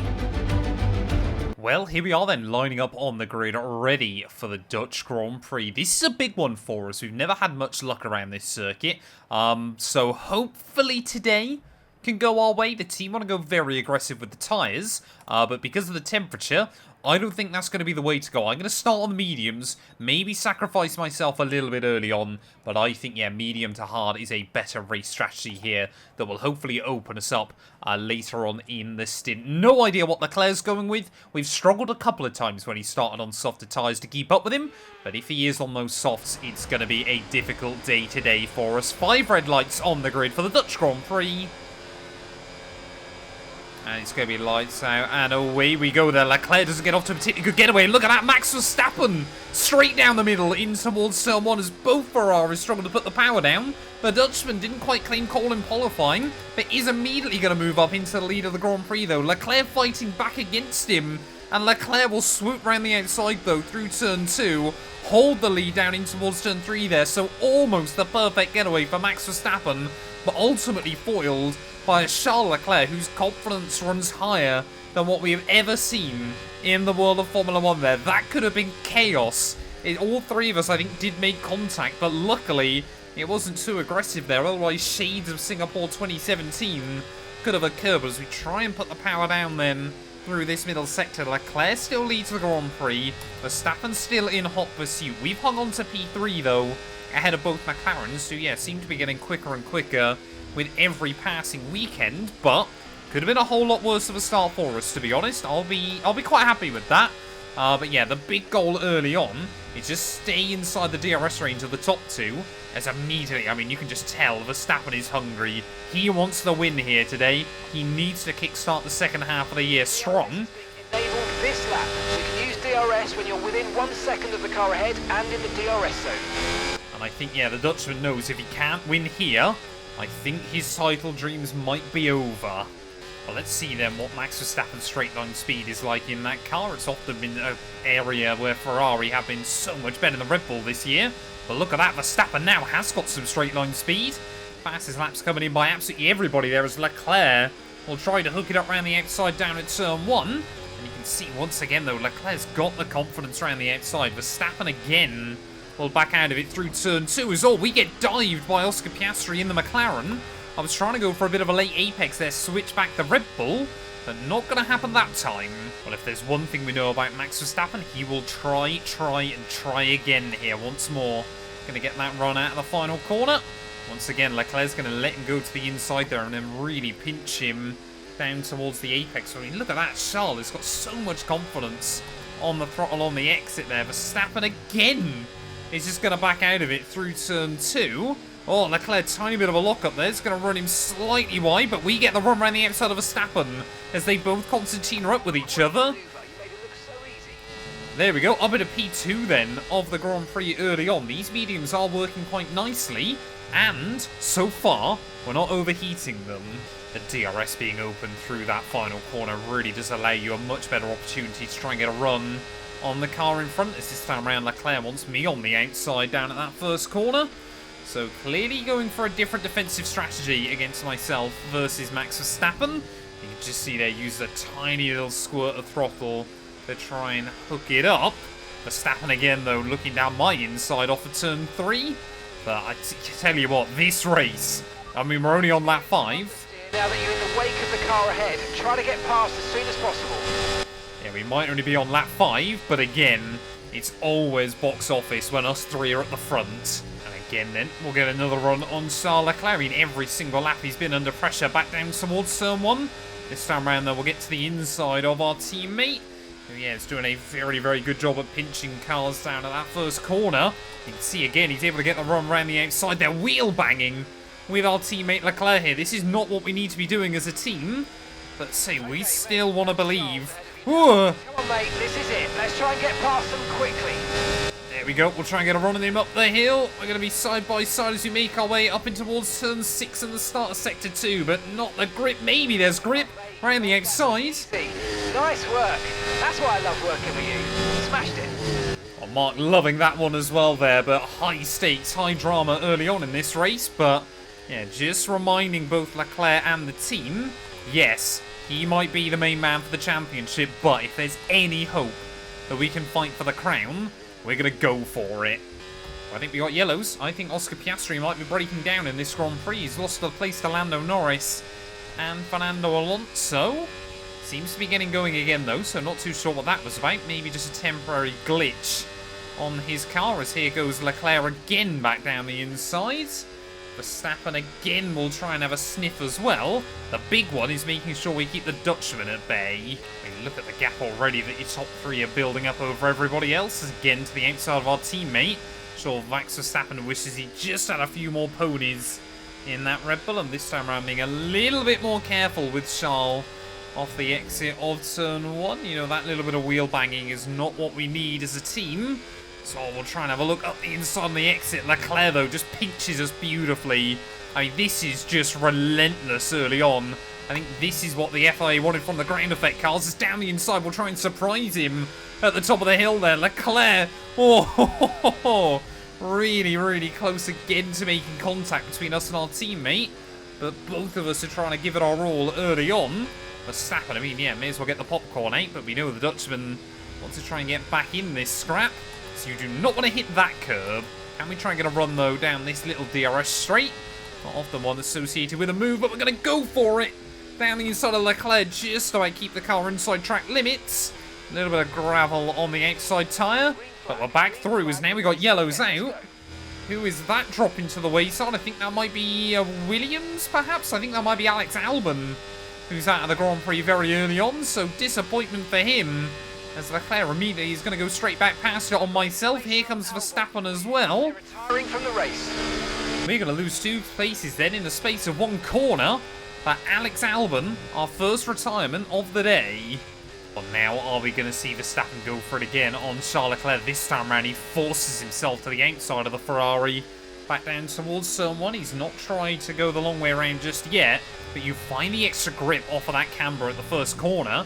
I'm sure the Dutch army will be cheering on that one. Max Verstappen back into the lead of this Grand Prix. Here we go, Charles Leclerc then. This time he's going to get squeezed to the inside, so I think both of them, rather oddly, on the outside line, ready for turn 1 there. And you can see again, it's going to work well for Verstappen. Yeah, I've never seen that before in this game, but apparently the outside line is the one to have for turn 1, because it makes it easier to defend on the outside for turn 2. And again then, Verstappen trying to squeeze Leclerc, I think every single lap. 10th a lap, well done. Every single lap we've seen a fight down at turn 1 there, and Leclerc, I think he could have really squeezed Verstappen out that time round through that first corner, but unable to do so. And say, just watching these two, knowing that their tyres are slowly getting more and more burnt out, might present an opportunity for us. I'm a little bit scared of the undercut still for them. So we'll try and get a run up the hill, down the inside of Leclerc again. There's Verstappen there trying to make the move. Oh no, he's already got the lead. I don't know what Mark's on about. They're still side by side with Leclerc though, in through the middle sector. But we are through and back into P2. Well, it has been nice just having a couple of laps to allow ourselves to breathe here. And it looks like Charles Leclerc maybe has just taken a bit too much out of his tyres throughout the first stint this afternoon. Verstappen again though, going to be under pressure back down towards turn 1. I mean, we've had actually a couple of laps where it hasn't been a fight for the lead in towards that first corner, but clear around the Red Bull will go. Yeah, Verstappen and Leclerc though obviously got a box before myself. We've got to be careful though, I don't want to give him too much of an undercut, because I don't know how quick the hards will be. Oh, there we go, loads of cars diving into the pit lane then. Lap, so push now, push. Charles is in for his stop now. Team want us to box at the end of this one, but I think I'm going to try and go 1 lap longer. I don't want to get held up behind Russell or Piastri as we try and make our way into the box. So want to kind of let them all deal with each other. Annoyingly though, yeah, Verstappen's not even going to come out in traffic. But I think Leclerc is really now starting to struggle to keep up with him. I mean, yeah, take a look at the tyre wear though. I'm so happy I didn't opt for the softs at the start of this one. There's no way they would have been able to go this deep into the Grand Prix. Or if they had, they would not have been particularly fun to drive on. So we've got 1 more lap to go then before we box, as Russell, Piastri and Lance Stroll all in. Pretty much every other car is going to be into the pit lane, but there are still a few holdouts. Actually got... no, I think... yeah, Ollie Behrman now running up in P2. Fred Vesti, P5. Well, looking on the mini-map then, annoyingly, it doesn't look like Leclerc and Verstappen are going to get held up whatsoever by slower cars here, as we need to focus on where I'm going. Into the pit lane we'll go at the end of that lap. Come on, just try and make sure we get it stopped, which we will. Yeah, really didn't want to get tripped up by other cars here. It's such a narrow pit lane around this circuit. Come on, tidy stop, 2.5. Perfect job from you and the crew there, mate. We're delighted with that. It was not perfect, but I think we're going to be close with Verstappen and Leclerc still on the exit there, as Charles, new fastest lap of the day. Now we want to finish the race on this compound. No, we're actually going to get jumped not only by them, but also by Norris and Fernando Alonso, who is side by side a little bit further behind. So we've got a lot of work to do now in the second half of the afternoon. First of all, we need to try and get these tyres up to temperature there, as I think Russell was hoping I'd be a little bit more vulnerable than I am. 4 cars, 4 different teams making up your top 4. And yeah, Russell could have made it 5. Here we go, Norris and Alonso then side by side back towards turn 1. I mean, you can just see cars wheel to wheel right the way up the order there. It's sort of just nudged the outside left on the grass there, as Alonso, you can see, just will slot back in behind Lando Norris. We've got to be really, really methodical with where we make our moves, but we've got to try and get back into, at the very least, P3. Alonso again then trying to apply pressure to Lando Norris. We're under increasing pressure from George Russell. And immediately we will just remind him, Ferrari better than Mercedes there, as I think it's still Leclerc at the front of the field. So at least those two are still battling. But yeah, just trying to fire up these hard tyres is not easy. Our advantage is going to come right towards the end of the afternoon, I hope. I mean, all of these battles going on in front of us, and still it feels like we can't do anything at the moment. Problem is, obviously, those battles only tend to last 1 or 2 corners as well. Drivers just completed a pass for the leader of the race. Yep, Charles back through again. So, yeah, luckily they are still battling each other. Better that than them obviously just running free at the front of the order. But, yeah, it's so difficult to make an impact right now. I think it's going to be sort of in the last 10 laps we have an advantage. Because right now, the mediums have still just got that little bit more grip. Who's breaking down? I think it's the other Williams. Don't say Ollie Behrman's out of the Grand Prix as well. Double trouble down at Williams here. And yeah, Ollie Behrman is. Right, they've got a serious car issue. It looks like they're retiring. So a heartbreak for Behrman then, as Williams are weekend to forget. Clearly an upgrade on that car has not worked out the way they would have wanted. And both drivers out of this Grand Prix. Well, I think we're going to have an even bigger problem soon. If Norris can close up to Verstappen and Leclerc and get inside that DRS, I really think we're going to struggle to make any impact on these drivers here. So, kind of now we're in a race against the clock. Yeah, like I said, if Norris gets inside the DRS, then, Alonso, him, Verstappen as well, all going to have an advantage. Alonso's ahead of you. We don't want to let this hold us up too long, so do your best to get past and get on with the race. I'm definitely noticing we're starting to get a bit closer each and every lap. We're starting to hang with these cars through the twisty bits just that little bit better. I think soon we're going to be able to attack. What I really want, yeah, is Alonso and Lando again to go side by side through the first couple of corners, but we've got to utilise this Ferrari straight line speed. You can see Alonso closing in on Lando, and this could be wonderful for us. So we'll send out high and wide down in towards turn 1. Try to get the power down on the exit, not that time round. Almost taking ourselves out of the Grand Prix there. As Norris locks up again in front, we can get the run. And again, Alonso is going to try and hound Norris. I mean, how many times have we seen cars wheel to wheel down towards turn 1 today? It has been one of, if not the best Dutch Grand Prix of all time. I know last year's race was quite good. That was mainly thanks to the weather. Are we going to be able to try and get a run though on Alonso as we make our way up the hill? 10 laps to go after this one. Oh, we'll try and get to the outside of the Aston Martin and there's just like a car's width. That target nicely. There's a long way to go in this race, so let's keep it clean. Oh, running a little bit wide there on the exit, getting very, very ragged, but we've picked off one. And surely that's going to mean Lando Norris is even easier to get round. Right, come on then, Lando Norris. Very sane lap. We've got to try and go for it here. As still, you can see those top two battling. Basically drain the battery, though, to try and make this run happen. There's clean around the outside. I'll be able to go. Lando Norris does not want to back out, though. I have to give him the room, but we'll get the power down off of the corner. 2 seconds between ourselves and the top two. We've just got a little bit of an advantage that is growing each and every lap. Well, starting lap 30, then I can still see Leclerc and Verstappen battling up in the distance, but Lando Norris is making my life, really awkward. I thought he might just back out of that down at turn 1, but apparently not. The McLaren man, yeah, every single lap is just trying to stick his nose in, trying to go for something to upset our rhythm here. You can see Verstappen and Leclerc, though, starting to hold each other up even more, but I just cannot get there. Come on, 5 laps to go of this Grand Prix, and still Lando Norris is applying the pressure to me. 2.6 seconds. Gotta try and start defending from him. We've got to just make sure he can't get a run. So we'll really slam the door in his face there through turn 1. But you can just see all this is doing is allowing Leclerc and Verstappen to hold about a 2-second margin. Their tyres are not falling away yet, and we desperately need it to happen. Well, at the moment, it's better for us if Verstappen is leading rather than Charles Leclerc here. Just over 2 laps to go of this Grand Prix, and yeah, it just allows us to take a little bit more time out of them both through this middle sector. But Verstappen is hanging on at the moment. Leclerc, though, just waiting in the wings. We are still more than 2 seconds back. We can't even get inside the DRS range. Hindsight is a beautiful thing. I'm starting to wonder whether that later pit stop has made the difference. One more lap to go then. Will it be Max Verstappen? Will it be Charles Leclerc that takes the win here at the Dutch Grand Prix? These two have been going at it all afternoon. As try as we might, we aren't quite going to get there by the end of this unless something crazy happens. Leclerc to the inside of the Dutchman down at turn 1. Max Verstappen's going to try and take the high line to swoop round him through that first corner, but Leclerc is going to make it through. Are they going to go wheel to wheel into turn 2? No, they're not. And Verstappen, that might be the power move that gives him the win here at Zandvoort. I think, what would that be? The 5th or 6th time in a row inside this series? Max Verstappen does not lose at the Dutch Grand Prix. And it is absolutely ridiculous to behold there. As, I mean, yeah, give it a few more laps.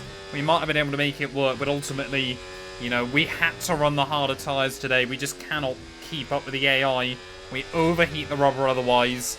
And that would have meant we'd probably end up further down the order here. And annoyingly, P3 isn't a bad result at the end of the day, but it really does feel like it this afternoon there. Felt like we had a bit more in the car. I felt like our pace has been there, but just ultimately not able to utilise it. It's through the final couple of corners. It's a race that has been fought all afternoon. Max Verstappen, though, gets his championship hopes back on track this weekend.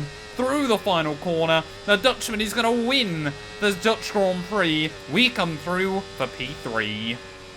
Heading to the top step once again. Max Verstappen takes the win.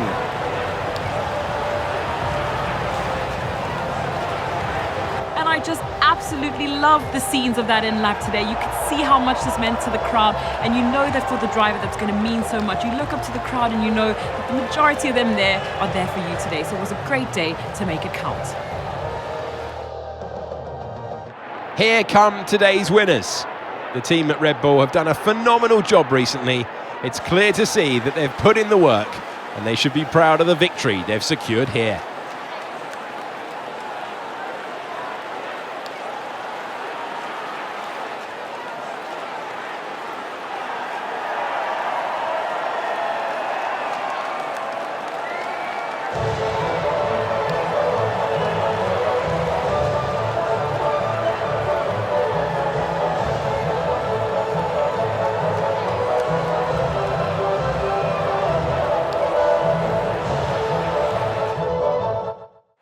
Well, 1/10 of a second in it between Charles Leclerc and Max Verstappen come the checkered flag, but the Dutchman from P3 on the grid, I knew based on that start, he was going to be hungry today, and getting the better of both of our cars is not the way we wanted to kickstart the second half of the year. Then Norris comes through for P4 ahead of Alonso and both Mercedes there, with Piastri, Perez and Stroll rounding out your top 10. No real shock results or anything like that, I guess, apart from both Williams failing to see the checkered flag there. But ultimately, yeah, for us, it's a weekend to forget, ultimately, as a team there. Championship-wise, the gap at the top is actually cut down, to just 58 points there. But Verstappen, yeah, further able to pull out 10 points over myself, gives him a 50-point lead over me, as we've got pretty much a 50-point lead over Lando Norris as well. The top battles really are spreading out right now. I mean, Lando and George are still very close together, but apart from that, yeah, plenty of gaps beginning to form here in the second half of the year. The gap in the constructors, though, is opened up. Now 192 points between ourselves and Red Bull. So, yeah, that's a case of when rather than if, I think, we wrap up that world title as well there. And look at Williams running still in 6th place there as well, ahead of Haas. Really, really good year by them as a team. But thank you all so much for watching this video. If you have enjoyed, please do make sure to leave a like, get yourself subscribed, and we will be back very soon when Formula 1 returns ready at the Temple of Speed, the big one, the Italian Grand Prix. Over a century, the Temple of Speed has all come down to moments like this. Driver versus the stopwatch to set the grid for the Grand Prix. It is qualifying at Monza.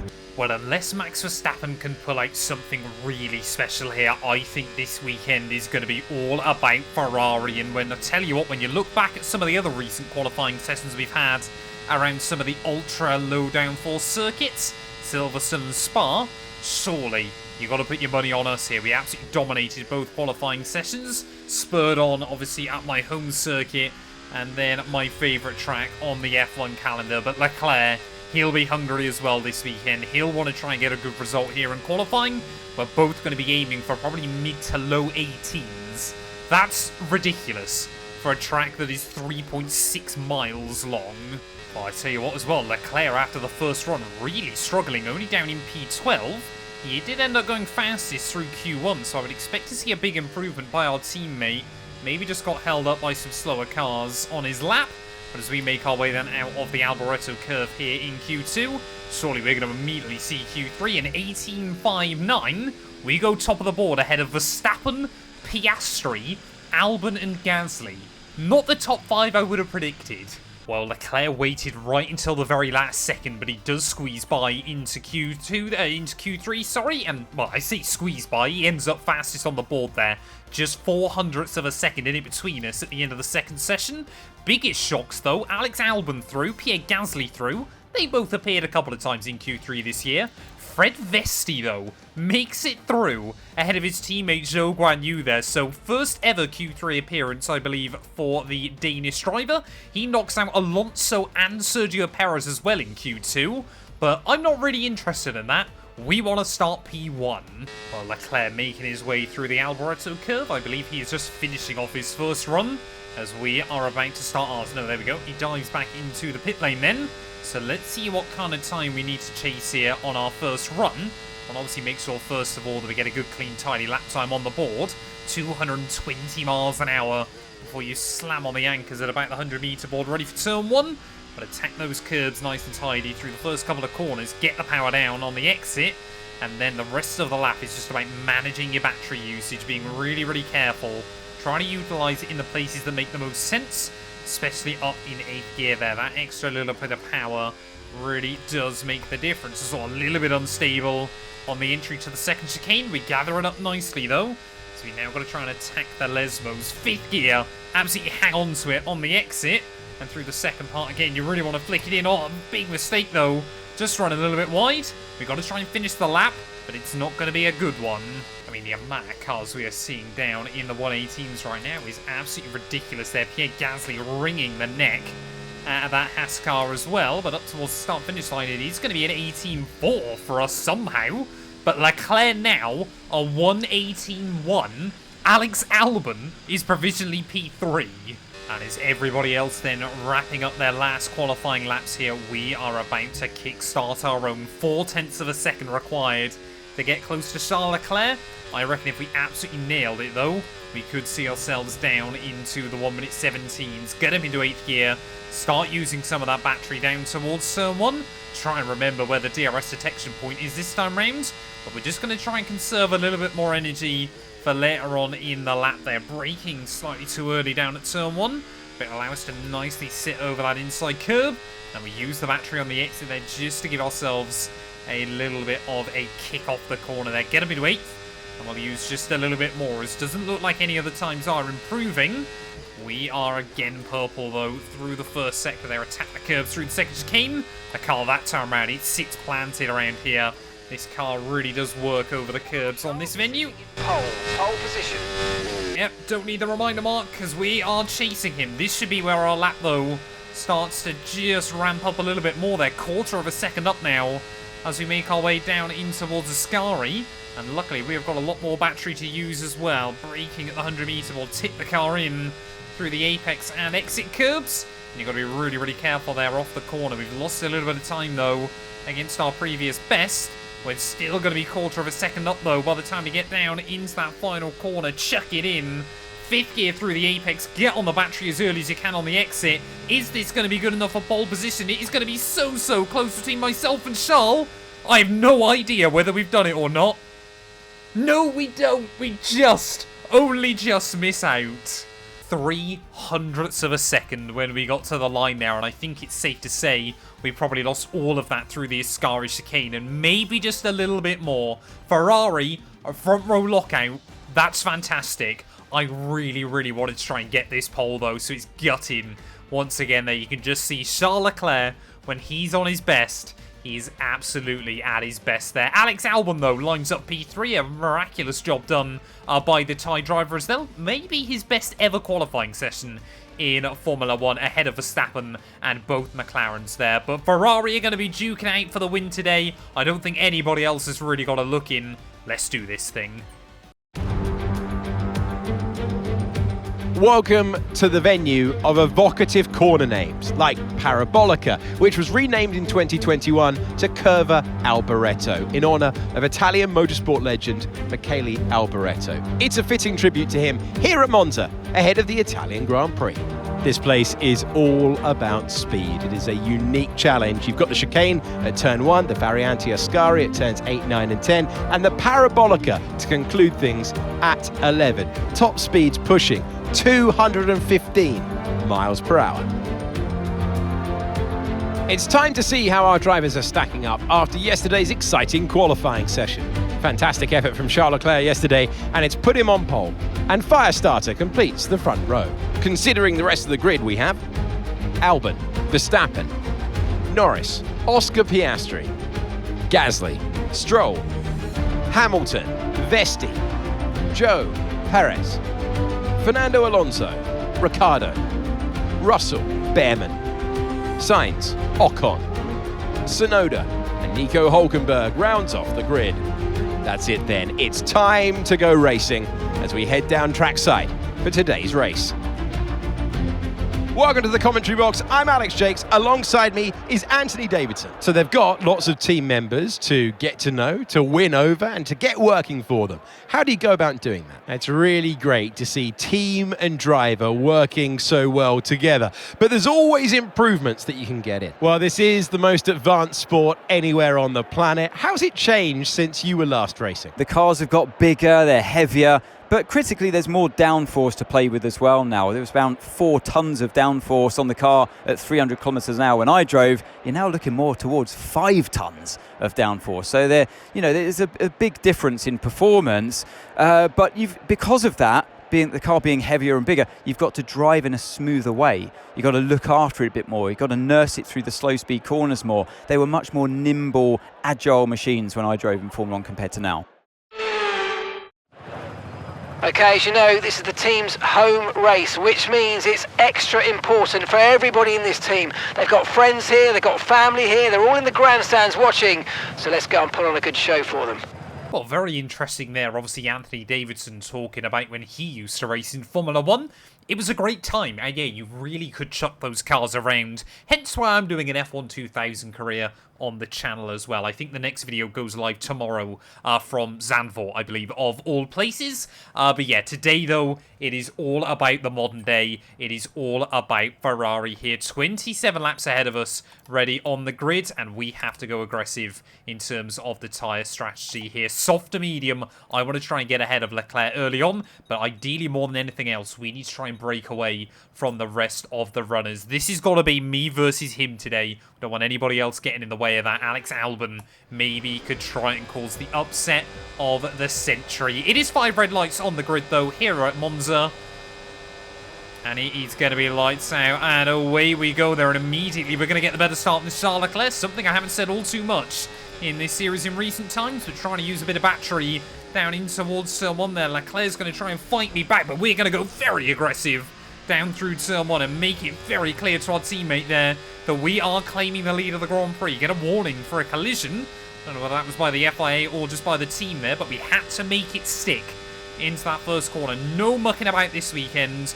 No giving him any more room than I absolutely have to there. And yes, it might have been slightly risky. Yes, I'm sure most of the Ferrari personnel were incredibly nervous watching us head down in towards that first corner. But we've walked away 1 and 2 still. And yeah, we need to try and open up a bit of a lead as early as we can there. Already, you can see Albon dropping back and dragging Verstappen with him there as Leclerc still trying to apply pressure to myself. I guess as well, the other thing we got to do is very early on today, got to see how quick this car actually is in a straight line as well. Just because I'm genuinely quite interested to know.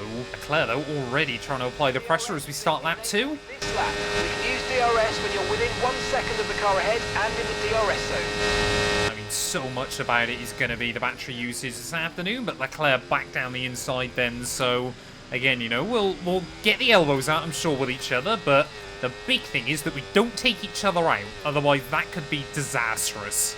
Well, I think, yeah, this race is probably going to end up being quite a lot like Belgium. This car is just so much better than anything else in a straight line on its game at the moment. It has worked to our favour a lot of times in more recent weekends. As we try and get a run then on Leclerc, open up that DRS 220 miles an hour.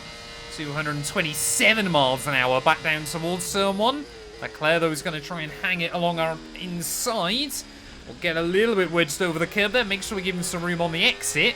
Again, this is okay as long as we don't start dropping back into the clutches of the cars behind there. But side by side we go through Curva Grande here. I mean, this is just pure Ferrari poetry. Both drivers trying to fight for the world title still. Leclerc with a huge advantage though. But again, into the chicane, just a bit later on the brakes, will give him no place to go. I am sensing just a little bit of nervousness in the way Leclerc's driving right now, as Alex Albon knew fastest lap of the day. So annoyingly, he has got back in the fight at the front. And look at the straight line speed of that Williams. Back down towards turn 1. Like I said, I did not expect him to be battling with the Thai driver today, but I guess that's the joys of Monza inside this game. But yeah, Leclerc, though, just seems a little bit desperate early to make sure he's still got the lead of the race. I want to be there, but I'm not desperate to get it done instantly. Well, to be fair, we almost saw it last weekend through the pit stop window. Ollie Bearman nearly got the lead of the Dutch Grand Prix, but here, on raw pace, we might be about to see Williams, I believe, for the first time ever, take the lead of a Grand Prix inside F1 24. We're trying to use our battery again back down towards turn 1. There goes 231 miles an hour.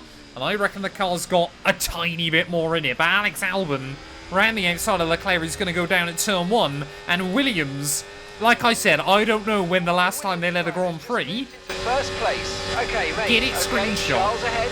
Right, here we go. Let's look to get past quickly and put them on the back foot. I mean, Alex Albon, this could be his day of days, but I want to win more than anything else here. Is now a little bit of a mistake. Lando Norris even just thought about having a sniff. Right, here we go. Leclerc again then. I mean, this is shaping up like early laps of Zandvoort right now. Just overtakes being made lap after lap after lap.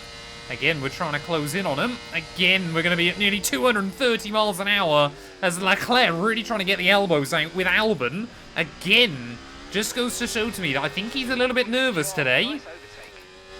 But yeah, Williams, they've led their lap. Now it's time for Ferrari to be back in front. I'm starting to get a little bit worried that just like Hungary, we're overheating those rear tyres and it is really costing us quite early on in the afternoon.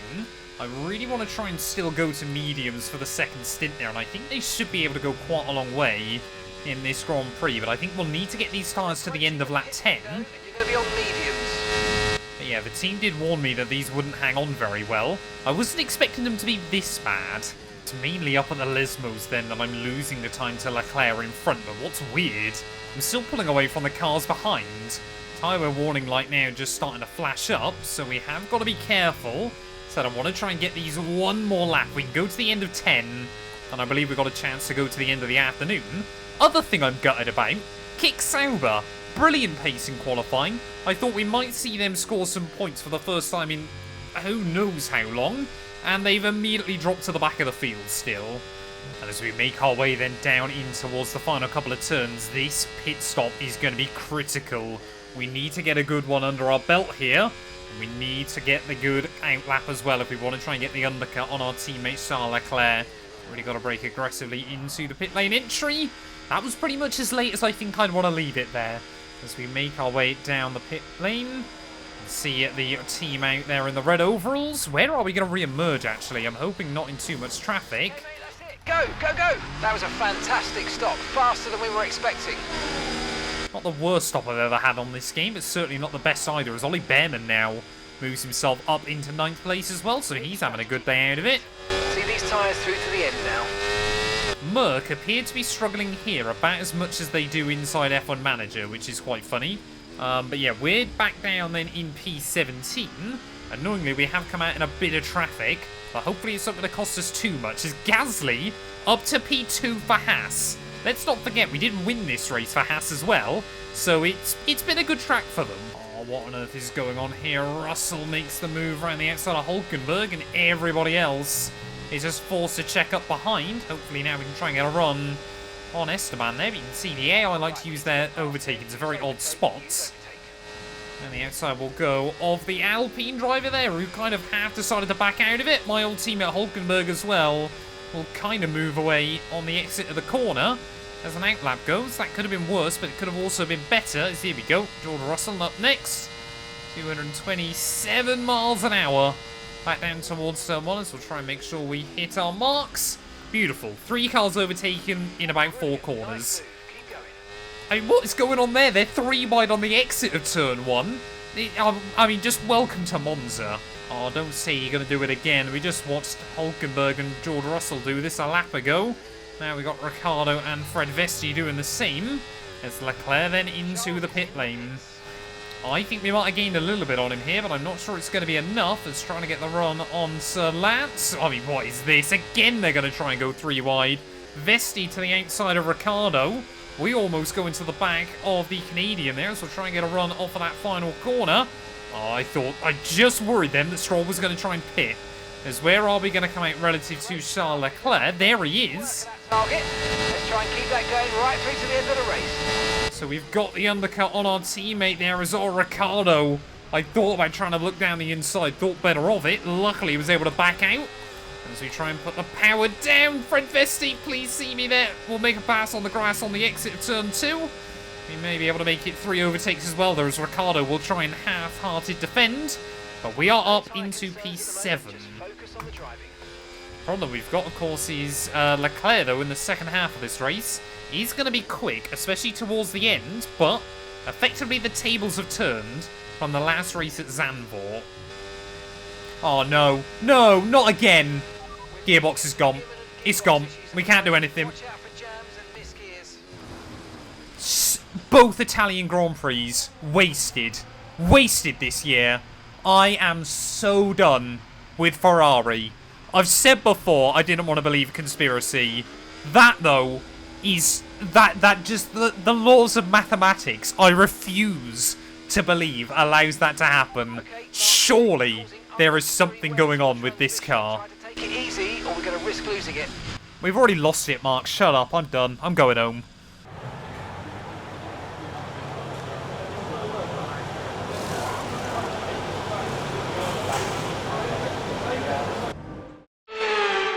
What a drive!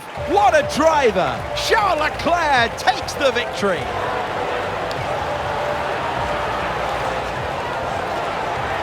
A great team victory today. That's the important bit here. On home soil, the drivers delivered, the team delivered as well. And to do that in front of their home support really means a lot to them.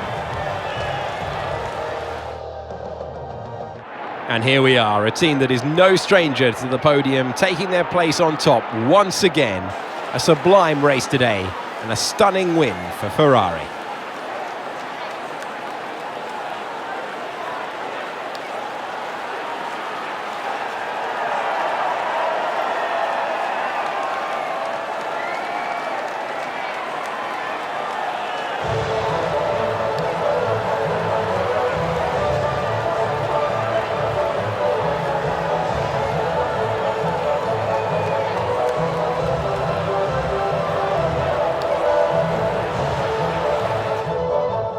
Well, Charles Leclerc then takes the victory here at the Temple of Speed, but 2 gearbox failures at both Italian Grand Prix from, well, it was the lead at Imola, it was the net lead here. I didn't want to believe in conspiracy, but surely the team is screwing me here. That's our 4th mechanical failure of the year. Leclerc, he's had 0.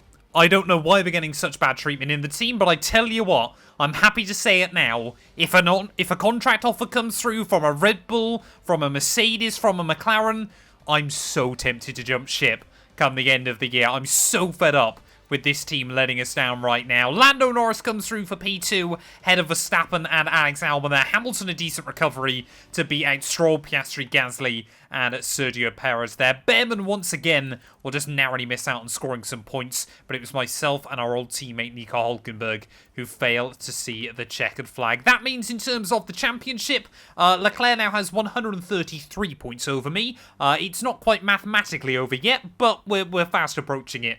As we head through the second half of the year there. Verstappen, 68 points back behind our teammate, 65 clear of myself. I don't even believe we can beat him now, to be honest with you. We are just facing so much bad luck inside this series at the moment there. Norris is still ahead of Russell and Alonso there with Piastri, Hamilton, Perez and Alex Albon inside the top 10. Albon, yeah, huge points for him and Williams there. This has easily been their most successful campaign of this game so far. Constructors-wise, the gap now up over 200 points. Would be cause for celebration, but I don't feel like celebrating tonight. I'll be honest with you guys. And I'm happy that we're back to the F1 2000 career tomorrow. Because, yeah, I certainly don't want to drive this car for another couple of days. Thank you all so much for watching. If you have enjoyed it, please do make sure to leave a like, get yourself subscribed. Like I did back at Imola, I'm just going to put like the thumbnail for the video to avoid spoilers for other people as well that haven't clicked on it yet. But yeah, we'll be back very soon, ready. I believe we're back in Baku, but who really cares? The Challenge of Azerbaijan. We're on the streets of Baku, which are long and fast with tight, twisty corners. It's time for practice.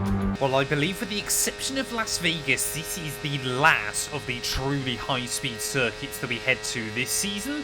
So yeah, Baku is going to be one of the last opportunities we really get to enjoy stretching the legs of this Ferrari car. Of course, that is when it is working inside this game. But yeah, I am dead serious. You know, if Mercedes, McLaren, or even Red Bull send us an offer, I will seriously consider it heading into next season. The Ferrari dream has very much been a nightmare for us, and so far, no driver has been able to go more than a season alongside Charles Leclerc in the team. I feel like it's, I think it was the head of potions, I want to say it was, or the dark arts, wasn't it, in Harry Potter. No one seems to be able to do it for more than 1 year for some reason, but yeah, I mean, this weekend, though, we just want to try and deliver. We want to try and get a couple more wins on the board in red, no matter what happens. You know, we've still got a Constructors' title to try and win, so I'm trying to be mature.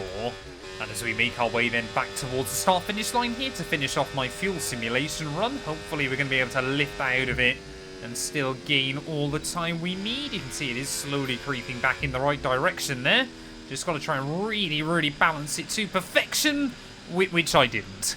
Well, I've got to have at least one successful free practice program here on the Baku streets. We'll try and just see what the top-end speed is like in the car this weekend. As there we go, open at the DRS at 212 miles an hour, 223, 24, 25. Data with that run, so come on back to the garage and I can take you through the numbers. And I didn't even hit the wall down at turn 1. I'm going to do a couple more laps, just make sure I'm up to speed, and I'll see you guys in qualifying. It is a truly unique layout. Welcome to Baku and welcome to qualifying. Every single weekend this season, I've gone out for one banker lap on the medium compounded tyres that, and I kid you not, every single time has seen us straight through and into Q2. Here in Baku, we ended up half a second away from the drop zone threshold here, so I've actually had to go back out again, because I do not want to be lining up P20 on the grid there. And lines like that down at turn 1 are not going to do us any favours either. I mean, Baku is such a confidence-based circuit. You know, you've got to be really, really comfortable with putting the power down out of the corners. I'm hoping we should see ourselves through into Q2, but at the moment, it's not guaranteed. Well, the big one we've survived is making sure that I don't do a Charles Leclerc through the middle sector. Well, 1.1 seconds up on my previous delta, but I can't remember how much time I need to find here to make it through and into Q2 as all. We almost locked the rears up there. That was a big mistake as we make our way down in towards the final couple of corners of the lap, and we are still quarter of a second down on Zhou Guanyu. Lando Norris is out of the session. He's binned it on his in-lap, so chaos unfolding here in Baku right now. But as we try and open up the battery through the final corner, we've got to try and drain it towards the flag, but I don't know if we're going to make it into Q2 here. This might be a complete disaster come the end of qualifying. Up towards the line, it's going to be a 39.1. I think we have just about made it there. Only good enough for P13. Well, Charles Leclerc a second faster than me so far this session. Verstappen and the Mercedes seem to be his biggest threats as Alex Albon gets that Williams all the way up in P6, but both McLarens effectively out in Q1 because Lando Norris will not be allowed to continue. They joined both Kick Saubers, the Alpine of Sonoda and Daniel Ricciardo. But yeah, we might genuinely not see Q3 here, and if we do, I think we're just going to have to take some fresh engine components. Well, as you guys saw on that Q1 lap, we definitely did still make a couple of mistakes there, so I reckon we could get up towards the front if I really nailed the lap time. But it is all about confidence around this place, you know, believing the car will grip up, braking as late as you can into the corners. It's the kind of track that Charles Leclerc does very well at, as we saw in 2023.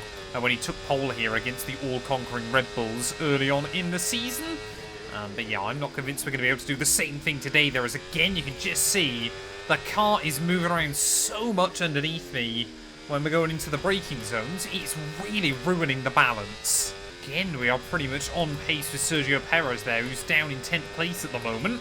Normally, you think being on pace with a Red Bull wouldn't be such a bad thing, but in this series, in this car, it is actually quite a letdown most weekends there, as we'll drain all of the battery as we make our way back towards the start-finish line. What is the first benchmark going to be on the board? I would like to just see ourselves straight through into Q3. 38.5. That's a lot better. We go P3. Half a second still away from Charlie. And there we go then. We did end up staying in P3 come the end of the session. Sergio Perez saw an improvement there right towards the end to put himself up into 8th place. Hamilton and Behrman, though, out in Q2. So a little bit gutted there, especially for Lewis, as he looked pretty racy in Q1.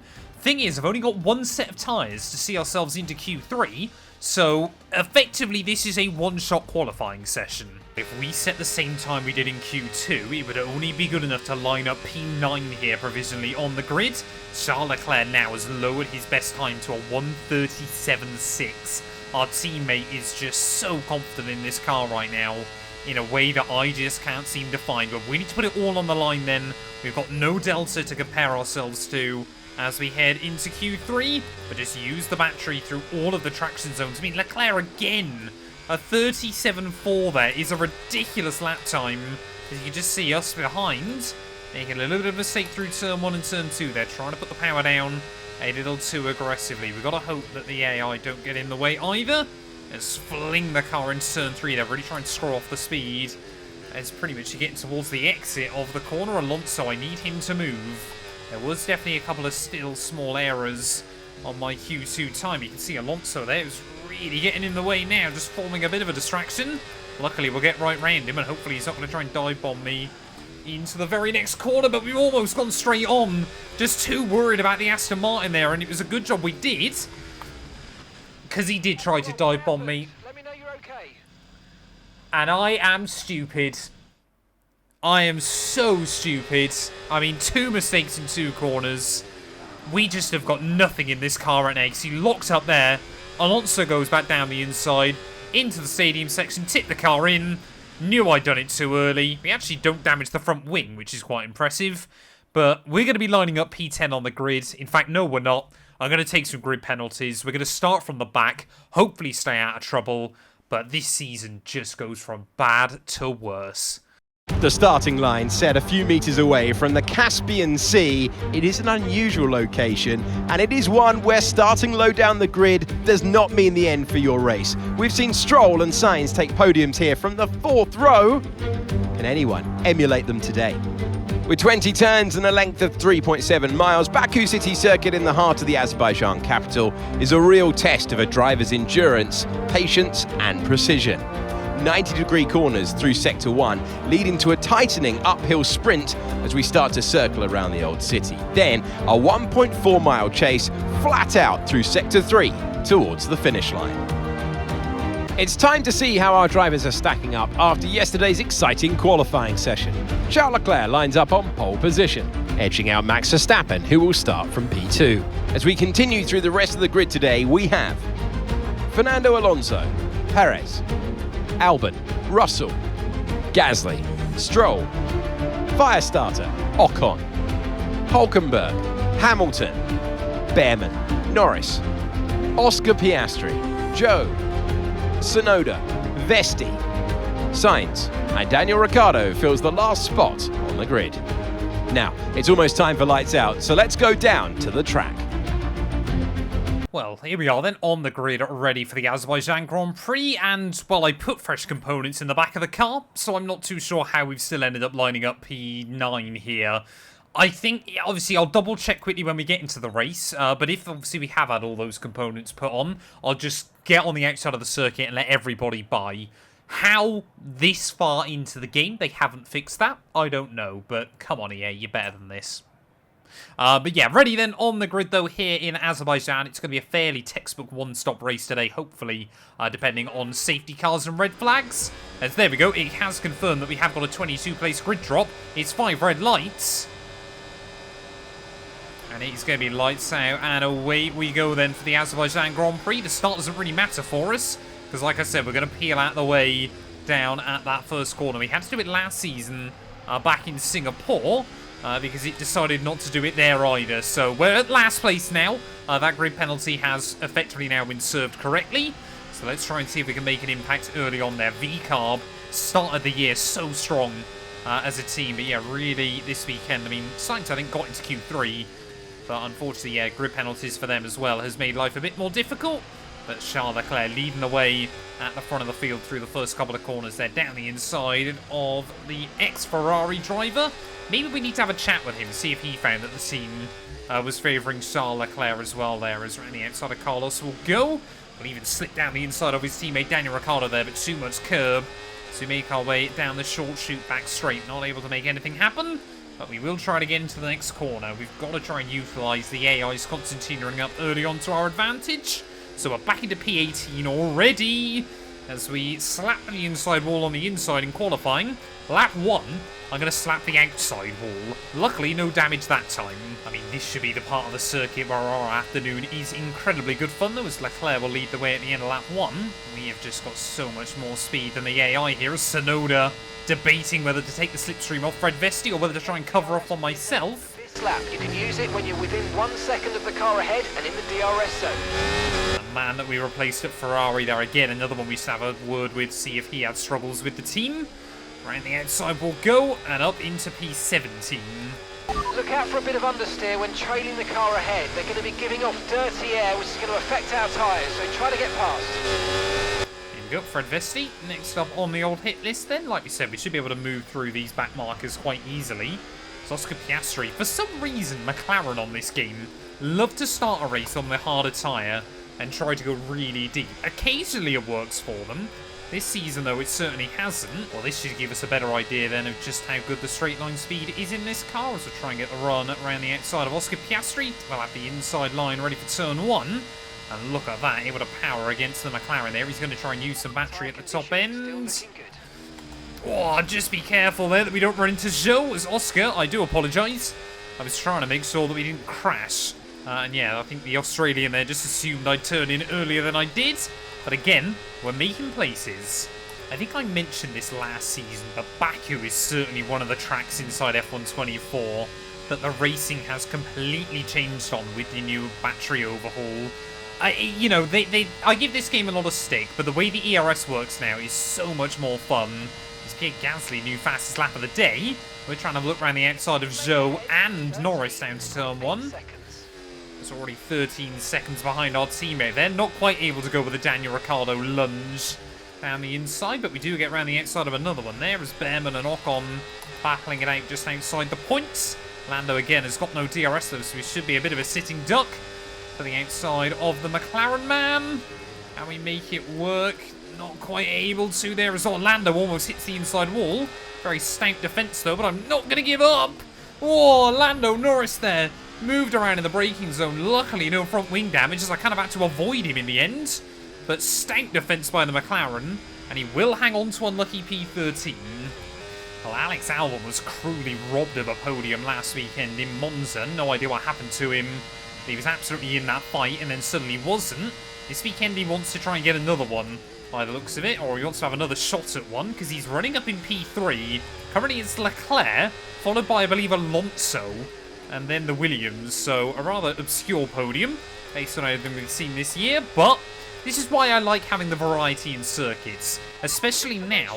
Bestie, they seem to have an issue. Okay, mate, let's try and climb up the order if we can. We're setting you a new target. Push, push. Almost in the inside wall again. We've got to try and get around Ocon and Behrman quite soon. But yeah, we're on this year's game as well. You do, obviously, different cars are strong at different circuits, finally. It is nice to see Williams occasionally have, like, a really good weekend. Well, Ocon has hung on inside the range of Ollie Behrman, but I think hopefully we're going to be getting past both of them now as we use that DRS on one. Try and get the run on the other one as well. 230 miles an hour as we head back into T1. Very, very aggressive. But we'll get round the outside then of Ollie Behrman as well. Almost back inside the points already as Hulkenberg inside the points.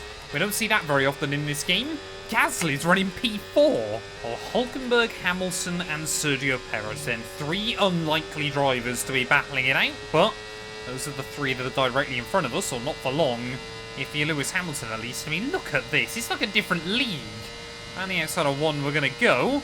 Again, we're going to reach almost VMAX down towards turn 1. I think better we're trying to have a look down the inside of Perez there, as I feel like we could have locked up and caused a hideous accident. We'll try and get the switch, though, on both him and Hulk out of turn 2. So swinging around this way and that, trying to find the grip. Hulkenberg, though, actually able to get the power down. We're going to make it 3 wide as we head down this next straight. I mean, yeah, once again, look at that straight line speed that we've got. Hulkenberg, though, he's not going to give up on it. Down the inside will go on our former teammate. And that's how you get past 3 cars in 3 corners-ish. Well, as we're about to start lap 10 then, it's been very nice just to kind of clear our mind for a couple of laps. Not have to worry about battling with other drivers. We're a lot quicker than Stroll in front. Weirdly, Verstappen as well is on the hard, so not quite sure what he's trying to do. But genuinely, we could probably get these tyres to the end of the afternoon. Wear is so low around this circuit because the rear tyres are so good. You're usually front limited inside F124. So I'm tempted just to really throw caution to the wind. Try and take these tyres as far as possible. Maybe we get a lucky safety car or a red flag. I guess we haven't really got a lot to lose. Oh, we've got yellows. We've got yellows. This could change things up a bit. Safety car. Okay. Well, we've had so few safety cars this year that I completely forgot that we have that weird voice. Slow your pace immediately. But that is very good then. I think that's got to be Hulkenberg that's gone. But yeah, we can basically now obviously switch over to those hards. I could be tempted to gamble softs, to be honest. Where the wear has been so low, we might be able to take those to the end.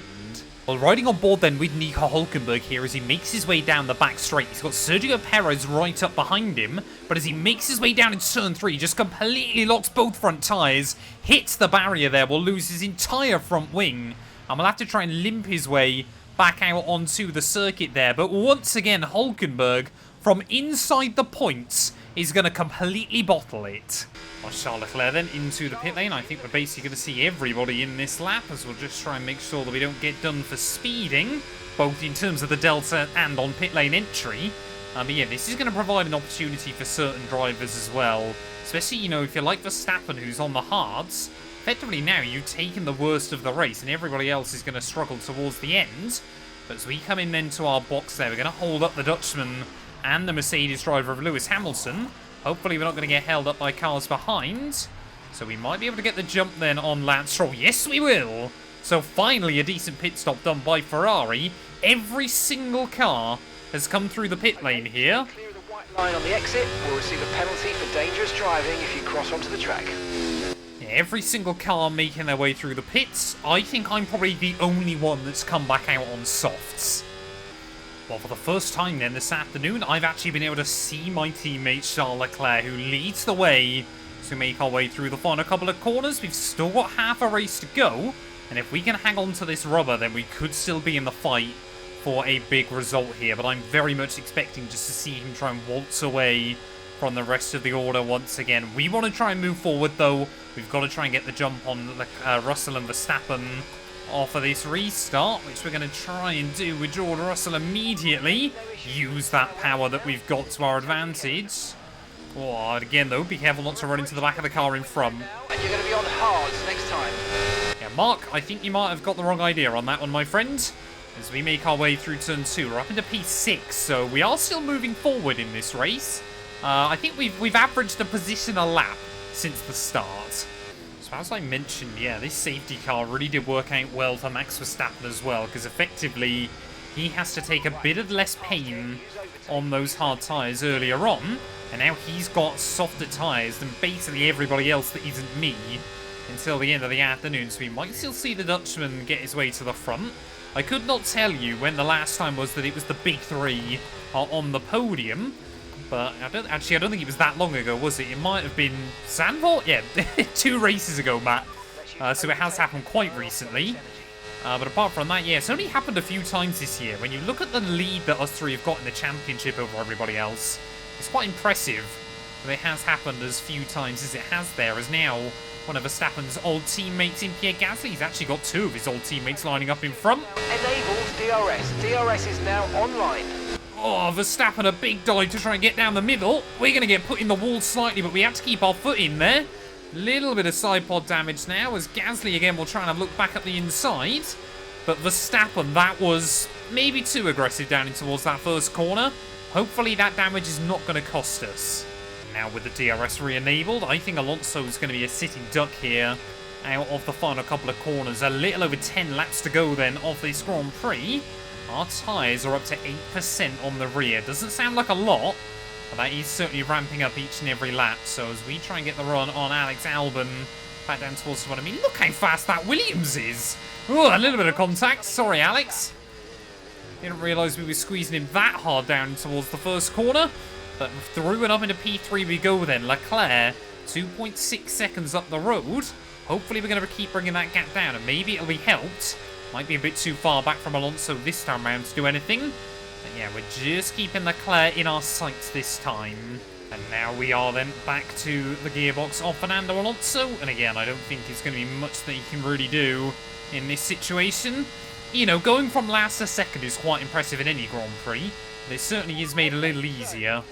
Tyre pressure data is currently reading 0. Assuming they still look inflated to you, we're going to guess that it's just a bad sensor. Shouldn't be anything to worry about. Every single race that happens. He doesn't tell me about our fastest lap, no. It's just about that faulty sensor still in the car. 2 seconds to Leclerc in front. Got to make sure that I get the range over Alonso behind. But yeah, you best believe if the team tell me to hold station, I don't think that radio message is going to come through correctly. Well, there is still no guarantee that we get to Leclerc before the end of this race, and even if we can, getting to our teammate is one thing, getting past him is certainly another one. I want to try and get inside that DRS window sooner rather than later. But yeah, these tyres will start to fall apart towards the end. It's more about... Well, actually, the temperature isn't that bad on them at the moment. But yeah, they will slowly but surely deteriorate. I've got some information on Alonso. They've got some kind of mechanical problem.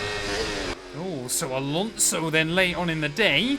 He's absolutely having a fantastic afternoon up to now, but bad luck looks to be setting in towards the end. And Alex Albon, relegated down to P4 here, might be able to get himself back into the podium places. Well, what you seem to find around Baku as well, which I don't think you really get anywhere else, is the tyre wear actually gets worse and worse the further you go, as in it starts wearing more and more. So we're just starting to see the tyres ramp up a little bit. Gap still floating around 2 seconds. But yeah, we are going to start struggling more and more. The other thing that's worrying me, still, no one is out of this Grand Prix, and that normally means one thing. It'll end up being me. Well, Leclerc knows I'm fired up after that disappointing end to the Italian Grand Prix last time. He knows I still want to try and get wins on the board before the end of the year. And he knows ultimately at the moment, you know, if it's just between him and I am not just going to sit in the number 2 role. That gap 1.7 seconds. But it is just coming down less and less each and every lap. 5 to go. I'm not convinced we're going to get a look in.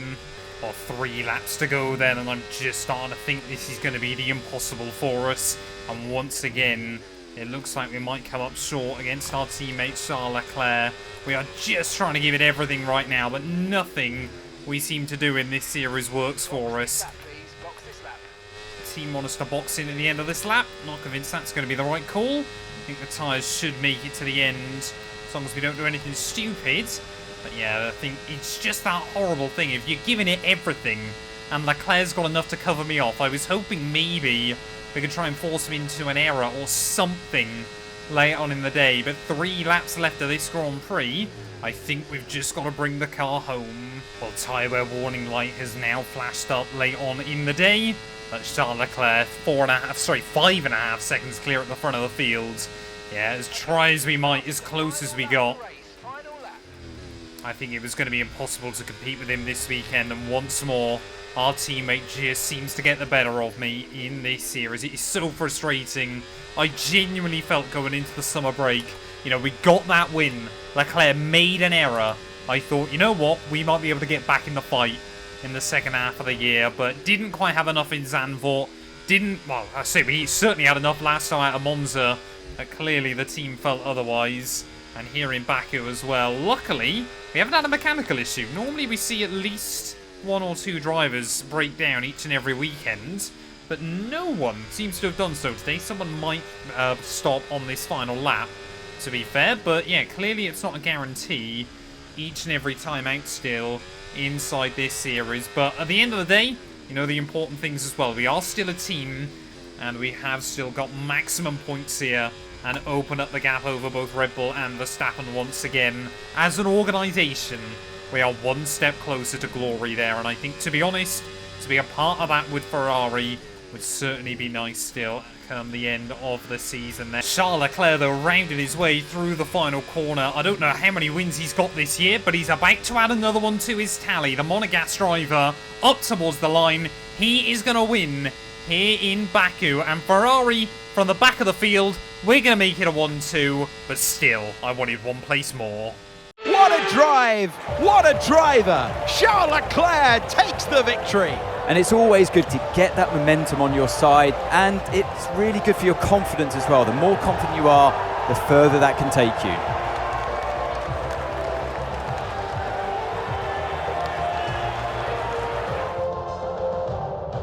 Here come our winners now. A thrilling race and a tremendous effort by Ferrari. Their history is well known, so it's no surprise to fans the world over to see them come out on top once again.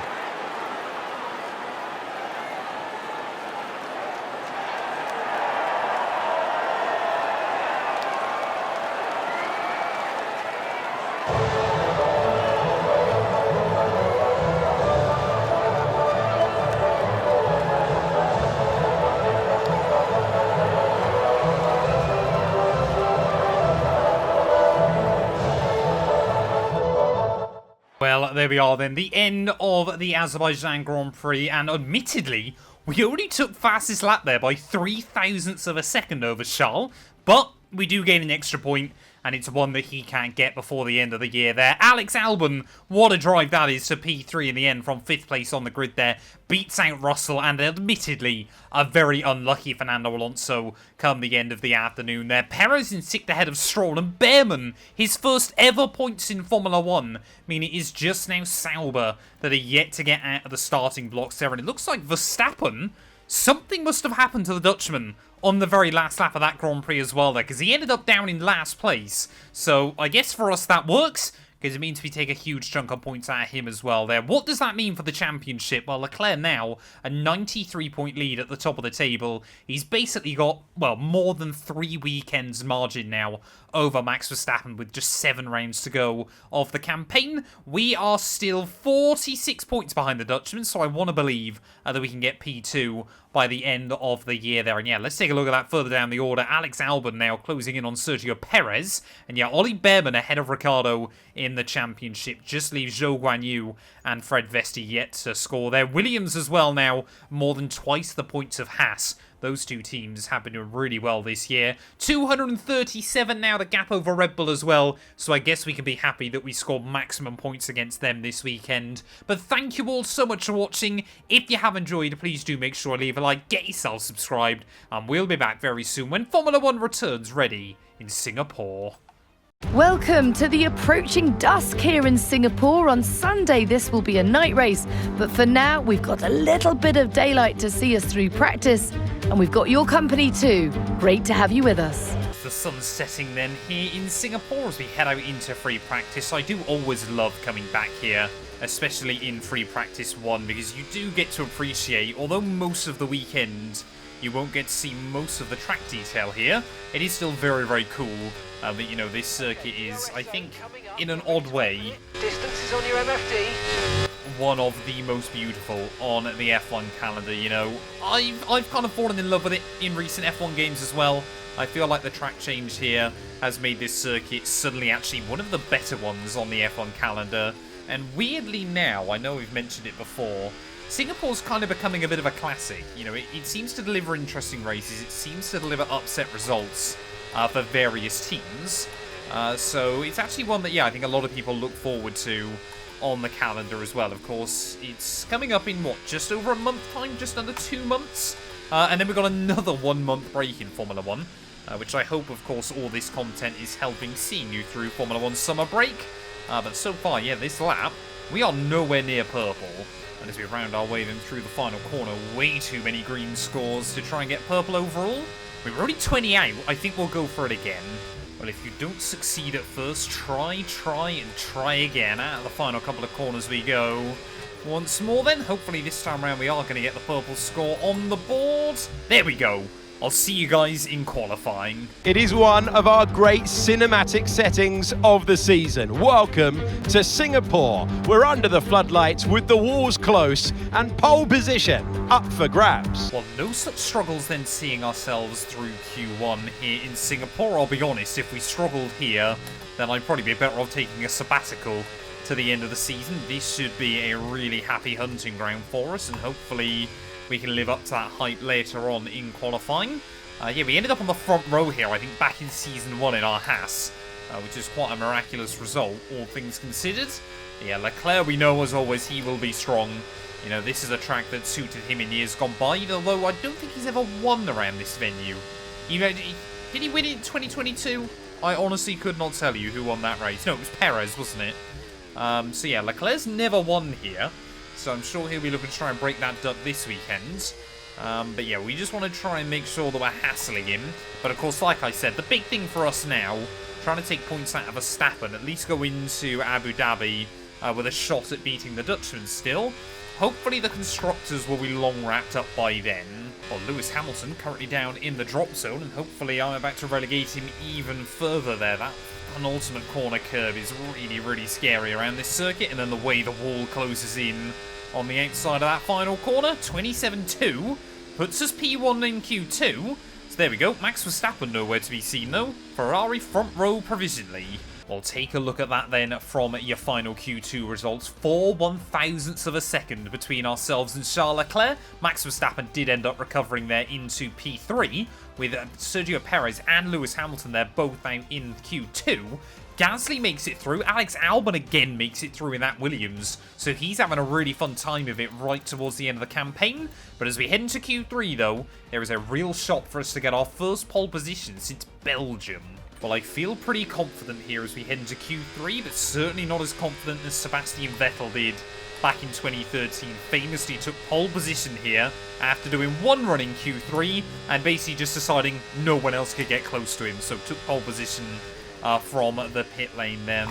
Like to try and get the car down into the 126s. You can see it still gets a little bit unsettled through those curves through turn 1 and turn 2. But yeah, I mean, it's just a question of how quick will Leclerc be able to go. He's known for just being able to extract that little bit more out of a Formula 1 car right towards the end of qualifying. Unfortunately, I was on my out lap, so I didn't get to see what time he set.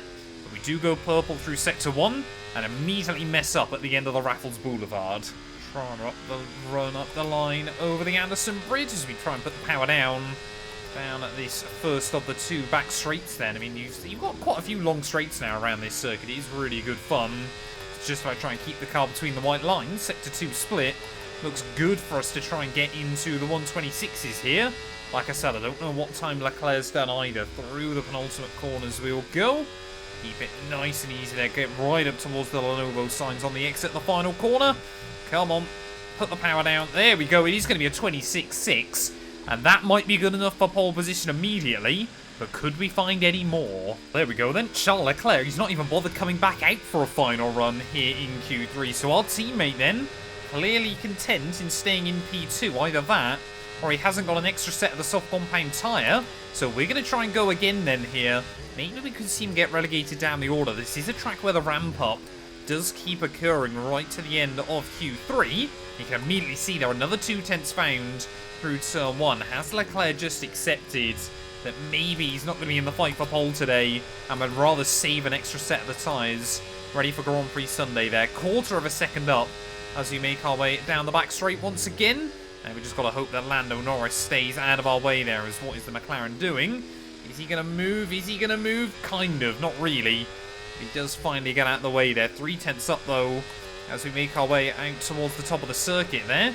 Just that time ebbing and flowing around as we try just to find a little bit more, attack the curbs through the old Singapore sling, both on the entry and on the exit there. And again, over the Anderson Bridge, really want to try and open up that line on the exit to give yourself the best run out through the hairpin there. Nice and smooth on the throttle down, as we're only a 10th up at the moment. This lap hasn't been as worldy as I would have wanted it to be. They're right up against the wall on the exit.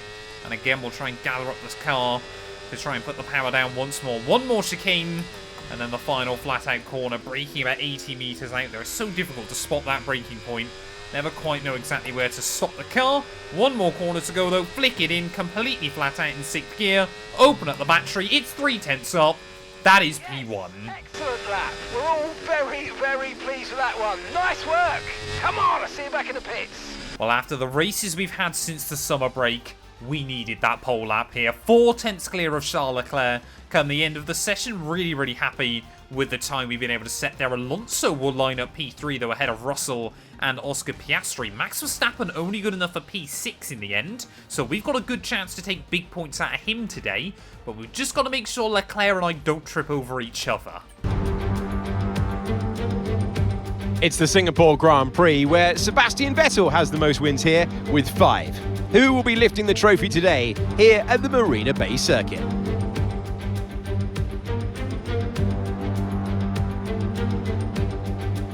One of the interesting things about this circuit was the fact that we went under the grandstand. Well, not at the moment. The track layout has been reduced to 3 miles. Turns 16 and 19 are lost for the moment. We now have a straight there.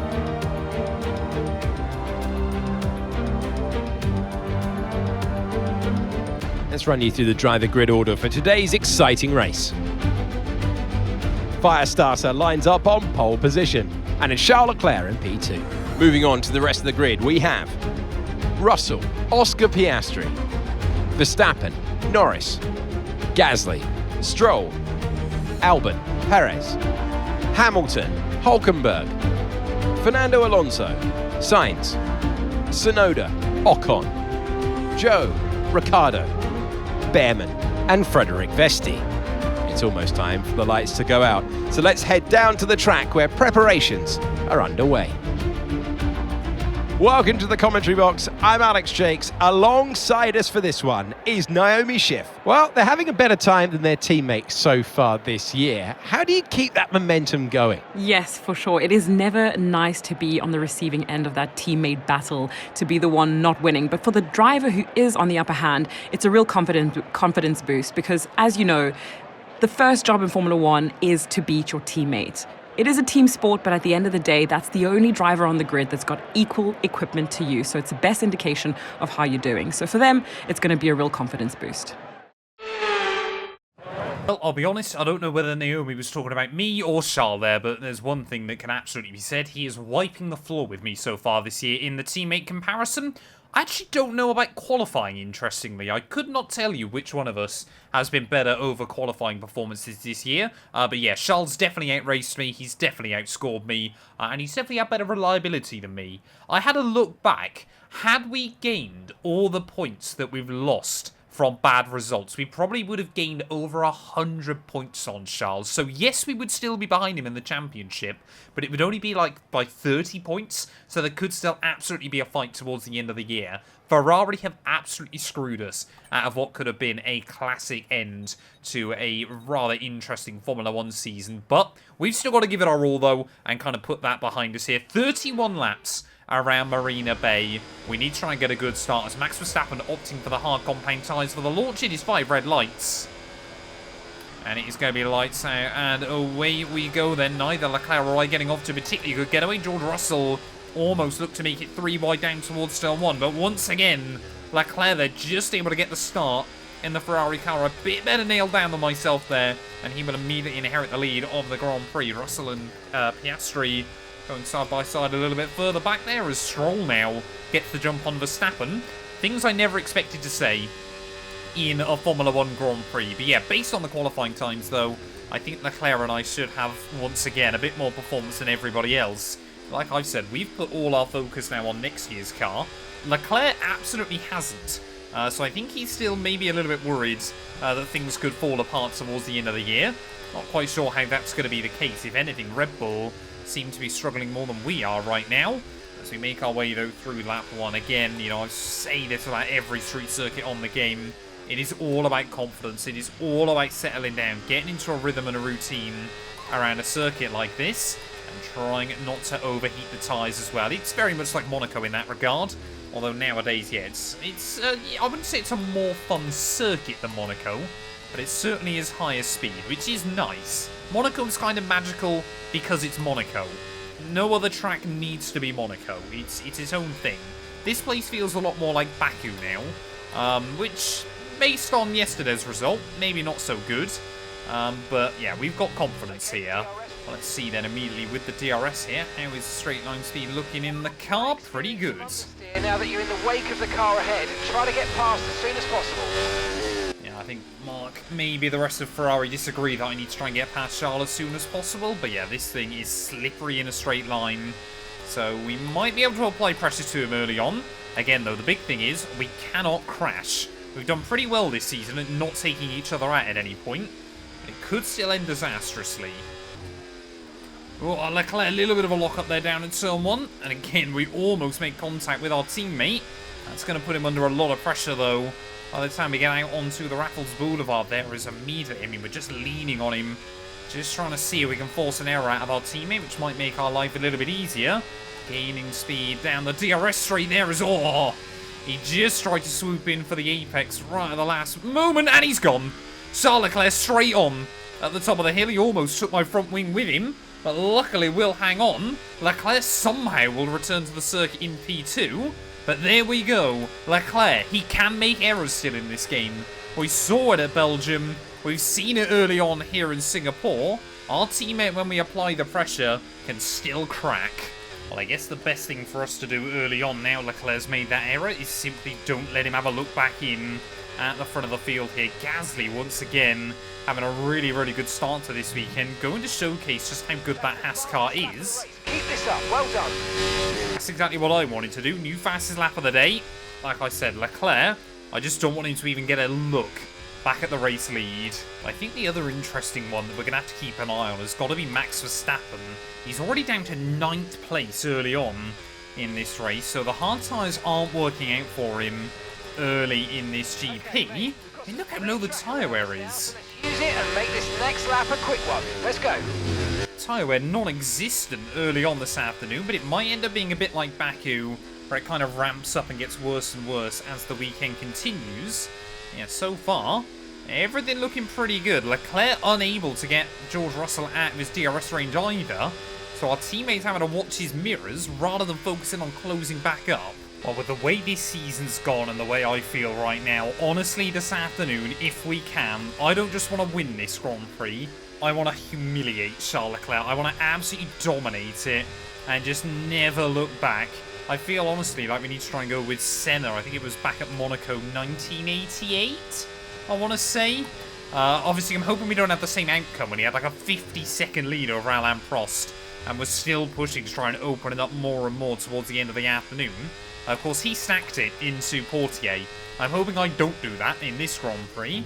Yeah, already at 1/4 distance then this afternoon. We've got almost a 6-second lead now over Charlie. So if we can end up, you know, with like a 20-second lead or something like that, just don't even give him a chance. I'd be pretty happy there, and just remind Ferrari that, well, yeah, their golden boy isn't entirely made of gold. Starting lap 10 then, Leclerc now, that gap's opened up to 7 seconds.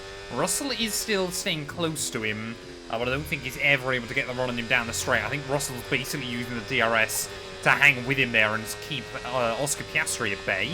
Like I said, Gasly though is doing really, really well as well here in that Haas car. So it is nice to see someone able to fly that Haas flag inside this series. I mentioned it before. You know, later on in this career mode, I could be tempted to go back to our former team. Maybe still try and win them that world title we'd always hoped for early on. But of course, yeah, when you get the option to drive for Ferrari, you always are going to take it, no matter how often it ends up turning into a nightmare. It's so weird, isn't it, in both real Formula 1 and apparently in this game. The team with so much legacy, so much history, everyone knows they would drive there, despite just how bad your luck's probably going to be. Ferrari ruins Formula 1 drivers on repeat, but still, people want to race for them. I do get slightly nervous thinking about that. For anyone that knows, obviously, I am a Lewis Hamilton fan. I've never kept that hidden. But, yeah, I do sometimes think, is it the right choice? Especially now he's winning again this year. Carlos Sainz is out of the Grand Prix. Oh, what has happened to him? I think, yeah, he's way down the rear of the field anyway, so I think he's had technical gremlins right since the get-go. But Sainz, our first casualty of the afternoon. Luckily, no safety car. Be aware, there's an incident in the next part of the track. No overtaking through the yellow flags. There you go. That is the stricken V-carb car there in a similar spot to where George Russell found the barrier last season. That looks to be the mechanical failure, so yeah, nothing too exciting. But yeah, he was way behind the rest of the field anyway before that. So Sainz, a weekend to forget, of course won this race last year. So yeah, I'm sure he'd love to... Oh no, it wasn't last year, was it? I think it was... When was it? Did he win this race at some point on this game? I don't know. I know obviously he won it in real life, but I could have sworn he won it inside this game as well. Well, as we're starting to think about our pit strategy here, Leclerc now has broken out of the range of George Russell, and it seems like it's helped his pace out a little bit there. Just now starting to level out that gap to myself. Now he's no longer under pressure. On hard next time. I'm not convinced we are going to go hard, so I reckon if we can get these tyres to about the end of lap 20, then we could take a set of softs to the end of the afternoon. I just want to be really, really fast. Team want us in then at the end of this lap. I'm not convinced it's quite time just yet. Like I said, I want to open up the soft compound strategy for ourselves. You just see there, we are struggling a little bit now with the tyres, but I don't think as badly as Leclerc. Still opening up that gap each and every lap here as we tip the car through the final corner. What is the time? What's the tyre wear, sorry, looking like? 48% on that front right, but we have nudged the wall quite a few times, so I reckon, yeah, if we can get these to the end of 20, we'll be good. We might also as well find that more AI start to pit, including Gasly, so he might be able to undercut now and maybe move up to P4. Well, as Charles Leclerc then dives into the pit lane at the end of lap 16, I'm hoping now he understands how I've felt so many times over the course of this season, where we've been pushing to the limit and just have not quite got the pace against our teammate there. I mean, yeah, these tyres definitely starting to fall away. Verstappen's going to move himself up in... No, he's not. Verstappen's in as well. So he's going to be quicker in the second half of the Grand Prix, but I'm not convinced that was the right call by the Dutchman, to be honest. I think he lost out too much, especially track position early on. Not that I'm going to complain, though, because, of course, we need to take points out of him in our own championship hunt. Sergio Perez now up to P2, 31 seconds behind. Well, for all the hard-working men and women down at Haas right now, I'm sure they are loving watching Gasly tearing it up around these Singapore streets. I mean, he's within 0.6 of a second of George Russell now. So once Perez pits, Gasly might genuinely be in the fight for a podium here. And, you know, with myself excluded, we could be about to see Haas get a massive result. Obviously, I know we took a few wins for them, but, you know, that is slightly different. If they were able to get a podium on raw kind of AI pace... A bit of grip loss in the tyres around now, so just be careful. I mean, we've seen Albon. He should have done it 2 weekends back-to-back at both Monza, and then obviously did achieve it in Baku. We're starting to see more and more of those teams further down the order, getting those big results, proving what they're capable of, and it is good to see. This is one of the good things about F1 games. As you get through more and more seasons, more and more teams start to spring a surprise. Unless they're Sauber, they're still terrible. Oh, there we go. Tyre warning lights just flashed up as we start lap 20. Pitting this lap then, coming to the pits at the end of this lap. Just confirming we are going to box. I've been monitoring the gap to Charles behind. I mean, he will be a lot closer to me for a few laps, but yeah, I don't think we're going to get undercut by him either way. The one, like I said, I'm far more interested in. Could we genuinely see Gasly get the jump on George Russell here and maybe boost himself up into that podium place? I mean, if one of our top 3 had a mechanical failure, I'm not a betting man, but if I was, I feel like it would probably happen to me. Yeah, that would be incredible for Pierre. I'd rather see him do it on raw pace, but what an afternoon he's having. Oh, look at that then, the tyres. Yeah, pretty worn out, pretty second-hand by the time we make our way through the final chicane. But we've done pretty well to take him as far as we have this afternoon. Or tonight, I really should say, shouldn't I? Racing here in Singapore. That's not quite the line into the pit lane entry I needed. But we'll just about get the car slowed down on the marks there, as, yeah, team rushing out with those red soft compound tyres. So even if LeClerc is pretty close, hopefully we're still going to have him. Go, go! That was a fantastic stop, faster than we were expecting. Pretty clean, tidy pit stop there as well, as, yeah, Charles Leclerc, you can see, making his way now down into that final chicane. I mean, he's still not even going to be close, is he? Going to still be a few seconds behind there as we open up the speed again. Finish the race on this compound. At least the gap going to be down to Charles Leclerc. It's going to still be about 4 or 5 seconds here. We'll save up some battery. We'll try and just go for one absolutely all-conquering fastest lap. But yeah, Leclerc not even able to undercut me then. So I don't think, still, I'm hoping he can't see us by the end. Well, I don't know if anybody else has even gone under the 1 minute 30 mark today, but hopefully we are about to smash the fastest lap I set very early on in the race. Completely flat through that final corner, open up the battery for the run down towards turn 1. And we went purple sector 2, purple sector 3 last lap. But we'll be looking to try and beat that as well then. The gap to Leclerc, 4.8 when he crosses that start-finish line. I'm hoping we've got it at least over 6 by the end of this one. They're really attacking through the first couple of corners. Just nudge the wall as we make our way out to the Raffles Boulevard. Like I said, this isn't about winning. This is about pure domination and a little bit about humiliation this afternoon as well. A little bit of a wobble out through the exit curb there as we try and plant the car. I mean, it just sits beautifully around this circuit. I do love Singapore on this game, and I tell you what, with the setup we've got today, this car feels absolutely brilliant as well. Careful not to hit the inside wall. Don't want to do a George Russell on the exit either. Oh, that was close. Yeah, we are. I think once we've done this lap, we're not going to take anywhere near as much risk again, but put the power down out of the hairpin. You can see that gap to Leclerc already up to 6.3 seconds. Purple sector 1, purple sector 2. I mean, this could be a high 127 if we get it nailed through the final couple of corners. The time is just evolving as we make our way down in towards this final chicane. Tick the car in, plenty of curb on the entry. We know it will grip up. Run right up towards the wall on the exit, completely flat through this final corner. What is the time going to be on the board? It's a 127.5. We pulled out probably about 3 seconds on Leclerc in that one lap. Let's just get this car to the flag. I don't get those fuel-saving ones because they're always pretty much right on the cusp. But, say, unless you're actually struggling with fuel, it doesn't really matter too much. You can't really, you know, there's no rich revs or anything like that inside F1 24. So you can't really burn more of it than the team want you to. Oh, we've got yellows. We've got yellows. Aston Martin. I think that might be Lance Stroll out of the Grand Prix in exactly the same spot that he stacked it a couple of years ago. Don't think we're going to get a late safety car or anything like that here. But yeah, Stroll, our second casualty of the night. And I've just been thinking back, of course, it was Season 1. Carlos Sainz won this race for Ferrari. We obviously won it last season for Haas, didn't we? Not in Season 1, after Verstappen bottled it late on in the afternoon. Also just getting a tiny bit worried for Gasly towards the end here, because he's dropped out of the range of Russell and might be falling back into the clutches of Lando Norris. I want to see that Haas driver get at least P4. We round then in towards the final couple of corners to start the last lap of the Singapore Grand Prix. Ever since Sebastian Vettel left this sport, there's been a void left to fill here at Marina Bay. Who would become the new king of Singapore?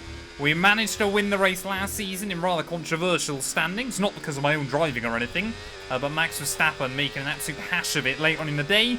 One of the biggest shock wins I will ever get in a Formula 1 game. But this season, we took that pole position in dominant style. We did admittedly lose the lead early on, temporarily to Leclerc, but a mistake by him early on. We have never really looked back. Like I said, this weekend, this race was not about winning.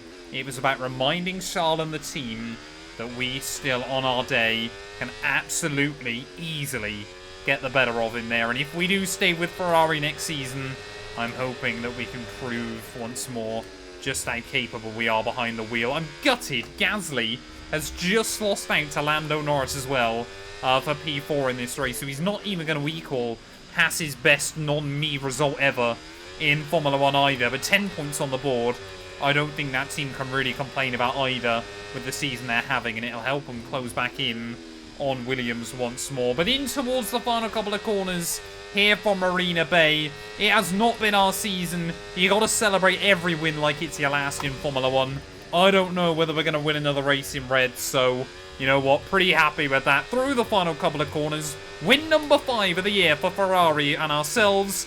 Grazie ragazzi, not bad for a number 2 driver. Oh, yes, yes, yes, guys, yes! Come on, boys! They've endured the harsh conditions here in Singapore then to pull off a spectacular victory. And they led every single lap of the race. It was a light to flag victory, and that is total dominance.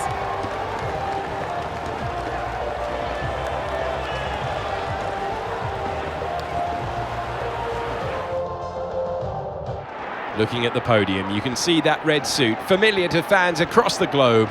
A world-class win for a world-class team. Ferrari, do it again.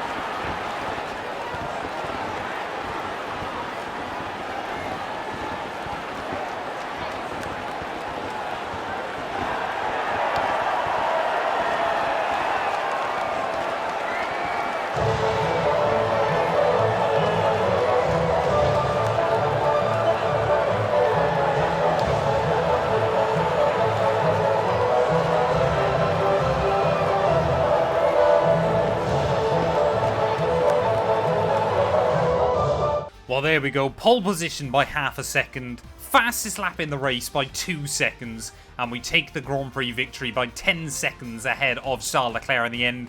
That is 26 hard-earned points on the board right there. And just a reminder once again, Ferrari, you still need me.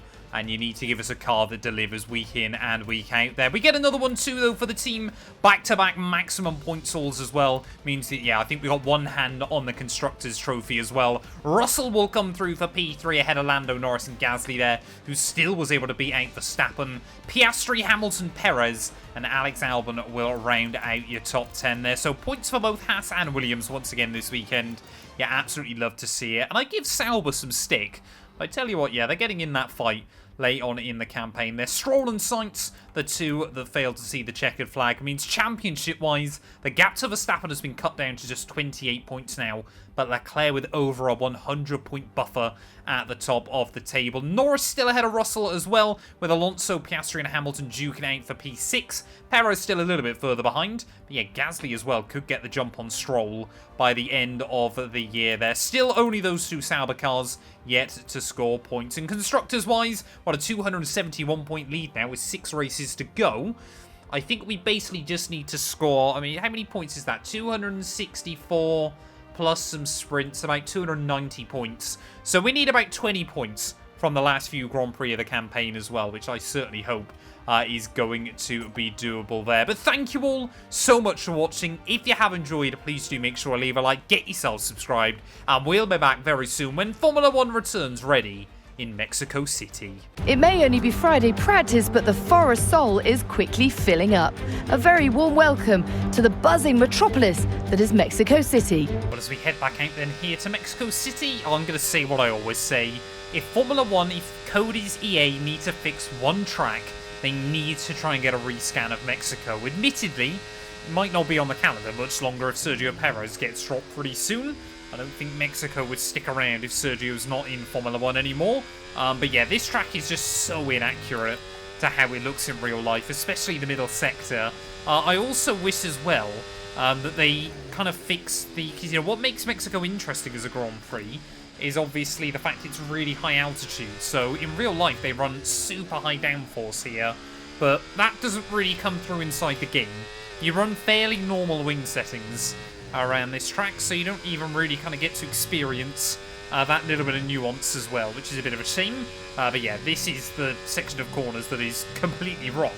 So hopefully we see a fix to that soon.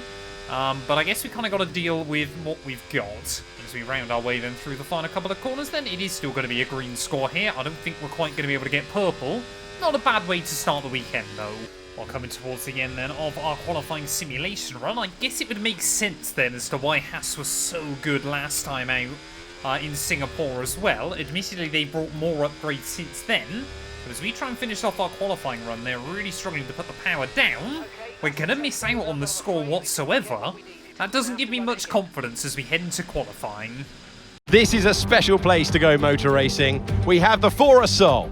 The track is warming up nicely, and it is nearly time to set the grid for tomorrow's Grand Prix. What an atmosphere we have in Mexico City.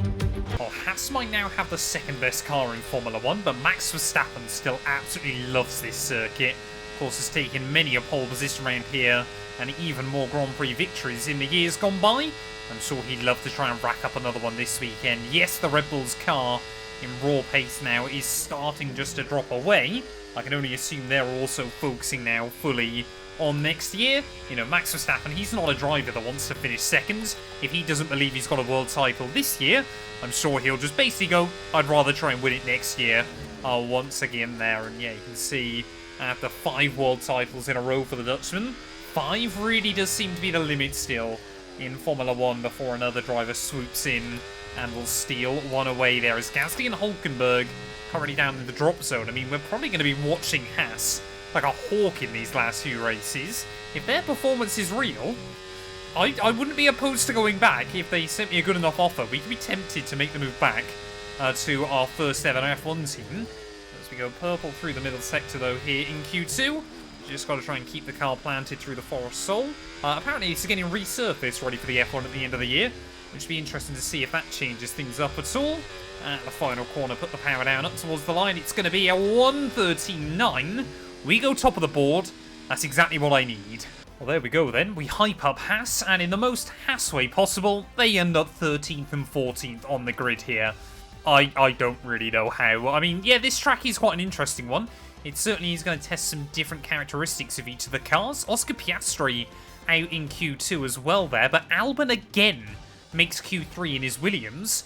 No other real shocks though, I guess. I mean, Red Bull looking pretty close. Alonso's looking fast. Maybe he could be in the fight for pole. Well, I was trying to rack my brains earlier on. I think we have. I think we've taken back-to-back pole positions at some point this year, but I just can't remember where exactly. We haven't had that many though. Like I said, I would be interested to see what our qualifying comparison is between us and Charles Leclerc, because both of us, to be fair, have had a couple of pretty dominant pole laps as well over the course of the season. Never forget Belgium at 9/10 of a second was basically the perfect case scenario for us.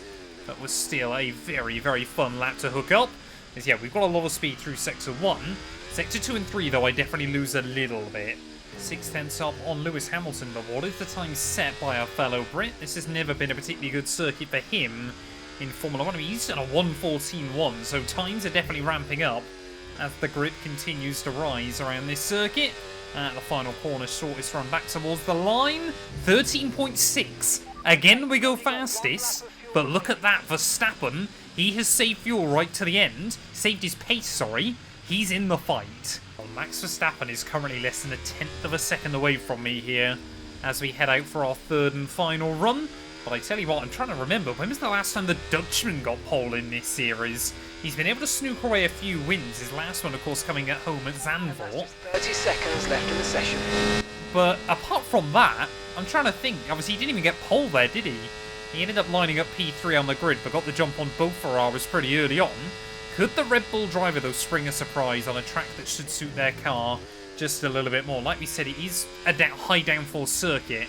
You wouldn't think it based on this first sector, as Leclerc now will slot in between and maybe make it a Ferrari front row lockout.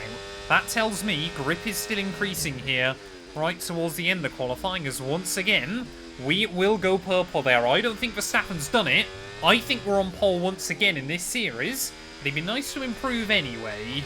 Well, I know I've said it before, but I really do wish the AI would go out right towards the end of a session as well. You know, when the clock has struck 0, still be on their lap kind of thing a bit more in this game. But yeah, Leclerc, though, has got to be very, very close behind us at the moment, but hopefully We're about to put a bit of breathing room between ourselves and our teammate through the final corner. Use that curbing on the outside up towards the line. Another 2/10 improvement. It's a 1:13.4. It is P1. Oh, LECLERC, yeah, really did get close to me at the end of that first run, but it didn't matter. Come the end of qualifying, we will storm to back-to-back pole positions then late on in the campaign. This time it was only by 1/4 of a second, but if we could try and convert that into a win, you know, maybe the momentum just starting to come back to us. I'm trying to stay in the title fight mathematically for as long as I can, just to be awkward. Welcome to the most populous city in North America. The legendary Jim Clark won the first official F1 race here in 1963. It's Mexico City, and it's Grand Prix Sunday. 2,285 metres above sea level, the altitude will test the driver's fitness and their engine's efficiency. 17 corners, 7 to the left, 10 to the right, and make up a 2.6-mile circuit equipped with 2 DRS zones. So with the race not far away from starting, here's what today's grid rundown looks like. Firestarter lines up on pole position, Charles Leclerc alongside. Considering the rest of the grid, we have Verstappen, Fernando Alonso, Russell, Hamilton, Perez, Albon, Stroll, Sainz, Hulkenberg, Gasly, Norris, Behrman, Ricciardo, Tsunoda, Vesti, Ocon, Joe, and Oscar Piastri. Which of these talented drivers will come out on top today? Welcome to the commentary box. I'm Alex Jakes, delighted to say that we're joined today by Anthony Davidson. Well, they're having a better time than their teammates so far this year. How do you keep that momentum going? Yeah, they have, and it's, you know, rule number one, beat your teammate. They're the one that share the same equipment as you, and yes, the cars can vary in setup from race to race and depending on who has which style, but essentially they're your barometer, the yardstick. If you can beat them, that's the first job you have to do. And it looks like it's going their way, doesn't it? And they need to carry on this momentum, this energy through the rest of the season. We're still in with a chance of winning this title. We need you to push as hard as you can in the 5 remaining races. Yeah, I think that's optimistic, Mark. I'll be honest with you, but we're going to give it our all right until the bitter end. We start on pole once again. Charles Leclerc has had 5 weeks to sit back and think about that victory we took in Singapore. What could he have done differently to try and give me a fight? But today, though, we got 36 laps around the Mexico City circuit. I'm looking forward to this. I think we could be on for another win today. If we play our cards and our strategy right, it is 5 red lights.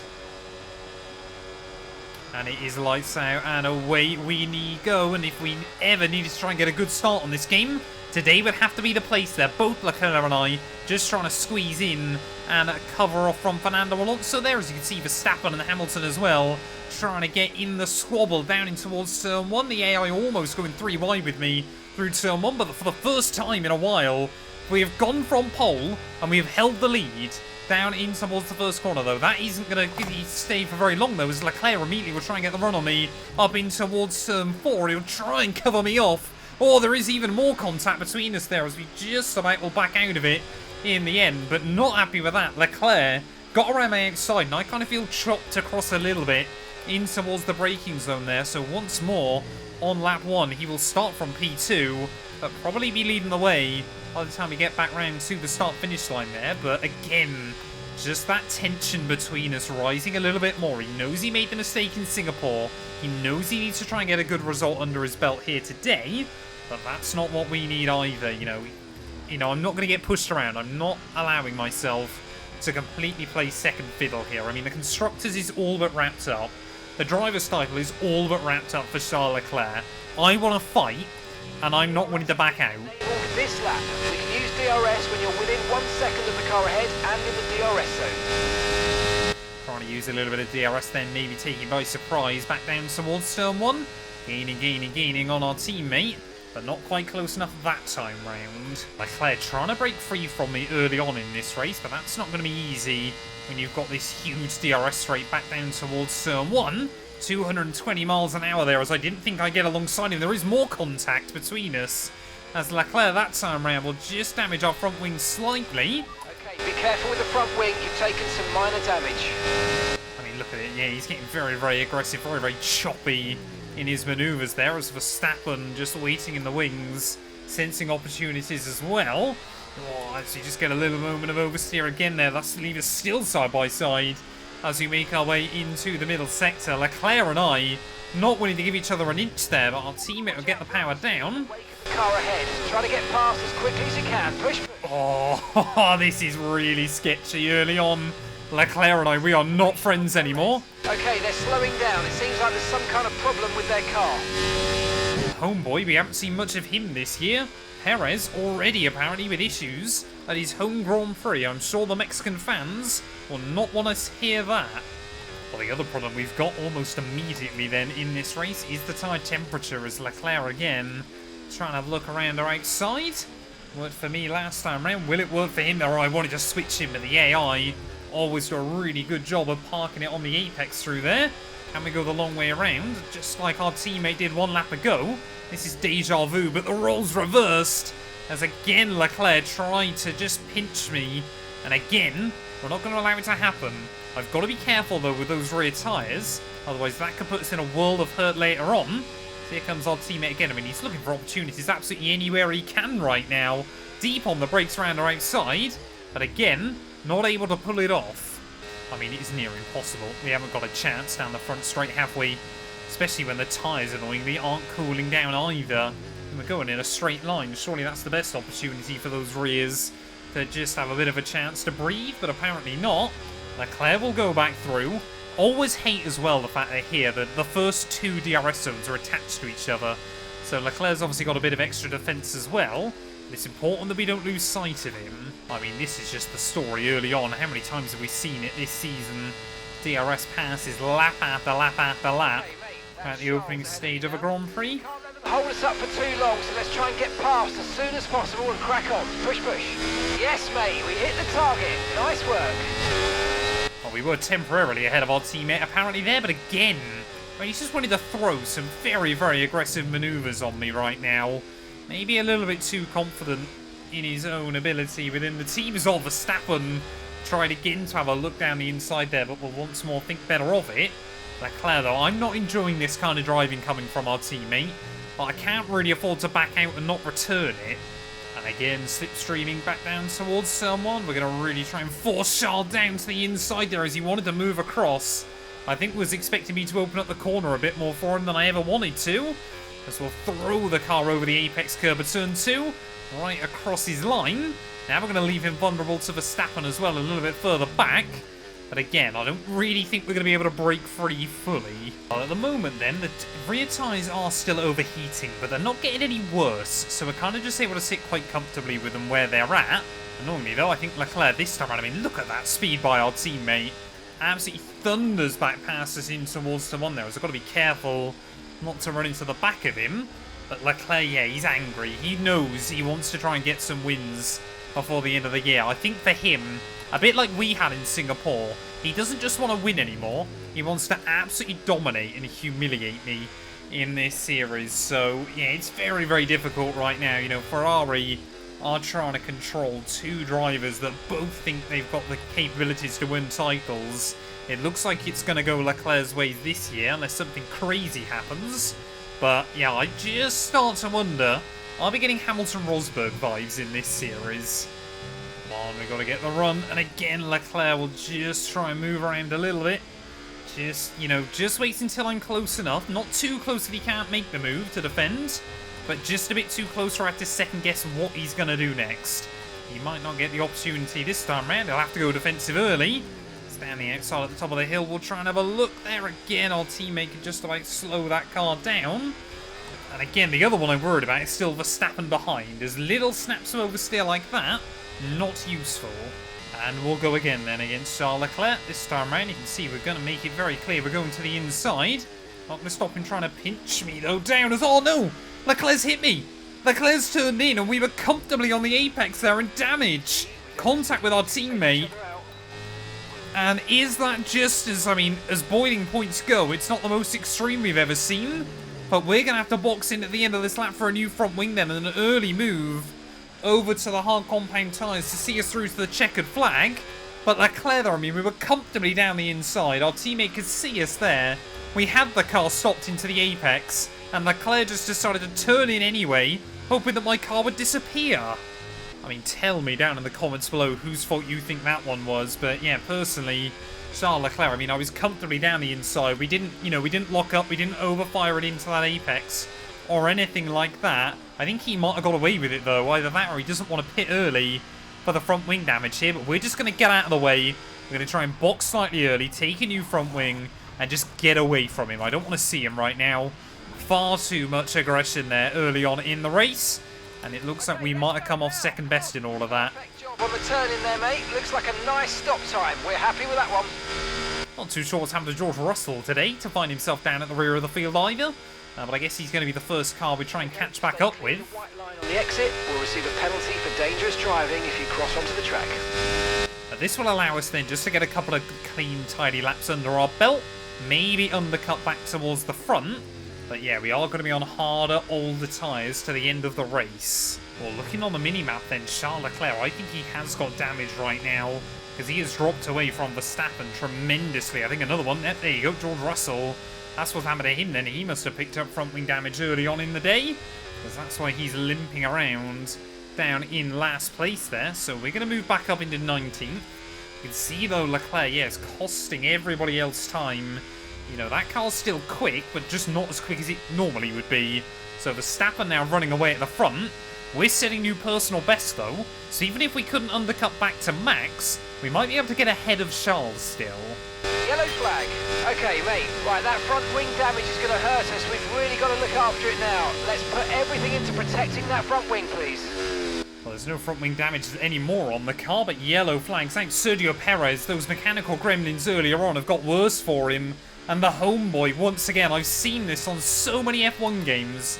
Perez is cursed here in Mexico. And once again, he's going to be out of his home Grand Prix here. Guess that's one less car for me to overtake. A Ferrari, a Red Bull and a Merc in the bottom 3 positions, or out of this race. Oh, there we go. Max Verstappen, our leader, into the pit lane then. So it's going to be interesting to see where we come out relative to him. Maybe sending it a little bit too aggressively into the stadium section there. But green sector 1, purple sector 2. We might still get out in a pretty decent spot here as Leclerc, for whatever reason, opting to stay out yet another lap. So that might end up being more damage than it's good for him. And we're ahead of Verstappen. So I think he's been held up in the pit lane then from a few other cars, including Alonso. But we are effectively back up then into the net lead somehow as we get towards half distance, and surely Leclerc won't get the jump on me. I mean, look at the gap on the minimap between Verstappen and Alonso. That is way less than it was. Car behind, running hard tyres. Once again, Red Bull finding out just how bad it is to be the first box in the pit lane, because that means that obviously every time you end up in big pit windows like that, you just get held up behind everybody.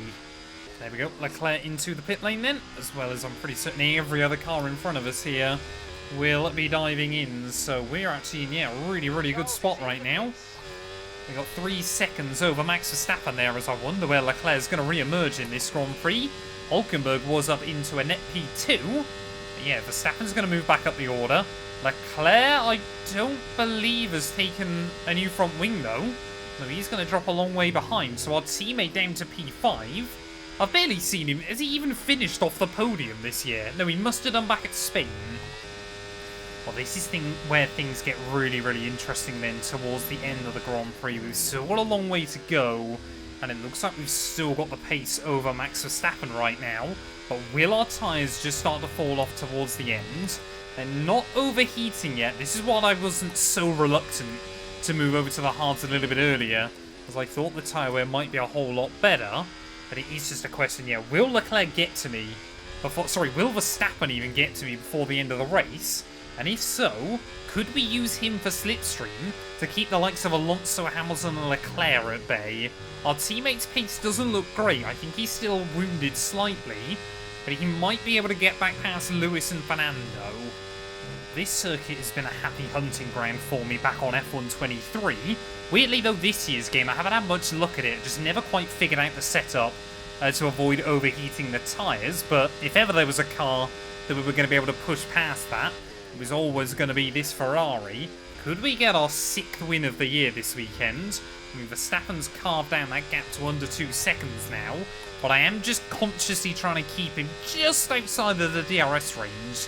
Leclerc, that gap's going up to our teammate, not by a lot, but he could end up under pressure from, I think it's Alex Albon, before the end of the race.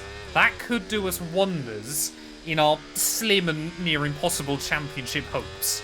Well, 10 laps to go then, and Max Verstappen now is inching closer and closer to being within that DRS detection at the right time there. 1.0 seconds the gap drops down to temporarily. It actually goes down below a second when we put our foot down out of the final corner. Luckily we can just pull away slightly back down towards turn 1. But I tell you what, this year the Dutchman again, he's been very consistent in a car that probably hasn't had the pace to fight, but on the tracks he loves that. At the tracks he's strong, he is absolutely still formidable in this series. You know, Zandvoort here, and a couple of others as well. He has been second to none still on his day, but will today be another one? Oh no, I think Verstappen's done it. I think Verstappen now is inside the range. As we make our way out of the final corner, we're about to find out. 11.1 seconds. Yeah, Leclerc could still be under pressure from, I think, Lando Norris towards the end of the race. Max, though, he is in the range. Give it another lap, you'll probably be flying past me, but it's whether then we can keep up with him. Well, I mean, we speak so much about trying to beat Leclerc in this series. The man behind me now is actually the one that we do need to be trying to beat week in and week out before the end of the year. Some of this energy. I'm sure we're about to see Verstappen fly past me back down towards turn 1. Not a lot we're going to be able to do against that Red Bull with some DRS as well. Here comes Max Verstappen. He hasn't led a race, I don't think, since he took that win at Zandvoort, but he's back to the front of the field today. Red Bull's pace has fallen off towards the end of the year, but if he could get another win for the team, add to his tally, I'm sure none of them would complain. But I guess the big one for us is, can we stick with Verstappen? Can we make his life difficult towards the end of the race? He is on fresher tyres than us, so we should have an advantage between now and the end. You can just see we're getting very, very close to overheating that rear left tyre once more there as Verstappen. Oh, I think he just thought he'd have enough straight line speed down towards turn 1. What is it with the AI today? They just will not give me any room. We were down the inside through turn 2. The Dutchman tries to squeeze me. Don't think we picked up any front wing damage, which I guess is good. As we move back into the lead, Leclerc dropping now down to 6th place. We've got yellows out. Someone towards the rear of the field seems to be breaking down. And I'll be honest, as sad as I am for whoever it is, it's a good sign for us. Yuki Tsunoda. They're retiring from the race. Virtual safety car deployed. Slow down and maintain a positive delta. Well, I guess that's good for me, to be honest, because I think Verstappen was about to fly back past me there down towards turn 1. We got a little bit more chance to breathe as Tsunoda out of this Grand Prix. Don't really care about the delta. Let's just go cut back to the racing. In stark contrast to real life 2024, this series, this season, we have only seen 3 winners of Grand Prix. Myself, Charles Leclerc, and of course Max Verstappen. Fernando Alonso, though, with just 4 laps to go, is back at about 3 seconds at bay. He might still be able to challenge towards the end of this. I mean, look at that. Verstappen, we take off the overtake mode because I think I've got enough to cover him off, and immediately he just absolutely rockets past again. I think Alonso can only really close in rapidly when I'm leading Max Verstappen. The other way round, the Dutchman has got the pace against him there, is trying to use our battery sparingly back down towards turn 1, but again, slipstream in the Ferrari versus a Red Bull with none of it. Pretty easy fight for us there. Not around the outside though down at turn 1. Just remembered again what Verstappen did a few laps ago. And once more they're just... No, we're not overheating the rears yet, but they're definitely losing grip. 2 laps to go here from Mexico City, and this one is coming down to the wire. 0.8 seconds. Shades of the early season. Remember, like the first 6 Grand Prix, every single one came down to a last lap battle, and it looks like we could have the same here as, oh, again, Verstappen just tries to commit there, but I won't back out of it. He's so used to other drivers jumping out of the way for him.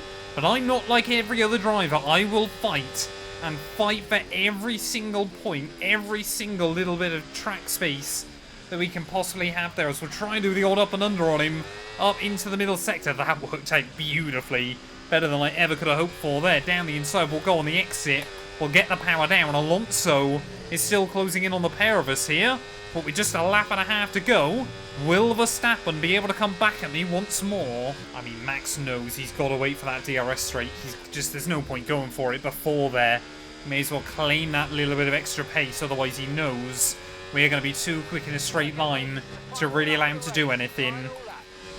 We are, though, going to try and bait him. We're going to let him get alongside me, lose all of that extra speed he'll get, and then drain our battery back down towards someone there. Still wheel-to-wheel will go with the Dutchman. It's a battle on the brakes, but we lock up slightly down at turn 1 there. Verstappen will make the move work actually quite easily in the end. Will we be able to get the run back up in towards turn 4 there? Once more, we're going to have to drain the battery. We're still fine on fuel, as you can see. Verstappen having to just save a little bit down the inside. We'll go. We send it. We keep it between the white lines there, and that is a Max Verstappen dive bomb. If ever I've seen one. There was no contact made. We stay between the white lines. Mark loving it, but I'm sure the Dutchman hating that on the final lap of this Grand Prix there. And have we just mugged him off? And maybe now we can try and look towards the checkered flag here, but we know there's still one more DRS zone to go. It's not a particularly major one, but it could still be useful for him there. But Verstappen, he hasn't got enough. I think he drained all of his battery back down towards turn 4 there, but we sent it in out of absolutely nowhere. The confetti's flying here in Mexico City, despite the contact, despite the carnage with our teammate through the final corner. Back-to-back wins. We take the dub in Mexico. Yes, yes, guys, yes! Come on, boys! That's a spectacular victory then, and with it, the championship is secure. It's been a magnificent season, and they thoroughly deserve the cheers of the crowd here today.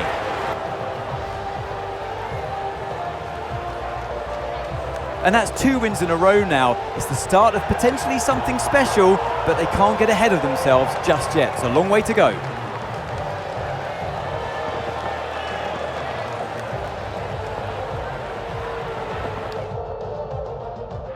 Ferrari are at it again. An excellent performance at today's Grand Prix, and they're certainly a team that know what they're doing out there.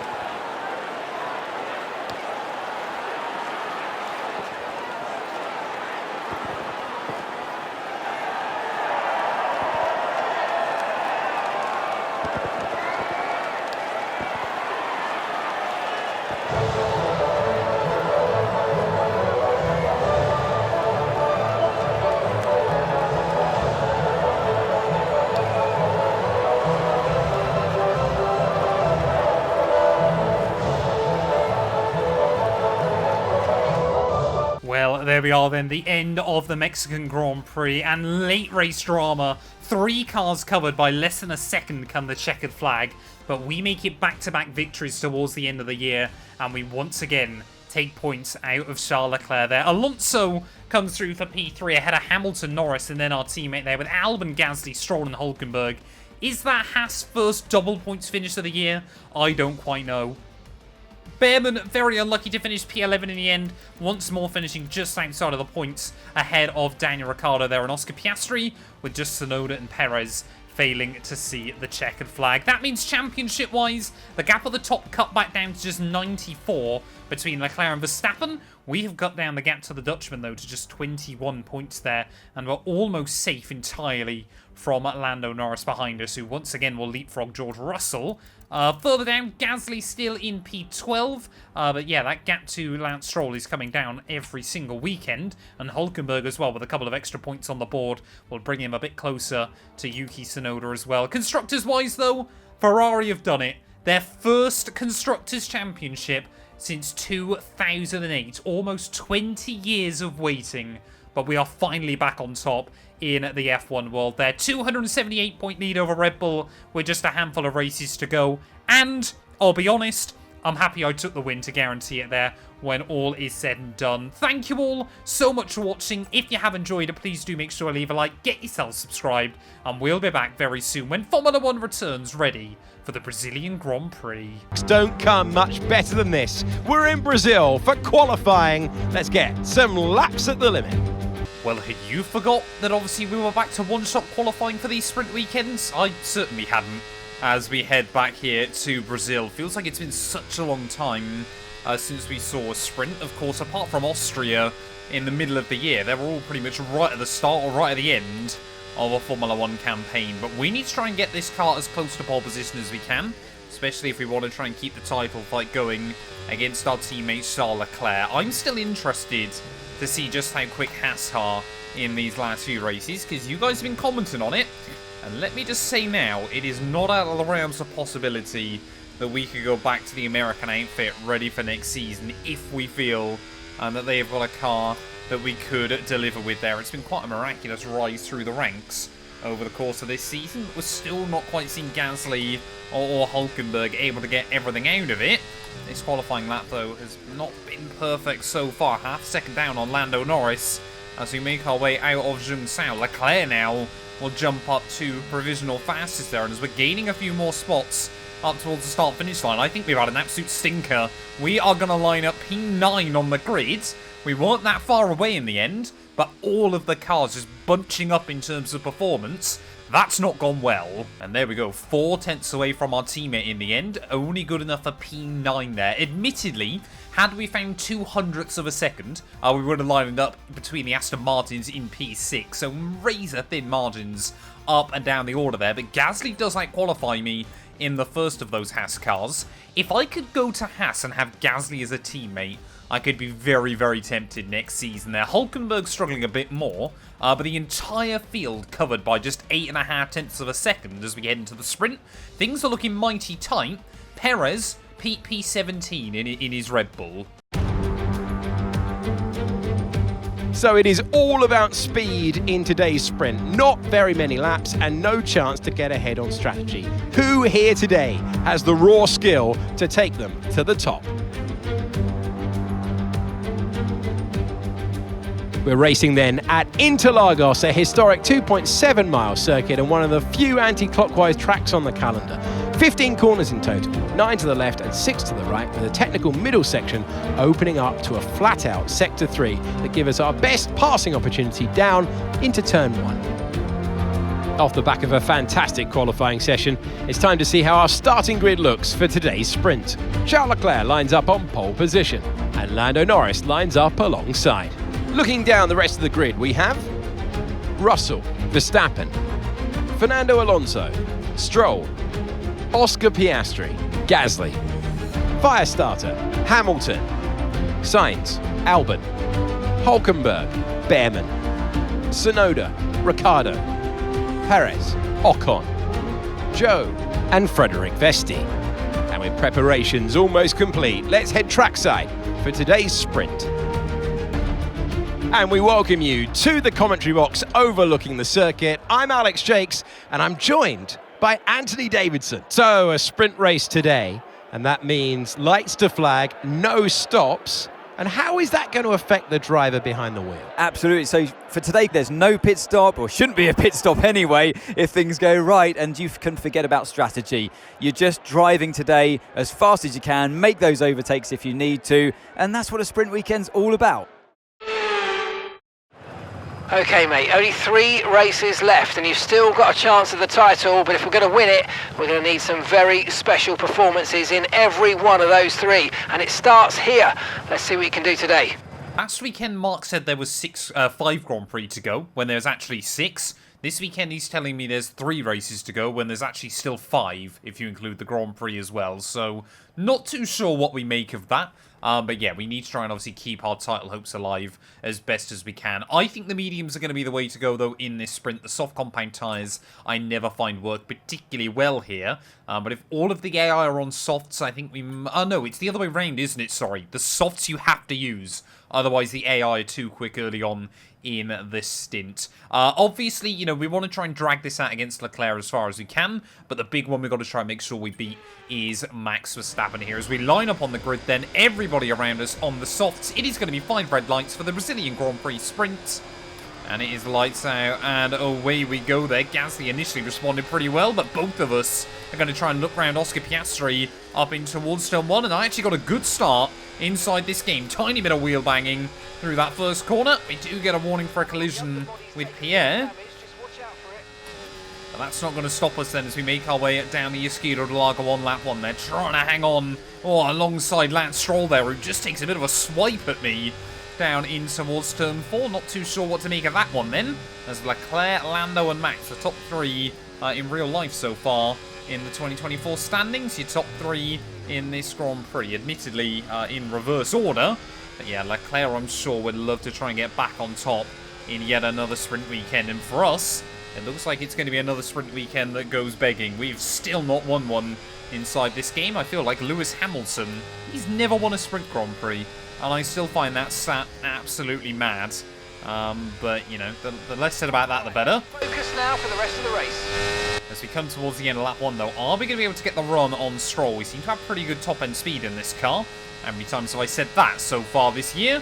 So hopefully we're going to try and use that to better our abilities. This lap, we can use DRS when you're within 1 second of the car ahead and in the DRS zone. Oh, Stroll there just perfectly positioned his car on the inside there. So difficult to make the outside line work at turn 1. I'll have to wait and go for it again. I mean, look at the speed we can gain on Lance as we make our way back up towards turn 1. This time around, we're going to send it a little bit braver around the outside. And again, we just can't quite get the car slowed down at the right point there through turn 1. I know we've obviously got the speed in the car to try and get past him, but I think what we've basically got to do is be within about 6/10, and we've got to try and force him... Sorry, we've got to force ourselves to the inside of the Canadian for turn 1. We've got yellows out. Someone's got issues. I think that's a car in front. It's Max Verstappen. Max Verstappen very early on then in the sprint race is out of it. So that is a terrible end to the Dutchman's afternoon very early on. And that pretty much guarantees that he's going to serve some grid penalties as well as we move into the Grand Prix proper. And I believe that might be the Dutchman's first ever DNF of the season. Obviously, we've had 4. Leclerc and Max Verstappen prior to now had not a single one. But Max Verstappen and Red Bull finally cracks beginning to show in what has been a pretty much a campaign of maximising everything they can. Annoyingly for me, though, we just cannot seem to keep up with the cars in front. But I think that's because I've left my tyre pressures too low. So, overheating at the rear is quite a lot. Caution, caution. And Lewis Hamilton there, I mean, look at that. Straight down the inside pretty comfortably at that first corner. Not too sure if he's going to have the pace to catch back up to Stroll in front. Maybe if they all keep fighting at the road, we'll have a chance. But yeah, I mean, look at that 3 wide just up in front there. But Gasly now sends it down my inside as well. We are really struggling early on here. Win that place back. Idea why we've got no pace in the car all of a sudden. But yeah, Brazil is definitely one of the best tracks for the AI. Oh, Hamilton, huge mistake down in turn 4.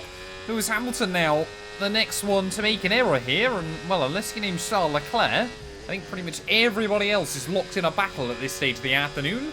Annoyingly, I have slightly less faith in Gasly closing in on those other front runners. Yeah, if things were to finish like this, Leclerc, I mean, he's already got one hand on the championship, hasn't he? He'd basically put the other one. Right, come on then, let's try and actually get a run on Pierre Gasly here to the inside. Tyres need to get us to the end of this race. Yeah, the AI do have a lot of confidence on the brakes of that first corner, but clearly not enough that time round. Back up into P6 we go. Of course, we know that every point we score helps us out against Max Verstappen. So we can look at that battle still going on in front. 0.2 seconds. Surely we can close in more of that gap if they're going to keep fighting like that already. 3/10 out of them in the space of 1 corner. And here comes Gasly back. We'll force him to the outside there. A little bit of a late defensive manoeuvre, but we will, yeah, just about hang on again. The inside line down at turn 1 is OP, but we're still taking time out of those cars in front. I think Alonso is the one causing the train right now. As we look at that, everybody trying to look for an opportunity. Again, they go 3 wide down into the middle sector. And again, we continue to close in that gap. Oh, come on, 2 laps to go. Gasly is just hounding us at the moment. And it's just not allowing us to close in on that group of cars in front of us. Once again, battling with the Haas. I mean, it gives us a good idea to see just how quick that car is. As Hamilton able to capitalise there off of turn 1. But immediately you can see we lose about a second for those cars in front when we battle like this. 2 laps left of this sprint race. LeClerc looks dead set to win. So we've got more yellows out further behind. That's a Kick Sauber breaking down. Maybe at some point on this game I need to try and make Kick Sauber great again. But yeah, I think that's a project for another day. Is it Joe? Is it Vesti? I would say it's Joe. Yes, it is. Right, they've got a serious car issue. It looks like they're retiring. As we round out of the banking there to start the last lap of the Brazilian Grand Prix sprint. Lewis Hamilton now is looking for it. Back down towards turn 1. We'll let him have the corner. He's got to the inside there. He'll always get the run on me. But yeah, we are really struggling with the rear tyres, but we need to try and go for it. Get the DRS slingshot move back down in towards turn 4. So you can see Lewis there. We just have a look to the inside, but he had enough speed down in towards that corner there to try and hang on to the position. Now it's either we try and commit to it now, or we try and get a run out of the final corner here. So close to the back of that Merc, but you can see how much we're struggling with the grip of the car. Gasly again having a look to the inside there. We'll give him a little bit of a squeeze through the next couple of corners, but yeah, really struggling with rear temperatures here. It might only be a problem on the softs, but the AI is so good around this circuit. They're able to keep those soft tyres in good nick right the way throughout this sprint race. You can see by the time you make it down in towards the final corner, we have actually lost that DRS range to Lewis Hamilton. Big mistake as Leclerc takes the win in the sprint. I think we're going to be in for a drag race towards the line, though. We've just got to try and drain the battery as best as we can. Gasly will get close. Not enough. It is P7. Well, there we go. Charles Leclerc takes the win in the sprint. 5.5 seconds clear of Fernando Alonso in the end.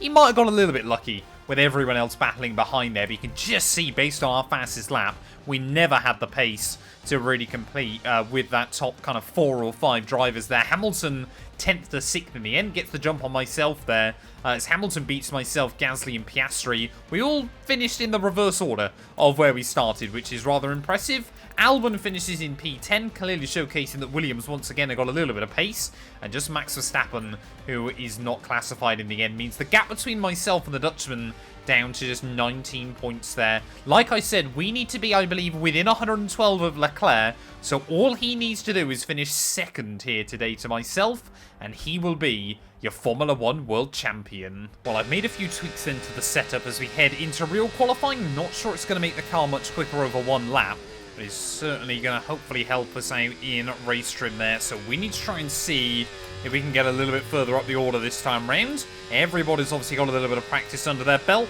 so everybody knows where their strengths and weaknesses lie against each other here. But Charles Leclerc, he knows just how to dominate around this circuit so far this weekend. Nobody's really been able to get close to him in the sprint race at least. Will he do the same thing as we move into the Grand Prix proper? We just need to try and qualify as close to him as we can. Maybe then just hang inside the DRS range as early as possible and for as long as possible here. You can just see, say, the car didn't feel bad in sprint qualifying. It was just in the race that I realised we compromised a bit too much. There's Alonso there now storming up to the front of the field. Could we see the Spaniards get a very late pole? We often see Aston Martin come on strong right towards the end of the campaign, but Charles Leclerc out in the final corner, able to get that power down. Where are we going to end up on the grid, though, as we try and drain the battery towards the line? We're barely going to do any better than we did in the sprint qualifying. It's P6. What is wrong with my one-lap pace today? And admittedly, again, we couldn't really do a lot more in the car, but it is still gutting to be that far away from our teammate there. A 106.9 is a decent improvement. But yeah, Alonso, Russell, Norris, and of course, Pierre Gasly gets the better of me as well there. Both Haas cars this time around inside the top 10. Red Bull 11th for Max Verstappen and 15th for Sergio Perez. With the exception of Fred Vesti, everyone now covered by less than 0.8 of a second as well. So things are going to be unpredictable. I believe Verstappen will be starting at the back anyway, so we just want to try and get ahead of him in the title fight. But that would require a win. Formula One returns to Interlagos once again with the stage set for what promises to be another classic Sao Paulo Grand Prix. Sebastian Vettel famously clinched his third championship here in 2012, and in 2016, Max Verstappen treated us all to one of the finest wet weather drives of all time. It's an unusual anti-clockwise race here at Interlagos, where the Sao Paulo locals are packed into the grandstands at each of the 15 corners around this classic 2.7-mile circuit. Two very fast sections bookend the famous and highly technical Sector 2, where getting a good run out of Yung Cao into one of two DRS zones will be key to any overtaking prospects today. Before we begin, let's take a quick look at the grid lineup for today's race. Fantastic effort from Charles Leclerc yesterday, and it's put him on pole, and Fernando Alonso completes the front row. Moving on to the rest of the grid, we have Russell, Norris, Gasly, Firestarter, Stroll, Hülkenberg, Albon, Hamilton, Oscar Piastri, Sainz, Behrman, Perez, Tsunoda, Ricciardo, Ocon, Vesti, Verstappen, and Zhou Guanyu. It's almost time for the lights to go out, so let's head down to the track where preparations are underway. Well, here we are then, back on the grid once more. This time round, we're lining up P6, but yeah, hopefully we can try and get as good a start as we did in the sprint race there. Team want us to go softs, but I think we're going to try the mediums, see how well they go, and then maybe take a set of the hard compound tyre to the end of the afternoon. Ultimately, yeah, I just feel the softs are a bit too risky, and we know they didn't hang on very well in the sprint, so I'd rather just have slightly worse tyres early on, and then make our way forward later on in the afternoon. Let's do this thing, though. Like we said, we know the objective today. We've got to try and beat our teammate as best as we can, but I think that is going to be a very, very tall order there. 5 red lights on the grid. And it's going to be lights out, and away we go. There is Leclerc not getting off to a very good start. Russell and Fernando Alonso will say thank you very much. We're going to be 4 wide into turn 1 there. There's Hülkenberg, a very aggressive move. We were lucky they were able to get out of that one, but immediately we'll try and get back involved in it there. As down the middle of the Haas cars will go. We'll even get the run on Lando Norris off of the corner, so very nip and tuck early on in this Grand Prix. We'll leave them to hopefully fight just behind us there, but Leclerc not getting off to the start he would have wanted at the front of the field there. Fernando Alonso, obviously I believe he took the win here, didn't he? It might have been... No, I think he had a penalty in the end, didn't he? Almost took the win here in Brazil, all the way back in Season 1. I have no idea what it is with Aston Martin on this game, and weirdly having a resurgence right at the end of the season, just to fall flat on their face, pretty much come the start of season, the next one. But yeah, as we make our way though on lap 1, up 2 spots again, just like we did in the sprint. But that was all the progress I could make yesterday. We've got a lot more laps today though, to try and continue making an impact. But we've got to wait and see if the AI in front fight early on here, because otherwise it might be in our best interest to actually let Gasly by and let him drag us along. There we go. I think they're almost 3 wide up in towards turn 1, as we are going to get dived by Pierre anyway, so I guess that kind of made our mind up for us. But yeah, can Gasly drag me along, get a little bit closer to those front 3? Say, we've just got to play the long game here, because we know our harder tyres will work out towards the end of the stint. So on Norris, I think, yeah, a little bit impatient, want to try and get past. We've got to stay with Pierre. Already then we can see the benefits of letting Gasly drag us along. Gap to those cars in front is already back down to 2 seconds there. I mean, it is kind of dependent on whether they battle. And Alonso just seems to be able to keep Russell and Leclerc at arm's length right now. But yeah, the other important thing for us, though, is that we keep Norris at bay. I'm happy to let Gasly stay in front, but we also can allow, you know, the AI wherewith to battle either. Haas, though, they didn't quite showcase it in Mexico, but that car really does genuinely have pace. Well, team want me to try and make the move on Pierre Gasly then here, so as we make our way back up towards turn 1, I think we're going to try and make the move. Not quite able to get alongside him there, and this is really, really critical for us that we don't fight too much as well. Yeah, I think we're just starting to see a transition between the tyres. I think our tyres now are starting to look a little bit more comfortable. So around the outside of Gasly we'll go. Nice work. Make sure we don't fight each other too much and cost ourselves time. But yeah, let's see what the pace is like over the next couple of laps. See if we can continue reeling in the top 3. The harder the tyre inside F124, the warmer it can operate. And this is definitely starting to work for us, although Charles now has finally moved back to the front of the field. The gap to Russell floating now towards 1 second. If we can just get in that DRS range, then we know we've got a bit of an easier life of it. I'd like to get ahead of them before they box at about the end of lap 14, just because I am still a little bit worried about the undercut later on. But yeah, I'm not convinced Alonso and Russell are going to be able to fight Leclerc as hard as he was able to battle them. But every soft compound runner just starting to struggle. Sometimes the alternate strategy can work, because we've got yellows out. I think someone behind me's gone for a spin or something's happened.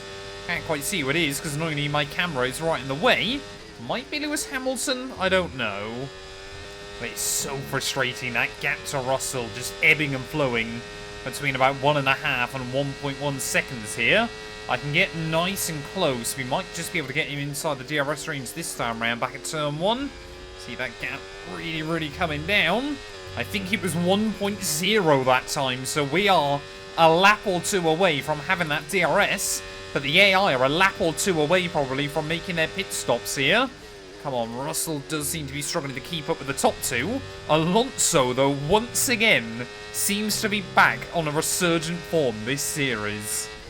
And there we go, we've finally done it. We're finally inside the range of George Russell here. So now it's a case of waiting for when the AI are going to pit. But we gain a little bit of extra free time at exactly the same time as well. We get Gasly out of our range, so hopefully we're not going to be under as much pressure from the cars behind. But this is critical for us. So far, this strategy is working. Let's see then if we can try and get a run on George Russell just 1 lap further on. I was hoping we could utilise the straight line speed of this car a bit more this weekend. Haven't quite been able to use it the way I would like. Let's make the most of it. Oh, down the inside we'll go there. Just kick the back end out slightly on the exit of the corner. Alonso now is going to be in a Ferrari sandwich. As Russell, yeah, I mean, he's got no answer back at me. We've got yellows. Someone's got issues behind again. Last time around, I don't think it was anything in the end. Who is it this time, though? I think it might be the Haas car of Nico Hülkenberg. Right, let's go. Let's try and get past them and put them on the back foot. Push. Once again, then, it seems like someone just makes a mistake down at turn 1. It brings the yellow flag out, and I'm made to look like a moron because I can't see my mini-map very well. Oh, okay. Leclerc and Alonso in then. So we've now basically got free reign to box whenever we like. If you hit that target, that sets us up nicely for the rest of this race. Well, there we go then. Yep, Leclerc and Alonso in. So I might dive in this very next lap. Try not to let them undercut me too aggressively. Maybe if they got held up as well, that could play to our benefit. Perez all the way up to P5, so he's having a pretty good recovery drive so far. But yeah, let's get into the pits at the end of this lap then. Box pit confirmed to the team. Stay out on track. Stay out. I know that, Mark. Just let me box the end of this one. Well, we've got to make sure we've got a little bit of a buffer as well to George Russell then as we make our way out of the final corner once again. Hülkenberg and Stroll should be a little bit further back, so they shouldn't be much of a concern either here. But we've got to be aggressive into the pit lane entry, which we will be. 44 miles an hour on the entry there, so we pretty much nailed that as much as I would hope to. And luckily, yeah, Mercedes, of course, ahead of us in the pit boxes as well. But how well will our teammate have been able to fire up his tyres? No! How did we get held up? They were like 5 seconds back, man. Terrible by Ferrari once again here, as I think Leclerc might fly past us. There he is. The white line on the exit will receive a penalty for dangerous driving if you cross onto the track. We are racing on pit exit there. There is Leclerc. There is Alonso. As we are going to try and get out inside the range then. So that hasn't worked out too badly for me. What we just need to do is stay inside that range for as long as we can. And just warm these tyres up. Get into a rhythm. And know we have the confidence.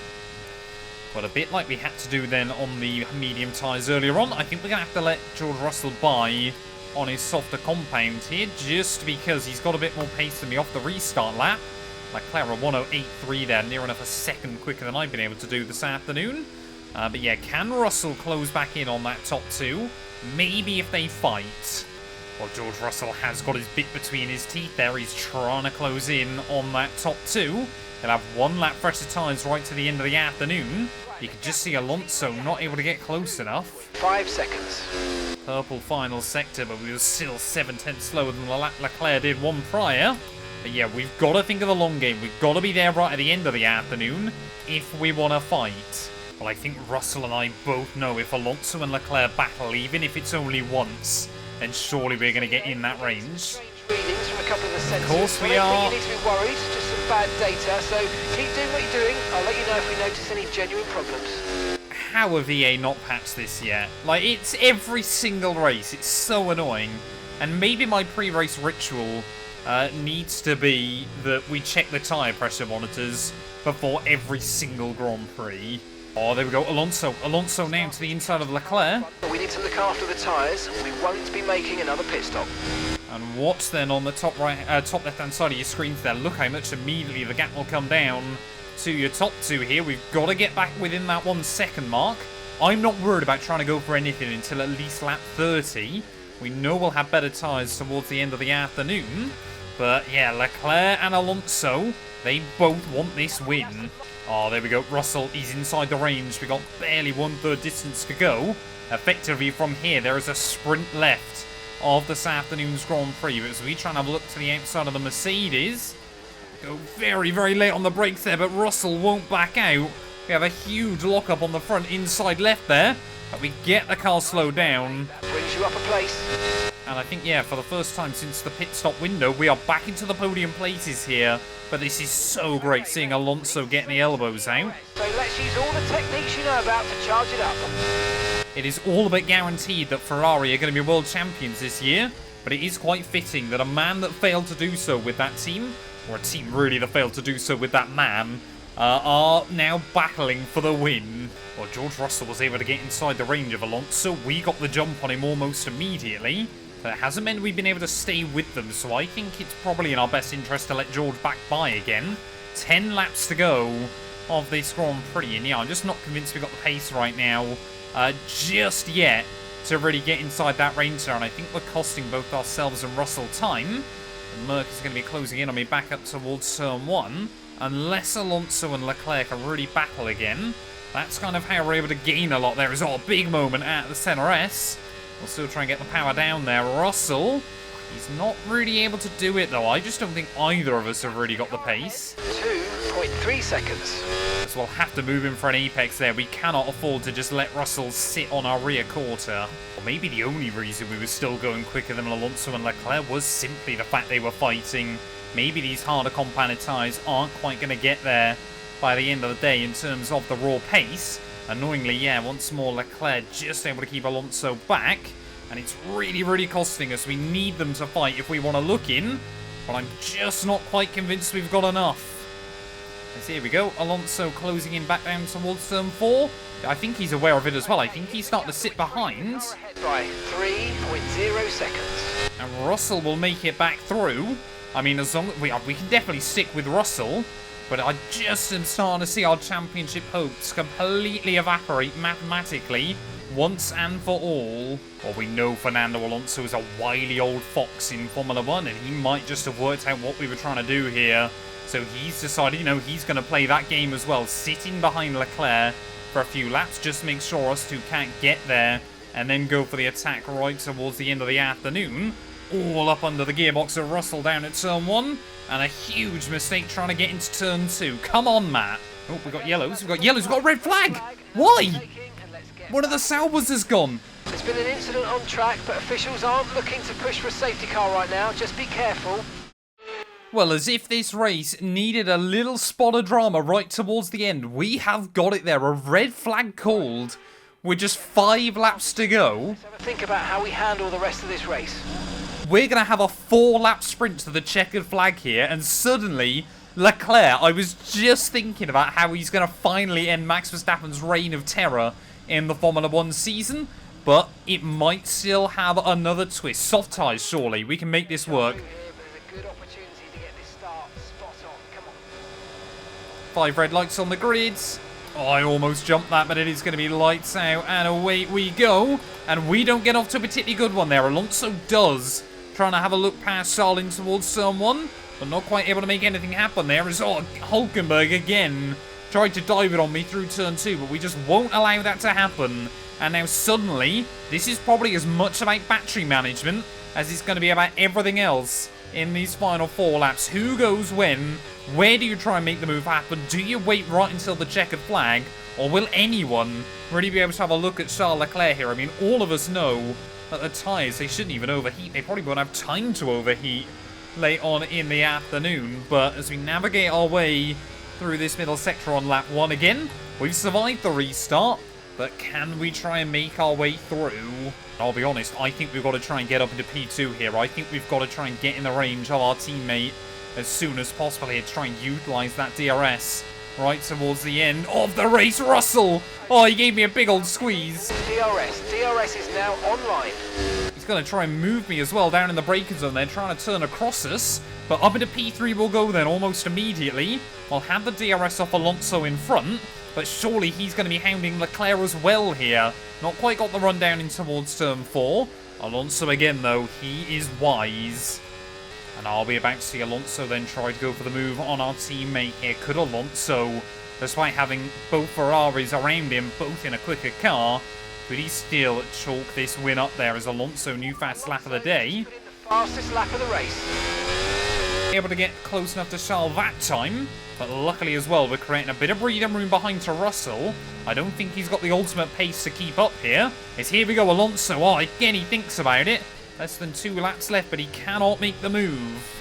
1 more lap to go then here as we round our way through the final corner. Charles Leclerc still leading, Fernando Alonso still waiting in the wings, and we are just going to try and drain all of our battery now to try and get as close to the top 2 as we can. You can see Alonso's trying to save a little bit, as we will take that fastest lap away.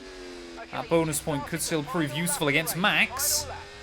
But are we going to see Alonso get anything on our teammate down towards turn 4?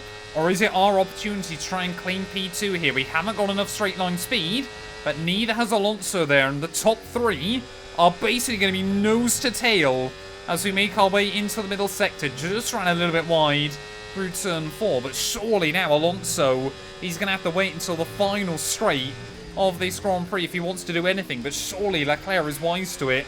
I will have saved up some battery as well. We're just trying to recharge up the pack behind, but we've got to try and stay as close to the pair of them as we can. This is not over yet. We're just a handful of corners to go at the Brazilian Grand Prix. This circuit has seen dramatic finishes before. Max Verstappen's reign of dominance seems to be over in Formula 1.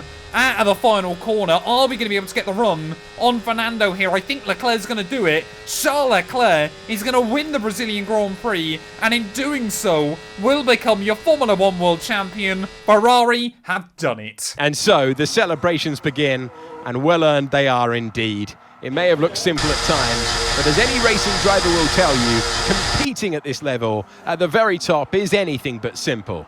There's no catching them now then. We have a new World Drivers' Champion. The man from Monaco will win again. Charles Leclerc takes the checkered flag. And that's 2 wins in a row now, of course. And it marks the fact that it's not a fluke. So, you know, their head's in the right space. What more can we see going forwards?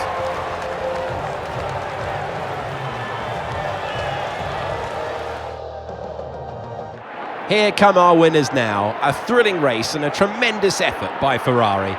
Their history is well known, so it's no surprise to fans the world over to see them come out on top once again.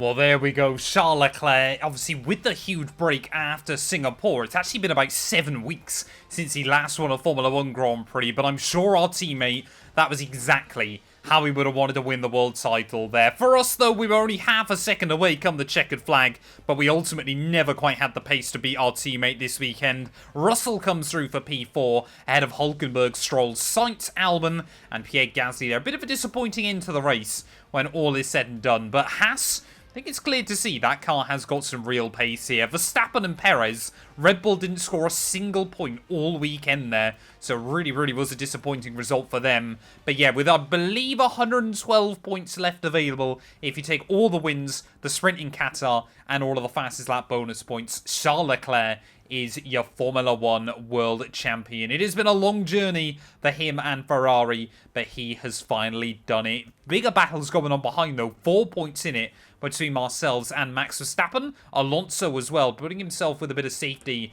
ahead of Lewis Hamilton and Oscar Piastri there, with Perez still down in P9. Gasly and Hulkenberg, yeah, as well, slowly moving their way up. They could still jump Stroll by the end of the year as well there. And constructors-wise, well, Haas trying to close in that gap on Williams. And yeah, the gap for us opens up to 337 points ahead of Red Bull. 3 points in it between McLaren and Mercedes, though, late on in the campaign.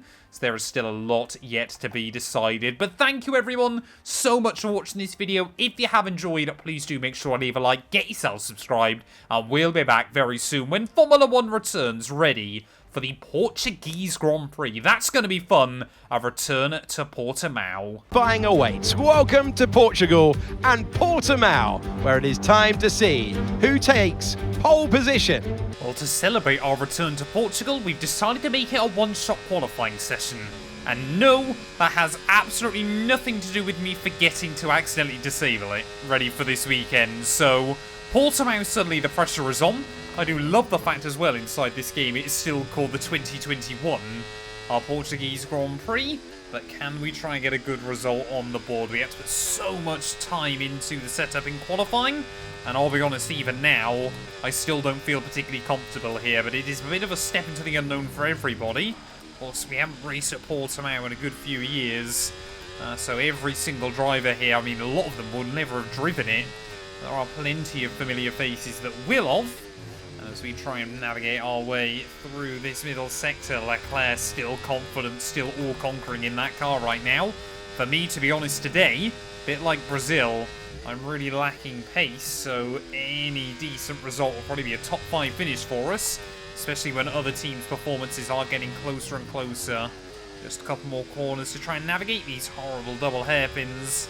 As the second one falls away from you, it is really, really difficult to try and work out exactly where you want to get on the throttle. But making our way though out the final corner, this has been a terrible qualifying effort by us. So you try and get the run back up towards the start-finish line. Where are we going to end up on the grid? It's P12. Deary me, that might be my first ever qualifying this year where we end up outside the top 10. Well, once again, Pierre Gasly as well delivering over one lap. 6 cars from 6 different teams make up your top 6 there. Both Williams get themselves inside the top 10, so clearly they're enjoying this venue as well. Every single car, once again, covered by less than a second. And although Gasly is showcasing how good that Haas car is, Hulkenberg, for some reason in this game, is still showcasing how bad he is. P19 for him. I'd argue that's probably the only worse qualifying effort than myself, other, of course, than Sergio Perez, who never qualifies on this game. The Formula 1 circus has made its way to the southern coast of Portugal this week, and it's preparing for what I expect to be a terrific race here in Portimao.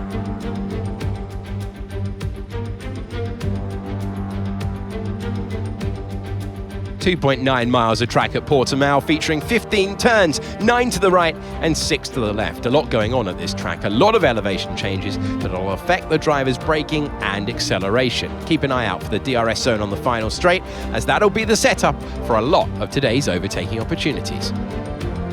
It's time to see how our drivers are stacking up after yesterday's exciting qualifying session. Fantastic effort from Charles Leclerc yesterday, and it's put him on pole. And Lando Norris lines up alongside. Moving on to the rest of the grid, we have Gasly, Fernando Alonso, Hamilton, Oscar Piastri, Stroll, Sainz, Firestarter, Russell, Perez, Ricciardo, Verstappen, Tsunoda, Ocon, Albon, Hulkenberg, Vesti, Behrman and Zhou Guanyu. Which of these talented drivers will come out on top today? Well, you're very welcome to the commentary box. I'm Alex Jakes. Alongside me, an authority on all things motor racing. It's a warm welcome to Naomi Schiff. Well, they're having a better time than their teammates so far this year. How do you keep that momentum going? I love this moment in the weekend. Put us in their shoes right now. What are they feeling on the grid? It's a very special time for the drivers. It's almost like everything around you slows down and you become hyper aware. So your nerves slightly go up, your adrenaline's going up. It's the perfect time to start focusing on your visualizations and preparing for the race. So you want to avoid distractions and really stay cool, calm and focused. Well, wise words there from Naomi Schiff, and luckily because of some grid penalties for other drivers, we end up starting still inside the top 10 here. Now, the medium to hard almost worked for us in Brazil. I don't think we're going to have that same luck here today. I think we want to be on the soft compound tyres. Even if we can't take them all 14 laps, maybe they're not for a set of hards for the second half of the GP, but we need to be aggressive early on. We need to make moves here. This is, I mean, it doesn't really matter too much in the grand scheme of things, but I would like to get another big point sword. It is 5 red lights down on the grid, and it is going to be lights out, and away we go. They're off to a fairly poor start, actually. See Lance Stroll trying to have a look around the outside of Lewis Hamilton down in towards one. We've got the Red Bull of Sergio Perez there and the V-Carb to keep us company, but we'll make it through. And maybe even I'll look down the inside of Oscar Piastri as well in towards turn 3 there. Gasly battling with Fernando Alonso up in P2. Huge moment there. We actually saved that one-handed, which I'm rather happy with myself, but already Charles Leclerc, our teammate, getting away at the front of the field. Looks like the soft compound tyre, though, was the right choice, so at least we can try and keep up with everybody else there, but gaining a few spots then off the start, despite initially what was quite a bad getaway. But already, yeah, that gap Charles Leclerc's built up at the front of the field. Things couldn't have gone much better for our teammate. Max Verstappen has taken more grid penalties as well this weekend, so fingers crossed we should leave here up in P2 in the championship. I don't remember genuinely the last time I was P2 in this series in terms of the overall order. It must have been really, really early on in the year. It felt like we spent most of the campaign trying to play catch-up on Max Verstappen. I really do think, yeah, tracks like Portimao deserve a longer stay in Formula 1. You know, we end up with all these street circuits here, there, and everywhere nowadays. But yeah, you know, a modern circuit like this that is so cool and is such a roller coaster barely gets 2 seasons under its belt before it inevitably gets dropped. Yeah, this place is really, really good fun, and I must admit, to swap it out for a sprint weekend is pretty much a no-brainer for me inside this game. To swap it out for a sprint weekend on a street circuit, yes, I'm talking about you, Miami, I think is all but guaranteed next campaign. Ooh, a little bit of Constantine run up there, back down in towards turn 3. I'll be honest, yeah, although everybody's able to stick near each other, yeah, we're struggling to really sense many opportunities to try and go for a pass. Gasly and Stroll just starting to battle in front. Aston Martin, once again, have come on super strong at the end of the year. But we're just stuck kind of staring at the back of Lando Norris's car. I would like to try and find a way through sooner rather than later, but nothing seems to be working for us at the moment. And our OP straight line speed seems to become less and less OP every single weekend. Come on, we're going to really drain the battery this time around and see if we can get a run on Lando. 0.1 seconds. 220 miles an hour has got to be a new record here at this circuit, but still not quite close enough to get to Lando Norris there down at turn 1. Turn 3, though, another different story, and we will try and make the move happen there. He'll get the traction on me up through there. AI always have more grip through that corner. Obviously got built-in traction control still inside this game. So trying to have a look around the outside of Lando, though, down in towards the hairpin. Gotta try and go for it now or never. And we are through and up into P6. Oh, here we go. Now we're starting to see Stroll and Gasly battle a little bit more side by side back down towards turn 1. And I had just lost the DRS to Lewis Hamilton there by trying to get around Lando. So immediately I will say thank you very much. And we will get back in the range once more. But yeah, Gasly, don't think we've still seen him get a podium, have we? Even though that car has seen a huge resurgence in recent Grand Prix. I know he finished 4th back at Singapore, but I'm trying to rack my brains. I don't think he's had a podium towards the end of the year still. Maybe he did in Mexico? I can't remember, to be completely honest. But yeah, he's in the fight for one today. But Aston Martin, yeah, seem to be our biggest rival. Battery charge is high. Let's use that overtake button a bit more. Well, I would genuinely be interested to know how a modern Formula 1 car would work around here. You know, whether this track would be great in these ground effect cars. I think it would work really well, because of course it is very difficult otherwise to stick to the back of the car in front through that final sector. But yeah, I mean, at the moment, we're just, yeah, it does take us quite a few laps to really make an impact. Still trying to build up confidence. I've never driven this circuit before free practice inside F124. Come on, trying to get a run then on Lewis Hamilton back down towards turn 1. Again, we're going to try and drain all of our battery available to us. We'll close back in by the apex here. I don't think Lewis was using DRS on Gasly in front. Down the inside we'll go, though, of the Merc. And a pretty carbon copy move of what we did earlier on. Hamilton, again, though, will get the power down through turn 4.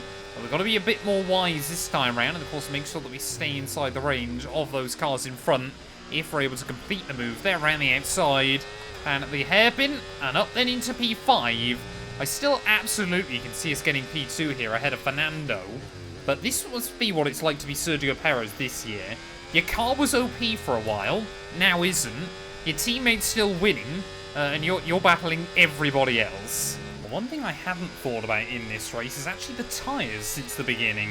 I know we mentioned pre-race that obviously we might struggle on them, but so far they've actually been way better than I expected them to be here. In fact, they haven't really been a cause for concern at all so far this afternoon. It's closing in on Gasly back down towards turn 1. I mean, look at the speed we've got. Trying to have a look to the outside of the Frenchman. No possibility there. Could we see a direct switch between myself and Pierre next season? Does he fancy being the next cursed driver to go alongside Charles Leclerc? Bit annoyed I couldn't make the move happen, to be honest, because we used so much battery to try and get near him. Oh, thought about it. Don't spin, Matt. Come on. Well, Gasly is almost out of the range of Lance Stroll. Yeah, we're going to make it all the way to our pit window then, without any major concerns, apart from the fact, yeah, that I can't find a way around Pierre Gasly. Seems like I get a bit closer to the Frenchman back down towards turn 1. Maybe has struggling a little bit more than others for straight line speed. But ultimately, that doesn't mean that I can get the run through the corner to actually try and get past him. No, he doesn't, eh? Verstappen's running in like P16. Where on earth's Mark got that idea from? Well, we're going to peel into the pit lane then at the end of next lap. So if we want to try and get past Gasly, this is going to be the last real opportunity I've got to do so here. He might just have dropped out of the range of Stroll. So that might make our life a whole lot easier then, as I think he has. As here we go, yeah, I mean, this time around, surely we're going to sail around him. And the outside of Pierre will go, and we'll finally move up then into P4. Oh, I get a nice big drift as well, just to remind him who's the boss inside this game there. But annoyingly as well, I've just realised. Save up some ERS, so let's focus on charging it up, please. The shadow down the start-finish straight here is still broken. It's been like that way since it was implemented all the way back on F1 2021. It doesn't line up properly with where it should be. As we're already seeing some cars into the pit lane then. I'm surprised to see the AI going so aggressive. And now we've got to try and remember where the pit lane entry line is around this circuit. I do wish you had to use like a different pit lane here or something like that as well. I think that would be really, really cool to see, as Alonso, I believe, will be into the pit lane just in front. There is the mark, so we'll get it slowed down pretty easily in the end. Maybe now Alonso and myself can try and go for a bit of an undercut on our teammate here, but I'm worried about the other cars coming into the pit lane as well. Are we going to get held up by some other cars as well? No, we won't. Fantastic stop, faster than we were expecting. Annoyingly, I don't think Alonso particularly did either there, but a few of the others behind might trip over each other. As where are we going to re-emerge then in this Grand Prix? I think we're going to be out in P11. Now we want to finish the race on this compound. Yeah, Lando Norris has done a really good job there, and he will be able to attack us on this outlap, because obviously he's already got his tyres up to temperature. Just monitoring that gap to Alonso. He hasn't opened up a lot this lap, but it has been a good 0.3 of a second or so. That's really frustrating there. Just goes to show about how the tide is turning in terms of the car performance. As I've said, Ferrari have made a huge investment on next year's car. You know, this season, I mean, clearly it's worked for us. Both titles are already in the bag. But as we make our way then down past the pit lane once more, Alonso might actually get the jump on our teammate. He is! So Fernando Alonso, he couldn't quite do it last time out, but he's going to lead here in Portugal. It's not quite his home Grand Prix, but it's not a million miles away either. I'm sure there's quite a few Spanish fans that have come to watch him here. This could be a turnout for the books. We've got to keep trying to push on here late on in the day, because Leclerc and Alonso, there could still be an opportunity back into that fight just up in front. Let's not forget still, we've only had 3 different winners this year. Obviously Leclerc, Verstappen and I. Nobody else has had a win yet. So this would be a remarkable turnaround for the books for Alonso here, if he's able to hang on. I tell you what, at the moment, both he and Leclerc are going quicker than me. It's Lando Norris. Big opportunistic dive there down at the hairpin. That's not going to help either of us if we want to try and close up to the leaders. Zhou Guanyu and Esteban Ocon, for whatever reason, opted to stay out a lot longer than everybody else here. 6.0 seconds. So they are going to be back out a little bit further behind. It's Lando, yeah, you can't look for one there, my friend. You've got to be a lot further alongside. Leclerc's done it, though. Back into the lead of the race for our teammate. But they did cost each other a little bit of time. Well, I didn't want to bring it up too early in the afternoon either, but as we start lap 20, just now do I start to get slightly nervous about the fact that we've had no mechanical failures yet for anybody else. I've mentioned it before, and I'm sure I'll mention it again. Normally that means one thing and one thing only, and that'll be that I'm the one that ends up with a mechanical failure. Alonso, though, I mean, him and Leclerc are dragging each other along. But Alonso just does not seem to have the straight line speed to get back past our teammate. And could we be looking at the same top 3 as we saw last week? 0.9 seconds. Lando looking this way and that for a move, but not able to find one yet. I mean, luckily for us, the straight line speed's still making the difference at the moment. Lando Norris, he can stay pretty close, but he can't quite get enough down towards turn 1 each and every lap as we get towards 2/3 distance here. It has been a fun Portuguese Grand Prix, but it has reminded me still of the nuance that the AI have inside this game. Sainz as well, weirdly seems to have turned up this afternoon. The carb looking fairly racy. We haven't seen that in a long old while. They were obviously one of the early season Biggs plot lines. But since then, yeah, their pace has just kind of fallen apart. Oh, here we go. Carlos Sainz now trying to look around the outside of Lando down towards turn 1. Just completed a pass for the leader race. I mean, Leclerc completed that pass laps and laps ago, but suddenly now is the very first man in this series that was at Ferrari about to make the move on me. I think he is. Look at this Sainz. Where on earth have VCarb got this pace from out of nowhere? As Carlos Sainz will have a look down the inside there and won't quite be able to put the power down. But we've just been mugged by a VCarb. Mistake, we could still regain the position. I tell you what, I know I mentioned it before, but some of the storylines we are getting into deeper seasons on this game are absolutely wild. That being said, though, while Sainz might have been able to get past me, he might not be able to stay ahead of me here as we'll try and get the DRS at that final corner. Open it up, and yeah, I mean, the joy of having the most powerful car on the grid still. Anybody can try that, but it won't mean they can hang on to it. But admittedly, we have had our eyes on the mirrors for most of the second half of this Grand Prix, but we've been near enough a second a lap slower than Charles pretty much reliably since we hit over to the medium tyres. I got no idea where we're losing so much time on this lap, but a lot of it seems to be in the middle sector there. Alonso is still hounding him, but Leclerc just seems to be able to keep him at arm's length at the moment, a bit like we're doing with all of these other cars. I mean, for us though, we have got to think bigger picture still. This should be a good opportunity to finally get back ahead of Verstappen and maybe go into those final 3 Grand Prix with a little bit of a buffer. Maybe this is what Sainz is trying to do there, as again, the VCarb thinks about it. We just make a little movement in the braking zone. Just telling him, I'm aware he's there. I'm not going to do anything crazy, but I am going to defend. Leclerc. Okay, they're slowing down. It seems like there's some kind of problem with their car. I never thought I would hear those words. Charles Leclerc, somehow, late on in the day here, seems to have a mechanical issue. Don't know how much time it's going to cost him towards the end, but Alonso now surely is going to have an opportunity to try and win this thing. And finally, our teammate's Ferrari has a problem. As looking on the minimap then, Alonso has immediately said thank you very much, and will move up into the lead of this Grand Prix. Leclerc is definitely losing a bit of time at the moment. I mean, there's only 7 laps to go. I mean, unless he is 2 seconds a lap down and that damage stays to the end. Maybe it's just a technical glitch or something like that. But I cannot believe Alonso, luck might finally go his way in this game. Surely if he gets out of the DRS, there's no way Leclerc can get back in it. Tell you what then, first lap of Leclerc with those mechanical gremlins, we have taken near enough 2 seconds out of him. To the car behind. There's no guarantee by the end, but this race could genuinely be on. I mean, it's irrelevant in terms of the championship.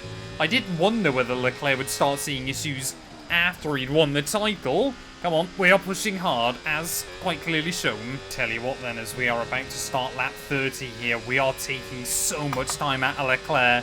Still well over a second a lap. It is normally closer to 2. I'm just not quite convinced we're going to have exactly enough to get to him by the end, but we are pushing on. I mean, like I said, we just want to get ahead of him. We just want to beat him. But, oh, the tyre's just starting to give up the ghost. It is not helping us. Well, 2 laps to go then, and I'm just starting to give up hope here. Late on in the day, the gap still up over 5 seconds. I mean, look how much time we take out of our teammate there. It's the first time I've basically seen him since lap 1. You can see Sainz as well is still hounding me behind. You know, we've got to think about the bigger picture still. But I mean, this will be the first Grand Prix since Zandvoort that the team haven't won either. It has been a dominant run performed by Ferrari again. I believe this has been our longest win streak of the year. But it is going to come to an end today. But which Ferrari will end up still on top? As we round the final corner then to start the last lap of this Grand Prix, I want to cast your mind back all the way to the season opener in Bahrain. Obviously, we got our first ever podium for Ferrari. Charles Leclerc started the year in a fashion that he's basically been able to maintain ever since. But I don't know if many of you remember who the third man on that podium was. It was Fernando Alonso. Aston Martin, that car had some promise at the start of the year. Okay, it looks like the problem's terminal. They're retiring the car. So brand new seems to be out of the race, trying to steal the thunder during my little speech there. But yeah, Alonso, he took the win. He took a podium back at the start of the year. It's not going to be the first time we've seen him win inside this series, but I tell you what, you got to celebrate every single one, because for all I know, Alonso could be retiring come the end of the season there. The Spaniard has had such a storied career in Formula 1, and well, whether it's his last win or not, 2.8 seconds. You've got to commend him for it. In his 40s, still schooling on the rest of the field. Alonso, he will become your first winner that wasn't Leclerc myself or Max Verstappen this season. Through the final corners we're going to go though. Leclerc will hang on for P2, but I tell you what, we qualified 12th, we finished 3rd, that's not bad going. Yes, thank you. Thank you for all your hard work out there. That was a really strong drive and a great finish. Well done. The long decade of hurt is over. Fernando Alonso takes the checkered flag. And for everyone at home, these new upgrades just prove again that there is a race on track, but there is also a development race off the track.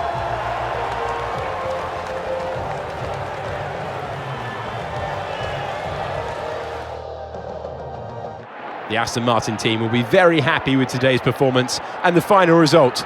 Another display of excellent driving and excellent teamwork, and a well-deserved first-place finish.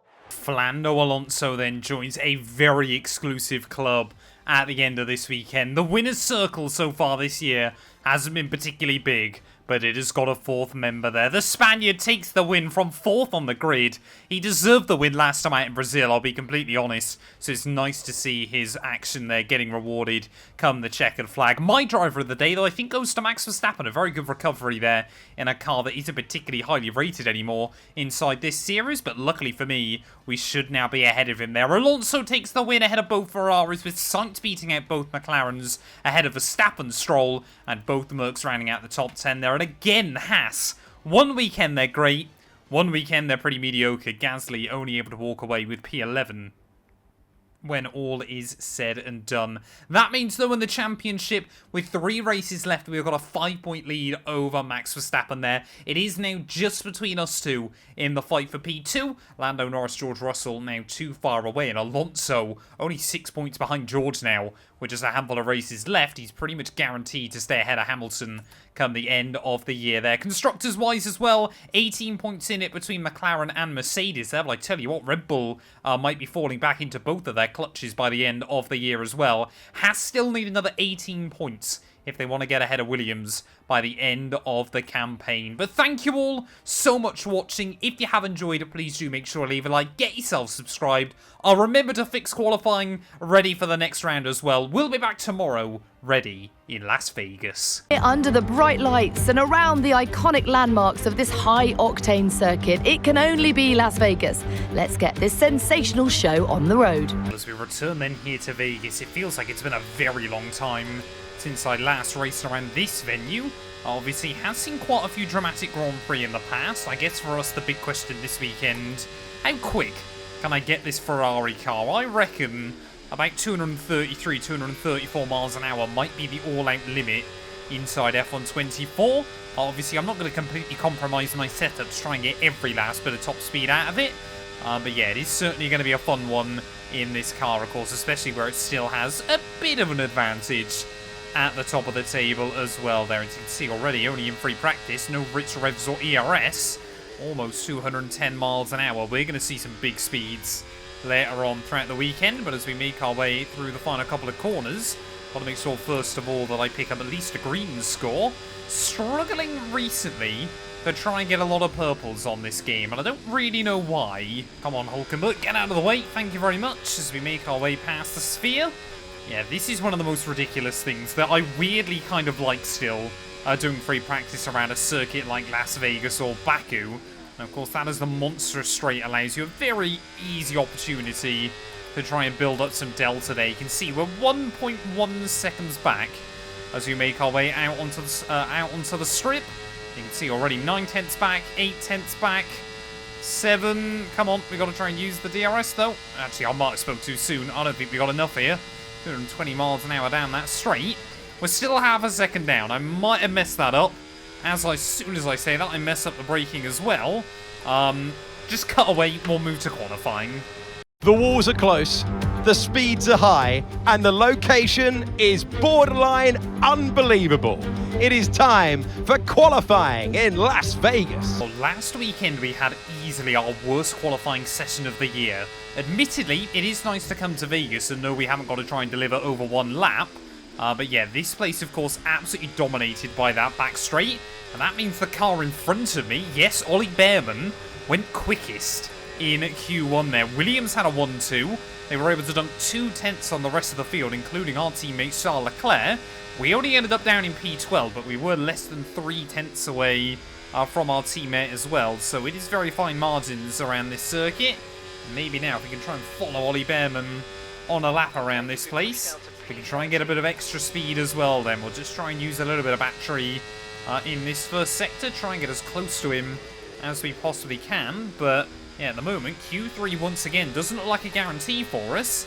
This, though, could work out beautifully. But we've got to be strategic with this if we want to try and get past Ollie Behrman on his lap. We've got to try and get a good run out onto the strip, but we've got to make sure that we're close enough that we can either go past him or that we get another nice slipstream up in towards the final couple of corners of the lap. I think it's going to be about that slipstream here, as we just save a little bit of overtake again and then try to use it. 223 miles an hour as we make our way down the back straight, and all this is doing at the moment is that advantage that Williams has got is also being shared with ourselves there. Use the battery at the final corner. We will once again claim the slipstream right the way up towards the start-finish line here. Are we going to see our first minute 29 of the weekend? Yes, we do. And that is the dumbest way we might ever make Q3 in this game, but I'm absolutely going to take it. Well, there we go, at the end of Q2, we were 3/4 of a second clear of anybody else in that final sector. The driver that was second fastest still, Ollie Bearman there. Williams, though, get both cars inside the top 10, I believe, for the first time this year. Fernando Alonso barely squeezes by last weekend's Grand Prix winner. Lewis Hamilton, Sergio Perez both out in Q2. But I don't think, unless I get lucky again, that I'm going to be able to emulate that lap time. Well, Alex Albon then has currently set the pace on a 1 minute 30.2. That's still quicker than I was able to do in Q1. But it's not quicker than I managed, of course, last session. I'm trying to treat this as a one run. As Charles Leclerc, how on earth has he done that without a slipstream? Our teammate now does a 1:29.8, so I don't think we're going to be able to match him. I want to try and take one set of fresh softs into the Grand Prix. So I'm going to treat this as a one-run qualifying session, but if we're way down the order, then we will go back out. Turn 2 is barely flat in this Ferrari. In fact, you're probably noticing I'm lifting out ever so slightly. But yeah, Leclerc once again is absolutely flying. There you go, get to see the sphere smiling on us as well. We actually managed to get a look at it that time round. I still feel that thing is so bizarre, but so cool. Like the Opta feature inside this game as well there is everybody... It's so difficult to manage the battery usage around this circuit. In one qualifying run, do you just wait to use it all down the back straight? Do you have a little bit more kind of sprinkle it in and around the lap? No one really quite knows exactly what the winning formula is. But at the moment, yeah, we're not doing a particularly bad job either here. As we make our way down the back straight, we'll open up that DRS.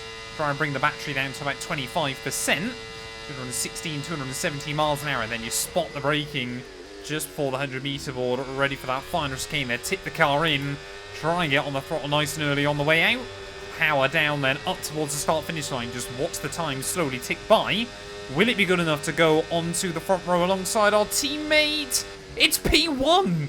How on earth have we done that? Well, Charles Leclerc tried to save his best till last there, and I bet he thought that 1:29.8 was going to be enough to put himself on pole position. We had a little bit more in the back pocket here, and I'm trying to remember, I think the last time we started from pole, I was all the way back in Singapore, but it is P1 on the grid here in Vegas. Maybe the least relevant circuit to try and get pole on this game. But what a way to start the weekend, and we've even got a fresh set of soft compound tyres ready for the race. After all the parties, after all the talk, after all the speculation, drivers and fans alike can't wait for this one. Welcome to the Las Vegas Grand Prix.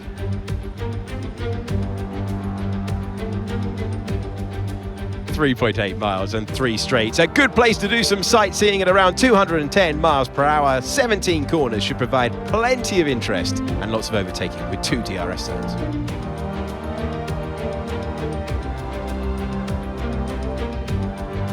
Let's run you through the driver grid order for today's exciting race. Firestarter lines up on pole position. Charles Leclerc alongside. Looking at the rest of today's grid, we have Albon, Gasly, Bearman, Fernando Alonso, Verstappen, Russell, Oscar Piastri, Perez, Hulkenberg, Ricciardo, Stroll, Ocon, Norris, Tsunoda, Vesti, Joe, Sainz, and Lewis Hamilton rounds off the grid. And with lights out just moments away, it's time to go down to the track.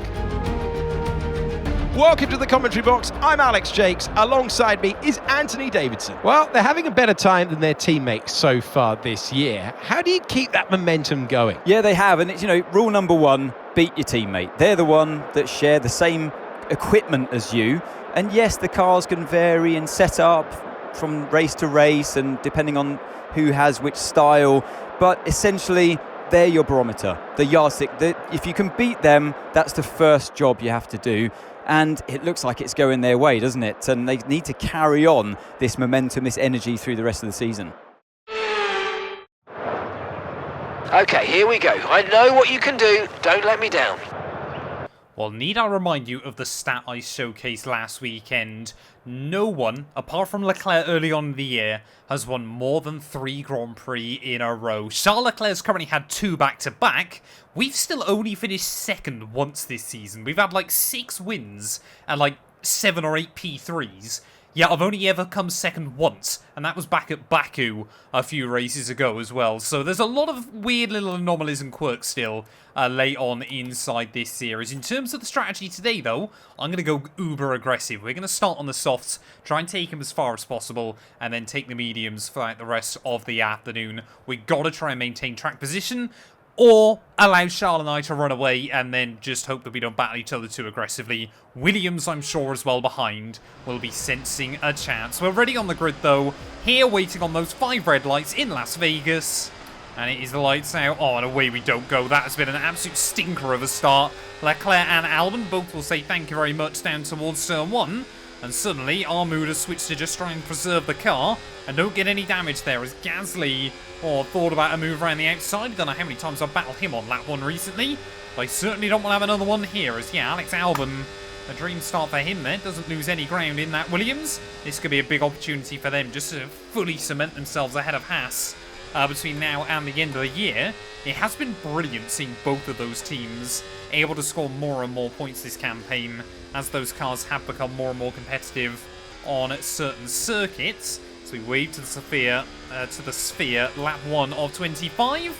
Got to make sure that obviously, that we avoid making too many issues there and don't allow that little slip up off the start to really cost as much either. Looks like Behrman in the other Williams hasn't got the pressure of having not scored a point yet this year. So he did get a couple on the board. I believe it was back in Singapore, I want to say. Might have been Monza before that.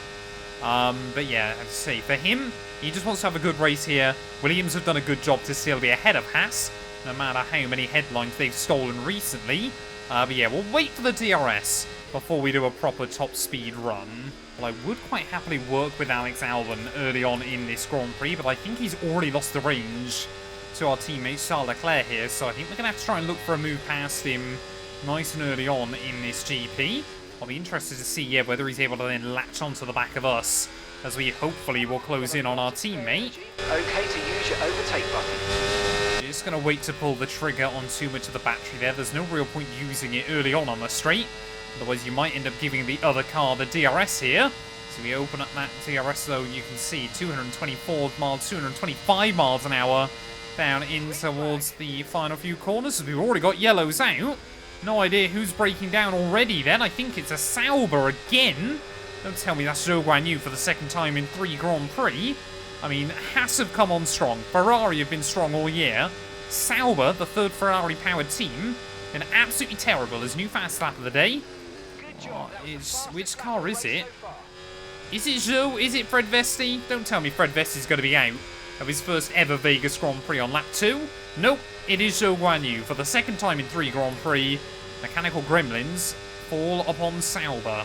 Well, I've just told a lie as well. Of course, Zhou Guanyu actually broke down right at the end of the Portuguese Grand Prix as well last time out, didn't he?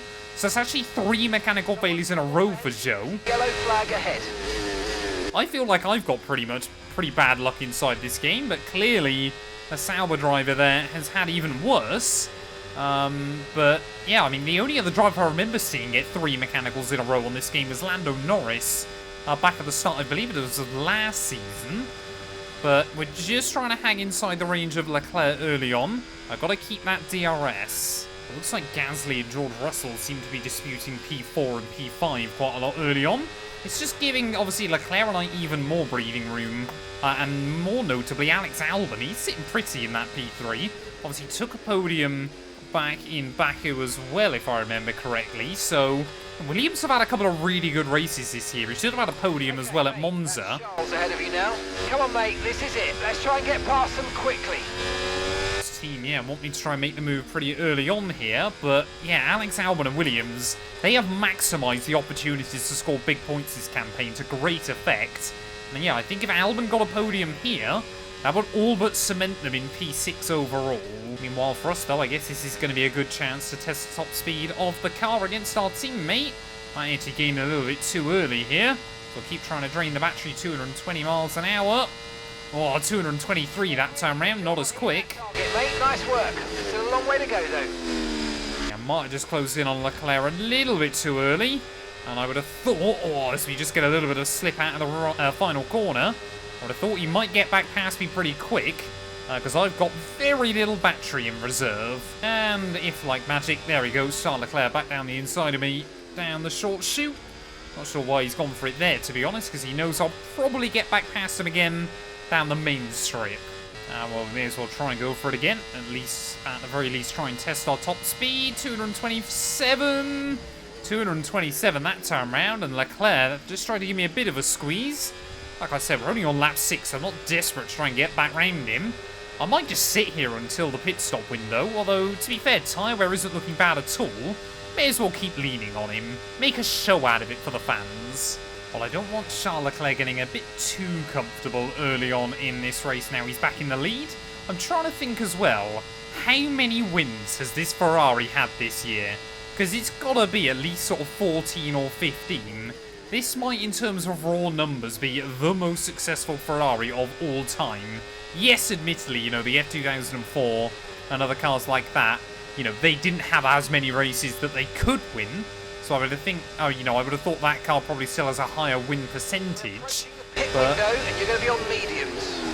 In terms of raw numbers, though, this has got to be the most successful Ferrari car ever when it comes to wins and pole positions. And like I said, I still don't know who I'm signing for next season. This might be the only Ferrari I ever drive in this game. Well, although we can't get too nostalgic about this car just yet, we've still got 3 races to go of the campaign and hopefully 3 more wins to claim. So we try and have a look around the outside of Charles Leclerc once again then, not quite able to make anything happen. Getting pretty close to our pit window though, so we are hopefully going to be able to undercut our teammate pretty soon. Haven't really ever tried to get a run on him back towards the start-finish line here. Let's wait and see what we can do back in towards turn 1. Things looking very nip and tuck there. Charles again will just cover me off in towards that first corner. Might compromise his line though on the exit. Around a second a lap. Yeah, definitely starting to overheat these tyres a little bit towards the end of the stint. It is one of the good things about racing at night, especially in a desert in America. It gets chilly. Well, I don't know how many times I've tried to use the battery to get a run on Charles, but I think this time round we're a little bit closer out onto this straight. So hopefully we're going to be a little bit more successful. As we close in on him every single time, we'll actually get the wheels alongside, we'll actually get through. And Leclerc that time round forced to back out of it. Again though, I think he'll probably get back past me pretty quick. I'm not going to box end of this lap there as well. We brush up against the wall. We're going to wait until the end of lap 11 so we know how comfortable we'll be on the mediums towards the end of the race.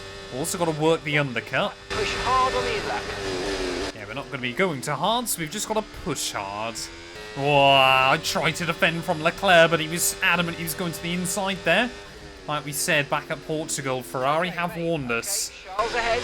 We don't want to let this hold us up too long, so do your best to get past and get on with the race. Ferrari have warned us we are not allowed to collide again before the end of the year, despite the fact both titles are wrapped up. We're allowed to fight each other, but we have to bring home both cars in one piece each and every Grand Prix. The team want to try and get as many points on the board as they can. And of course, yeah, it wouldn't be a great look for Ferrari as well if both drivers they clearly couldn't keep control of. But as we make our way then out onto the strip for the final time on these softs, hopefully we'll get the run of them again. The speed limit will be penalised if we exceed it. Keep that in mind as you approach. I want a box from the lead of this Grand Prix then as we'll try and close in once more on Charlie. Use that battery again to great effect. 225, 226. Oh, a little bit of contact. Hit the target well there. Nice one. It's a long way to go in this race though, so keep your head down. We will get a warning for a collision with our teammate there. I don't know whether that was race director or Ferrari as well. Fred Vasseur, I'm sure, not enjoying this. So we're going to get out of the way. We're going to peel into the pit lane at the end of this lap. Always forget how aggressive you can take it. About that. That was right on the limit there, and now nobody else is going to have a pit speed limit entry line. So maybe that'll catch someone out before the end of the afternoon. Let's go now. Come on. Perfect job on the turn in there, mate. Looks like a nice stop time. We're happy with that one. Ollie Behrman then up into P2 of this Grand Prix by virtue of other cars peeling into the pits. Line on the exit will receive a penalty for dangerous driving if you cross onto the track. We're going to come out between Hulkenberg and Stroll then in this race. Not too sure what Stroll's done to pick up a 10-second penalty, but it is Lance, so I can't say I'm particularly shocked. That DRS works out beautifully for us as well, but not that dive bomb by the Hulk. our former teammate there. We're still trying to heat up our tyres. We'll have a look for it, but we will get through. I can see as well, George Russell has actually lost the left-hand side of his end plate there, so no idea what's happened to the Merc. Clearly in all those squabbles with some of the other cars around him. Purple middle sector though, surely by the time Leclerc has been and gone through the pit lane here, we're going to be out in the lead of the GP. And again, we're going to have softer tyres to see us through to the checkered flag. Just whether those softer tyres will last as well as I'm hoping they would, as we'll try and use a little bit of battery. Get a look to the outside of George. Give him a little bit of a pinch there, but give him the space as well. There's Leclerc in, Perez in, Ollie Behrman in. Every other car is into the pit lane then at the end of lap 12. So they're basically half and halving their race strategy. Where are we going to come out relative to our teammate? So he obviously didn't go purple through that middle sector. There is Charles. We are in front, but not by a lot. Well, I'll be intrigued to know just how well those hard compound tyres last for our teammate here throughout the second half of the race, as he's just about going to wait for that DRS zone. And then he's going to fly past me, and again, back to the lead of this Grand Prix. We have got a full charge of battery though, so we won't be there for long. But a little over 10 laps to go. It still feels like the pressure is building here between myself and Charles. I know he's already got the title wrapped up. I know the team have already got the constructors wrapped up as well. But it still feels like within the team that both of us are trying to prove ourselves as the number one. Yes, he's got... I mean, look at that. We were clearly trying to look to the inside there. He's allowed to cover it off, but that was incredibly late to try and do so. Down the back straight there. Luckily, we'll switch back out of it. And we'll try and again get the run through the final corner. Big slingshot run that time round on our teammate, so maybe just told to let us by. It was perhaps a bit too aggressive. Or maybe it's strategy by Charles Leclerc. Lap 15 of 25 we start. And are we about to see our teammate once again get the run on me down the short chute out of turn 2 there? We know we're struggling still with confidence. Never quite had the same confidence through there as the AI have. Are we going to see Leclerc get a run? He's closing in on me, but not as much. Has Leclerc got another mechanical problem? Well, Leclerc now seems really, really odd. He's struggling to get the power down off of the corners. So really not too sure what's going on for him in the other car right now. We'll still get the run on me down the back straight. Let's see if he does it again then, as we make our way out of the final turn. Is he going to struggle to put the power down? Are we once again going to be able to get the run on him? Doesn't seem to be as prominent this time round, so maybe he's just trying to bait me out. It's clearly worked because he's back into the lead. Albon, though, in our little Albon update, still running in P3. Gasly, though, into a comfortable and safe P4, trying to close down that gap. I still reckon if we can get within about 104 points of Leclerc by the end of the season, I feel we have more than shown to the team what we would have been capable of this year had we not had those mechanical issues. Of course, we lose immediately 75 points through those 3 Grand Prix that we had mechanicals, plus another 8 for the one we had in Miami, because we were fighting for the win there. Obviously, Leclerc won 2 of those, so he gained an extra 14 from it. His new fast lap of the day. This up, well done. That surprised me, to be honest. So that would be 97. Plus, of course, he would have lost another 3 in Imola, because he would have finished P3 rather than P2. And another 1 at Miami. Maybe an extra couple, because, of course, we wouldn't have had to start the Miami Grand Prix from the back of the field as well. So I'm going to say about 100 points. They are faster than you. They are faster than you. Let them through, please. Of course. Of course, Ferrari are playing Fernando is faster than you again here. Just as I'm talking about the unfairness within this team, they go and showcase it once again. I'm going to let him by here. We may as well. We'll try and let him by so we can have the slipstream again. Mate, I know it's not nice, but head down and let's focus on your own race. I mean, title's been decided. You know, both titles have been decided. I know we're not allowed to crash into each other, but surely the team will allow us to fight for the win.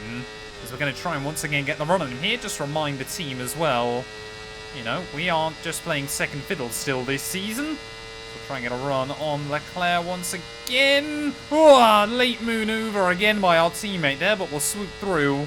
We'll get back to the racing line, and we're still in the lead. Oh no, Leclerc trying to have a look for a move down at turn 1. That's the team giving us our daily reminder about this game. That was aggressive by Charles there, just about chopped me off at the apex there, and he was lucky that we didn't have the front wing just a little bit closer. As we start lap 20 though, things really starting to heat up towards the end of this one.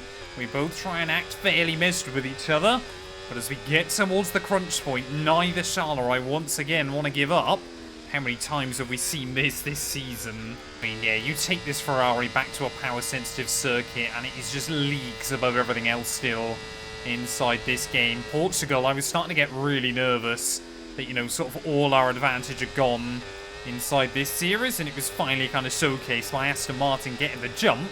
Admittedly, Leclerc, had he not had those mechanical issues, he would have won the Grand Prix anyway. It was only we that really kind of took the setup in the wrong direction and struggled a little bit.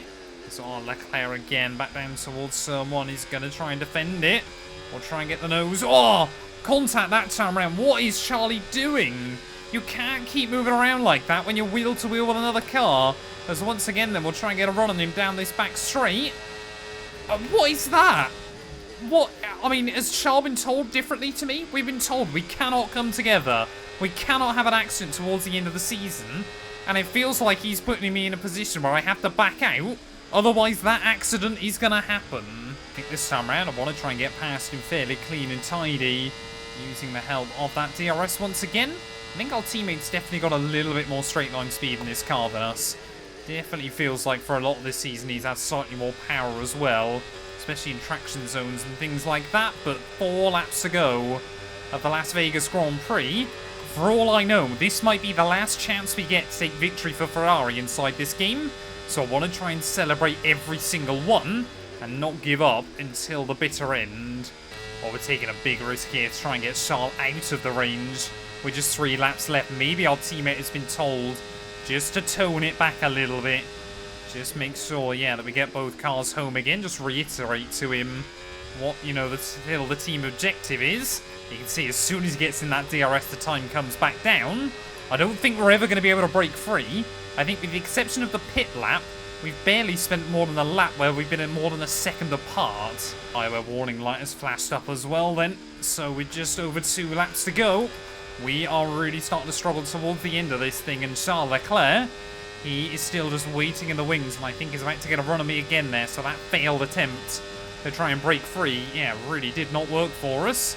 Because I think, yeah, he did still get the DRS though, but with us having the slipstream, he's not going to be able to walk away from me down this back straight.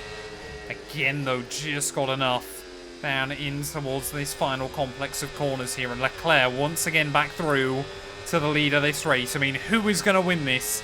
It is anybody's guess. Just, what, another 10... No, less than that, isn't it? About 10 kilometers to go, isn't it? Just over. Still, it could be Leclerc, it could be myself. I certainly wouldn't quite say that this race is, you know, a crown jewel event in Formula 1. It's not, you know, like Monaco, Spa, Silverstone, or Monza, really. It's certainly a racetrack that I think most F1 drivers would love to get a win at as well. There is Charles Leclerc still just in front of me as we make our way out onto the back straight for the penultimate time here. Are we going to be able to get a run again on our teammate? They've got an issue with their car, they're going to be slow. Well, at least that means for Albon, he should be safe for that podium yet again. But are we going to be able to get the run on our teammate here? We've got to be strategic. We've got to make sure we save as much battery as we can. Ready for the final lap there, but round the outside we'll go. Once again, is that the right choice to make, though, later on in the day? Because it'll mean Leclerc once again will have the battery on me. Huge kick of oversteer out in the final corner. Somehow we both keep the car pointing in the right direction, and we don't hit the wall in the process. But Leclerc knows we are vulnerable. 1 lap to go here from the Las Vegas streets. Like I said, you never know when your last win's going to come, and this might well be the last shot we've got at a win for Ferrari this season. We've got 2 more races after this, Qatar and of course the season finale in Abu Dhabi. Qatar's often been a good track for me, Abu Dhabi not so much, but as we make our way, we can see the sphere once more just up in front. Leclerc is still hounding me here, he is still pushing us along on this final lap there. Oh yes, he thinks about it.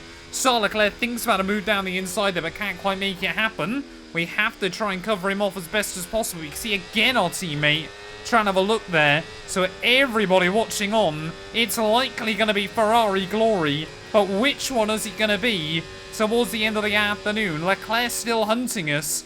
but we are still trying to hang on. He actually has a look down the inside. Charles Leclerc, though, has a look down the inside in towards the strip, and we said before, Ferrari, they won't allow us to come together. They've told us categorically we cannot have an incident there, so he had to back out to avoid it. But Leclerc, I think in doing that, has left himself vulnerable. We might be able to get the run on our teammate down the inside in towards the final couple of corners here. We've got to go defensive just in case he tries something else against me. But we'll just about cover him off there. Try and put the power down nice and easy at the final couple of corners. And as we make our run towards the line, it is pole position, fastest lap, P1, maybe our last Ferrari win. Let's have it. Yes, guys, yes! Come on, boys! That's a spectacular victory then, and with it, the championship is secure. It's been a magnificent season, and they thoroughly deserve the cheers of the crowd here today.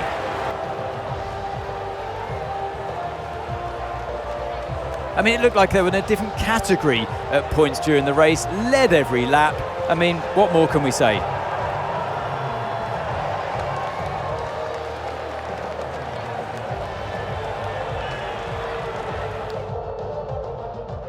Here come our winners now. A thrilling race and a tremendous effort by Ferrari.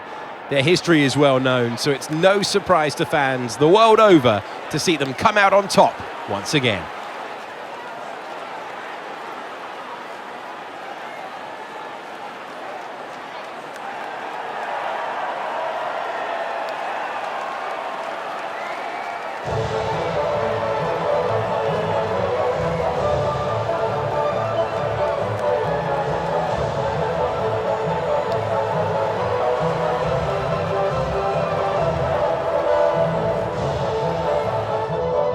Well, there we are then. Charles Leclerc, he tried his best, but finally back on top in this series. And once again, we deny our teammate from getting 3 Grand Prix victories in a row there. He did push us right to the flag, though. Alex Albon as well. What a race that is by him to finish P3 there. And another podium for Williams. Beats out Gasly, Alonso, Verstappen. Behrman gets more points on the board. Ahead of Perez, Hulkenberg, and Oscar Piastri. All of my fellow Brits, 12th, 13th, and 14th. So Mercedes and McLaren really do seem to have fallen apart towards the end of the year. And shout out Fred Vesti. He didn't finish last, which is pretty good going in that Sauber car at this stage of the campaign there. I'm sure Red Vasseur was watching on a lot of that Grand Prix, hidden with his head in his hands, but we did keep it clean and tidy, and both cars did see the checkered flag. The gap at the top cut down to 127 points. We've now got a 23-point buffer as well from Verstappen, so that could be all wrapped up next weekend now in Qatar as well there. Norris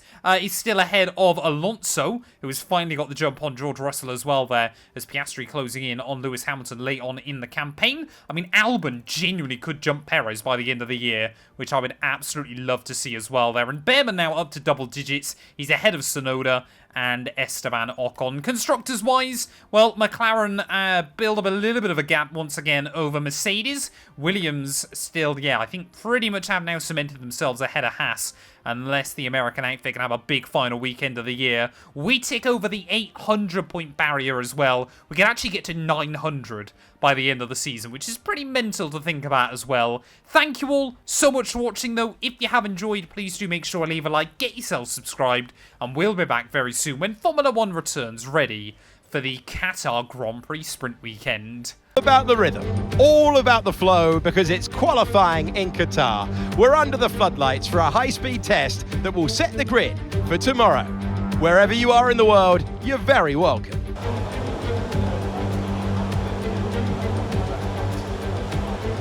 Well, here we are then for the final one-shot qualifying weekend of the year, as long as I remember to set it up properly again in Abu Dhabi. I must admit, I've been quite a big fan of this format towards the end of the season. I think it's worked out really nicely, and I do think, yeah, we're going to keep it ready as we head into Season 4. I haven't quite decided yet when I'm going to go down to short seasons as well on this game. I'm thinking I might wait until I've won a world title, and then we'll start cutting them back down to like 16 race seasons and things like that, because ultimately, yeah, some of the tracks on this game are still very, very predictable. Qatar, though, I think is one that I want to keep around. This place is so much fun. You can see just hanging on to the car through that first sector, but we do go purple still obviously get to win a sprint race inside this game. I would love to try and get one on the board here this weekend. We almost were able to last season here, but yeah, just didn't quite have enough in the end. I think it was to get the jump on Lando. Norris is a little bit early on the tipping point through the end of Sector 2. But at the moment, yeah, it looks like Alonso once again is going to be our biggest threat there. Practically no time between us by the end of that second sector. But I mean, all of this easy flat in this car right now. Just 2 more corners to go. Down 1 gear through the penultimate corner of the lap. And now we just got to try and spot the braking point. Ready for this final hairpin there. Get on that throttle as early as we can. Try and carry the speed up towards the line. Is it going to be our first sprint pole? Yes, it is. Back on top at last. Back-to-back pole positions. And there we go. Once again, Fernando Alonso seems to be the threat against Ferrari here, but it is P1 by 10.5 as we head into the sprint race there. Leclerc lines up third ahead of George Russell and Max Verstappen, so a good resurgent drive by the Dutchman here. Again, Haas, so weird. One weekend they're P4, the next weekend they're 11th and 13th on the grid. It makes zero sense to me, but still clearly that car is a bit inconsistent inside F124, but we're lining up in the best seat of the house ready for the sprint. Please, I beg we can convert this one. Welcome to today's sprint. This is shaping up to be another fantastic weekend.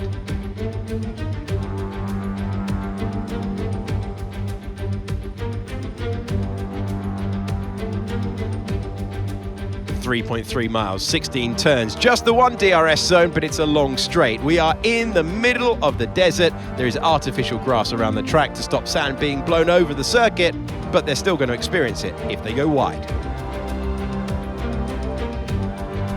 Off the back of a fantastic qualifying session, it's time to see how our starting grid looks for today's sprint. Firestarter lines up on pole position, and it's Fernando Alonso alongside.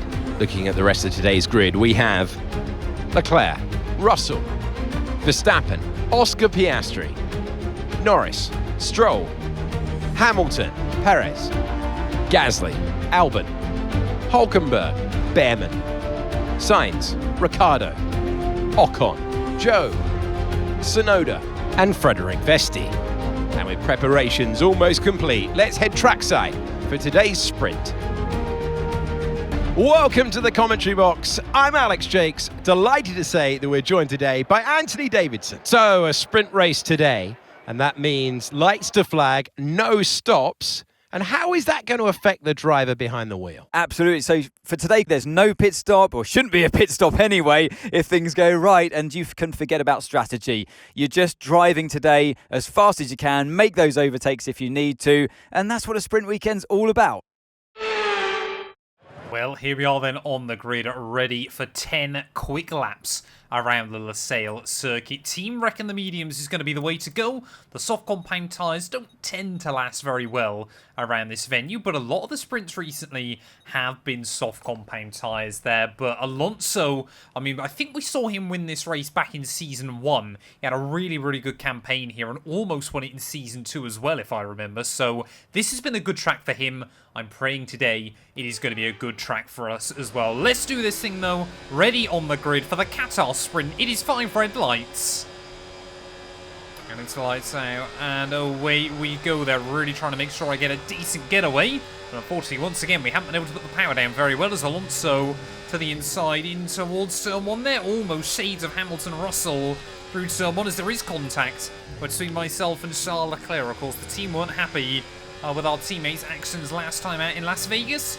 Weirdly, though, no kind of consequences or repercussions for that one. So, yeah, clearly Ferrari still siding with the Monegasque man there. But as we make our way through lap 1, though, Alonso back up into the lead. Obviously, a little bit more rejuvenated as well after that miraculous result in Portimao. Admittedly, a couple of things did fall into place for him, but it would be quite cool to see Aston Martin actually able to throw down the gauntlet over the course of an entire season inside F124. They seem to start really well and end really well, but the middle is absolutely terrible for them. This sprint race as well is going to be a good learning experience for us because, like Brazil, this place is terrible for tyre temperature. Enabled this lap. You can use it when you're within 1 second of the car ahead and in the DRS zone. So yeah, we are also using this sprint race to kind of work out just how well the tyres will last. Often I've seen actually that a 2-stop might be viable in the Grand Prix. But yeah, obviously in the sprint there's no chance to pit, otherwise you're absolutely screwed. But Alonso, he's just not able to build up any gap. Let's see then just how quick Alonso is when we've got the DRS. I guess one of the good things still about having a very OP car in a straight line, we can afford to run a bit more downforce than the AI and still make moves happen. There's Charles Leclerc as well trying to close in on us. To the outside we'll go. Fastest lap of the race. Piastri, of course, the real sprint winner here last season, new fastest lap of the day. Alonso, though, I mean, he's willing to put it all on the line early on. Trying to squeeze us out. We make our way side by side through turn 1 and turn 2. We'll swoop through, though, and back into the lead of the race we go. So now you're top 3 on the grid, you're top 3 in the race. I do find it absolutely ridiculous. Get that line nailed through that final sector, and all 4 of those corners are completely flat out. It is just so much grip in these cars. Here comes Alonso, though. How much straight line speed has the Spaniard got? We're going to be 3 wide for the lead. Back down towards someone there as Leclerc will try and make the double overtake happen. Almost contact between the Ferrari world champion and the man that came so close on 2 separate occasions. Alonso, though, makes it happen. Completed a pass for the lead of this race. And I mean, Russell and Verstappen as well, waiting in the wings, waiting for an opportunity here. It really does feel like, yeah, unless we go to a super high-speed circuit, which of course there's no more of this year, Ferrari's advantage is all but gone as Russell makes an error. So now my big title rival Verstappen right behind me. Right, here we go then. Surely Leclerc this time around is going to be trying to line up a move on Fernando. Amount of time to the car behind. Let's keep pushing. And again, we're going to go 3 wide there. That time around, the Aston Martin is going to get absolutely mugged off as Leclerc to the lead of the race. We're once again going to go side by side with Fernando through turn 1 and turn 2. Oh, I gave him a big old squeeze there, but not quite able to make it happen. And this gives Leclerc a golden opportunity to try and break free. Oh, Alonso, he wanted to back out, thought better of it, and then kind of was forced into the decision anyway. We're only a half distance. Car ahead. Try to get past as quickly as you can. Push, push. Still plenty of time to make things happen in this race. But yeah, now Leclerc to the front of the field. And of course, yeah, I'd probably say I now feel like we should race harder against our teammate than anybody else. As we saw in Vegas, a Ferrari with DRS is much quicker than a Ferrari without it. Maybe to the surprise of absolutely nobody there, as Norris again a new fastest lap. The fastest lap of the race so far. We'll go around the outside of our teammate, who again wanted to keep the nose there, but back into the lead we'll go. This time around, hopefully we can hold on to it for more than a lap. Oh, we've got yellows, Someone's got issues a bit further behind, no idea who that is. I think that might be a V-Carb? So either a V-Car or I think Sergio Perez, yep. Right, they've got a serious car issue. It looks like they're retiring. And if he somehow keeps on to that seat for another year, I will be staggered because Perez has not delivered anything of note for Red Bull this campaign and probably ultimately cost Verstappen at least some kind of shot because pretty much all year it has been the Dutchman up against both Ferraris. And I think Leclerc this time around is going to get the run back on me again in towards turn 1. Less than 3 laps to go now of this race. And yeah, he'll get past me before the yellow flags, of course, but I don't think anybody has led this race for more than 2 laps at any point so far. So, yeah, I mean, this surely is what the FIA were hoping for when they brought in sprints. But F124 delivers it a bit better than most IRL sprints can. Yeah, those left-hand side tyres are right up towards the limit of the temperature. They're not overheating just yet, but yeah, they're pretty close. But of course, obviously, if we're not going to use the softs in the race, that shouldn't be too much of a concern. 2 laps left here from Saturday in Qatar. And hopefully we're about to get the run on Charles Leclerc again there. He's going to try and have a look defensive. Oh, I thought about it. I thought about trying to go even more to the inside there, but we'll try and swoop back through. Get the power down. Oh, Leclerc's actually going to barge me. Leclerc, they're running into the side of me through turn 1. Somehow our teammate doesn't get any damage, but yet again, it feels like Leclerc playing by different rules than what Ferrari have told me. We're going to try and go back up the inside there, return the favour, squeeze him out on the exit, and back to the lead we go.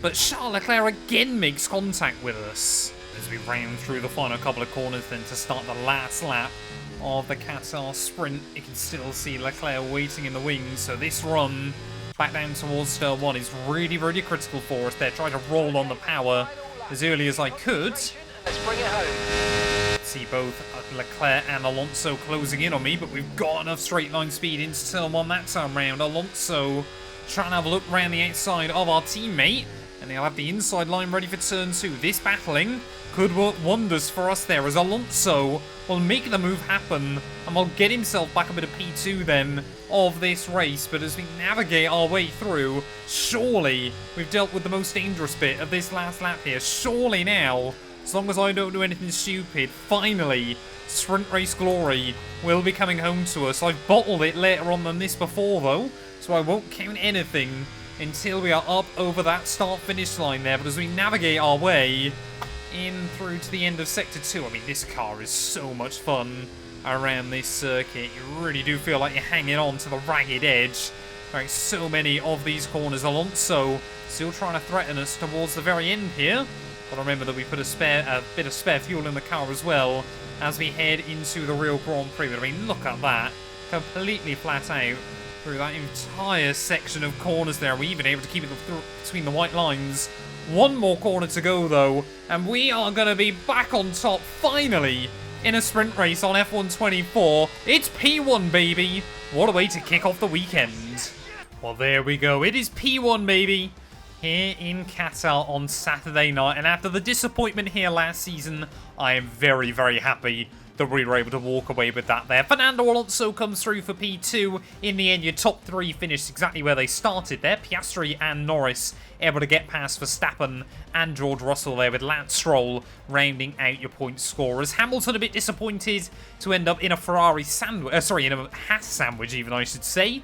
But you can see, yeah, top 11 cars covered by just 4 seconds in the end. It was basically a race of 2 halves, and of course Perez the only one who failed to see the checkered flag. That means in terms of the championship, we now need to not lose to Verstappen in the Grand Prix, and it's done. It's over. We're going to wrap up P2 in the championship as well there. Ferrari with nearly maximum points as well from the sprint takes us up to 829. I would like by the end of the year for us to end up with twice the points of Red Bull. I don't know if you remember, but throughout the first half of the year, they were actually able to stay fairly close to us. Boy, oh boy, has that fallen apart for them. Well, we were able to do it on Friday night. Surely we can do it again here on Saturday night. Pole position, hopefully, is about to be coming back once again here.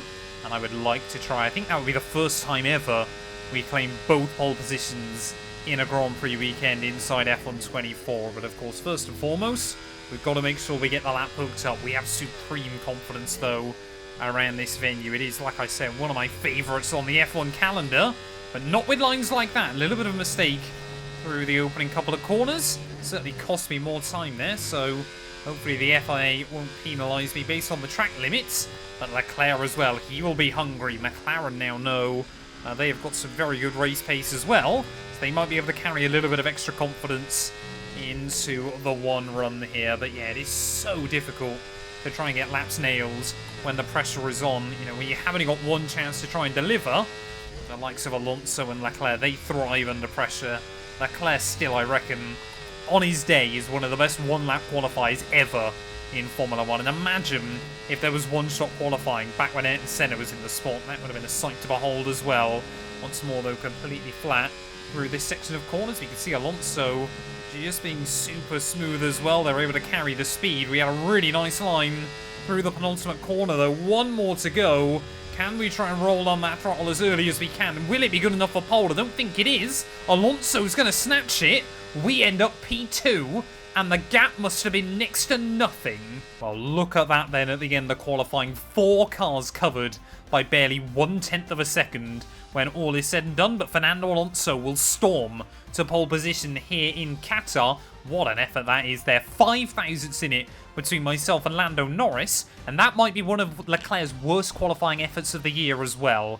Yeah, I mean, to be honest, we shouldn't be sad about P2 on the grid, should we? But it is a little bit of a shame there when the gaps are so close. Perez again ended up P9, but of course he'll have a grid penalty. But Alonso now in the hot seat. Could we see pole be converted into the win twice this weekend? Welcome back to Qatar. Losail International Circuit is our venue, famous for races on two wheels through the years. Its F1 bow saw a Hamilton win. Who takes the flag today? Losail International was built in 2004, 3.3 miles, 16 turns with just one DRS zone, but it's a long straight and there's plenty of high-speed overtaking opportunities through the corners.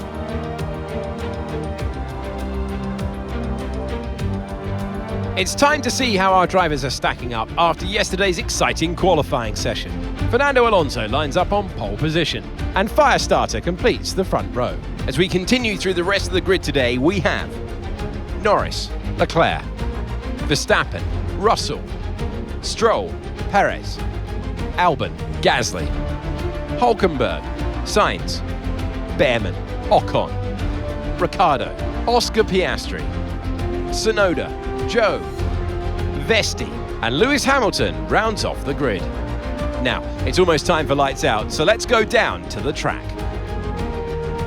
Welcome to the commentary box. I'm Alex Jakes. Alongside me is Anthony Davidson. Well, they're having a better time than their teammates so far this year. How do you keep that momentum going? Well, it's all about forgetting last time because that was a bit of a shocker. How do they change the story today? You've got to put it behind you. Whatever happened last time, I was always told as a driver, park it, forget about it.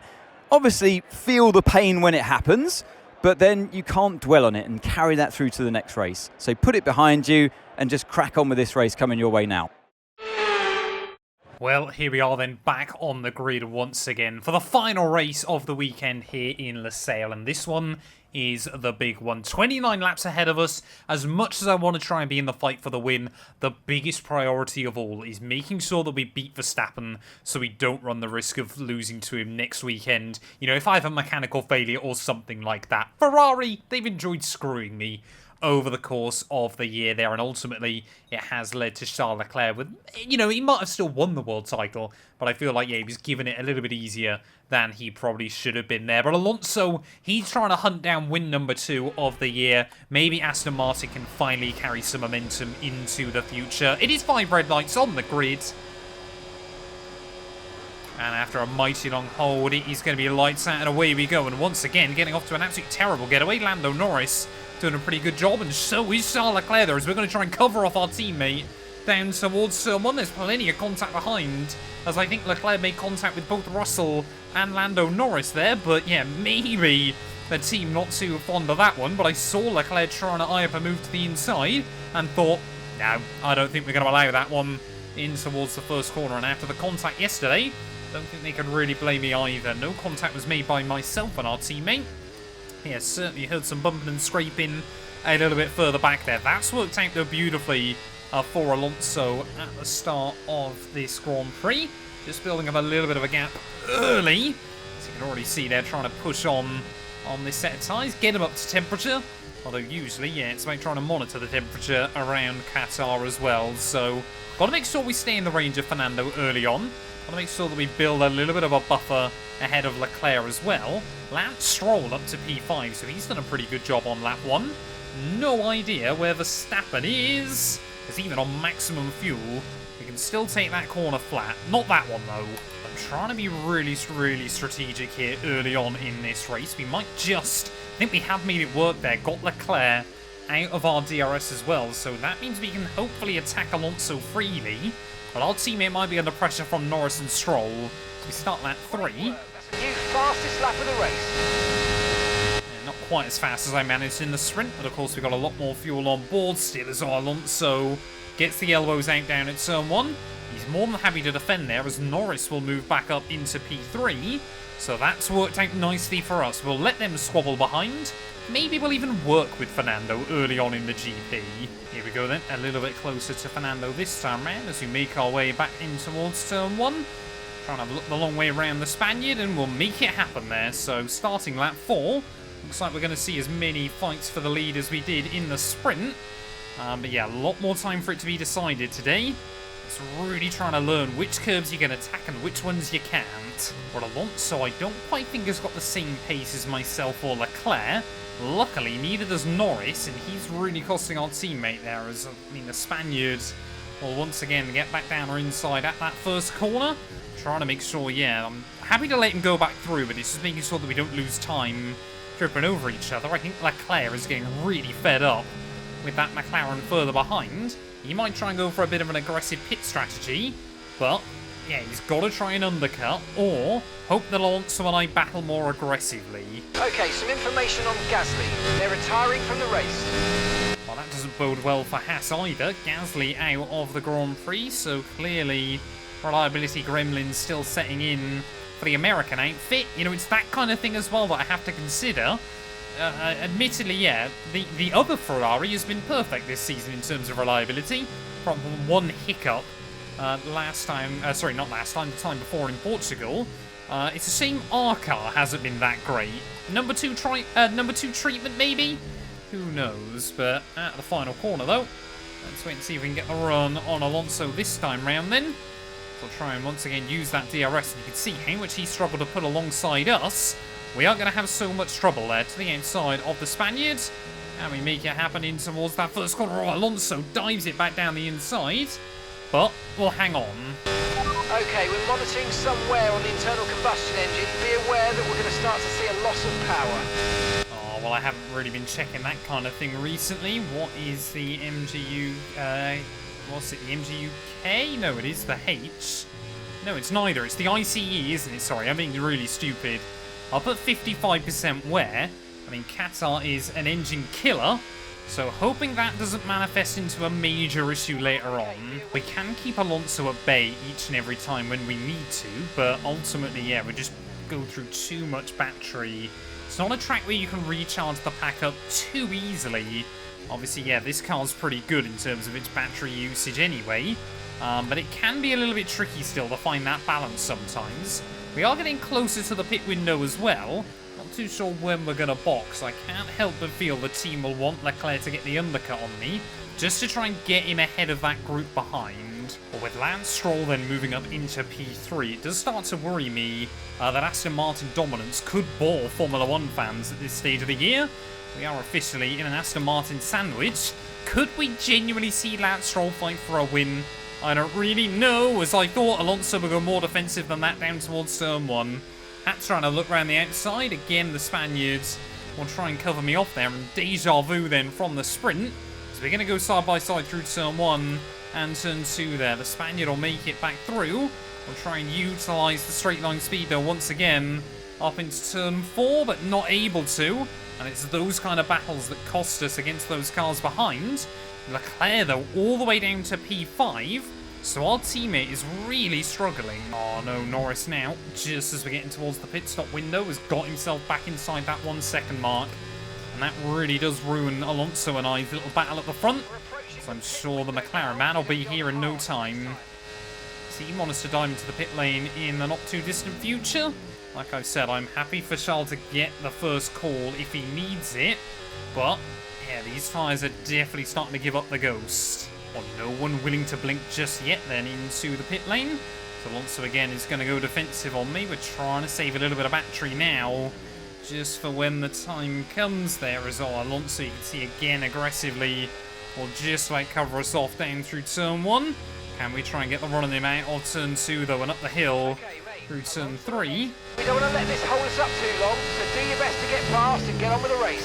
Okay, really, really good. You hit that target nicely. There's a long way to go in this race, so let's keep it clean. Well, I'll be honest, I was not intending on making the move there. I thought we would just try and see if we could force an error out of him, but he broke earlier than expected. We were able to get straight around the outside of the Spaniard, and back into the lead of the Grand Prix we go. Unfortunately, though, we've now got a huge train of cars behind us, as everybody else, I think, kind of worked out what Alonso and I were doing, and has now decided to do it themselves. End of 13. Oh, Alonso's made the call. Alonso's our first in the pits. Like you can. Team have said I can have the pit box this time round, and I guess obviously if we don't do it now, we're going to have to do more than half the race on these these medium compounded tyres. So I think, yeah, we've got to dive in at the end of this lap. But Alonso, he might be able to get a huge undercut on everybody here.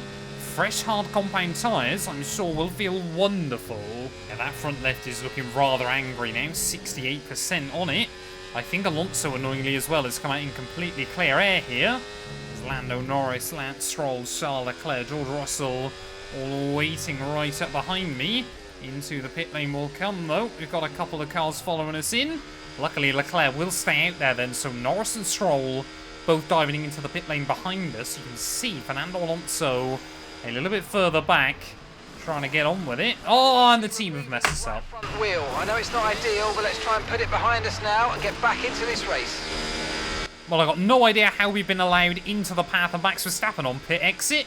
But he's got to jump on everybody then, as Lando Norris and Lance Stroll both must have had pit issues as well. There goes Fernando Alonso in the net lead of the race. But, yeah, we probably should have come out at least behind Verstappen. We would have still been ahead of Norris, I guess. But a very weird pit lane. And suddenly now, yeah, the man we need to beat today, right behind us in this Grand Prix. The other man I want to beat today, 3 seconds up the road. Claire and George into the pit lane then, so hopefully we're going to see where we are net in this Grand Prix in just a moment. But Alonso, what won him that race at Portugal was his rapid pace on the hard tyres in the second stint of the GP. Are we about to see that again today? As you can see how hard we're trying to push on to close back in that gap. Every other car into the pit lane there. Looks like Russell has got a decent jump on Charles as well. So go purple through the final sector. But yeah, that pit stop definitely cost us time. Russell's going to come out in P2. Leclerc, though, I reckon might have had a bad stop as well then, as... Oh, having to try to avoid Russell down at turn 1. Verstappen will say thank you very much. Leclerc's now all over my gearbox again. And suddenly this race goes from bad to worse, as stakes are just creeping in. Russell and Verstappen, P2 and P3 here, once again just showcasing how important the driver skill is behind the wheel of a Formula 1 car. Alonso as well doing that a little bit further up the road, but surely Max is going to get a run on George. Surely we might be able to get the run on the pair of them there, as Russell will try and go defensive. 3 wide back down in towards turn 1 again. We're still going to be 3 wide there as Verstappen, I don't think, realised there were 2 cars on his inside, but a double overtake done and dusted. That was all a little bit nip and tuck through the first couple of corners. Alonso, that gap's still 3.5 seconds up the road. But if we can break free from these guys, I still want to believe we've got the pace towards the end. Oh, new fastest lap of the Grand Prix. We are dragging those cars behind us with me, but half a second taken out of Alonso that time round. He will have slightly older tyres to the end of the race, but just reminding the Spaniard, we are coming for him. Another 4 tenths taken out of the Spaniard that lap. We've got 10 still to go. Effectively, it is a sprint race from here to the end. But, that being said, getting to him is one thing. Getting past and staying in front is another. That's how powerful the DRS is here. I do genuinely believe we've got that advantage of about half a second a lap over Fernando. But when he's in the DRS, you just cannot break free. But I think Alonso is just starting to become wise to what we're doing here late on in the day. And is just starting to ramp up his own pace as well, as Leclerc, Verstappen and Norris, the 3 drivers in the top 3 IRL this season, they're battling it out further behind us. I think, yeah, if we saw Alonso fight for the win like this in Qatar at the end of the year, I would be very, very surprised. But, yeah, we're just maybe about to get our teammate out of the range, but he could still get to us by the end of the afternoon as well. Well, come on, a little over 6 laps to go then, and we know once we get inside that DRS range of Fernando again, hopefully things are going to be a little bit easier for us. Slightly wide through the final part of that section. It does make the difference. The gap was, I think, at 1 second and half a tenth there. So we'll have to wait another lap. No, wait, we've done it. We have done it. No idea where the detection point is then. That was a little bit peculiar. Get out of that, I'm afraid, but don't worry about it. There's a long way to go. Chin up, and let's focus till the end. Only I could fail a program on this game because I haven't used enough battery. What on earth is that? But you can see how much we gain on Alonso. Back down towards turn 1, trying to get through a load of it. Leclerc and Verstappen now, unless we really fight, I think are out of a shot here. But it's still yet to be decided. Surely this time Fernando Alonso is going to be a sitting duck back down towards turn 1. But this is where the strategy element really comes back in again. And there aren't many drivers more intelligent than Fernando Alonso here. Try and utilise that DRS. We'll have a look to the inside at the first corner. He's going to really try and squeeze me there, but he'll get late on the brakes around the outside. Oh, Alonso. I mean, we were still there. I think he was trying to hook it up and then just get back down to the apex, but, I mean, we were still alongside him, surely. We warranted a little bit of room as up towards the top of the hill again to the outside of the Spaniard. We've made it work once today. Can we make it work again? Or even more wheel banging between the pair of us. We'll have the inside line for the hairpin, but again, Alonso is going to try and be brave around the outside and pinch us here. And still on the exit of the corner, we're able to hook it up around the outside again through the next one. This is brilliant racing. Worrying me, though, it's letting everybody else further back into the fight here, still side by side. As around the outside we'll go, we'll have the inside for the next corner. Just about get in front there, and what a battle that was. But back into the lead of the Grand Prix we finally go. 5 laps left. It is anybody's to win. Oh, here comes Alonso again, though, and Lando Norris back down to turn 1. Norris this time trying to have a look down the inside of our teammate. Sorry, Leclerc even having a look as well down the inside of Verstappen. So Norris now up in a P2 out of absolutely nowhere. Leclerc unable to find a way past Max Verstappen. 5 cars here covered by barely 1 second. Oh, I thought that was a mechanical failure then, but it is DRS and that's still annoying. With the DRS, you will not be able to open the rear wing. We're working on a fix. Stay out for now. Oh, that could be really, really costly towards the end of the afternoon, and I guess now track position means even more for us if we know we won't have the speed over some of the other drivers there. Roll on that throttle at the final corner. Surely Lando Norris this time round is going to be able to have a look past me. Here's the McLaren gaining to the outside. He'll try and have a look down in towards that first corner, but we won't back out of it, like I said. Now, without, knowing that we won't get any DRS anyway, may as well try and hang on there as Lando gets the elbows out. Oh, rerun a little bit wide there over the curbs through turn 2. We won't try to capitalise because of the advantage gained, but Norris now, out of nowhere, into the lead of the race. 3 laps left after this one. Come on then, Lando Norris. We've got to try and get a run on him. This is going to be a big indicator as to whether we'll have a chance or not towards the end of this race. If we can get past him again, we've still got a good shot. As luckily, yeah, even without the DRS advantage, we're still able to gain on him. Alonso, though, further behind, might be gaining on the pair of us there as well. That time round, Lando swings in. Will just run us out a little bit wide there. And once again, we'll keep the place. Big snap of oversteer. But we keep it pointing the right way. Come on, 2 laps left to go. It is still anybody's race inside this top 5. Leclerc just starting to struggle a little bit.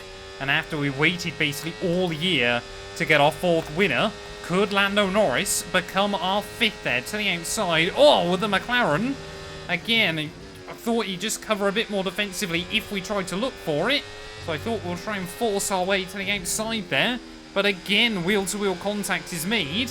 And again now, unless that DRS gets patched up, we aren't really going to stand a chance here down towards turn 1. We can get near him, but we can't seem to get past him there, as we've got to try and be closer somehow around the rest of the lap. But we are desperately trying to hang on towards the end of this Grand Prix. Norris, he hasn't really looked like he's had a shot all afternoon after his great qualifying effort to line up in P3. But McLaren might well and truly be back this weekend. For some reason, this track suits their car so well. He's got a little bit lucky with the timing of a couple of things there. Alonso and I's battle a few laps ago. But as we make our way into the final sector of the penultimate lap, Lando Norris still at the front of this field there. Completely pinned through the first, second. Tiny blend through the third. We needed a little bit more there, so we ran a little bit wide and cost ourselves time. But this corner means everything to us. DRS is back. We've got the DRS back, so surely now Norris isn't going to have as much of a say on it as we open up the battery. We're going to open up the DRS as well. Open up that rear wing. Come on. Go, go, go. As we'll get to the inside of Lando down towards turn 1. He's going to try and cover us off though around the outside there, but not enough grip to do it. Alonso will just wait in the wings to try and make sure that he doesn't get involved in any contact there. But suddenly, the DRS coming back at the perfect time. Is that about to win us the Qatar Grand Prix and finally return to back-to-back victories as well? We seem to have either finished first or third throughout most of the second half of this campaign. It has been a truly bizarre season. in terms of those weird and wonderful little stats as well for us. We've still only had one second place finish this campaign, and that was all the way back at in Baku as well. But as we make our way in towards the final few corners of this Grand Prix, they're just trying to hang on now. A little bit wide there. That might cost us a bit against Lando here. He might be able to get a run on me up in towards the final sector. He is Lando Norris trying to look down the inside in towards the final sector of the Grand Prix there. And look at that. The McLaren gets his elbows out there. He'll move back through a power play to the lead of the Grand Prix. And as soon as I say about how we've barely finished P2 this year, that might be exactly what happens to the outside through the final corner. Can we get the throttle down? It's going to be wheel to the line. We've got the grip though. We are going to claim it. Yes, yes, yes, guys, yes! Come on, boys! Oh, superb driving. That is the race win, my friend. Well done. That's a spectacular victory then, and with it, the championship is secure. It's been a magnificent season, and they thoroughly deserve the cheers of the crowd here today.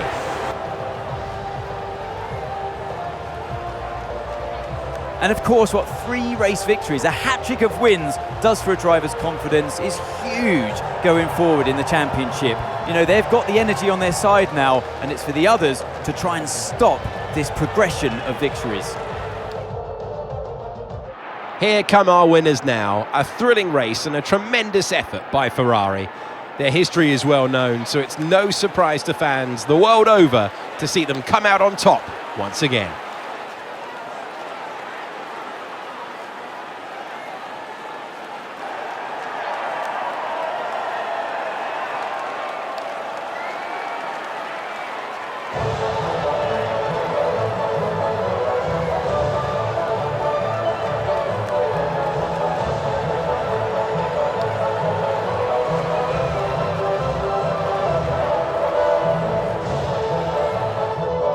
Well, I'm gutted, even more gutted, that we didn't take pole position in the end. Otherwise, it would have been the perfect weekend for us here in Qatar. We took the sprint win, we got fastest lap and the Grand Prix victory as well as sprint pole. But only P2 in real qualifying there stops us from having the perfect sweep. 5 cars covered by just 0.6 of a second. I believe that makes it the closest ever 5-car finish in Formula 1 history. A record that has stood, I believe, since the 1960s at Monza, when 5 cars were covered by 0.069 seconds at the end of the day there. But Norris and myself drag racing to the line. Alonso almost got back in there, and Verstappen and Leclerc, they were barely a couple of car lengths away as well come the checkered flag. That has easily got to be the most dramatic race we've ever had inside this series. But we take the dub, and that means that if I have a look at the Constructors and the Drivers' Championship,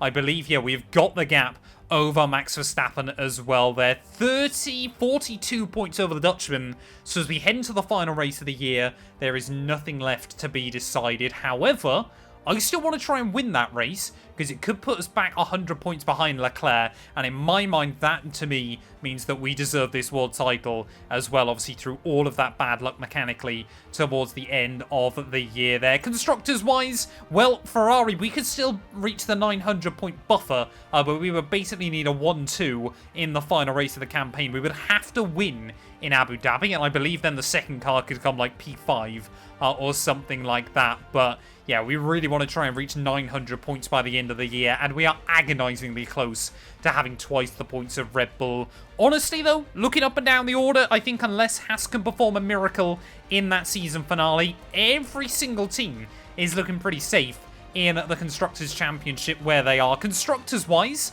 Norris maybe could lose out to Alonso. Oscar Piastri, Lewis Hamilton, 3 points between them. But yeah, most of the runners as well looking pretty comfortable with where they're at as well. But thank you all so much for watching this video. If you have enjoyed, please do make sure to leave a like, get yourself subscribed, and we'll be back very soon when Formula 1 returns, ready for the season finale in Abu Dhabi. It is time to have some laps at the limit in Abu Dhabi. Well, I'm a complete idiot again. Just like I forgot in Portugal, I forgot to switch back to normal qualifying here, so admittedly it's not going to be laps at the limit. Everyone is going to just get one shot here in Abu Dhabi. I'll be honest, I don't actually mind doing these one-shot qualifying runs. they do provide a little bit of intrigue, but yeah, the AI usually are a little bit stronger because, of course, I don't have as much time to try and get up to speed as well in qualifying trim there. But we'll wait and see how this goes. I guess, you know, I'll try and remember. I'll try and be better at it.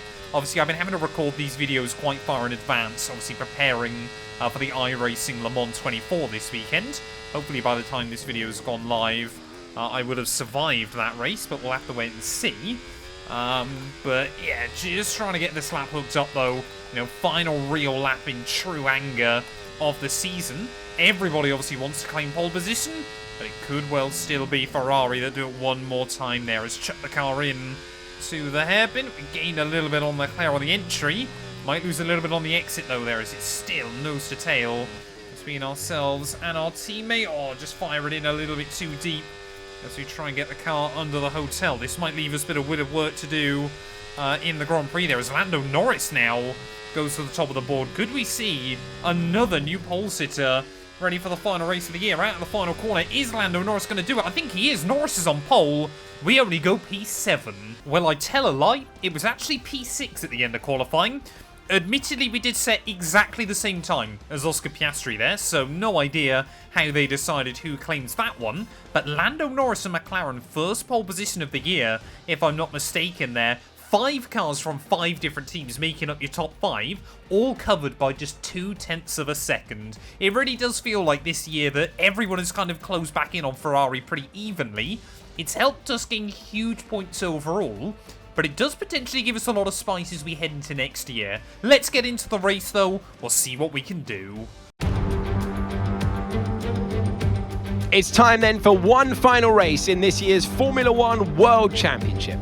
2010 saw 4 drivers in contention for the title coming into this race, with Sebastian Vettel prevailing to become the youngest world champion to date. Is the one last sting in the tail awaiting us today? It's time to find out in the Abu Dhabi Grand Prix. The Yas Marina circuit is made up of 3.4 miles of track, featuring 21 corners with 2 very long straights. DRS zones going into the heavy braking zones of both turn 8 and turn 11 offer plenty of potential for overtaking. The circuit comes with its fair share of tricky corners as well, in particular turns 15, 16 and 17, which will certainly test a driver's braking management. It's time to see how our drivers are stacking up after yesterday's exciting qualifying session. Lando Norris will lead us away from pole position, Charles Leclerc alongside. Looking down the rest of the grid, we have Russell, Fernando Alonso, Firestarter, Hamilton, Gasly, Albon, Perez, Hulkenberg, Verstappen, Behrman, Tsunoda, Oscar Piastri, Ocon, Stroll, Ricciardo, Joe, Sainz and Frederic Vesti. Which of these talented drivers will come out on top today? Welcome to the commentary box. I'm Alex Jakes. Alongside me, a real authority on all things motor racing. It's a warm welcome back to Anthony Davidson. Well, it's the last race of the season, but there's still plenty to prove out there. How important is getting the right mentality for this season closer? Yeah, a lot of races to cover, but it's the same for the drivers. It comes at you thick and fast, and you've got to pace yourself as well to get to this point in the season. If it has gone your way, it's a great time to just enjoy it. There's nothing that can change in the championship pecking order, of course. If you've won the championship already, go out and enjoy this race and send yourself off through the winter break. If it's been a bit of a year to forget, you can try and take a bit of solace in this Grand Prix, end on a high and carry that energy into next season. Okay, mate, final day of the season. Everybody in this entire team has worked incredibly hard to give us the chance to get a good result today. I need you to do your bit and go out there and bring it home for us. Wise words there coming from Mark. We've had a very topsy-turvy year with Ferrari, but hopefully we can put that behind us and go out with a big result. For the final race of the year, we've got about 8 cars with grid penalties. It's one of the most I've ever seen. Verstappen and Oscar Piastri further back has meant, yeah, that we are up to P5 on the grid as well there. Lando Norris, though, still on the pole. Could he claim a win to finish off the year? It is 5 red lights. And a long hole, but it is lights out, and away we go there. Leclerc's immediately got a good start, so is Fernando Alonso, as I think that's Hamilton behind me, who's going to try and make it a Mercedes 3 wide. With both Mercs there, we've got a little bit sandwiched. Somehow we'll get away with that, as I get a warning for a collision. Not really sure I could have done a lot else in that scenario, because Hamilton had dive bombed me. Russell was trying to squeeze down on us as well, and we kind of just ended up stuck in the middle there. There's already Leclerc trying to do what he does best and just break away at the start of a Grand Prix there. Norris, he's very accurate to real life there, losing places off the start. Fernando Alonso, the wily old fox, gaining some ground as well. So as we make our way up the back straight for the first time, yeah, Leclerc already with a good 1.5 second lead over everybody else. Norris rattles over the curbs there. Alonso will do the same through the second part of the corner. And we are just waiting in the wing, trying to get a run on the pair of them, which I think we will. So Ferrari, we go from 2nd and 5th on the grid. We're 3 wide as we make our way down the back straight. But yeah, from 2nd and 5th on the grid to 1 and 2 on lap 1. That's probably been one of my most successful starts on this game. But can I keep up with Leclerc? It looks like Lando Norris then, he's either got damage or they've just not set that car up for race trim. He is really, really struggling at the start of this GP, all the way down to P5 by the end of lap 2. Leclerc, though, the gap's staying fairly level between ourselves and our teammate. And often I find in Abu Dhabi I'm stronger on the hards than I am the mediums. It's going to be one of those Grand Prix where we've got to wait and see how things go. But I would love to finally get 3 wins in a row at the end of the year. There's been so many incidents of drivers winning 2 races back-to-back. But yeah, Leclerc's managed it once. No one else has this year. That's how unpredictable it's been. Well, we've seen this style of racing before. I believe it was at the end of Season 1 on this game. Max Verstappen, he basically didn't win a race in the second half of the year. Lost all of his championship lead. Hung on for the world title, and then came to Abu Dhabi and absolutely dominated. So I think Leclerc, admittedly, hasn't collapsed like we saw Verstappen do in years gone by. But yeah, I think he's basically come here to Abu Dhabi and has decided he absolutely wants to dominate. I'm still just so interested in what Aston Martin and Alonso are going to be able to do, because they've become huge threats towards the end of the year. I feel like we've, seen Alonso and battled with him pretty much every race of the last 4 or 5. Gasly up to P5 as well behind us, so Norris is just going backwards. Well, I didn't really defend from Alonso because I wanted to see if he's got the pace to keep up with Charles Leclerc here, but I don't think that's the case early on this afternoon. Like I said, for me, it's far more about the second half. Can't let them hold us up for too long, so let's try and get past as soon as possible and crack on. Push, push. Oh, great stuff. You hit that target. Really good job. I love those occasional ones on this game still, where you complete the challenge before Mark's even finished explaining what the challenge is. Always quite funny. But yeah, we want to try and keep that gap to Leclerc, obviously, well, as small as possible, but I think if we can keep it around 3 seconds, that'll be good. Okay, so that's a red flag. Oh, we got a red flag. Overtaking, and let's get back into the pits, please. Well, no idea what's happened. Officials aren't looking to push for a safety car right now, just be careful. Well, let's see if I can go grab a replay then of what's happened there, because I couldn't see anything on the minimap. Unfortunately, my camera, I need to move it because it's still in the way. But yeah, I'm going to have a look, obviously, in the post-race replay, so you guys will know what's happened. I won't. Well, here we go then, riding on board with Pierre Gasly. It's not going to be the biggest incident in the world. He's just going to tip it in, go for a bit of a spin. The Williams gets round him. Everybody gets round him. So one car spinning out. Oh, there we go, Ocon. Of course it's Ocon that can't find a way through. One car spinning out brings out the red flag in a rather undramatic fashion. Oh, well, team reckon hard compound tyres to the end of the afternoon is going to be the way to go.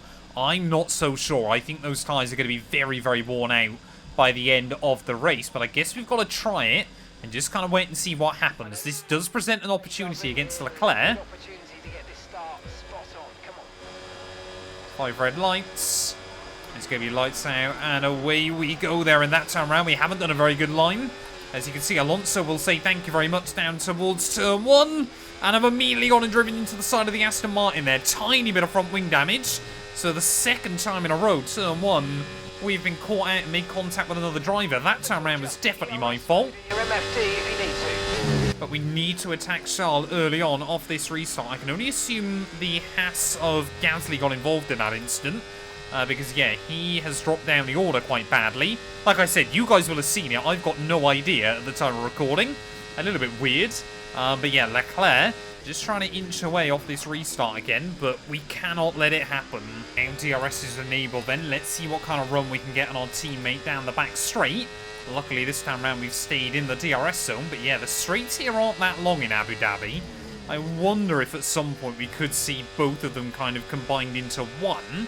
I guess the braking zone in the middle of the first part is quite good for overtaking. But yeah, imagine if you had a long run all the way around kind of the back of the circuit there. That'd be quite impressive. But yeah, I think this time around, though, Leclerc obviously not able to get away in the way he would have wanted. Still got 20 laps to go here. Tyre wear looking pretty good, actually, on this set of tyres, though. So yeah, we might be able to get him to the end. Okay, mate, that's Charles ahead of you now. Right, let's go. Let's try and get past them and put them on the back foot. Push, push. Well, Ferrari, you give me the A-OK, then we can attack our teammate here as we try and get a good run out onto the back straight. Maybe now we can look for a move and also get Alonso out of the DRS range at the same time there. Leclerc's aware of it. He's going to try and go defensive on me. Late on the brakes there, are a little bit of rear locking, as Leclerc will keep the place for now. Can we get a good run out into the second of the back straights, though? 4/10 the gap, and immediately it's coming down again there. We've got very little in the way of battery, though. So as we try to have a look to the outside of our teammate, who's going to really, really squeeze us. Nice work. Gone in front temporarily, but we don't hang on to it. Leclerc, yep, I think the gloves are off tonight. I think, to be honest, Leclerc's been willing to drive very aggressively with me in recent races. I'm going to return the favour. The gloves are off. Well, there's the very famous clip, isn't there, of Leclerc versus Alex Albon in Formula 2 here in Abu Dhabi. It's just the wildest battle you will ever see. Have a look on YouTube after this video. It is one that you do not want to miss. The driving standards, yeah, leave a little bit to be desired, but it is great fun. But yeah, at the moment, I'm wondering if we're going to see that Leclerc back tonight as well. As once again, we've saved up a little bit more battery this time, so surely now we're going to be able to get the run on our teammate. Not there, though, apparently, as we'll try and have a look to the outside then. Just really wanted to cover that off a little bit later than I would have wanted him to. So we'll try and really pinch him to that apex there, run a little bit wide over the curbing on the exit. We've kept the move, though. Not the best one, but we are in front. Not for very long, though, I'm sure. Well, I'm sure we are about to see our teammate fly straight back past us. Look like the top four here have got a nice little breakaway from everybody else. Alex Albon potentially holding up a bit of a train there. Look at that Alonso. Just like we saw him attempt in Abu Dhabi, you might be able to try and get the pair of us down into that chicane there. Who's going to come out on top? Places back. Come on, try and get the power down on the exit there, as once again Alonso and I both with the DRS. I mean, Leclerc, he just opens up the door there and refuses when we try and look for it. There's more contact made between ourselves and our teammate there. I think we've had even more with George Russell as well, a little bit further behind. Things are getting very, very ragged early on here in Abu Dhabi. Wing, you've taken some minor damage.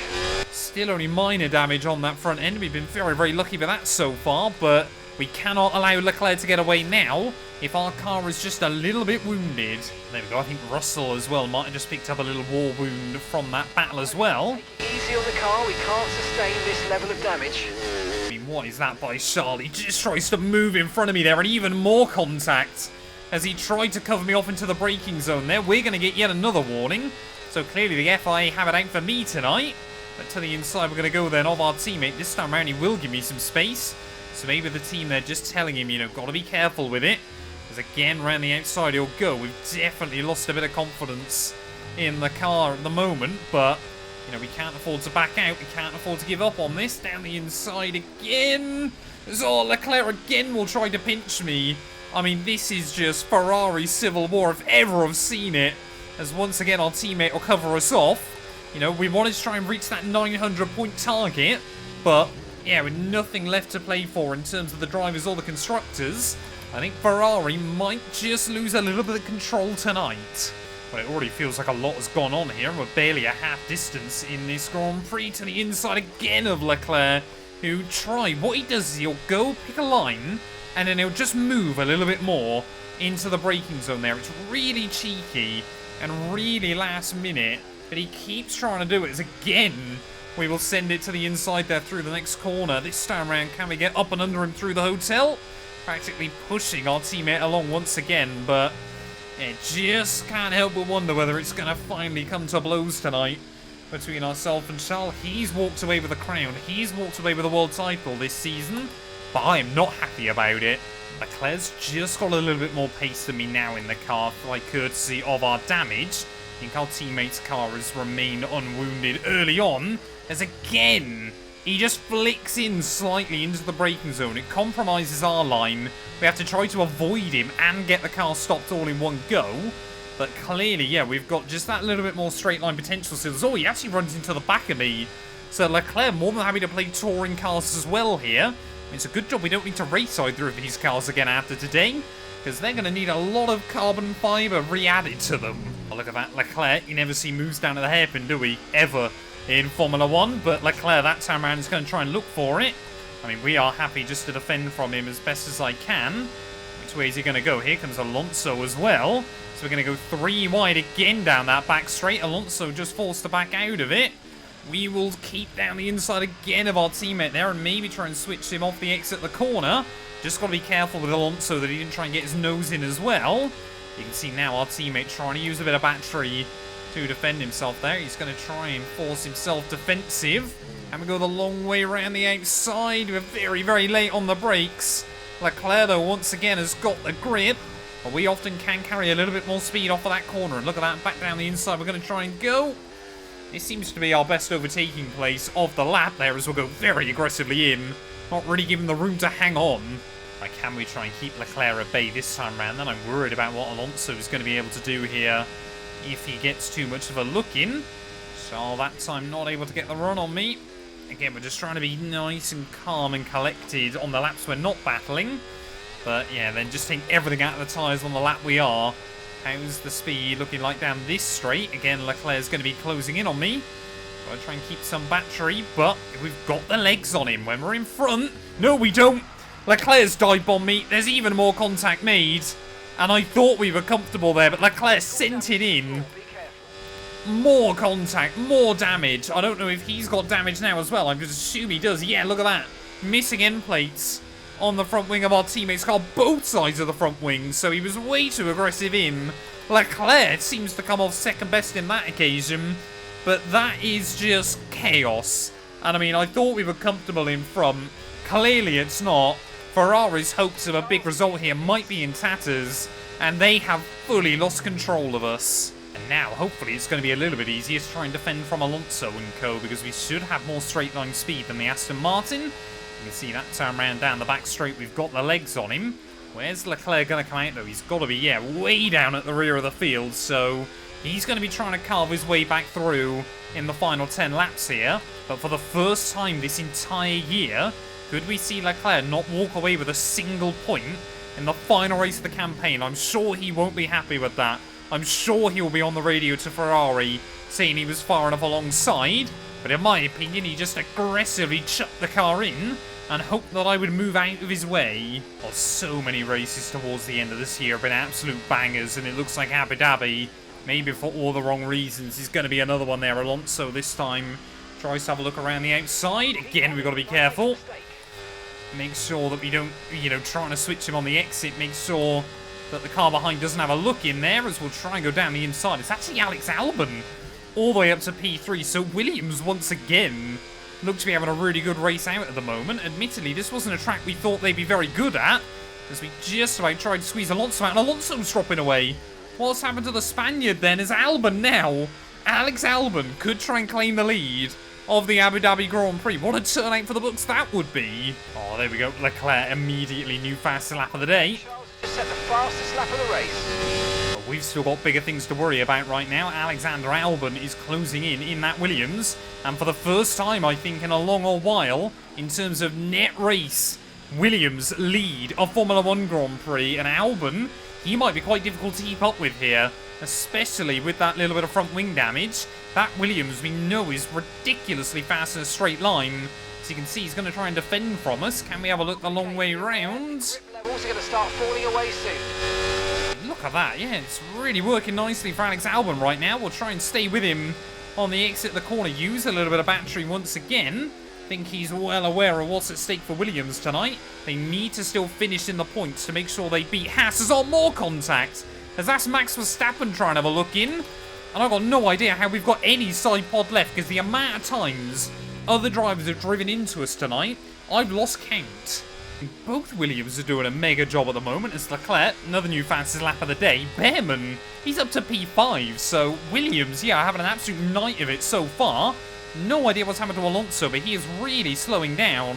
So I can only assume he's had some kind of mechanical issue there. But Albon, I mean, he's willing to defend this. Albon genuinely has got a shot here to try and win the Abu Dhabi season finale. As Max Verstappen's still waiting in the wings. Norris seems to have got himself back in the fight as well tonight. So after a terrible start for Lando Norris, patience has been key. And I think, to be honest, by the end of this one, just having a car that's in good nick is going to be super important there. As again, Albon will try and hook it up that time around. He's going to try and cover me. But we'll get the car back down to the inside again. Just make sure we give him the room around the outside there. But this time around we hang on. 7 laps to go. And we could be on for an absolute banger again. Oh, Verstappen's getting hungry. That Red Bull has not been up to pace for most of the second half of the year. But Verstappen still wants to remind everyone why he's a 5-time Formula 1 world champion there. The Dutchman will make the move work on Alex Albon. And has he just bided his time here late on in the day? Looks like Norris as well trying to capitalise on the Williams. Maybe getting wrong-footed there. As Albon will immediately drop down to P4. Just how quickly things can change late on this season. But yeah, Verstappen as well, of course, made contact with me a couple of laps ago. So I'm happy again to get the elbows out. 4 laps left then here as we start lap 25. Max Verstappen, that Red Bull, we've said it so many times, just does not have the straight line speed here. As Norris now trying to have a look for a move on him. And myself, Lando, a big dive bomb there. Trying to get past both the Red Bull and the Ferrari. Not able to pull it off. And have McLaren really played a blinder here late on in the day. Just allowed everybody else to fight and squabble. And now Norris back towards the front of the order again. Towards the end there. Verstappen holds off again ahead of Alex Albon. But Williams have got both cars in the fight for the win. This is incredible viewing. Well, for some reason, the AI, whichever one it is that's in P3, seems to have better straight line speed here than the AI that ends up in P2. Not too sure how it works, as here we go. Norris this time around will send it to my inside again. Oh, I thought I was fully behind him, but not quite there, as he'll pinch me on the exit. That's us down a place. Let's see what straight line speed we've got off of the corner, though. Again, to try and close back in on the McLaren. I think he's going to have the legs on us this time. But look how much we're getting towards that top end there. We've got to stay in the range. But has Norris just pulled off a critical move? Well, that might have been a critical move for Lando Norris here, because he's just about able to pull away enough that we can't keep up with him and get close enough again. By the time we get back round to the back straight there, 2 more laps to go. Here from Abu Dhabi, our car and tyres are starting to give up as well here. And after we saw Aston Martin claim a win late on in the campaign, are we going to see McLaren get one as well? It's often been the case in this series that the winner of the last race of one championship can go on to win next year as well. And McLaren and Lando Norris, they'll be trying to look at that as hopefully a good omen here. As through the final corner we go. Verstappen again tries to have a look for it, and I think that's done. Lando Norris pulling away at the front of the field. I think we've lost any chance of a win here, but can we try and defend for P2? Normally, we try and take these last couple of laps of the final race of the year as a bit of a chance to kind of think back over the season we've had. Today, I don't think we've got much time to think about that. It is all still about what is going on the racetrack, and honestly, I reckon this has been one of the most chaotic seasons of F1 I have ever had. Finally, the AI are working in this game. Finally, we're kind of getting the drama and the close finishes you would hope for there. As look at that, Albon and Behrman. Albon and Verstappen even going past me down the back straight. Quite what we needed, I'm afraid, but look, let's move on. Get your head down and chin up and focus till the end of the race. And I think, yeah, Ferrari, we've had a podium in every single race this season prior to now. Is that just starting to go away from us there? As Albon, we'll send it to the inside, but not close enough.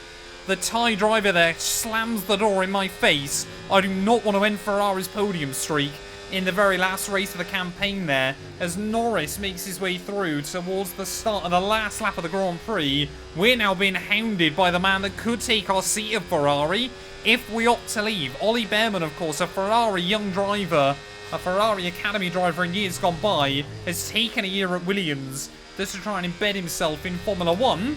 But are we potentially seeing him take my role if we don't stay with the team there. Albon and Verstappen still just in front, but I mean, look at this. We've got nothing.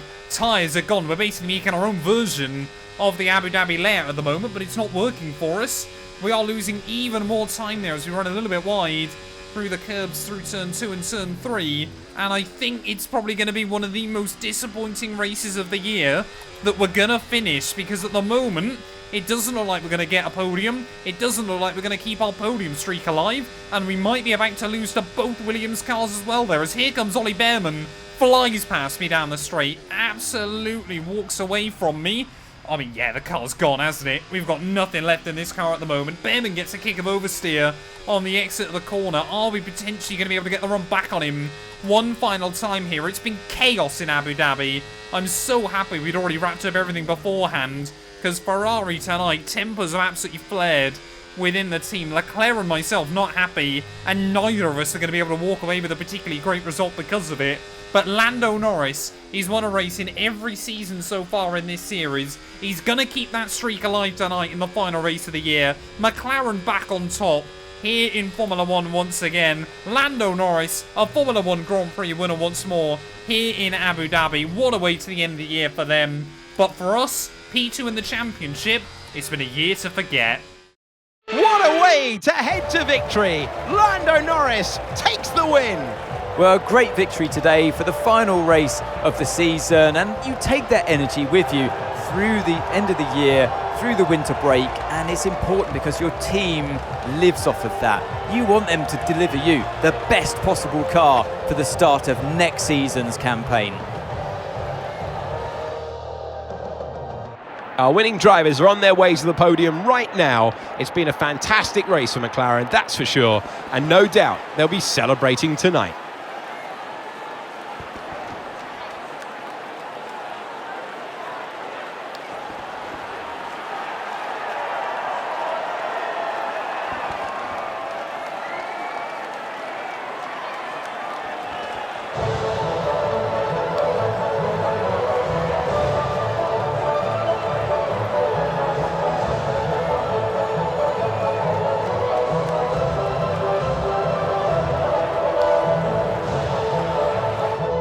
There we go, Lando Norris in the final race of the year. He is going to walk away victorious there. 2 seconds clear of Verstappen. And yeah, I mean, you look at that. He got pole position and the race win. It was never that simple, though, for him. Dropped all the way down to about P6 or P7 early on in the night, but recovered well and was able to get a big result in the end. My driver of the day, I think, is going to go to Ollie Behrman there. 12th to 4th in the end, as Williams get another podium to finish out the year there. And I mean, that should hopefully give them a bit of confidence as we head into next season. But finally, the pressure that had built up all year within Ferrari really did come to blows tonight in a big way there. Neither myself or Leclerc getting a podium.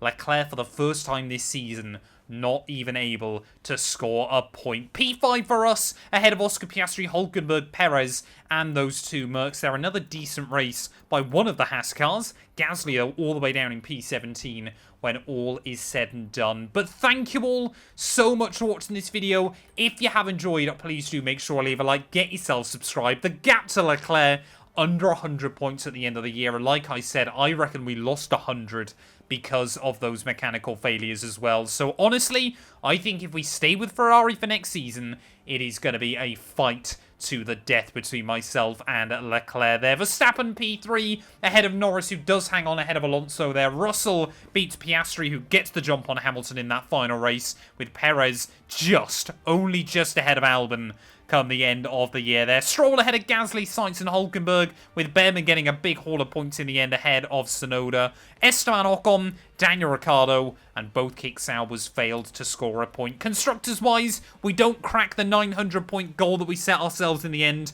We actually lost out quite badly in that final race of the year as well there. It was us ahead of Red Bull and McLaren. Mercedes in fourth ahead of Aston Martin. Williams, Haas, VCarb, Alpine, and of course Kick Sauber. But yeah, thank you all so much for watching. If you have enjoyed, please do make sure to leave a like, get yourself subscribed, and we'll be back towards the end of next week with the start of Season 4 of the F124 Driver Career Mode.